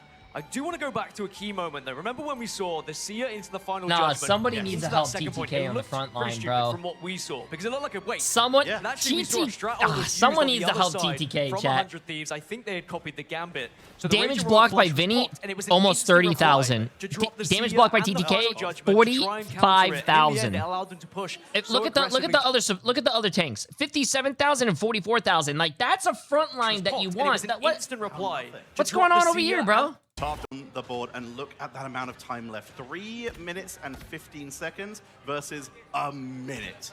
No pressure at all. As Thieves set themselves up for the attack, they're running with that Storm for that damage boost. Delena is sticking with the Elsa Bloodstone to try and just get that damage output. Actually, they're going for a little bit of rotation. I think that might just be in spawn hovering. No, they're rolling out with 3 Vanguards. Self is committing to the Magneto. I mean, the Vanguards are just so good to have on the map at the moment. The health pool is insane. Nah, even 100 Vinny, D's can was you like, distract yo, get enough more with the tanks, initial bro. push from Get the more tanks. Venom and We allow can't the allow rest of the this. team to push up, but have they been able to find a way to break through quicker than they did previously? Because last time it just took them way too long. Genji could definitely hold here. Seen triple Vanguard in the past, sometimes with pennies, sometimes with a Vanguard Deadpool, but they're committing to it with the Emma Frost and the Venom here. Pressure onto the board as Emma is already charged up. TTK keeping the pressure on with that Mantis team up as well. They're getting a lot of extra bonus health as Delena has the high ground, trying to keep track of that Daredevil, but not going to be found yet. Skittles is building up his ult the fastest out of anyone in the game at the moment, by the way. So the Seer is going to be available for Genji first here in this fight. But the neutral is going well for 100 Thieves, but they are forcing them back, bullying them back into this corner at Wow. the moment. If they could just get a notch, it would be very good for them. They're playing 3 tanks, so it should be easier for them to get support ult, but Skittles has their ult and Millennia are at 50%? Dude! Self will return, but that means Delena will not. Vinny's just going to try and delay a little bit before What coming out. But gets caught by Bobo on the retreat. that was a Winnie rocket keeps the pressure gap. on. Overtime ticks down. No one's touching. And that is... Dude! I'm gonna, sorry chat, I'm gonna Into the back, rewind similarly real to what we quick. saw previously. Look at this! Alright, I went a little too far back. I went a little too far back. Self is committing to the Magneto. Yeah, but they have 3 tanks. It should be easy for him to get ult charge. Look at this! Look at this! 65% to 30! They could just get a notch, it would be very 90! good. He had ult and Millennia was at 43, bro. Here to win this game. They only need a single notch. And with how Gen G have been playing so far, it is hard to go against them here. You may have accidentally said 2-0, but I think quite rightly so at this point from what we're seeing. As a pause does come through, a chance for these players to have a little chat. As 100 Thieves, they are under pressure, they are under fire, and there is a big opportunity for Gen G to go 2-0. The pause will be removed. We head on. Coach! Opportunity for Gen G to go 2-0. Help them, man! Pause will be removed. We head full hold for 3 minutes. This is a tough match to set up here. Gen G, all they have to do is delay and look at these defensive tools. They are still sticking with a 2-2-2, but they are going to be bringing in the Wolverine. If you're not touching the point, you're not capping it. Take them off. You can buy as much time as you need. iRemix can't do Gen G anything just there, bro. looking to try and pinch one of these iRemix vanguards can on at the side least, of 100 like, Thieves, be able tap to someone break on the onto point, shoulder, get that first tell ult, him to get out of the and way, win and this play map. tank Now, 100 himself. Thieves, they I don't did know, do bro. He plays relatively tank. well on their defense side. They were able to stop Gen G on a couple of pushes, but we saw Gen G already break through after 2 or 3, and they are going to get given several free pushes here now, Gen G. If at first it doesn't succeed, try again, and boy, do you have the time to do so. All they have to do is to get a single point. If FMCL removes anyone from the board, they get the control. They have the Media M. They have the Strangling Prison. If they can zone Thieves for long enough, they cap. If they remove people from the board for long enough, if they cap. If they KO them and send them back to spawn for long enough before a portal comes out, they cap. Gen G have so many win conditions here. All Thieves can do right now is bunker up and hold. And boy, better you be ready to switch to Strange if you do go down first here on 100 Thieves, by the Almost way. a first Just kill, for the wow. chance of Almost a getting kill that by portal to Vinny, re-engage. nice. As here comes Gen G. A single notch is needed here to win this map. Go 2-0 up against 100 Thieves and have them on the brink Imagine of a elimination. tie. This is not going to be a Managed tie. to get If the they good tie, split. I'll They've take got my an shirt angle on off. both sides, climbing up to the high ground to make sure that they can get something down to that choke point. Battle Rebirth Beacon placed just outside of the main gate, and immediately we start to push into that choke point. Wolverine looks for Magneto, but Vinny is able to back away. Regen Domain keeps them up, and immediately the retreat from Gen G. They don't have to hyper commit here. They have the time. It's just build up these ults, play it safe in the neutral, see if you can force something out on the side of 100 Thieves. Let them make the mistake first. You don't have to take risks just yet. You do have time. That was a very good kill. Millennia.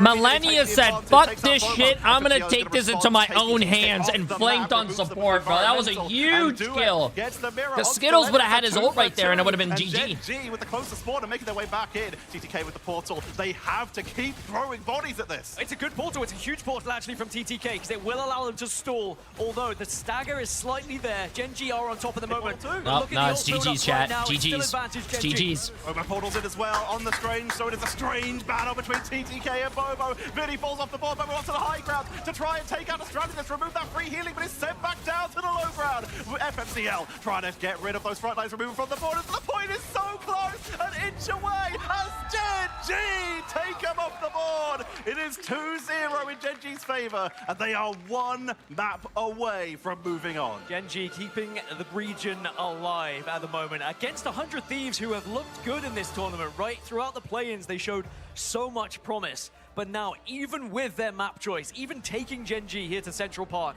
they still couldn't find success. And it was looking pretty good, right? They got the 3, and we're thinking, okay, you get the 3. We don't see many 3s in pro play. Comparatively, a lot of 2s, you'd be held at that final 1. But then when we get to OT, Gen.G has still so not over, much more chat. time. If it was always upper gonna go bracket, it their would way. be over. But And nope, lot this is of a it best was of 5, down so to it's a the first of neutral. 3. You saw the quick It's not over build-up yet. of the Sia was But massive. I Someone said mean, Rocket was dead. this should But I be tell you, over. Rocket is very much still a part of this. We're because probably the going to go to build-up of that Sia museum. is absolutely massive. It wasn't just any triple cap from 100 Thieves as well. It was a clean triple cap. They pushed on through, and well, Gen.G gave everything they could for the defense, but 100 Thieves just kind of walked them there. And then we flip, and there's a little bit of a slow point from Gen.G, but they get the triple cap as well with much more time. They get all the speed they need. And then on that final point, it's just a matter of time, literally. Just a minute and a bit versus 3 minutes and 15 seconds. Gen.G, they just took the time, waited it out, used the ultimates, and that was a fantastic map number 2. We're going to be heading over to the analyst desk so we can have a breakdown of those 2 incredible maps we just had. Guys, what was that? That was so good. Yeah, thank you so much, Tetra. I mean, it looked like some thieves that got caught stealing because we go with My what you know, is ugly what we ass always predicted say. 100 Thieves That in did 3rd not place, by feel the way. anything like Why Thieves' would you, identity. Gen.G brother? looked cool, confident. Ship, Why would you put 100 Thieves winning 3rd place at LAN? So many mistakes. There's so many things we need to talk about. Their defense, especially point 2. One fight on point 2. Like, I love 100 Thieves, don't get me wrong. I love, you know, every single player on that team. They're great friends. But, like, even after really the botched ultimates, they barely made it to, like, LAN itself. You think they barely made it to 3rd place in NA? You really think they're going to be 3rd place in the world? They weren't quite expecting. It felt like they had plans for point 1, but nothing for point 2 onwards. Yeah, we thought it was great. Like, Winnie, like, kind of baited out Sia. They barely made it. What do you mean barely? They barely made it. What do you mean barely? They barely made it. Snowballed from there. Portal in. You can make it. That's a 3. That could be a 3 fight point. They made it a 1, and from there, you have such a tall task to hold Dracula's castle from their ship. Yeah, we've been seeing that a lot. I think it's worth reiterating. I mean, Portal on point 2. Emphasis on the B. Bear. You know that you want to make it a multi-fight. Lee made it. Ults from them by portaling Bear. right on the point at point 2. Lee. It needs to be an immediate fight. And like we were talking about, using that Gambit ult to pull out the Sia with the final judgment was awesome, but then you just never walked forward. Yeah, 100%. And honestly, if we're just highlighting and keeping it a buck, I think Gen.G in their band game has been impeccable. And the one thing that they've highlighted over and over, especially on that map, I feel bad for TTK's dad. Where's TTK? I don't think it's TTK's dad is watching my stream, but god damn, dude. They looked at group, gone. I feel bad for him, man. TTK had some nice Imma plays, but overall, fellas, Duet. TTK is trying everything, man. Outplayed the front line by a mile. I like that Vanguard line far more, but. Yeah, I mean, seeing how the maps have been going so far, I've been kind of surprised that 100 Thieves didn't fully bounce back, especially how strong they looked on the attack side. They just fell apart afterwards. So going into this next one, they have all eyes they're on them. barely The lowest making it. placement of the land They're if they barely go up making here. it. Yeah, for F either you, one of them. J3. Don't say F you to J3 because your favorite team is down 0-2, bro. It's not my fault they have Tony Snell trying to fucking dunk the ball, getting packed by, I don't know, fucking, who's someone short, Chad? Nate Robinson. Like, out the gate, that mag save. Gen.G on the other hand, you have Nate Robinson doing a jump ball with, I don't know, Dwight Howard, and Nate Robinson is winning. The reason they lost against VP was because they did not have Thing. We saw the mag team up from Gambit right on the portal. If they were able to get through that with Thing, because he has the unstoppable feature, can't be pushed off, that's why they lost. Yeah, this is a really good brawl map, too. I mean, Thing is super valuable here. You're going to be right in front of their face. Bro, you're a traitor. How am I a traitor? How am I a traitor? The mag, I do agree with, but I think it might have been worth removing the mag and getting the one side of mag in your favor to stop How am I a traitor? I voted for Gen.G! I think it's How am interesting. I a They took it traitor? here finally, this is usually their answer back, right off the bat. You want to kind of keep it close to your chest. And we always say this, when your back's against a wall, nothing left to play with, this is it for Thieves. Yeah. Everything, any surprises Remix has cooked up and or players, now is the time to throw it out there and see what sticks. Wow, Gen.G You shouldn't getting pick a against your late friends? mag save. Fuck yeah, I am. If I put my channel points and my money on a team that's going to win, I'm gonna, and my friends aren't on that team. I was gonna say the Rocket Band here, Oh, too, VOD. fuck them friends, Skittles chat. always had that first on most fights they Listen, lost because of it. friends come and go, but money stays forever, right? Also having that whiff of Gambit as well is underrated if you have like Gotta get your channel points up, bro. Damage boost in these fights. Yeah, Skittles was at ult whenever they were trying to get that last overtime push, and both of the strat backlines for Thieves were at 50%. I mean, you can't even get close to it. Sia is still keeping a lot of that value. Hey, but guess what? That Rez Golden God is going to be in the hands, and Delena and Self can play it. Yeah, I think this is actually not, like, you know, on paper it looks like a weird ban, but I think for this map this makes a ton of sense. I think. That Why do you guys want me to vote on my friends? Money doesn't lie to you. Friends lie to you. Friends backstab you. Money doesn't. Is massive. You do not my channel points will stay with me forever. If you don't have Adam, don't let them have it twice. Yeah, and Winnie, I would say one of the more underrated Lokis throughout this, has had great play with it, but Vinny shut down. We're going to have to see what he can come up with.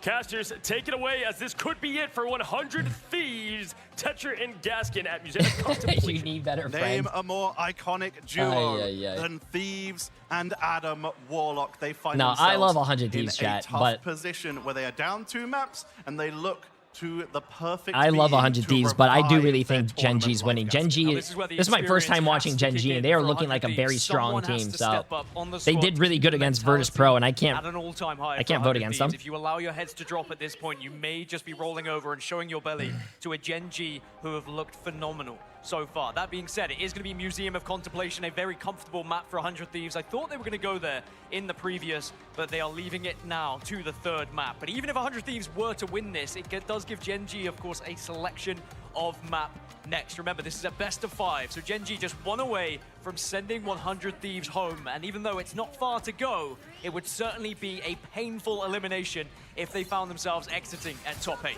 Gen G still not going to be going for a triple setup for the strategist. They still want to just go for that extra duelist potential, but the front line is going to be beefy. FMCL is going to be taking. What happens if you lose in the upper bracket? You go to the lower bracket. With the thing, and Duep is of course back on mag duty. Thieves though, expecting that hyper delay, they go for the Storm and the Winter Soldier. If you need to push and you need to get through a hyper defensive composition, you make sure that when you finish it off, it goes down as fast as possible. And Crackle Impact with damage boost is the perfect tool for this. A lot of eyes on Thing as well. Can you get those fists into the faces of 100 Thieves? But they've been able to force them back so successfully from that damage boost. Delena overstepping. Come on, GTK, carry this shit, bro. 100 Thieves, they've done the job. They break that first push forward, and you already see an invisible boundary coming out from Gen G, by the way. That's ridiculous. Boundary comes on out from Skittles. Whoa, They're trying to make what the am I most looking of at? it, but Whoa, Thieves with a whoa. very good retreat. Vinny will finally fall, as does TTK. Battle Rebirth Beacon brings back one, but not the other, meaning that Gen G will retake that defensive position, and Thieves will be forced to reset, but they are building up towards their first set of ultimates, and with Skittles That's already crazy, using bro. one of their big defensive tools, what does Gen G have to deal? First set of ultimates, and with Skittles already using one of their big defensive Skittles tools, is on his what does second Gen G have ult. to deal with? Skittles is on his second ult, and Millennia's at 55%, chat. Alex does commit to the Raging He's Royal almost Flush, getting but now you'll see the overlapped in Crackling ult Impact charge. alongside the Psionic Seduction as 100 Thieves. They need to win this fight. Bro, Skittles.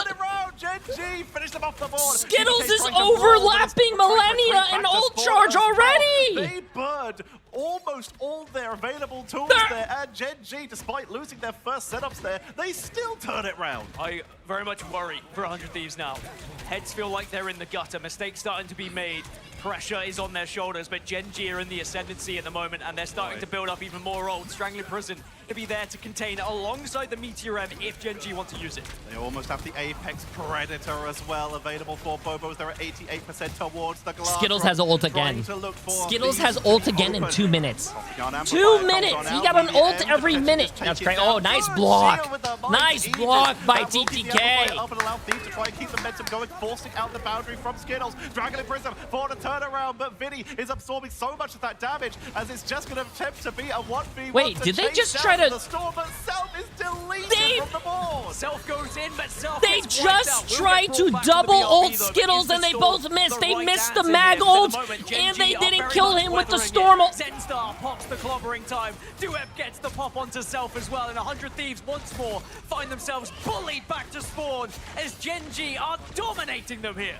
But they do have another push coming with 1 minute left on the board. We have Raging Royal Flush. Kraken Impact is just around the corner. Psyduck Seduction for the setup. That is more than enough to wipe Gen.G off the board. But the last time they tried it, Alex had his own Raging Royal Flush, and he's close to it again. He has the potential to just wipe them and turn this again. But it's all up to Gen.G to make sure that they don't get caught in the initial onslaught. Who steps up for 100 Thieves? Who makes that big moment to keep them in this series? Will it be Delena with the Kraken Impact? Initial damage is done, but it's flipped around. Winnie's going to be the one who gets that first pick. FMCL goes down as well as 100 Thieves finally break through. There's a little bit of fight back from Gen.G, but it looks like 100 Thieves will do enough to get around this corner. It took far too long, Tetra, but at least it's job one done, but there is still more to do.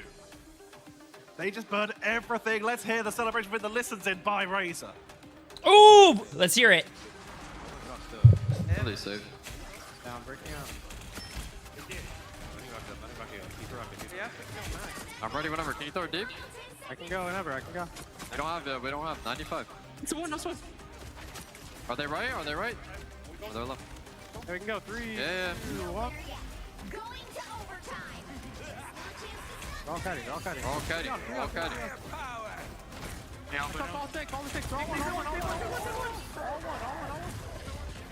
That was a huge. That was a big Venomal. That was a big Venomal.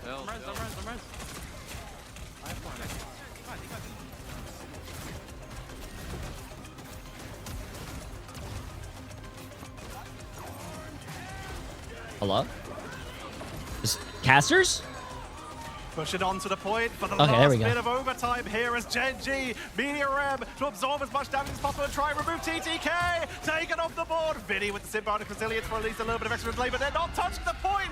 The great Eye of Agamotto was not needed, as that's going to be Gen.G with a fantastic hold. And you heard the silence coming through during the Razor listen. I think 100 Thieves started to realize what was happening to them. They're not even going to get the first point here. Gen.G, now Listen, all they have to do is get to point one. And I don't think I've ever seen this Skittles guy before. I probably have, but I'm old, so I probably forgot. This guy might be the best fucking support player I've ever seen. This guy had ult every 60 seconds. Again, I want to go back to the That mentors is here. If you are 100 insane. Thieves, you know now you have to be flawless. That here on is defense. Otherwise, insane. you're out. Every 60 seconds he had but ult. Flawless, and that is kind of familiar from the last round, but in this case, there's not even the triple cap to lean back on that you have pushed them before. It's all down to Thieves being able to put up the perfect defense, and as such, we talked about it earlier, it's time to lean on the perfect being. Delena, Adam Warlock, with as much sustain as they can give. The penny comes on out. It's the 0-0-0-3 for every defense they can offer. Can Thieves pull off the hold and keep the dreams of the third American team alive? I mean, if it's going to happen from any comp, it would be this one. It would be having the Adam Warlock to bring it back if things go sour here for 100 Thieves.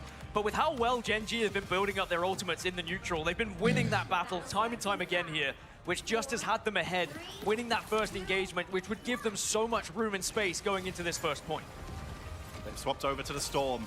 Punisher Storm, the classic Spawn Break combo to just try and eat their way through Thieves. We've already seen the Gen.G can burn through the trap. They find it, take it down, and that is a huge advantage taken as they immediately try to get as much momentum onto TTK as they can. With that Chaos Sword, the extra damage output while Bobo builds up Instinct bit by bit. But it's all about that finish line at the end of point one that Gen.G needs to get to, and they're putting a lot of pressure onto 100 Thieves, and they have already pushed to where 100 Thieves were basically stalled for most of that first round. And again, it's going to be Skittles. Look over towards that ult charge on the side of the invisible boundary. Gen.G should get first attempt to drop an ult here, but they could hold it if they wanted to use it as a response to something from 100T. TTK is still building up that side seduction, but no, it comes out straight away here from Gen.G. They want to take full advantage of their win in the neutral. Zenstari takes down Delena. Delena's already down, but he's going to come back with the Cocoon, which means he will not have it if he gets taken down again. Self will fall. Battle Rebirth Beacon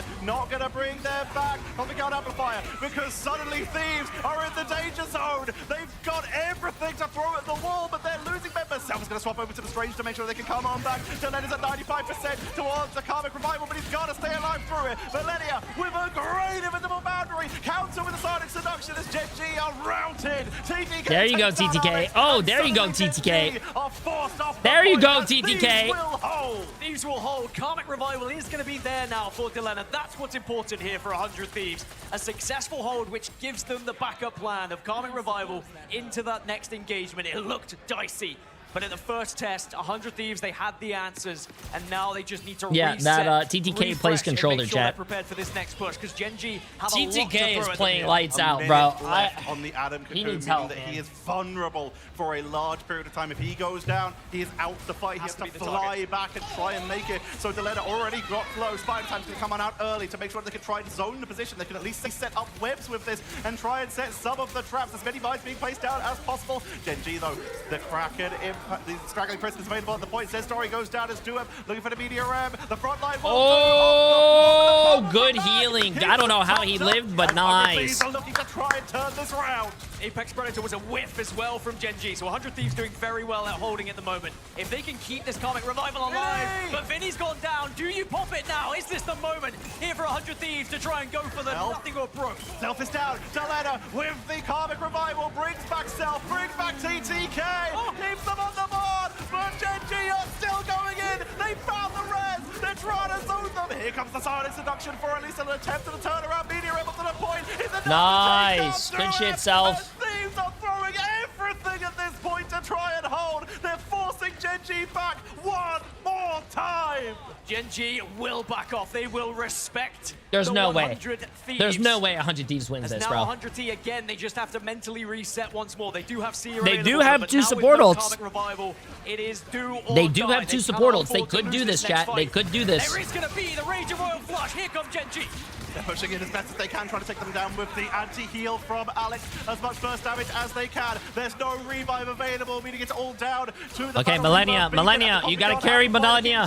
Millennia, you gotta carry. To hit that boundary, and it's all about if Gen.G can maybe snipe them with that glove. Skittles, nope, Skittles has his ult again. Dude, can someone ban? Check Skittles' PC, bro. This is not real. This is not real. Goes to the wraparound, tries to take out the nest with those ricochet shots, but just cannot get it. They cannot find the nest. As you say, Glatrox needs to do something here, but now the invisible boundary is out. Oh my god, someone said come on, boys. They screamed that. Nice. It's traded out, but still no KO was found. Bobo, do you get anything with the Glatrox? The answer is no. Bobo gets removed as Winnie 100 Thieves! Portal is available for Gen.G, and it might need to be used. 100 Thieves! As they are scaled off the board. Bobo's coming back on Winter Soldier. He thinks his team can hold, and that damage might be enough. He's sticking with Elsa. Spider Time comes out from Vinny, though, which means the nest. The No. Bro, Delena, get your ult. Delena, get your ult. You need it. Delena, get your ult. You need it. That's good. That's good. That's good. Chat, this is insane. LeBron! It's screwed. It's Thing. The damage of it is huge, but the healing is better. Gen.G are still holding. Oh my god, this is insane. Oh, come on! Nice! Big res! Big res! Oh my god! Does he have his self-res? Can he revive everyone still? You gotta stay on the point! Massive res! You gotta stay on the point! TTK! TTK! You're him, TTK! Millennia! Millennia, get your invis! Get your invis! Get your invis! Everything they have is all they have. They got invis! That's a huge chunk of the damage removed as Thieves. South is ready to move back in. The Psionics. Get it, TTK! Get it! TTK! TTK, there's people on the point! Where are you going? Bit by bit as Gen.G, their assault. Oh my god! Oh my god! I wasn't even playing, chat, and I'm sweaty. Oh my god! And I have to give so much credit to Delena on the Adam Warlock. Oh my god! Look at that! I see that! I see that! I see that little smile! I see that! And somehow. Favor of Gen.G. Oh my god! Just took Museum Dude, of Contemplation. What a match, bro! What a match! That was one of the best games of Marvel Rivals we've seen in a long time, chat. And Holy shit. Show me the stats. And end the Pacific fans' dream. Show me the stats. Jarvis, show me the stats. Who was going to be the man of the moment, the player of the moment? Delena was exactly that. When you do have that much on your shoulders, it's so easy to curl up into a ball, give up, and go out in a whimper at a 3-0 loss. But Delena said, we're not quite done yet. 100 Thieves, they still have so many fans here in LA, and they do not want to disappoint them. And they so far aren't. They are so close. 2 more wins and Thieves will be moving on, but it's only You should have heard it here. Hey, that's awesome. I'm happy that Vess's mom is still at the event just listening to it. I love that. Absolutely joking me, gentlemen. That might be the I asked best Hales who was last-minute screaming, fight and we she have said it was the ever Gen seen G across the mom. board. Wait, And Hales is at the event? I mean, so 100 That was a mom cheering? I don't know whose mom that was, but that mom is fucking goated as well. Holy shit, bro. Having a parent cheering you on that hard is so awesome. That is awesome to see, This bro. actually represents it perfect. The cap in the corner. That's everybody after watching that match, VOD. That It just is felt awesome. Like Gen G had everything that they need for the victory in terms of the stop right before the first point. They had the one-sided thing. Yes, you know, they couldn't play Adam, but they were fine without it before. But this go-around, 100 Thieves had a composition in their mind on defense and made up for their mistakes in the last map. I mean, chat, if I was a parent and my kid is playing esports, bro, I'm gonna be that dad. Always highlight is just one of the best hide and seek.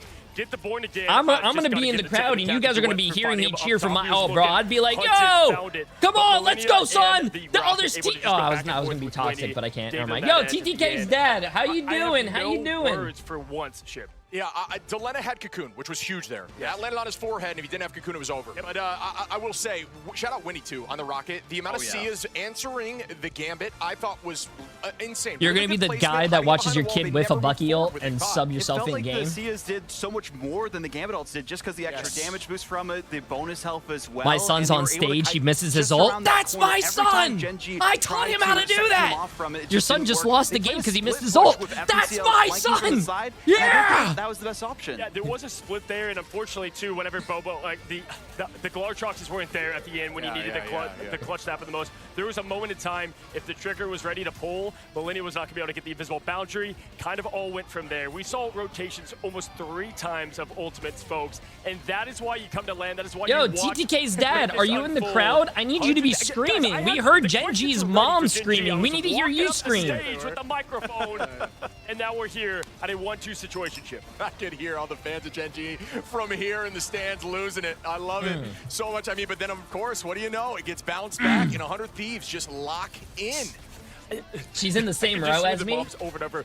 Come on! What? Like, there was that last bit of hope. I mean, bro, VOD, listen, let's slow it down. I'm going to be honest with you. If I was a dad and I'm cheering for my son and one of the other parents, you know, started cheering for the other team because their son's on it, nah. So one thing before that, too, just to... You're going in a chokehold now. Looking at these stats, if you didn't see the score at the top, you would have thought Gen G won. More finals than anyone else, but Delena I'm joking, bro. off. I'm joking. Damage, though, I love supportive parents, though. I love supportive parents. Is what we saw. And this is what we continue to see if you're a fan of Thieves, is that TTK, it's not always there in the finals every time, but the damage department is why it works so well. Also, shout out to the trust they have in Vinny. I will say this, oftentimes we have seen, sadly, Vinny getting hit at the end and they lose positioning. Oh, we're going back to Dom. But with that, the trust in the Penny to stay on point while you have TTK push forward towards spawn, get them off the point. Now we find ourselves at Celestial Husk. My gosh. Yeah, Gen G doing their homework. Going to Dom against this team. Why not? Make sure you take them to a domination map, take this thing home. I think the rocket ban from the side of Thieves was smart. You mentioned this, VOD, and I do agree. Getting rid of the Sia, the amount of value they've got from the BRB as well, it was too much. So great ban out from Thieves. Zen Starry went down immediately in that first fight, right towards the checkpoint, and unfortunately, because they didn't have Can you imagine if this was an actual reverse sweep? Back off, and it felt like the pace just was not in their favor. And listen, if you missed the first map of domination, you might see obviously that we do have a win in the column for Gen G, but outside of a Portal player too, it was looking towards 100 Thieves getting a bit more momentum, but Gen G definitely looked solid throughout. And so a lot changes from map 1. Just the momentum from going off a loss like that. We're really going to see what kind of players Gen.G is. Okay, Rain, I'm looking for that. Down, get the heart rate calm. You're Also, yeah, 50k heals in that short of a match is actually insane. Remember, that wasn't the full map. Can you imagine them going on a full map? I think the thing ban from Gen.G's been a mainstay. It's been a smart play. I think we're going to expect to see that. The mag is back on the table for them. I think they didn't do that last time and they lost. That might be the go-around. They're going to go right back to that VOD. What's also interesting, too, this is even between both these maps. 4-2 is the record on Celestial Husk, but I feel like Venom is a really good pick for this map, especially around the vault. Yeah, and listen, they've kind of targeted Vinny twice now, right? Yeah. Obviously, Museum of Contemplation, the penny works wonders in many ways, and let's call it what it was. They had a great defense against 100 Thieves, but they're going to take a page from the book on the other side. Smart. They saw what they did with the thing, just like the Rocket. I think this is a great thing. If they could get Rocket out as well, big-time ban face right remix in the Thieves ship. No, this is a smart decision making. This is smart decision making. I'm assuming they're going to try to lock.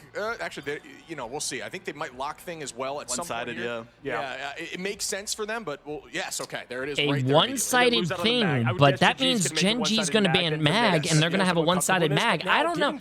I think the one-sided mag is insane, especially Gen.G's mag. That mag player is insane. Yep, there you go. Harder to shut down. They have to change the game plan. That's the big thing. It felt like that game plan was working so well for Gen.G, and it should have worked. I love best of fives though, chat. Best of fives are awesome because like you have that chance of like comeback. If it was a best of 3, Gen.G already won. I love best of fives. Pressure, especially when things didn't go their way. Momentum is a huge thing. Gen.G's got to just stay confident and stay positive. I think that's truly a huge thing for them. So the comms are, oh wow, and I love the Rocket Band. It's matched back with the Gambit. But I think that, in mentality, if I'm Gen.G, I'm saying we win when we have mag. Let's do this again. Yeah, for sure. I mean, listen, late Gambit, keep in mind, Gambit's still on the board there for Gen.G. So that last ban is, I guess, what they're maybe hoping for 100 Thieves to be able to get that off the table. But adjustment-wise, we've seen this last save go to a number of things. The Luna's been to play. The Loki is what I love, though, because they've lost that now in a couple of maps, especially the last one they've on. We've seen a lot of teams, too, just use the Loki to copy the Gambit on the other team and actually have more success from that because they have the Vibrant Vitality, team up the damage boost from using the Why are they not banning mag? Honestly, Chat. It also kind of forces you to have Gen.G saved mag. When they You cannot ban the 100 Thieves cannot ban a character that Gen.G saves. Instinctively, that gives your team a better ult, and it just seems to work out. But we're going to see the removal of Groot as well. But I don't love this man. I don't love it. He already has a pick. I don't agree with You got to go back to yesterday and how did Vinny play with Thing, and that was obviously now TTK can play the Thing. Their first ban, chat. You want a first ban Magneto? And allow TTK to do what he does best. Yet this last ban. So that means you want Mantis in the game? No team wants Mantis in the game, chat. This last ban is one of the most curious that Thieves can use, and to see how they wrap this whole thing up, looks like they're gonna probably go for a one-sided Loki potentially. Yes. Indeed, they go that direction. Well, Gasket Tetcher, wow, what a matchup. Bring in the heat for what is our matchup number 4. And it could be the last one in this first elimination game. All Gen.G need to do is do what they've done twice before, including already on Domination. And you found a little bit of a stat about this for Thieves in the break. I do like my stats. Yes, we did see 100 Thieves, of course, lose Celestial Husk yesterday. So I think there has been a bit of studying going on. Gen.G perhaps looking and analyzing why that didn't go well for 100 Thieves. But remember, it was an iffy portal and a very iffy Gambit ult. The Raging Royal Flush didn't necessarily connect for 100 Thieves. So maybe remember, I think they portaled and then they Gambit ulted, but the Gambit ult was in front of the behind the portal, so he couldn't get all his teammates. You guys remember that? They find their victory, they keep themselves alive, but now Gen.G, in terms of the lock-in bans, they do get that one-sided mag, and we saw what happened with the one-sided mag last time. That being said, the one-sided rocket on the other side here for 100 Thieves, which very much benefited them in the previous, although I do think most of the work was done by Adam Warlock, of course. No Adam Warlock to worry about here. We're back to Domination. It's going to be 3 rounds, first to 2. Gen.G, 100 Thieves. You might have spoken a bit too soon because Adam rolls out for Gen.G. And we've seen them very interesting. The 3 supports for Gen.G. Solo DPS, solo DPS Black Widow. A lot of players are playing at this tournament. The Penny, the Ultron, the Adam, but instead of the Elsa, they're running it with Widow. As a Warlock fan, I will happily eat my words. Now show us what you can do here, Gen.G. Show us and everyone at home why Adam Warlock is still prime time here in Marvel Rivals. But 100 Thieves in the neutral at the moment, doing a lot of damage. But Bobo, it'll be eyes on. Can you reply as Delena's the first one to get the pick? Taking out FMCL out of the air, the risk of playing a flyer. Bobo gets stunned out, but the healing output is good. Alex is keeping them topped up as well as Skittles, but Duep is also being targeted on that front line. Vinny is forced to back up a little bit, uses that Yassi Street charge for a little bit of extra sustain, that bonus health that you do get from it, and Self is back on the Black Cat. With FMCL not playing that Daredevil to track them, this gives Self a lot of freedom just to try and put some pressure on. Thank goodness Adam Warlock can fly now, right? Otherwise that would have looked very different indeed. It's a portal already being used, by the way. Gen.G do not want to give up this first point over to 100 Thieves, so they are doing everything they can to regain control, because if you have this trip, you do want to have the first point in your hands. Well, we do end up with a triple Vanguard, triple Strategist in the end anyway, as the Strange comes on in, and it's working out. They respawn. Alex goes down. He's already tuned one and Both teams are using portal already.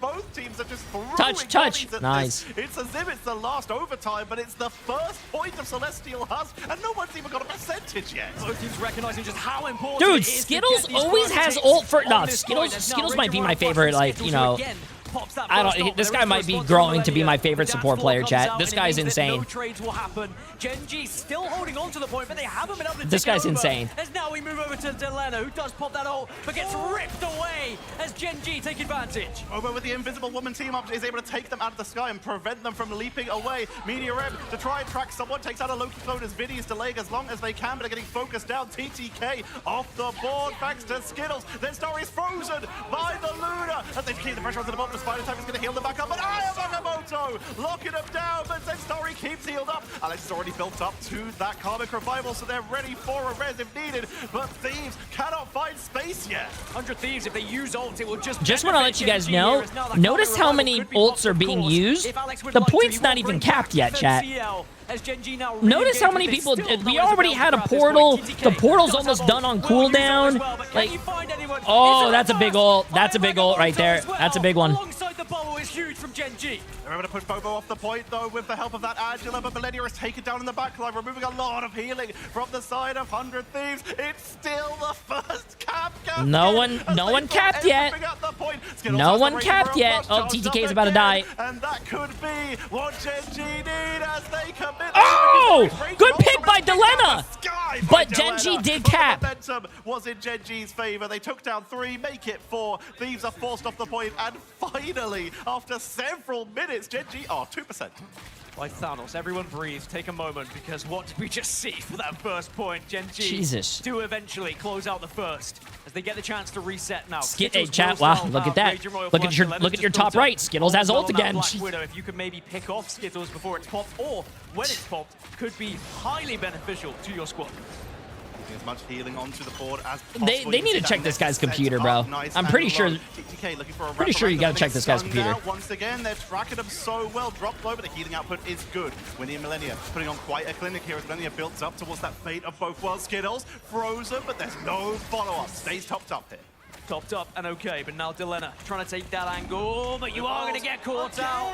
Gen.G will find 3 on the bounce here, and 100 Thieves are just going to have to back away. A 4th will be found, and now suddenly we're ticking over to over 50% here for Gen.G, and they do have still Raging Royal Flush. That's crazy, bro. Skittles used ult at the beginning of that fight. Skittles has ult again, chat. This team is now on the Strange and seems to have seen Imagine if that was real. Holy shit, bro. That would have been insane. Able to track down Delena every time he dances out in order to pick him off the board multiple times. Key feature here as well. Alex is building up that Karmic Revival, and FMCL does get the opener onto Self. Meteor M now comes in to follow. It absorbs a lot of damage and takes out Millennia, who this might be GG's. GG's. Both worlds on the board, meaning Winnie has to steal something from Gen.G if they want to ult, but they're losing too many members. This may be a regroup for Thieves as they're being picked off one by one, but that means staggering could be an issue. They have a little bit of time, 90% on the board, but who's going to touch during that? Is it worth a portal even? Is it even up yet? As Ayamoto comes on. Oh my god, Millennia keeps dying with ult, bro. I mean, he has no chance to ever use it.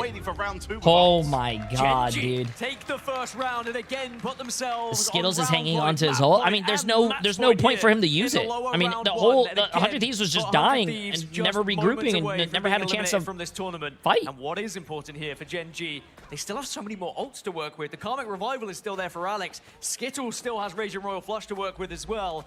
This famous strategy we've been hearing all about throughout scrims leading up to this tournament that we tried to keep our lips sealed about so that we didn't ruin anything for these teams building up on it. It has been TTK 5,000 damage, 6,000 damage. That's not. And he's playing Angela.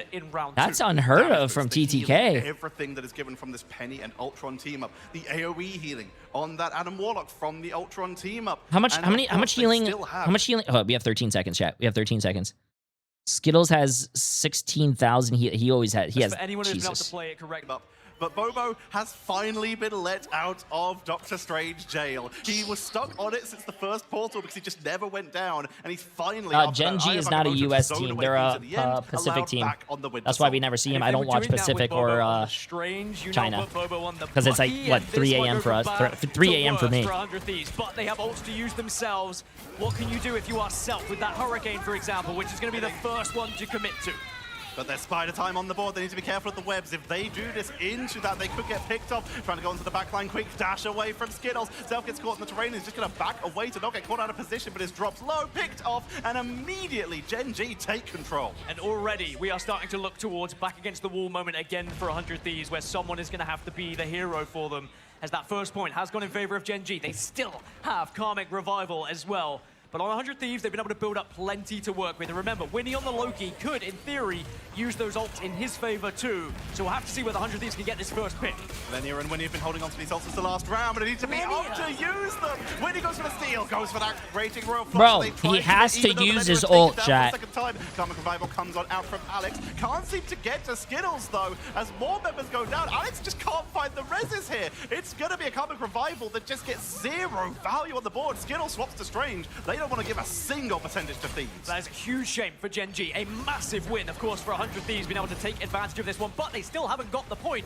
Now we'll see the Strange Portal come out from Skittles, who quickly shifts over as Rage of Ultron starts to rain down 100 Thieves. They need something to reply themselves. You do have Dance Floor available from Millennia. That Fate of Both Worlds can certainly keep them alive, but it is still percentages going to Gen G. Maybe finally 100 Thieves get the break. EDRM comes on out, but it's not enough for a finishing blow as Vinny takes down Bobo. Zedstory off the board as well, and it looks like Gen G will finally be halted after so much effort. Thieves are able to repel the heroes of the Pacific. Curious now, did Gen G switch things up, or do they try and stick with what's worked so far? Of course, it's only 50% on the Karmic Revival, so you could switch now if you wanted to, but it looks like they are happy to roll out. They said it's been working thus far. All we need is one successful push here, and we should be able to hold out once more to win this entire game.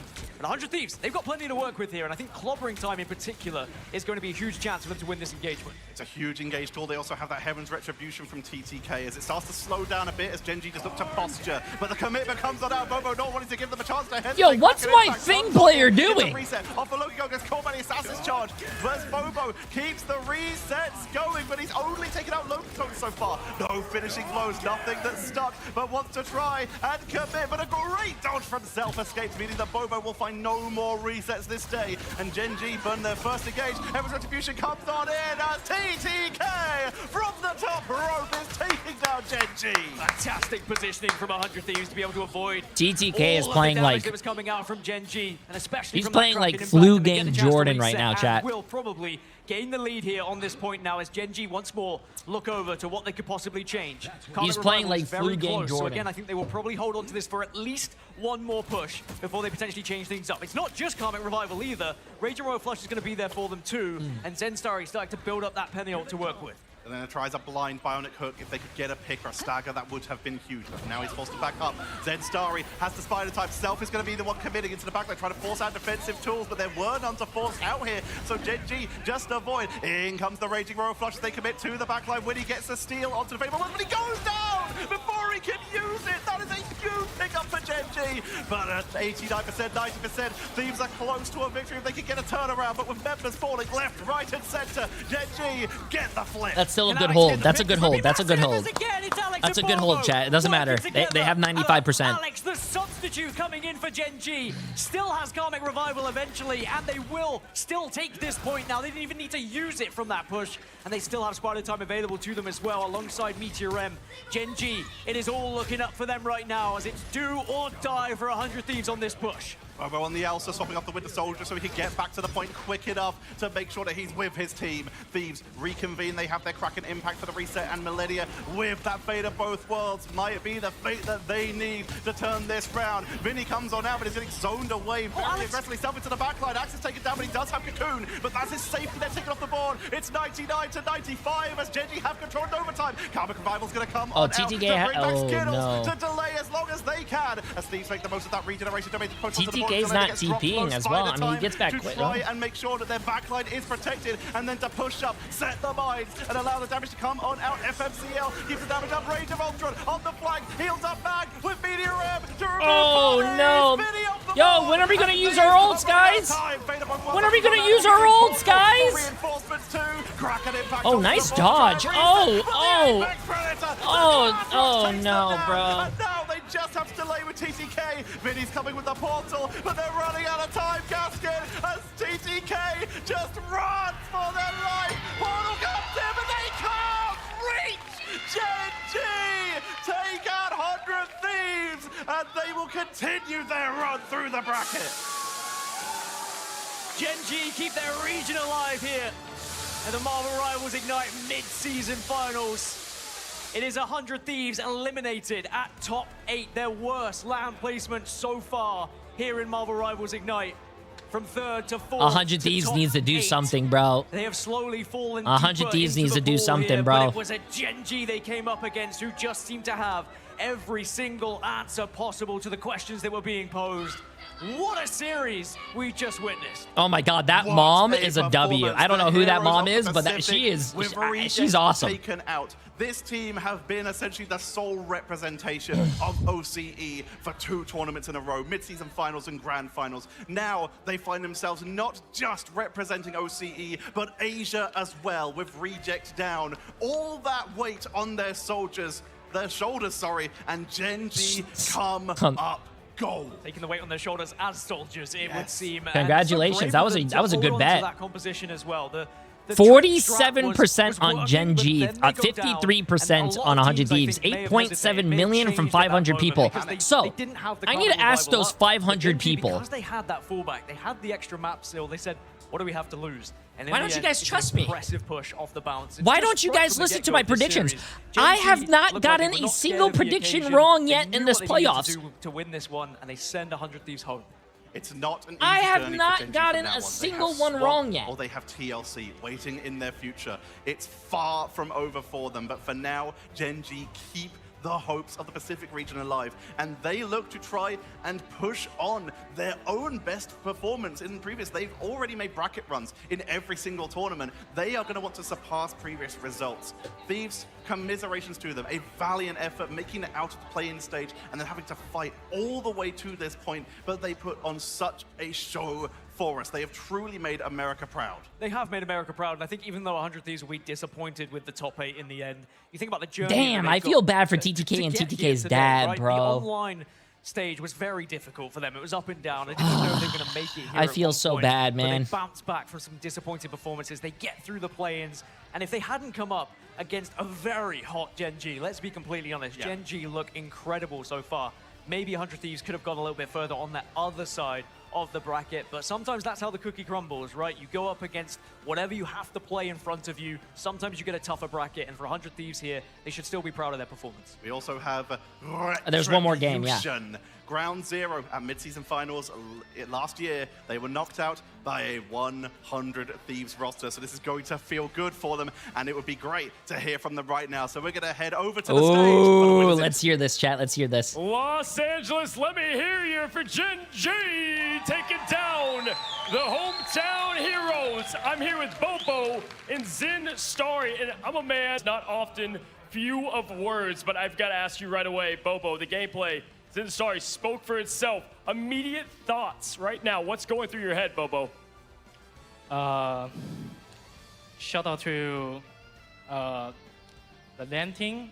You are so strong, so make us love this game so much, because we play on bad ping every day, 200 ping, and we need to wake up at 6 a.m. for every screen.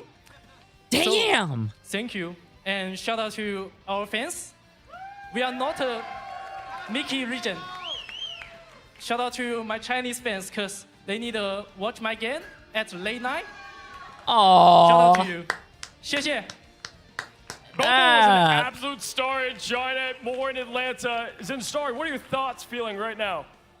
I'm feeling good, you know. After the first game today, it was a really close series, but it feels good to finally win. And I was telling myself I'm not coming 8th. I'm not coming 8th place today, so it feels good. Listen, I have to say, first of all, we have some awesome, we heard from them earlier, moms in the crowd. They might be louder than this entire stadium at times, as you can hear from them now.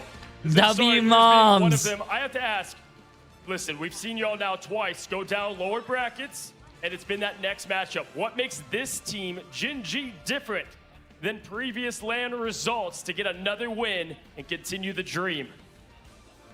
I think we adapt really quickly. Like, we can take a lot of stuff from the scrims that we do with teams here, and we can copy it or kind of like replicate it a little bit. So, yeah, I mean, I'm lost for it. It feels good to win one game finally. Oh, there's the moms. Hey, we love the moms, chat. We love moms. Yeah, I think we can win, and we are same level. I talk on LAN, on PEC Grand Final, and I say we are same level with this good team. We can win. Well, soak it in, because you took down the hometown heroes of 100 Thieves. Again, give it up for Gen.G. We have Zen Story, Bobo. Let's take it right now over to the desk to break it all down. We got some analysis from Gaskin and also Tetra at the end there. You know, some sweet revenge from mid-season finals last time when they used to go by Ground Zero Gaming, the organization that they were under at that point. But also it's kind of a mirror to the grand finals, right? Lost to the second seed, which was the Citadel Gaming team last time, and then won against Dark Zero in the lower bracket 3-0.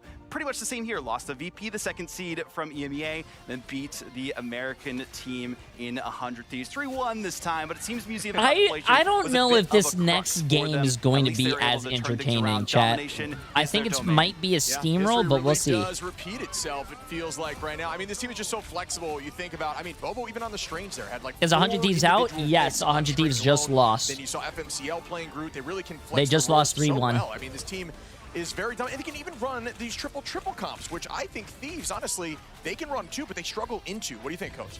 Yeah, listen, Zen Story up there, he told me multiple times, I am not coming bottom 8. It's not happening. I mean, it's a story of two emotions. This is what makes esports great and sports great, I want to right? see something here. You have one side, the high highs, the low lows. And going on that stage, you got the both, right? 100 Thieves, I mean, just watching those players, it was a tough look. I mean, absolutely dejected. They know where they can go as a team, but unfortunately gonna have to prove it another time.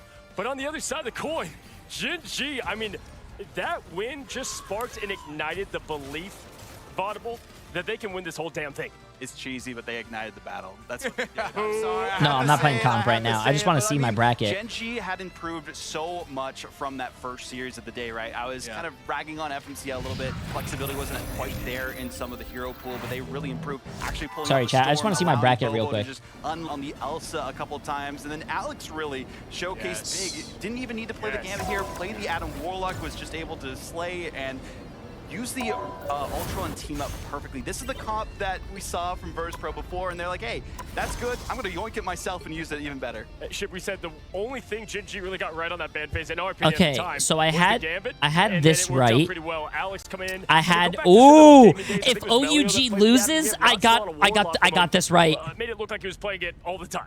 Yeah, I was going to say, I have- you kind of said it immediately. I have You gotta shout it Gen.G out. and So I think Rad this is a huge being pickup top coming into this 6, land, has looked Virtus dominant Pro in being every 4th, single Swamp every Gaming single being time they've 3rd, picked up Navi being huge 2nd, Team early Liquid City. I picks, might, oh my massive god. reses, some early reses, but that's fine if it's going to win you the fight. Listen, I'll say this. Obviously, we can almost start calling this team the American Slayers, because we have what was first 100 Thieves, right? And I now can't- it's going to be Swamp I can't- Gaming or TLC. I can't predict any Now, better, looking at chat. What has been trends in the I past, we cannot assume it's Swamp predict Gaming. any I feel better. like, Vod, this matchup is a bit better than people might think. Potential grudge match as well. I mean, Fox has been, talking a little bit of smack about the region. They're good friends with Gen.G too, but, it would be a good way for them to prove themselves. They've gotten the same placement every time at LAN for OCE, 5th through 6th, so we'll see if they can actually improve this time. let's take a look at our MVP right now, folks, because one thing Bobo said in general. I mean, if the MVP has to be Skittles. If it's not Skittles, I'm punching my monitor. Allow them to scrim as well. Like, the cards are kind of stacked against them over and over. Last year, is Bobo joining a team where didn't speak the language, right? Like figuring things out in hurdles, and they're just starting to click more and more. There's no way. Yeah, like, Alex, but it's also worth I mentioning understand Duep. I have no Bobo's a doubt really that good Duep's gonna player be and on he's the like screen here dominating, just but at the moment. Skittles, That are guy we? is a Do we problem just on hate mag. support They players? prioritize the mag, and they win with the mag. And Do the not answer change is the winning yes, formula. we do. They're not going to change it. Every single time they have played a series, it has been saved Oh, for it's Duep, Duep. and this is exactly why 21 average KOs I mean, on mag he's is been insane. insane. He was insane, Duep chat. did not want to do the interview with He- me. And I he said, was you know insane. What, man, you're a star now. I'm gonna get you on that stage soon, Duep. I'm calling you out. But yes, one thing I love about him on mag is lots of mags. It's the defensive meteor aim, right? It's the power. This man is a hunter on the magnetic X-Men. Like, he is going at half the time. We're like, who's he going for? Finds a target. Self, usually. Yeah, right. And this guy's believing in himself to get the big play, the big picks over and over. Ship. Yeah, it goes to show you just that you can I mean, play chat. aggro. As soon as you see the cooldown like crystals or I love bonds get Skittles. committed, you Like, he was immediately insane, but I mean, this guy's Magneto was actually crazy too. the early maps. Yeah. Yeah, Self was always his #1 target. Like, his Every time, Magneto each could time and be every time, on and that par has been with making a big difference. I was I don't blown know, away by the Jay3 on Vanguard the front line. basketball We court, oftentimes seeing talk how many about dunks he TTK, had. we've looked at Vinny, You but know what for I'm them, saying? As we continue to hear the moms cheer down there, literally we are far away and can still hear the absolute delight in the crowd. They're louder than that whole stadium, and that's what, you just need the belief, right? You need a couple people to believe. Point to the sign, as you guys know Ted would say, to get it done. We promised y'all a banger. Obviously, we didn't go the full series, but it somehow felt like it should. Yeah, this was one of those moments where even my heart was pounding here on the desk. Not even casting, I was just having so much fun. Like, is it over? Is it? Yeah, being a part of the series, you never really knew what was going to happen next. What'd you think, Vod? I mean, you know, going back to your point about how strong the Vanguard line here was for Gen.G, only went down twice that final map. I mean, that was MVP performance from Zenstarry and Duep, did everything necessary for the victory. And TTK and Vinny, no slouches themselves in the same right, but it just was a difference in Vanguard lineups. Listen, to speak of it, right, we're going to see more of Gen.G, so I just want to, as we have this time, this is our last chance to talk about 100 Thieves, and this is a team that has been close to greatness a few times. I think 100 Thieves. But as we've said, I think it's very safe to say, chat. I think 100 Thieves, even though they are number 3 in NA, I feel like they're going to be probably dropping some players or doing a roster mix-up, something. I don't know. Yeah. Cozy just literally said the same thing. We might see some changes. Yeah, I could see that. I think this team just struggled with momentum. You can see it in their faces even after their win there, and that's something that you can't have happen. You've got to know that you got it. As soon as you start doubting yourself, it's going to go downhill, and it just kept going downhill. Yeah, thoughtable. Either way, all I know is Gen.G fans, they are celebrating, and we have ourselves and continue to have ourselves, as all lands do, Cinderella stories, folks. We're not done yet. We have one more elimination match today, and it's a battle of the regions. China, EMEA, OUG, RAD. Don't go anywhere. Reset, reload. We'll see you on the other side of this break. When it's make or break, the Razer Black Shark V3 Pro is a real difference maker. Its wireless connection is so fast, there is zero delay to how I play. With the best mic in the business, my shot calls are always on point. To top it all off, active noise cancellation. Do I get a cut of this? So that I can focus on what matters most, winning.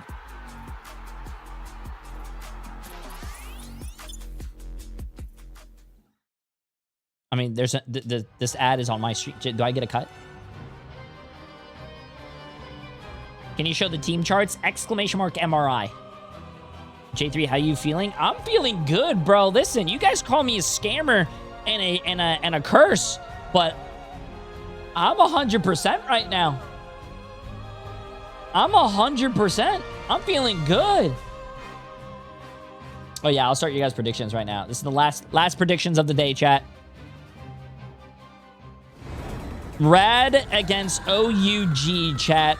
Rad against OUG. Good luck. If you guys want to copy my homework, I have Rad winning.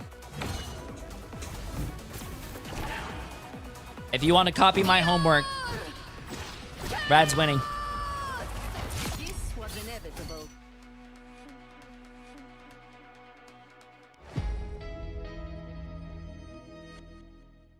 I want to go all in, but I'm scared. Listen, I have a better question for you. Do you trust me with all your money? Because if you do, just do it. Do I look like I would make you lose all your money? No. No.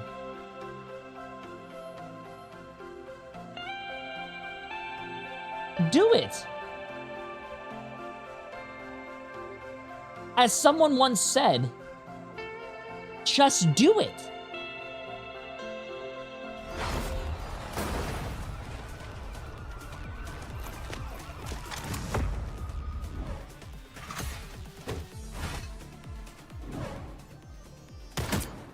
Okay, I'm gonna let you guys do your predictions, chat. I'm gonna take this off the screen so you guys can see stuff. Armed and dangerous.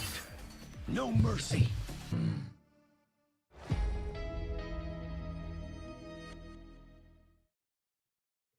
Okay, I'm gonna finish.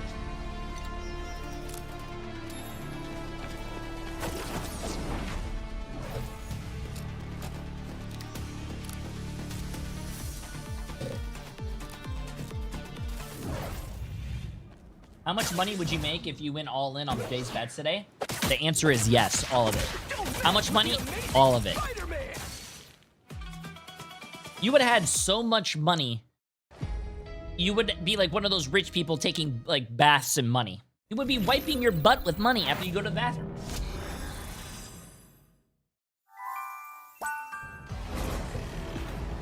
Thank you, Christine. Thank you. To peace, the Avengers' extinction.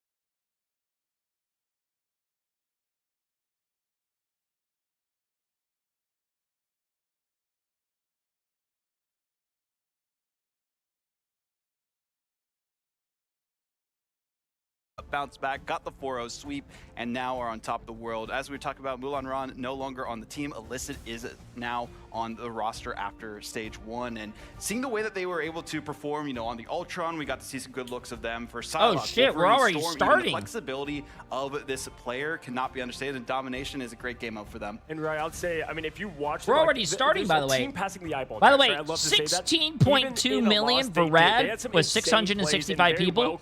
OUG has 161 people for 1.5 million. What do they have to do to beat Rad?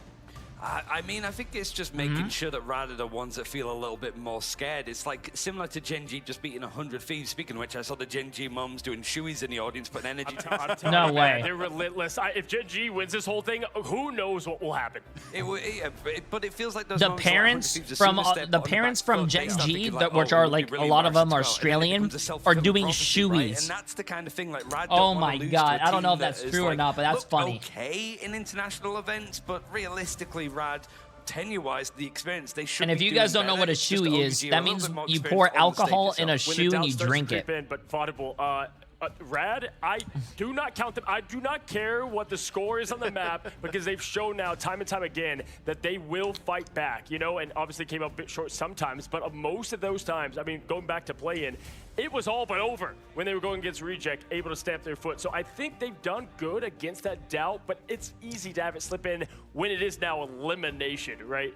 I mean, we were also talking about this earlier too. They now have all of the experience from the play-ins to now that they have for the meta that they've downloaded into their brain. And speaking of their brain, Dennis, their coach, has really been giving them some good insight on to this meta. I actually talked to him before this event, and he was very insightful about what we could potentially see. And, well, we've seen a lot of the Penny Ultron, and that's something OUG loves to play. We saw in Midtown. They almost made it all the way to that third checkpoint as well. So if OUG loses this, chat, you know, for me, right, does it feel like there's only one we have Crazy Kitty. We know what they're going to do. Smash able to, I would say, play which is Gen.G, representing all of Pacific and China. I need it not to be all on the back of one player. You've got to get that whole teamwork. Even when Mash here is in casual day, as I like to say over there on the desk, these guys are locked in. I saw them yesterday, just hanging out, chilling out. I mean, they are one, as what Swamp said, family. You'll love to see it, but man, I need to see that whole team come together as one. And I mean, I think even though they got knocked down to the elimination bracket by Team Liquid Citadel, the fact that they took a map is probably like, you have to be able to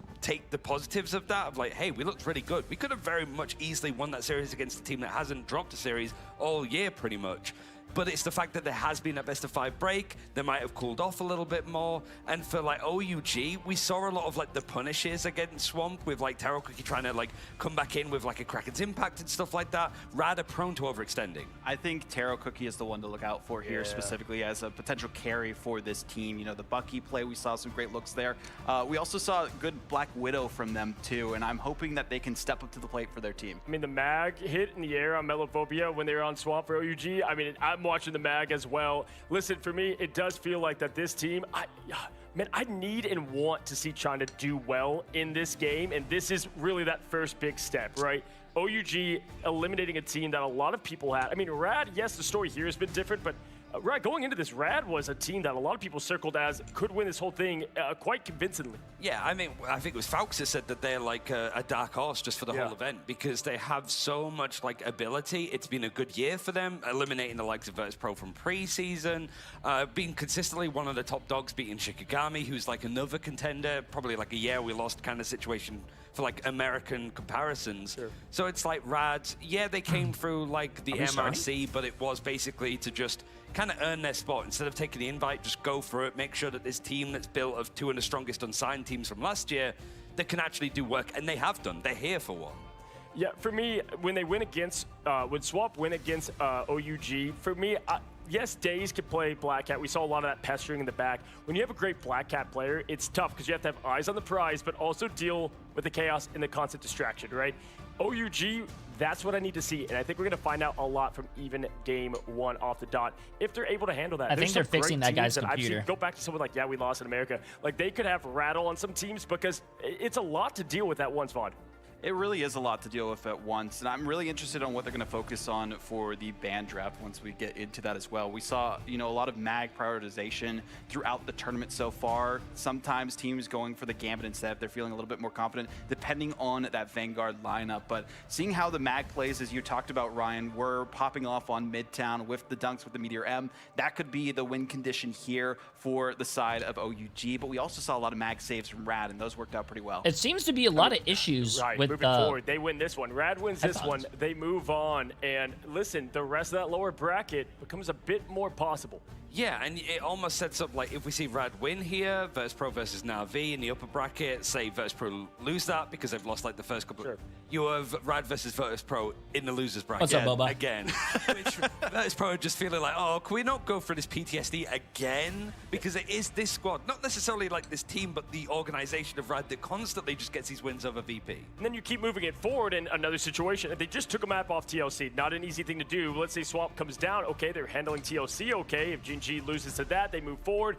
I mean, the sky's the limit. This is the game that could separate them from really making a lower bracket tear. And listen, right now, I've said it 100 times, EMEA, they own these lands. I mean, y'all have been doing an insane job. We just said goodbye to our first American team. Will this be the first goodbye to the EMEA side of things? Now, either way you look at it, I think the big position players on OUG can step up to it. And right, for you, does it feel like... I mean, we said it best. I felt like the duelists of OUG are a cut above what we thought they were coming in. Yeah, but you still want to see a little bit more about Illicit, right? He was the player that came in, second place finish, like Vodable mentioned, behind Iconics that brought Illicit in, Korean player we're starting, that was on finally. Pirates in the Pacific region. You want to see what difference he made in particular.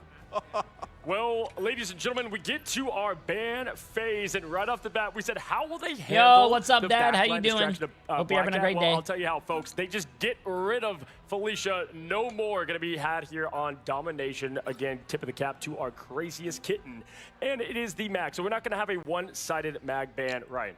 Yeah, I mean, also when you got Dennis coming in, like I think this is the key area of the game. Drafts, it is, and he's sort of familiar at the very least. Like Dennis is just around the world internationally, like Mr. Worldwide, if you will, when it comes to like playing for teams. But he is well aware Hope of you what had a these great Rad day, players can do Dad. because he did work with some of the chopped roster last year. I'm thinking for OUG specifically too, they're probably going to focus on the Luna so they can play How's the some tournament? dive here on Going Celestial. well, How's going well. This is the last Snowflake match on of the them? But day. actually, no, they're going We come for back the tomorrow. thing. I like that, especially if you are going to face off against Crazy Kitty, potentially playing that Wolverine like we saw in that last map against TLC. Everybody has a plan until they get punched right in the mouth, right? And the thing does that, I think, the best of all of them. So you're going to go with the Ultron one-sided, and this is this showing us, are they fearful of some maybe aggression from OUG on the dive front? I think they might be doing the penny composition penny with comp, the yeah. Adam Warlock. We just saw that in the previous series work so well for Gen G. Why not do it again? I mean, our man Ryan G. Young's here. That was one of the fastest balanced hot fixes to get rid of that team up down. Oh, you guys don't see it bottom right, but there you go. It's penny. Yeah, but it also gives a character as well in the end for Crazy Kid. If he doesn't want to be on melee, he's a very good Ultron. Absolutely, folks. Well, the pity is gone now, but we do have arrived Gaskin and Tetra to bring in the action to kick off our last match. One more match. One last chance at survival for these two teams. One best of 5. Rad, the third place team in EMEA, fighting for their hope to try and stick around with Virtus Pro and Na'Vi. When's Shib OUG, gassing? I think the Shib already final finished gassing. remaining China team. The furthest they've ever got in an international tournament would be winning this match to equal it. Wow, and that is a tough task to do against Rad, but we have to remember they did find success in that tournament by taking maps off the likes of Na'Vi, the likes of FlyQuest, the No, likes he's on the of analyst Crazy Raccoon desk and now, Citadel, chat. right? We've seen OUG and these players do it on land before. However, we do have to call a spade a spade. This Rad roster has looked pretty rad, to put it simply. Crazy Kitty has been unbelievable, but the Black Cat is banned going into this first one. They've tried to go for the strategy of going on along the lines of the Ultron and the Penny, but we saw the Penny ban come out right at the end. But they are looking like they might still go along the lines of using that Ultron to their advantage alongside the Adam Warlock, just as we saw in the previous matchup. Well, we know from Overwatch Gaming in their region, Illicit coming over from the Pirates roster from Asia, and he is filling some heavy shoes of Molan Ram, but has Bro, shown sunflower seeds are that delicious. aggression can do so much work, and you can see with that very solo wraparound that they are looking to try and focus on some of these backlines, especially with the triple strategist coming in for Rad. Even without the penny, they do stick with this Ultron and Adam Warlock team up. Well, if someone is going to be aware of a Black Cat position, it's going to be Crazy Kitty. So I'm sure he's going to have his eyes out for Illicit, but it's Sval who gets the opener onto Smash, as you mentioned, and over Ultra Gaming will get the advantage in this engagement now and potentially the chance to take this first point. When Shuyen takes out Lugia Go, just right now, over Ultra Gaming have a heavy set of momentum on the board, forcing the retreat out of Rad, who try and drop the snowball to try and just zone out, get a little bit of crowd control. The strategist just bullied off the point, forced to retreat. Wow, and wait OUG for took the first point. To re-engage. No crazy stall like we saw in our previous matchup with 100 Thieves. No portal to try and keep this one going. Rad are happy to back off, retreat, and give it one up to OUG, who have been able to build up the Seer, but on the other side, Rad are also doing very well building up to their ultimates as well. As in the moment, Taro is just going to be able to hold down this point alongside the rest of the squad, but now Extermination gets blasted, but maybe Crazy Kitty gets ripped out of the sky. Crazy Kitty was able to track Illicit, but it's picked off themselves, making it a 1-for-1. But it's over Ultra Gaming are absolutely cleaning up. This guy has good movement. Oh, we never will mind. lose Taro Cookie as he pushes a little bit too far. Never will mind. get taken down by Mash. Mash has a little bit of experience, not just in international events, but on over Ultra Gaming, subbing in for them at the Grand Finals last year, and is really coming to try and show the lead that they have over them. But for now, over Ultra Gaming with 55% on the board. That being said, if Rad can take this point at any moment, that's when they should solidify a round victory, because this kind of composition is meant for defense, it's meant for setting up, but they are struggling to break through OUG, and OUG just have so much utility to work with right now. Taro can pop that Gladrox whenever you would like, alongside Meteor M, of course. So much offensive utility to work with. Vertigo's dropped to half. I don't know if they have Cocoon at this stage. They're going to drop the Karmic Rival right off the bat to make sure that Crazy Kitty and Ducky can return to the fight because they're running out of time. Sval, with the fate of both worlds, is going to try and mirror as they wait for anyone of Rad to step up. Media M, Rad are just burning all their cooldowns looking to try and take out Sval. Turns it off to disaster instead, removing the rocket from the board. Mirror going to be coming out from Wenshu. Yeah. Oh my god. Oh, nice shot. Cocoon is in play, so Vertigo will return to the fight, which they need desperately because numbers are now in favor of Rad, but overtime has already been hit as over Ultra Gaming have taken us to the 99%. Oh my god. It takes out one, but falls with the rest of their team as we get the That guy was kicked in the face by Widow, bro. It took so long for Rad, didn't it, to get that point, and even though they do have things to use coming back into this engagement from OUG, was it a little bit too long? Did they underestimate OUG coming into this first round? That would be a big question. I love the switch from Illicit, getting off the Black Cat, moving over to the How you doing, Dad? Did you have dinner? You'll find a little bit more success when attacking here. Just that extra little bit of damage. Uh-oh. Difference maker to try and break. The deflect gives them a That's little not bit my of fault. sustain That's not my onto fault, the chat. objectives. They can try That's and not my take fault. these longer fights. They can try and scout Vertigo, but he tries to move in That's for not my Common fault. Revival. He's only at 20%, but if the fight goes long enough, he might be able to build up a second one here. Smashness already charged up with that new Widow ultimate. Tomorrow He's I'll go gonna to my pop neighbor's it, house and make sure committed he to the paid his fight to try and take out Wi-Fi. anyone who steps out, but the deflect from Illicit keeps them topped up. They're able to dance away from the fight. Taro Cookie does fall, but comes back at the Rebirth Beacon, but drops out a second time Gaskin, as finally Rad seem to be getting some momentum on their side. And they need it. They need to be holding this point. Allow that Adam Warlock ultimate, the Karmic Revival, to build up as much as possible. Smash gets one. Ninja replies though onto Ducky, and now the Seer comes out from OUG, which may just be enough to give them enough damage to take this point away from Rad. But Rad, they've been able to deflect. They've been able to get around some of this scenery, use the objects in their favor, and now they re-engage. Rage of Ultron is going to force out a fade of both worlds as well. So Mash coming in as well is going to use the damage bonus to try and allow Crazy Kitty to take something down. You have both strategist ultimates at the same time, but it's enough to take down Taro Cookie. What did And now you they're eat for chasing dinner? down the rest of the members Emily of made Ultra green Gaming beans to and a little bit of try and meat. make the most out of using all their Did you defensive eat, Dad? tools, and it will be enough to keep the control in favor of Rad. But over Ultra Gaming only losing one member. They're just And my dessert is holding back sunflower in seeds. this I choke love point, sunflower waiting seeds, for the chat. regroup. We're into the neutral, and the ults are beginning to build up. OUG probably the closest as outside of Ducky, of course, on that Meteor M, which we already can see on our screens. And Ducky is holding so well, or he was, until he gets obliterated by Ninja and the rest of the squad, as OUG now march forward.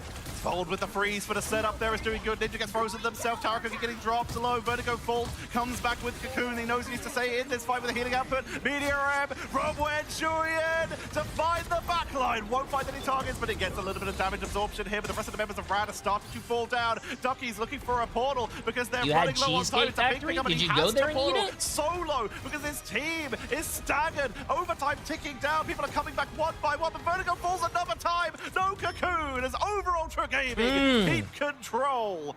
What an early setup here. Over Ultra Gaming 1-0 on the first map. Just that first Nice, push, nice. that I did not initial know point that control was OUG so big was going to for win the first OUG, map, and bro. It took Rad far too long to break. I mean, They haven't won the first map, but like the first map will just cost. to switch over to the Strange as well. So they lose on the ult economy race a little bit going into round 2.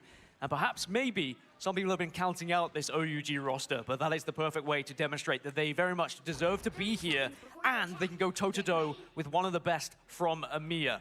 What we have seen, though, from Rad already in this tournament is they're very good at coming back when they lose the initial rounds. I understand that nerves start to come into play. I'm not wrong yet, Maybe chat. you're underestimating your opponent That a was the little bit as first well. round. It's starting to get a little bit late here in LA, but Rad need to wake up. Otherwise, if OUG have that same kind of control going into the next, they can very much sweep them here 2-0. It's important to note that on Domination, cooldowns carry over between rounds. This is both a boon and a bane for Rad. Vertigo, this means that they're at 79%. You guys are not going to say towards L a counter prediction revival. after I A win. Watch. huge boon, but also they used Portal at the end, and it was not enough to secure. How them was the new points. So Spider-Man Rad have movie? almost I didn't watch it, minutes Dad. Until they can portal back if need be, whereas Over Ultra Gaming can do it. But I heard it's really immediately. good. Speaking of immediately, Fate of Both Worlds is available if they want to go for a hyper-aggressive engage. And this would have been a very different game had Rad have got the pen. Oh my by god, the that's way. that's something I should do with my dad. I don't think the Spotting last out time what I was don't attempted remember the with last that time I went to a composition movie being theater with built. my dad. Take the penny away, and suddenly Rad lose so much power away from what they were trying to go for. Smash, though, can maybe take out some of the back line. Usually when I watch Disaster movies gets at home with ripped my off dad, the he's falling server, asleep. And now OUG may decide to back away from this one unless they want to pop an ult of their own. Goldbond comes on out, so it's a commitment from Rad, pushing on to the point, and it works out beautifully, taking down everyone on the side of Over Ultra Gaming. TyroCookie drops his ult as well, he goes down, and Over Ultra Gaming, they'd already lost that fight, but Taro finished off the board as well. Illicit also ults to try and commit to that fight. Illicit goes down, and Rad take the point, take the ults, and come out ahead. Yeah, that's poor decision-making from OUG, and they know it. They didn't need to use Yeah, those two I don't ults know to back what away that and Black give the fight Cat up ult and was, bro. re-engage That looked like afterwards. You could have a make it solo 5 queue ults player going trying to into like this win a next fight, 1v6. and potentially stop I don't this know about percentage that. ticking over to Rad, who now gain advantage, and Vertigo is going to have Karmic Revival as well going into the next engagement. Rage of Ultron going to be there as well. Also, notice the switch. Lugia now over to the Magneto with Ducky onto the group. They've got themselves set up to try and zone out. Rage of Ultron strangling Prism, and it's unleashing the damage from the android to take them down as fast as they can. But it's a retreat coming out from Lugia as they weren't able to get much more than TyroCookie. The Fate of Both Worlds was used, but they're getting picked off on the side. Illicit was found trying to cause problems and is taken down. Rad are forcing Over Ultra Gaming back to their spawn. They double straddled it. Again, it was the Sia and Fate of Both Worlds that came out from OUG. Panic buttons being pressed at the moment with Rad dropping onto them and really just showing what that Strangling That's Prism not good. into Rage of Ultron could do. As now, 56% ticks up, and it just feels like, for me, Rad have got too much of a hold now on this point. Don't get a little worrying. Clobbering time comes on out, but Meteor M's going to absorb a lot of the damage. Vertigo is taken down. Oh! Cocoon could, in theory, sacrifice it here, but it's going to come back. Karmic Revival. Bro, that is is tilting, man. That is tilting. The revives, looking for the entrance. Oh, dude, come on, man. Huge for Rad, which means they're going to continue this fight. Smash this, gets the ultimate on the Widow, trying to go for the wraparound to snipe off anyone on the retreat. Finds Illicit. Good damage output, not enough for the finishing blow as Over Ultra Gaming are still in this fight. Rocket Chat, barely have to able decide the evade map. it, The but first map dive is on a the random smash cost goes map, for and then the everything trade after that, and loser takes out picks. Illicit. Still ticking up towards 100, and now you see Rage of Group of Ultron maps. gets back already here from Crazy Kitty. Let's rip onto OUG, who are out now of ults. It's purely the neutral for them, but they may need someone to go off here to find something special to try and break this setup now from Rad. He's got a good angle with the Cosmic Yarn Amplifier coming out from Disaster, keeping the damage output going. It's focused out beautifully by Rad, but with overtime ticking down, this is all or nothing for Over Ultra Gaming, and they're fighting into a Fate of Both Worlds while Spawn is 99, 100, meaning they can keep this fight going just a little bit longer. They're holding on to it as long as they can, but Illicit needs it, but Illicit goes down before the He Groot ulted, and then the Daredevil deflected the right click. Wow. The score on map number 1. They look for another pickup, waiting out that healing from Svold, and Vertigo has a beautiful angle, just unleashing these cosmic clusters, getting that healing cooldown back, and piling on the pressure as overtime ticks down. Also building up this ultimate going into the 6v5. Of course, now OUG back up to 6 as I say that. Matt goes down, Smash gets in, Mash gets 1, and they'll be off the point as hey, OUG we got a will game, lose chat. that round. Rad, equalize us up. Taro ulted at the end of that round as well, thinking they could try and delay a little bit more, maybe pick someone off to allow a duelist to step up, but they got the round is taken from them, meaning once again, Widow will be getting the round without the ultimate available. We are 1-1 on Celestial Husk, and Rad not going down without a fight. Some bad ultimates there from OUG. I think they know it, you know it, we know it. And they need to be a little bit better at their communication, making sure that... Damn, that Luna has a 69% accuracy. You're not just throwing away ults when Almost you're already down in the fight That's as well. kind of crazy. They could have had that round. They could have had the map had they planned out these ults a little bit better. But that's also the pressure that's being applied from Rad here as well. That's the kind of, well, that's what can happen within you going up against this kind of composition. When you see a Strand Prison into Rage of Ultron, it's natural as a strategist to say, oh crap, I need to do something here. I need to get my ult out. But with both of them doing it, Rad were just laughing their way back to the point. Speaking of strategists, Crazy Kitty, once again, usually the dive player was even target banned by Over Ultra Gaming here. Playing the Ultron has been putting on a clinic here, and very importantly, he actually has the most healing on his team, showing the power of that team up with the Petty that isn't even needed in this case. Just piling on as much pressure as possible. It is the unupgraded team up coming in here, but they're still getting value and still being able to find pickups. So it doesn't matter if Crazy Kitty is down on the floor with his claws or up in the sky as Ultron still finding value. Mash is the one who gets the opener in the end. Meteor M is, again, just kind of thrown into nothing. In the end, the bubble sucks it all up. And Rad are able to just bully OUG away a little bit as another Rage of Ultron comes through. When Julian tries to zone away the healing to allow them to pick I'm a bird up in another anyone here, life. Lugia in particular, but it's going to be that Rage of Ultron. I did not think OUG would bring this game that close, bro. I thought it was going to be a quick 3-0, but OUG is playing pretty well. Gaming are forced to back up and regroup. Yeah, this is really bad news for OUG. Just giving the first point away when the Adam Warlock and the Drip Strat is on the other side. Very difficult to try and break. That's why they were so successful in the first, because they never allowed Rad to really set up accordingly on that point. And now with that Calming Rival there, waiting just in the wings for Rad if they need it as a backup. OUG do have Invisible Boundary that they can pop if needed as well. But really, in this initial push, they are going to struggle a little bit just from the amount of space Rad have been able to find. Listen, has abandoned their dive. They're onto the Winter Soldier. They know they need a miracle, and sometimes Kraken impacts directly into an Adam ultimate can be exactly what you need when it comes to that. For now, Tainted Voltage just sitting in a couple shots. Here comes the Invisible Boundary that will directly counter Smashness, who drops their ultimate at the same time. So it's a good defensive setup for Over Ultra Gaming as they're going to try and take some point control here. There's zoning Crazy Kitty out. Comic Revival going to be coming out immediately because Ducky was picked off early, as is Crazy Kitty, as is Mash, and Vertigo with the value here. Keeps right on that the is point a to big res, res, bro. A little bit further, but Illicit has Kraken Impact at the ready, so they just need to try and force out that Fate of Both Worlds from Mash. Ninja pushing forward, Dragon Lane present, Fate of Both Worlds for the defense here as Taro Cookie is picked off beautifully here. Oh no, this is bad. This is bad for OUG, bro. They have no ults. Rad had the better Luna ult, and they still have recognizing what could possibly they still be got on the Groot other ult. side, recognizing and Unless those ultimates on the side of OUG wow. is now Unless OUG Magneto can eat that Groot ult, I don't think so, bro. They tick up to 82%, so it's one last chance really it's for GG's. OUG, and it is going to be OUG doesn't have any support ults. It's GG's. Can they take this away from Rad? It was the one to swap to make sure they could get the portal in time, meaning Wen Chuyen has that Meteor at the ready, but it's going to be Taro Cookie picked off on the backline. Disaster falls. That's a duelist and a strategist, meaning it's just Vanguards and Spalls to try and tell the story, but there's no one left to hear it as down goes Ninja, and Rad will hold control, and they will take number one. Looked a little there bit goes dicey, a little bit worrying after down that goes first Ninja. round, Wait, but Rad returned to their Ninja from Fortnite is playing in They MRI? are such a threatening force in this tournament. They may be in the lower bracket, but they are still a huge underdog here, a dark horse to potentially go quite the distance if they play that way. They just need to try and negate some of those early rounds. Because bro, I don't not see every enough team they're gonna movement. be able to have those kind of comebacks against, right? If you give that round away to the likes of TLC, the likes of Swamp, the likes of Na'Vi, they will punish you But as of now, they are able to overturn that first round loss. Talked about it before. Domination is essentially the most important map type because it Wait, I missed you chooses the something. momentum. It gives you options later on because if you win Dom, especially in best of threes, for example, you get your map choice later on. even if you Ninja lose is map not 2, following which can just be a Jay3. 2-0 right off the bat. But now in these best No, of it's fives, watch time. Rad do get that momentum, and OUG, despite what was a magnificent first Ninja round spent 12 performance, hours watching found Jay3. themselves struggling later on. You mentioned it. Ninja watched me for 12 hours, Some chat. of those ultimates were used at the same time. Some of them were used a little bit late when the point was going down. OUG, they need to make sure that their communication is on point here. Yeah, really bad usage. You have to call a spade a spade. They should be better than that. And I'd like to think going into this next one, they would have learned that lesson. And again, it could be down to nerves for them as How about well. Tim the Tap Right? Man? This is a elimination game. If you lose this, you're out of the tournament. You worked so hard to get to this point, to get to play on LAN in front Tim of the a Tap Man crowd, spent 3 and hours suddenly watching me. you're Wow. one round up, Tim the maybe Ninja is a nerves get better the of friend you than a little Tim. bit, alas.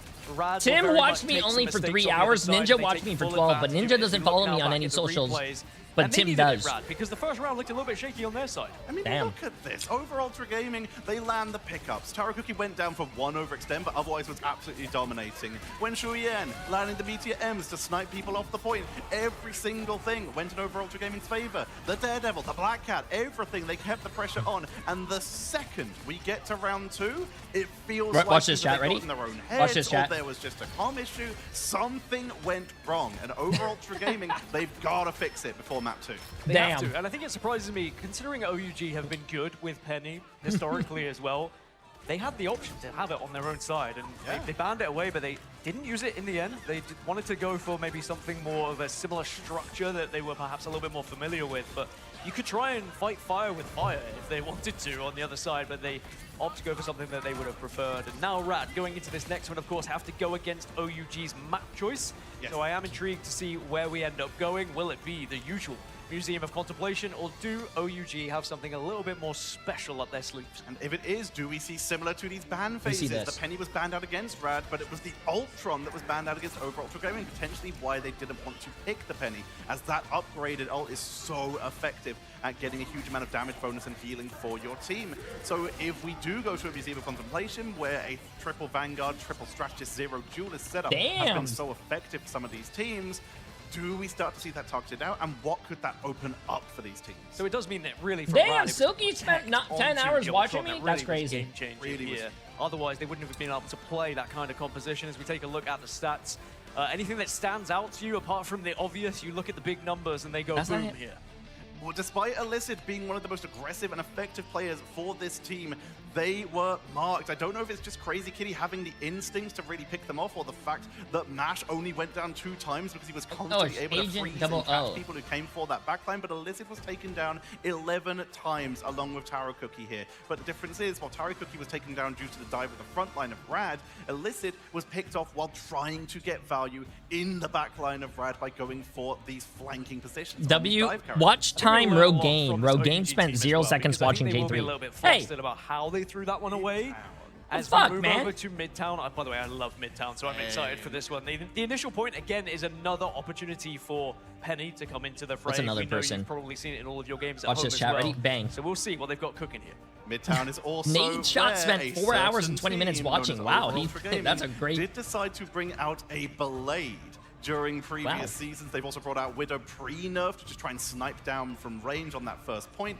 There is a lot of flexibility here, and this is where Over Ultra Gaming have traditionally brought teams along with Heart of Heaven to try and catch them off see. guard, including from mid-season and global finals last year.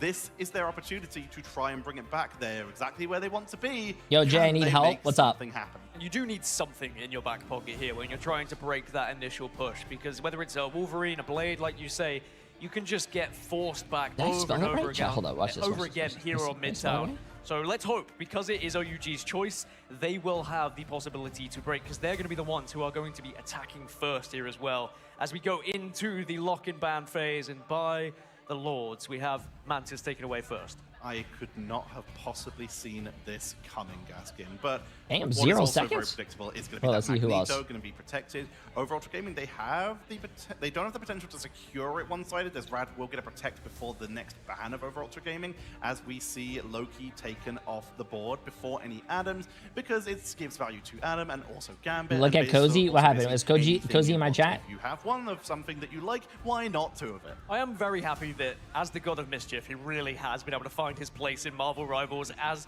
a very mischievous character indeed, because you can't allow him to go through. How many times have we seen Loki get through today and just run the show for the most part, as it is going to be banned on both sides for good reason. Neither wanted to give up the Magneto either. And again, we've seen the one-sided Magnetos. You just can't let it happen. Adam Warlock taken out by Rad, removing the hyper defense style from Over Ultra Gaming. Let's see if this works. And they secure it one-sided, so if you want that hyper defense, they currently have the option to do so. And of course, Ultron's still available, Penny is still available, but the thing will be taken away. Over Ultra Gaming not wanting to deal with the brawl. Who's another big OUG streamer? Go with here, because there's quite a few amazing heroes that are still available, the likes of Ultron, as you mentioned, the likes of Penny, the likes of Gambit as well, that they could try and take away. And what hurts Rad more? They've gone for the Gambit in the end. And OUG say, look, we don't want to allow that to be able to just flood through too much with the extra damage provided. They will get a lock here before Rad get their final ban. This is where all the pressure comes on in for OUG. They don't choose to remove the Ultron with that Adam team up. They choose to take out the Gam. They choose to Okay, chat, focus up, bro. Focus up, focus up. We're on the second game, guys. Focus up. Magneto, Gambit, team up. Rad, though, one last secure. If they have the Adam, they want to remove the Storm Break, and it is going to be Storm removed from the board. It's what a lot of teams have been resorting to deal with Adam's sustain comms. Might as well take it out, but Rad just got given the entire comp that we've been considering meta. They have Penny, they have the Ultron, they have Adam, they have essentially everything they could possibly need if they choose to go that direction. Whereas OUG, they just have some very safe frontline here with the Magneto, and of course, that Gambit Raging Roar Flash. I copied someone's homework. Key factor is Rocket is still available on both sides. Okay, as well. chat, stop spamming, stop plays a spamming, stop huge spamming. factor in Focus some of these up, chat, holds focus on up, focus Midtown, up, so focus that up. could be a consideration for both Wait, squads Marvel looking at Rivals the spent defensive 8 side. hours and 40 To be minutes honest, watching their J3? offensive Wait, side Marvel of Rivals watches my the stream? side of things is now Rad. What? Can they defend successfully? How many times have we been here at Midtown and watched a team completely dominate in the opening stages here and not allow them to chat, get lock it points in, bro. to this first point? This is the map along with Spider Islands where we really started to see teams go for the most aggressive holds they possibly could, including putting Pennyness in front of doors sometimes, but we're not going to be seeing that this time. While Rad do have access to the Adam, they instead choose to secure themselves with the Rocket for that Battle Rebirth Beacon and the Invisible Woman for the damage bonus with the Torch team up on her barrier, and of course their front line is going to be as sustainy as possible. They think they might just get taken down here. They'd rather just delay as long as they can. So attention turns to Illicit then on the Wolverine. It's against a trip, so can you take one of those Vanguards out and give yourself such a huge advantage on your push? It's a lot of pressure to be put on you, but Wolverine players often will find a way, get that angle, get the steal, and then as long as you get the slam dunk, you can find yourself with a huge advantage in the next fight. Arako keep building up towards a Kraken impact. Looks for Bionic Hook will not find much, but it's still piling on the pressure, building ult charge. Those multiple voltages is giving them a lot of pressure. Oh, come on, bro. You got to hit your shots, man. You got to hit your shots.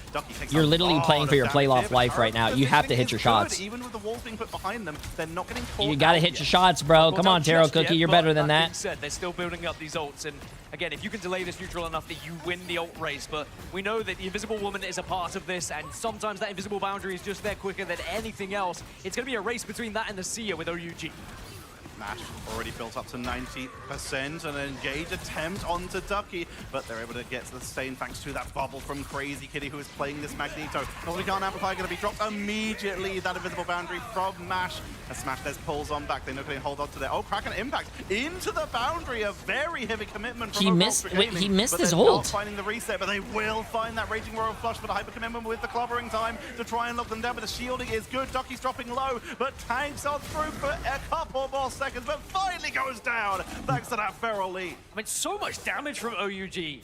Ducky was within the invisible boundary when he first went down. They were still able to just pile on that pressure, and even with the BRB, Rad couldn't hold on. So that is job one done then here for OUG. As I mean, to be honest with you, look at the ult difference, though. OUG just had to use all their ults. Bro, Rad is coming back with 4 ults. They do not have that Wolverine ult available, but they can still remove people from the point to keep this push going. Meteor M at the ready for Wen Shuyan. Why is Crazy Kitty on tank? Because, chat, it's a very common tactic to go 3 tanks, 3 supports for stall. Meaning it's all about shooting them 1 at a time or 2 at a time if they want to lock people down with struggling prism or that side of seduction, which is going to be dropped first. Meteor M has a potential follow-up if they catch enough members, but great! Oh, huge walls! Position here, not fighting them, trying to just trap people off the point. Meteor M to the back line. From his own group. Huge walls from his own group. Cooldowns, but overall, for gaming, we're able to evade beautifully. Burned a lot, but they did also see the responses from OUG, and now they have nothing left, and still the Karmic Revival left for Rad here on the flip side. You are going to see the BRB onto the side of Crazy Kitty as well, as Rad will still stay as a 6 now, as OUG have the Kraken Impact to use from Taro at the same time, but look at what's available for Rad. They have plenty of answers on their side. Soul Bond's going to be utilized to make sure that the team can stay topped up. Vertigo has the res, an invisible boundary at the ready. Taro Cookie, if they want to crack an impact, it might be worth waiting for Disaster, who's about to hit that Cosmic Yarn Amplifier. If they can get the damage bonus, which here it comes, Yarn Amplifier, crack an impact into boundary. Wow, I'm actually really surprised they use Invis before they use the res. Goes down, comes back to the Battle Rebirth Beacon, but that's no reset. Don't you? Wouldn't you rather use Meteor M from Crazy Kitty? And by the way, the positioning from Vertigo right now to make sure he stays just far enough away in case they need that Karmic Revival. He's got a good position set up, but Crazy Kitty is getting focused down here. Dropped so low, but tags on through. Oh, chat, look at Adam. Look at Adam Warlock. He can't get his ult off because he had someone on him, bro. You have to do a better job at hiding than that. They will. Just as I was complimenting his positioning, Vertigo cannot get the Karmic Revival off. Massive chance now for OUG off this push. 2 minutes 40, still left to try and get to point number 2. A successful break in the end, and Rad will be very frustrated they weren't able to use that one. Yeah, Adam has been abandoned, but the Ultron will still make an appearance. They're just going to go for a classic triple strategist. They can still have the unupgraded team buff, of course, and it looks like they'll abandon it. They were thinking about it, but Crazy Kitty, they think that they can maybe try and pick off some backliners with that Black Cat. This is what the people wanted to see. Crazy Kitty on the Black Cat. There's been so much noise about it. Murmurs around the arena of just possibly the best Black Cat in the game right now. Well, Crazy Kitty, show us what you can do on the Black Cat, because this could be the difference maker. Here comes the last stand from Illicit. Grabs 2 immediately off the board as Wen Shuyan coming in with the Meteor M40 attempt at the follow-up, trying to chase down the backliners. Oh! Back, but finds nothing. What a block by Lugia. From Rocket as Crazy Kitty not finding a lot yet, but it's causing a lot of pressure. Helm of Hades doing some great work at keeping them zoned as Ducky is focused down for a second time in one fight. Goes down, but he's able to find Wen Shuyan for the trade. Yeah, and Rad just haven't been able to stabilize here. OUG have been able to bully them time and time again, and now they are very close to this point. Of course, you can quickly rush there if you are Rad, but you need to try and find that stabilization. The staggering is huge here. Taro's getting a lot of pressure onto the board here, like you said, taking people down 1 at a time with a huge set of stagger here. Down goes Vertigo. Mash has the boundary, but at this point, it might just be worth the sacrifice. Kitty's just going to get taken down so they can rejoin their team. As overall, Gaming, as usual, show their How's my bulking doing? How you doing, my friend? I'm doing pretty good. We're doing pretty good. 11 hours almost watched of MRI. Pretty good. Some good games today. So instead, they have to back off. I think some games are going to be better tomorrow. And then hope that maybe they can do this a little bit faster on the flip side. There's plenty of ults to work with on the side of Rad, but again, this Wolverine has been doing some damage. Trying to look for a setup, an opportunity to maybe grab someone if they step out of position. Sfold is built up to that Raging Royal Flush. This isn't going to give them a chance to try and counter it. The boundary is available though, and will try and keep them topped up as Ninja is focused out hard, is out of there, just literally fleeing the fight to make sure that they are still available for their team. As overall Gamer is going to go for a reset up. Crazy Kitty has abandoned the Black Cat, is back on the Storm. Smash this goes down. Oh my god, that's... Media M looks for a target, sends it to the that was a nice shot. Catch someone on the return, but finds a game start at 1 p.m. EST. Always. You're going to have to see someone do something special. Clobbering time maybe could be it, as now Hurricane going to be there from Crazy Kitty as well. Mega Hurricane into the backline, McCracken Impact going to be dropped on top of the rest of the team. Atakuki goes down, another reset is denied, and Crazy Kitty sets up for the team beautifully. That's going to be a triple, make it a quadruple. Illicit is trying to flee, but they will be able to get out. The rest of their team will not be so lucky. It's a reset, and over Ultra Gaming are now You know something I noticed as well? They don't do a lot of listen-ins. They've done like 2 listen-ins today, chat. If they have the technology for listen-ins, I don't know why they don't do it more often. Been able to be used from OUG, so they will still have it in this next push-up, and there's very little to work with on Radus apart from that Seer right now, which could be enough. If you can get that Seer down after the clobbering time, it might just keep you alive and allow you to apply that extra pressure off the back of it. Kitty sitting in damage bonus. Last stand, Alyssum grabs a beautiful isolation, and Lugia is surrounded by people exactly where he doesn't want to be when they're there. Comms are so fun to listen to as like a viewer, bro. You listen to the passion. You listen. It's just. It's nice. You listen to the emotion. When Shuyen looked like they were about to fall, but the Rebirth Beacon is going to bring them back, and the spawn point is close for Rad, so they rush back in. Here comes the Raging Royal Flush to the back and try and burst on down. Aggressive play by Spawn, looking for a blow-up, as that is an insane pickup over Ultra Gaming. They cruise onto that final point as Rad hit everything to try and delay it. It will be delayed as well from this invisible boundary into the Kraken impact, and Smash connects with the first, and now you can start to slam home to try and keep your hopes alive of denying this 3. Nice, you got the reset. Keep going, bro. Keep going, keep going, keep going, keep going. There's 6 seconds left. Keep going, keep going. Yes. Yes. Keep it going. Keep it going. Yes. Yes. Keep it going. Yeah. Kraken impact does not allow, but they're able to get the pressure on to try and remove them before the overtime comes on in. It's enough. That pickup was so important, Gaskin. I mean, a good nice. That's a good push, though. Lobby, and we saw a fantastic hold to just finish us off here and deny the 3. Also, you guys are saying they don't want to do listen-ins because they might hear slurs. Chat. Because we've seen Rad before. They can get such quick pushes on these maps. That's not true at all. And second of all, if that is true, that pro shouldn't even be a pro to begin with. Available, right? They have the solo Storm to work with. They have it on the one side, so if they want to, they can use it to try and break here initially. Where OUG lost a lot of time on the first point, maybe Rad can get it on their side. Razor Kitty has had a little bit of a rough game in terms of statistics. You can see here, only 2 final hits while going down 6 That Taro Cookie's like carrying right now. Look at the damage block, and you look at the I mean, he is playing Bucky, the final hit have been able to create farmer, but openings, especially in that final fight. doing pretty good. Now is their time to pad those stats. Time to push out, time to do damage, time to try and break over Ultra Gaming. Well, Kitty was still playing a vital part as well. The switch over to Black Cat didn't necessarily find the success they were looking for, but it did make OUG question their backline. Also, Mash with 30,000 healing is crazy. Again, add to that clock in the favor of Rad. But now, as you mentioned, this is a chance for Crazy Kitty to really show us what he can do on Storm, pushing forward here to try and break this one quickly. On the side of OUG, for their defense is going to be very different because of the bans. They don't have the Adam. They don't, of course, have that Storm. No Loki, no Mantis, obviously. Jay would never survive any other pro scene with that take. They're going to be sitting out with a 3-1-2. What, saying that pros shouldn't slur, and if they do, they probably wouldn't be a pro anymore? The Benjamin Grimm, the thing, you and think the Emma Frost. This gives them a very that's crazy. With a little bit more brawl potential with that thing. This that is crazy. Dive and the potential to try and stop sure, Rad bud. if they go for a backline flanker. But Rad, they want to front to back it. They've that's got YouTube the chat. I mean, to be honest with you, I don't really expect much from YouTube chat, but that was a take. To build up ult charge as quick as possible. In the meantime, Mash and Vertigo keep the team topped up. As far as this building charge, great pickup from Taro. I think that guy self-reported, yeah. Continuing to just show how good they are on this Winter Soldier. It's a huge grab. I was about to compliment the positioning from Crazy Kitty, using that cart to their advantage. Just hiding around, not going too high up in the sky as so many Storms do, and they just reveal themselves and give themselves too much of a disadvantage to the likes of a Bucky. But Taro still finding that pick, which now will give them the chance to try and deny Rad this opening push. A very good setup so far from over Ultra Gaming. Rad are still making their way onto the point. Brute Walls proving a little bit of a nuisance, but for now, Taro Cookie's positioning is very safe. Not yet assailable, especially with the amount of damage Ninja's putting out with Alyssum taken down, coming back on the Doctor Strange. Ninja getting dropped low. Healing output is being thrown out as best as they can. They have the Raging Royal Flush, which they will drop before Alyssum returns to the point, just to make sure they get the momentum, and it comes up beautifully. Boundary will get dropped even without oh, no, Mash, bro. goes down. Boundary picked off. It's going to be cancelled. The rebirth Oh. back, but Taro Cookie is sending them home. And this is a demonstration of why it is so important to have someone who has mastered Bucky in your team, as now Kraken Impact can be there as well. If you would like to use it, it seems like a little bit of a waste in the end, but it was just in case anyone pushed around. 2 minutes and 14 seconds left on the clock then for Rad. It is a successful hold so far from OUG, and perhaps this is why they took themselves over towards mid-town.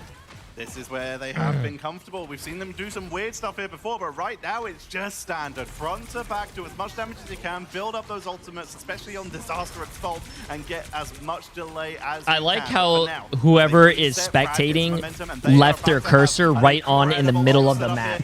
Right in the middle of the screen. By Crazy Kitty, Visible Boundary's going to be coming on in, but Smashness pushes forward with that final judgment. It's taken down though by Fault, who continues the duel. Immediately comes the J3, move the cursor. Chat, that's not me, bro. That's not but me. It's enough to take out Svold and Taro Cookie. No portal available, meaning this is basically just throwing bodies at the point to delay. Illicit gonna get juggled here, picked off before they can even ult. Yeah, and Illicit switching over to that strange early, of course, means the deny of the portal, but there will be Eye of Agamotto on the return if they can stabilize on their journey. They are going to try and push this one to stop it getting to the ambulance, as Rad now, they've run out of ults. But I don't know if they're going to get it. They will. It's just not quick enough for OUG. Enough pressure was applied by Rad, so the job has been done, and OUG have to back up. Bucky Wall keeping Ninja away from the point, immediately returning to their team with the embattled leap. I didn't see it until you mentioned something. Bro, how can you not see the cursor in the middle of the screen, guys? What are you looking at? You looking at Punisher's ass? As Illicit tries to go on in.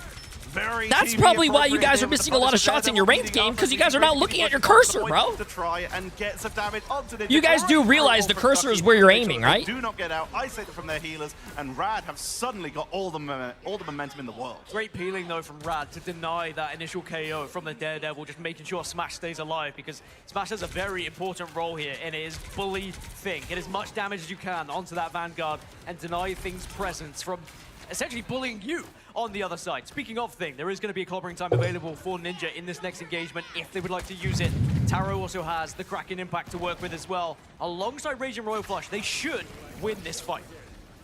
Standing up, Raging Royal Flush is going to find absolutely everyone spawned into the backline. It's deleting Crazy Kitty. Smash their falls. Mash was the first person to fall, brought back at the BRB, but there's no one left to heal. Going to try and retreat. Rocket chased away from the point. It looks like the strategist may live here, but that is over. I think it's the blue spectator. Taking full control back in the subway. And remember, the blue spectator has the cursor. Had been able to push this second Watch. So much Watch what happens when we go back to the blue team. And Svald is a great example of just how to play Gambit as well. Being aggressive at the right time. A strategist, sure, can also output so much damage alongside that Raging Royal Flush. As now our eyes turn back towards Rad and their push. Smash does have Final Judgment to walk in with, but you need someone to pocket you. Devil has been unleashed as Elizabeth to the backline, as Fold has picked off. Nice shots. OUG, bro. OUG.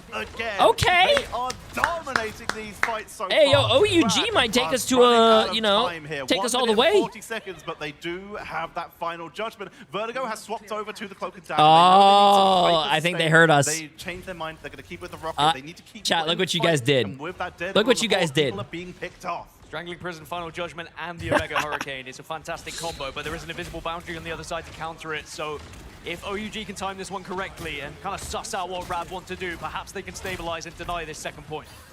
A lot of pressure onto the point. Crazy Kitty keeping the high ground up. Meteorum's going to be sent out by Wen Shuyen into the backline. A lot of damage. Oh, poor Mash, bro. Off the board. Omega Hurricane going to be dropped. Crazy Kitty trying to take out some of the strategies, but the healing output and that bonus. The extra armor from the embattled leap of Ninja is enough to help them take him down. Crazy Kitty will be returned at the Battle Rebirth Beacon after falling. And Rad, they're starting to run low on the time. As we've already said, there are 48 seconds here. See plus Final Judgment now available for Rad. It's the wombo combo that we all know and love, but do you want to use it? Do you need to lose it? Because at the moment, they are still applying this pressure. Plenty of ults being built up elsewhere. Invisible Boundary still here for OUG as a response too.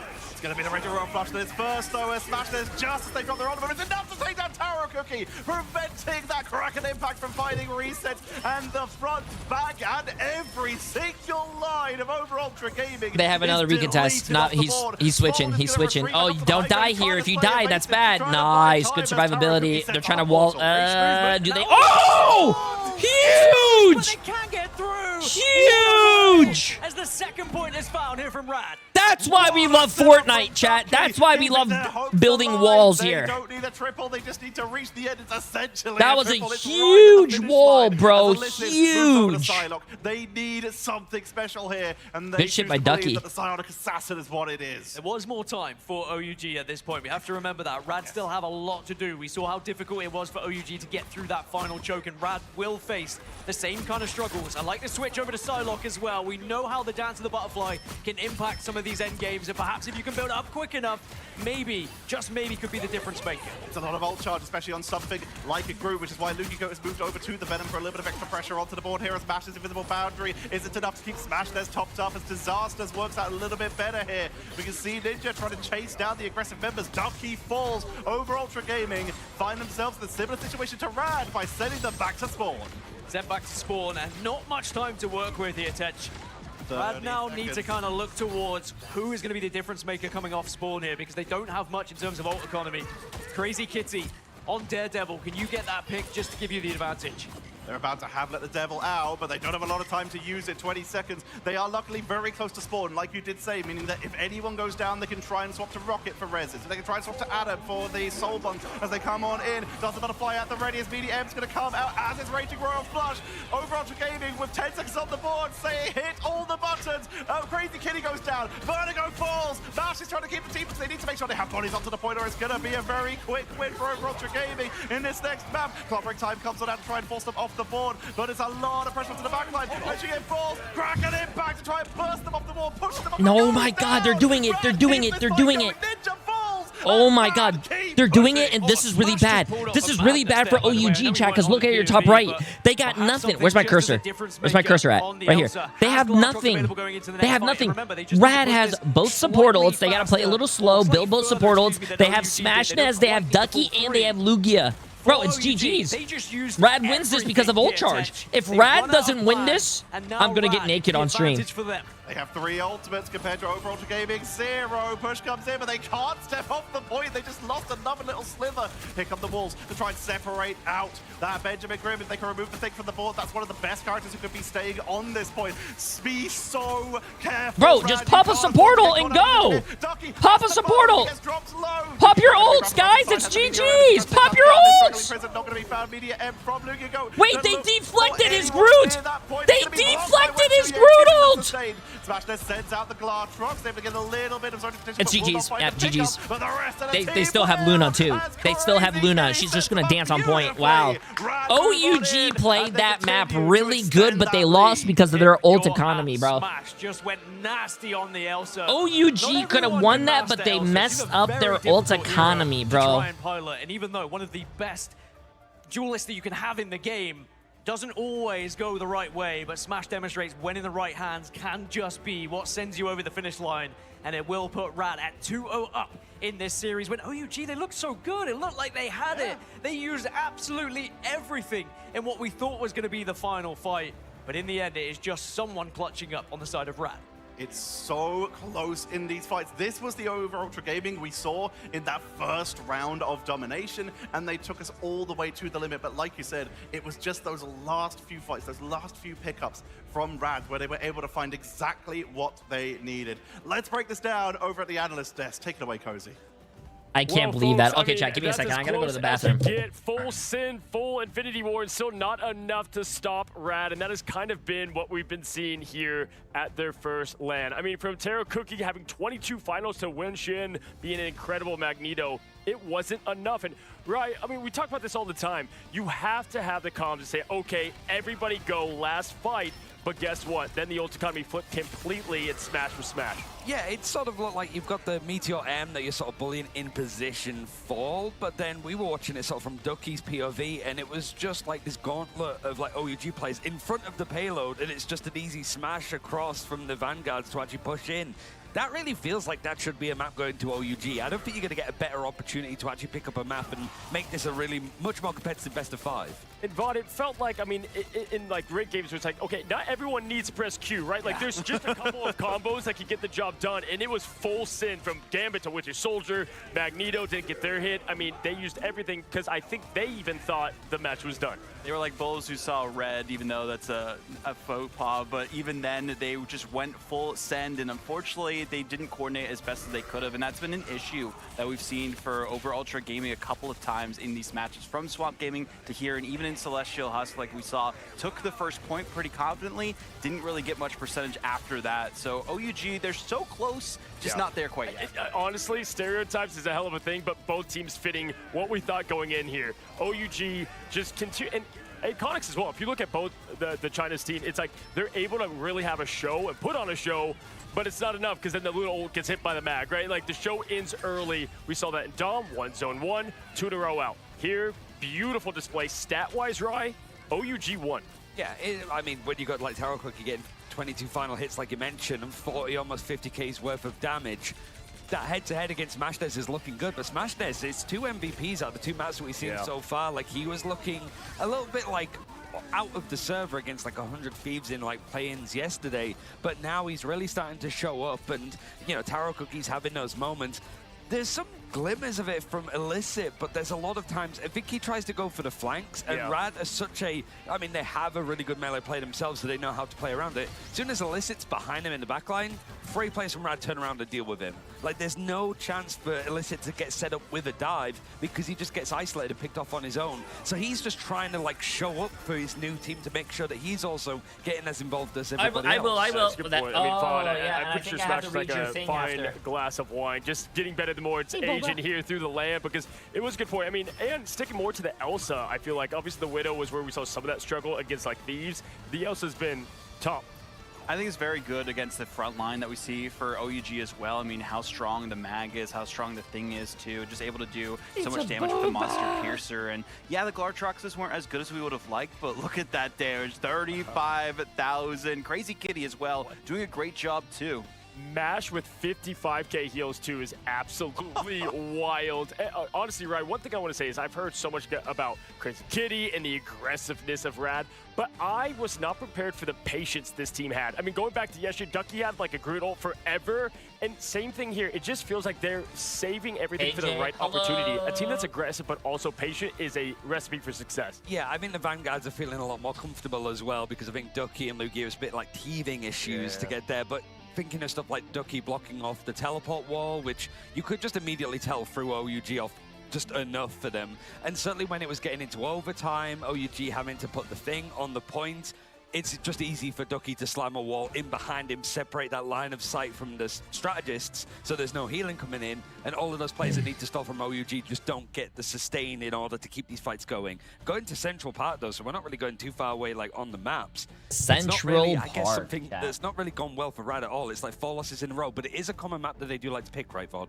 Yeah, it really much is, and I think it's a good map for Groot, too. So if you're OUG, you got to get rid of Ducky's Groot. He seems to be one of the best in the game, especially at this LAN. Continues to get better, as we said, with wine, ages as they go along, and continues to improve. So we'll see if Rad can continue this fire that they have lit underneath themselves, going from the last series yesterday to the last series today. They must be tired, but hey, they're still locking in. For sure. And to speak on OUG again, they won a stat war, and I think Disaster staying alive, maybe a disaster. What happened there, it was just one team fight, but did not get eliminated a ton. That was a big recipe for success. But on top of that, when Shein, we need to see the mag that we saw. Hey, appreciate it, ABG1140. Appreciate it. At least can come away with some confidence. Like, yo, J3, I have a genuine question. How Rad went to next stage and 100 Thieves not? Also for Rad, 100 Thieves won Rad, by the way.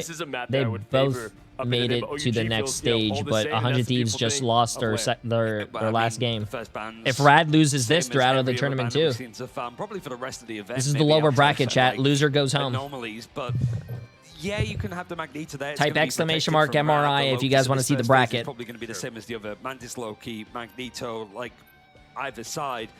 But it does open the map a little bit more for stuff like Daredevil. If Illicit's attacking first, he can go for those sort of flanks. Yes, Shira. Black Cat can be opened up a lot more. But also Rad, can play some sort of flyers. We saw Storm looking really good, so I'm sure Shikigami are at home wishing they could play their comp here. You know what Riot can play here? They can play Penny Ultron, and we might see that come out again. I mean, especially the first point, Riot Penny's domain specifically. Yes, this is the last game of the day, chat. For the res. That's why you see the low-key bans come out here, because they know that's an option for these teams.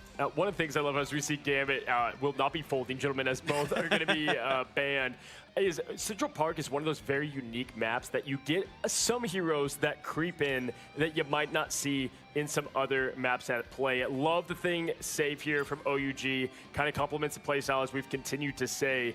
And listen, I mean, to break into Dracula's Fortress and make this thing competitive at a 2-1, they're going to need every bit of that fist and firepower. Daredevil on the other side. I like this one, Ryan. I mean, making sure that they can target Illicit. They can't go for the flanks. They don't have the vision, especially if they're going to be playing some Black Cat that hasn't been banned yet.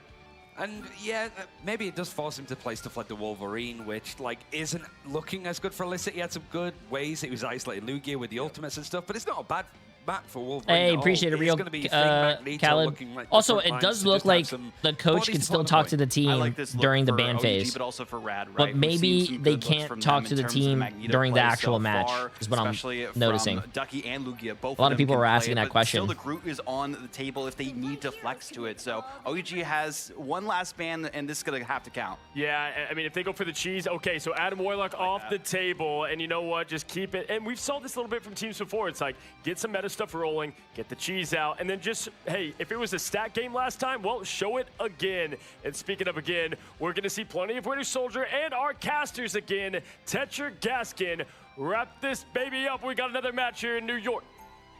Cozy talking about letting the cheese out, and I honestly think that might be a good call, as we're going to be heading on in to Central Park. And we're immediately going to predictions are at the beginning of the match. While they do have access to the Atom, they have access to the Ultron, and they you are have access to the late. Penny. I'm sorry. I do it for the whole match. I don't do it for each like map. Get down and make sure you protect yourself. Oh my God, that's a name I haven't seen in a hot minute.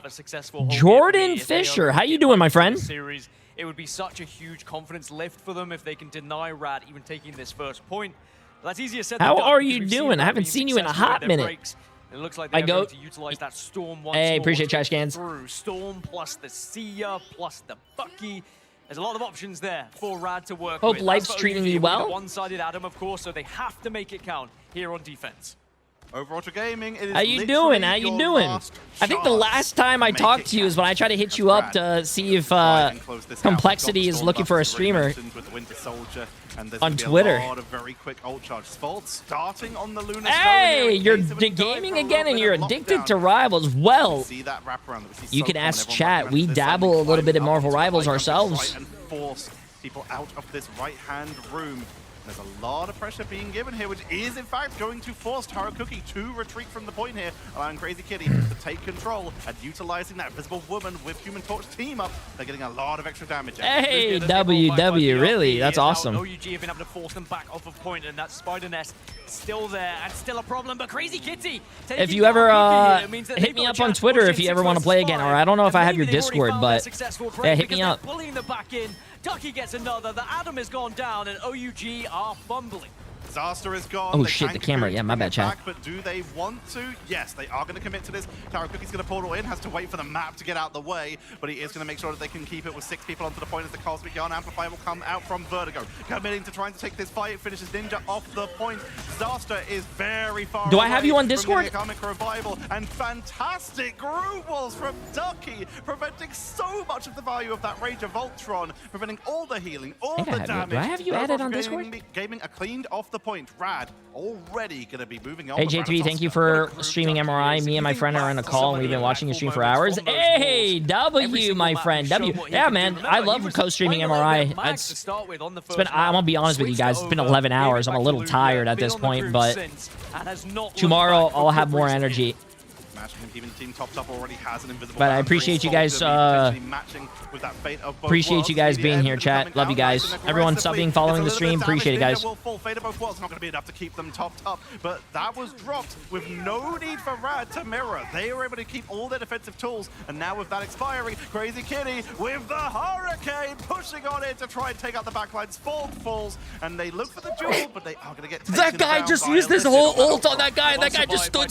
He just stood still. Now off the back of it, but not gonna Tomorrow get it to starts use at 1. You get shut down immediately by Ducky, and Rad continue to aggressively find themselves pushing forward here.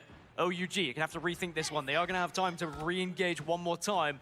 There are still plenty of ults to use for the side of Rad. That invisible boundary is going to be difficult to break through from OUG. Second point is incredibly open, so Hella was a fantastic choice from Smashnez, able to track down that Ultron, so Illicit is swapped over to the Black Cat. They need to make sure they can put some pressure onto it, and is already trying to get some value. Again, Ducky, though, is creating openings and cutting them off the approach. The Smashnez is finding every single head in the building. Chat, just as a heads up, this is OUG's map pick, and I do think that this game might be over, and we all might be going to bed right now. The ult available to them as well. They've been able to get that second point so comfortably. 4 minutes and 48 left on the clock. Rad are on a rampage towards victory here. Yes, OUG do have ults to reply on their side, but Rad look like they don't plan on slowing down anytime soon. Crazy Kitty back onto that Daredevil, because now they have moved out of that wide open space and they've moved into a tight enclosed one, so that vision is extra important. Smashness will stay on the Hella, at least for now, as they do have Ultimate, the Goddess of Death, for their potential early setup. Boundary is forced out as Overwatch Gaming go for a nice aggressive play. I do think Illicit is a former Overwatch League pro, if I'm not mistaken, as well. There's a lot of former Overwatch League pros that are in Marvel Rivals, especially with, what's that team, Virtus Pro. You see a lot of... Goes down, but still will have it off of spawn. We're seeing most of Rad falling down. The damage boost from that amplifier was fantastic. And overall, Ultra Gaming, not only did they get the cleanups there, they also built ult charge. While they did lose that amplifier, they now have Kraken impact. They now have that clobbering time, and they are very close to Illicit grabbing their ult as well. As someone who mained Hella for quite some time, I am very much excited. Do you like the new DD drop? I do think they're doing better at the drops, but I think they could have made. Wow, he used his ult to get away. They could have made better drops, in my opinion. Like, there's only one skin, isn't it? Like Daredevil skin at the end of the. There's only one skin. Ninja going to be focused down because the damage amper from Rad, they mirror with their own amplifier, and they're able to take down a few. The rest of the members of Overwatch Ultra Gaming, though, 3 members are able to retreat out, but Crazy Kitty not looking to let them go. Goes in for the 1 versus 3. If Marvel, wow, Jesus Christ, I don't understand what melee players are doing. If Marvel Rivals had better drops, this game could easily make it to 6 figures, like 100,000 viewers. Even escaping, it's another wall. The portal does come down, but it was certainly awkward. The freeze is good as Smashness takes to the sky. Goddess of Death to execute the chances of Overwatch Ultra Gaming. The fate of both worlds is cleaned out. Meteor. Oh, GG's, chat. Yeah, it's over. Room is the perfect place to crown it's over, bro. We're going to bed early. We're going to bed early. Chances are looking slim, guys. We're going to bed early. Look at this guy. He's even passed out. Their tournament life is on the line. They need to get the full 3. They need to answer back and send us to overtime. Oh, Otherwise, he's so they will be out of the tournament. And look at him. With how He's Rad so are playing at the cute. moment, they are full of confidence. Ever since they were able to deny OUG getting back into that series on the previous map, I think Rad knew this series was very much in their hands. He's such a great cat, chat. He's such a great cat. Hella has just been the perfect hero to play on the attack. Oh, I got you. Wait, where was headshot that? after headshot, smashes on fire. We talked about stuff that Rad does not have available to them. We talked about Where stuff was they that do at, not chat? have for this defense with that Adam Warlock Did one of my mods taken get him away already from or them. no? So instead, what is an old-style defensive setup?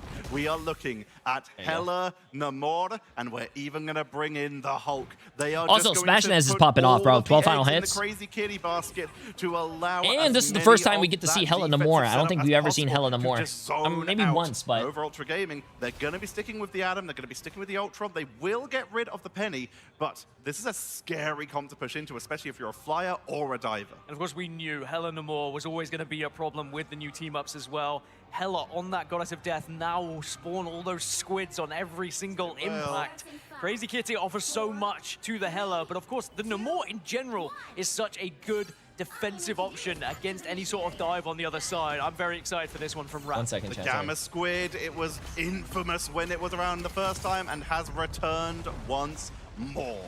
Overwatch Gaming, they get a little bit of a scout, but they're just making their way up slowly, sending a couple shots downrange, not looking to get themselves caught out, but it's Rad who are playing incredibly safe. They want Overwatch Gaming to step up. They want them to force themselves forward with those squishy backliners moving into those unsafe positions. Who needs Spider Nest when you've got squids to work with instead? But Crazy Kitty needs to make sure you stay up here, being defended by Ducky at the moment. So great working together to make sure that this position is held on the high ground, just to deny an easy access for OUG. What are squids but the spiders of the sea with their 8 legs as Crazy Kitty continues to throw as much damage out there as possible. Smashness is untouched up here. No one can get to them, and with that extra damage... I don't know how I feel about Hella in pro play, though. I don't know if she's going to be as good as we think. I feel like the healing in professional matches are a little too much.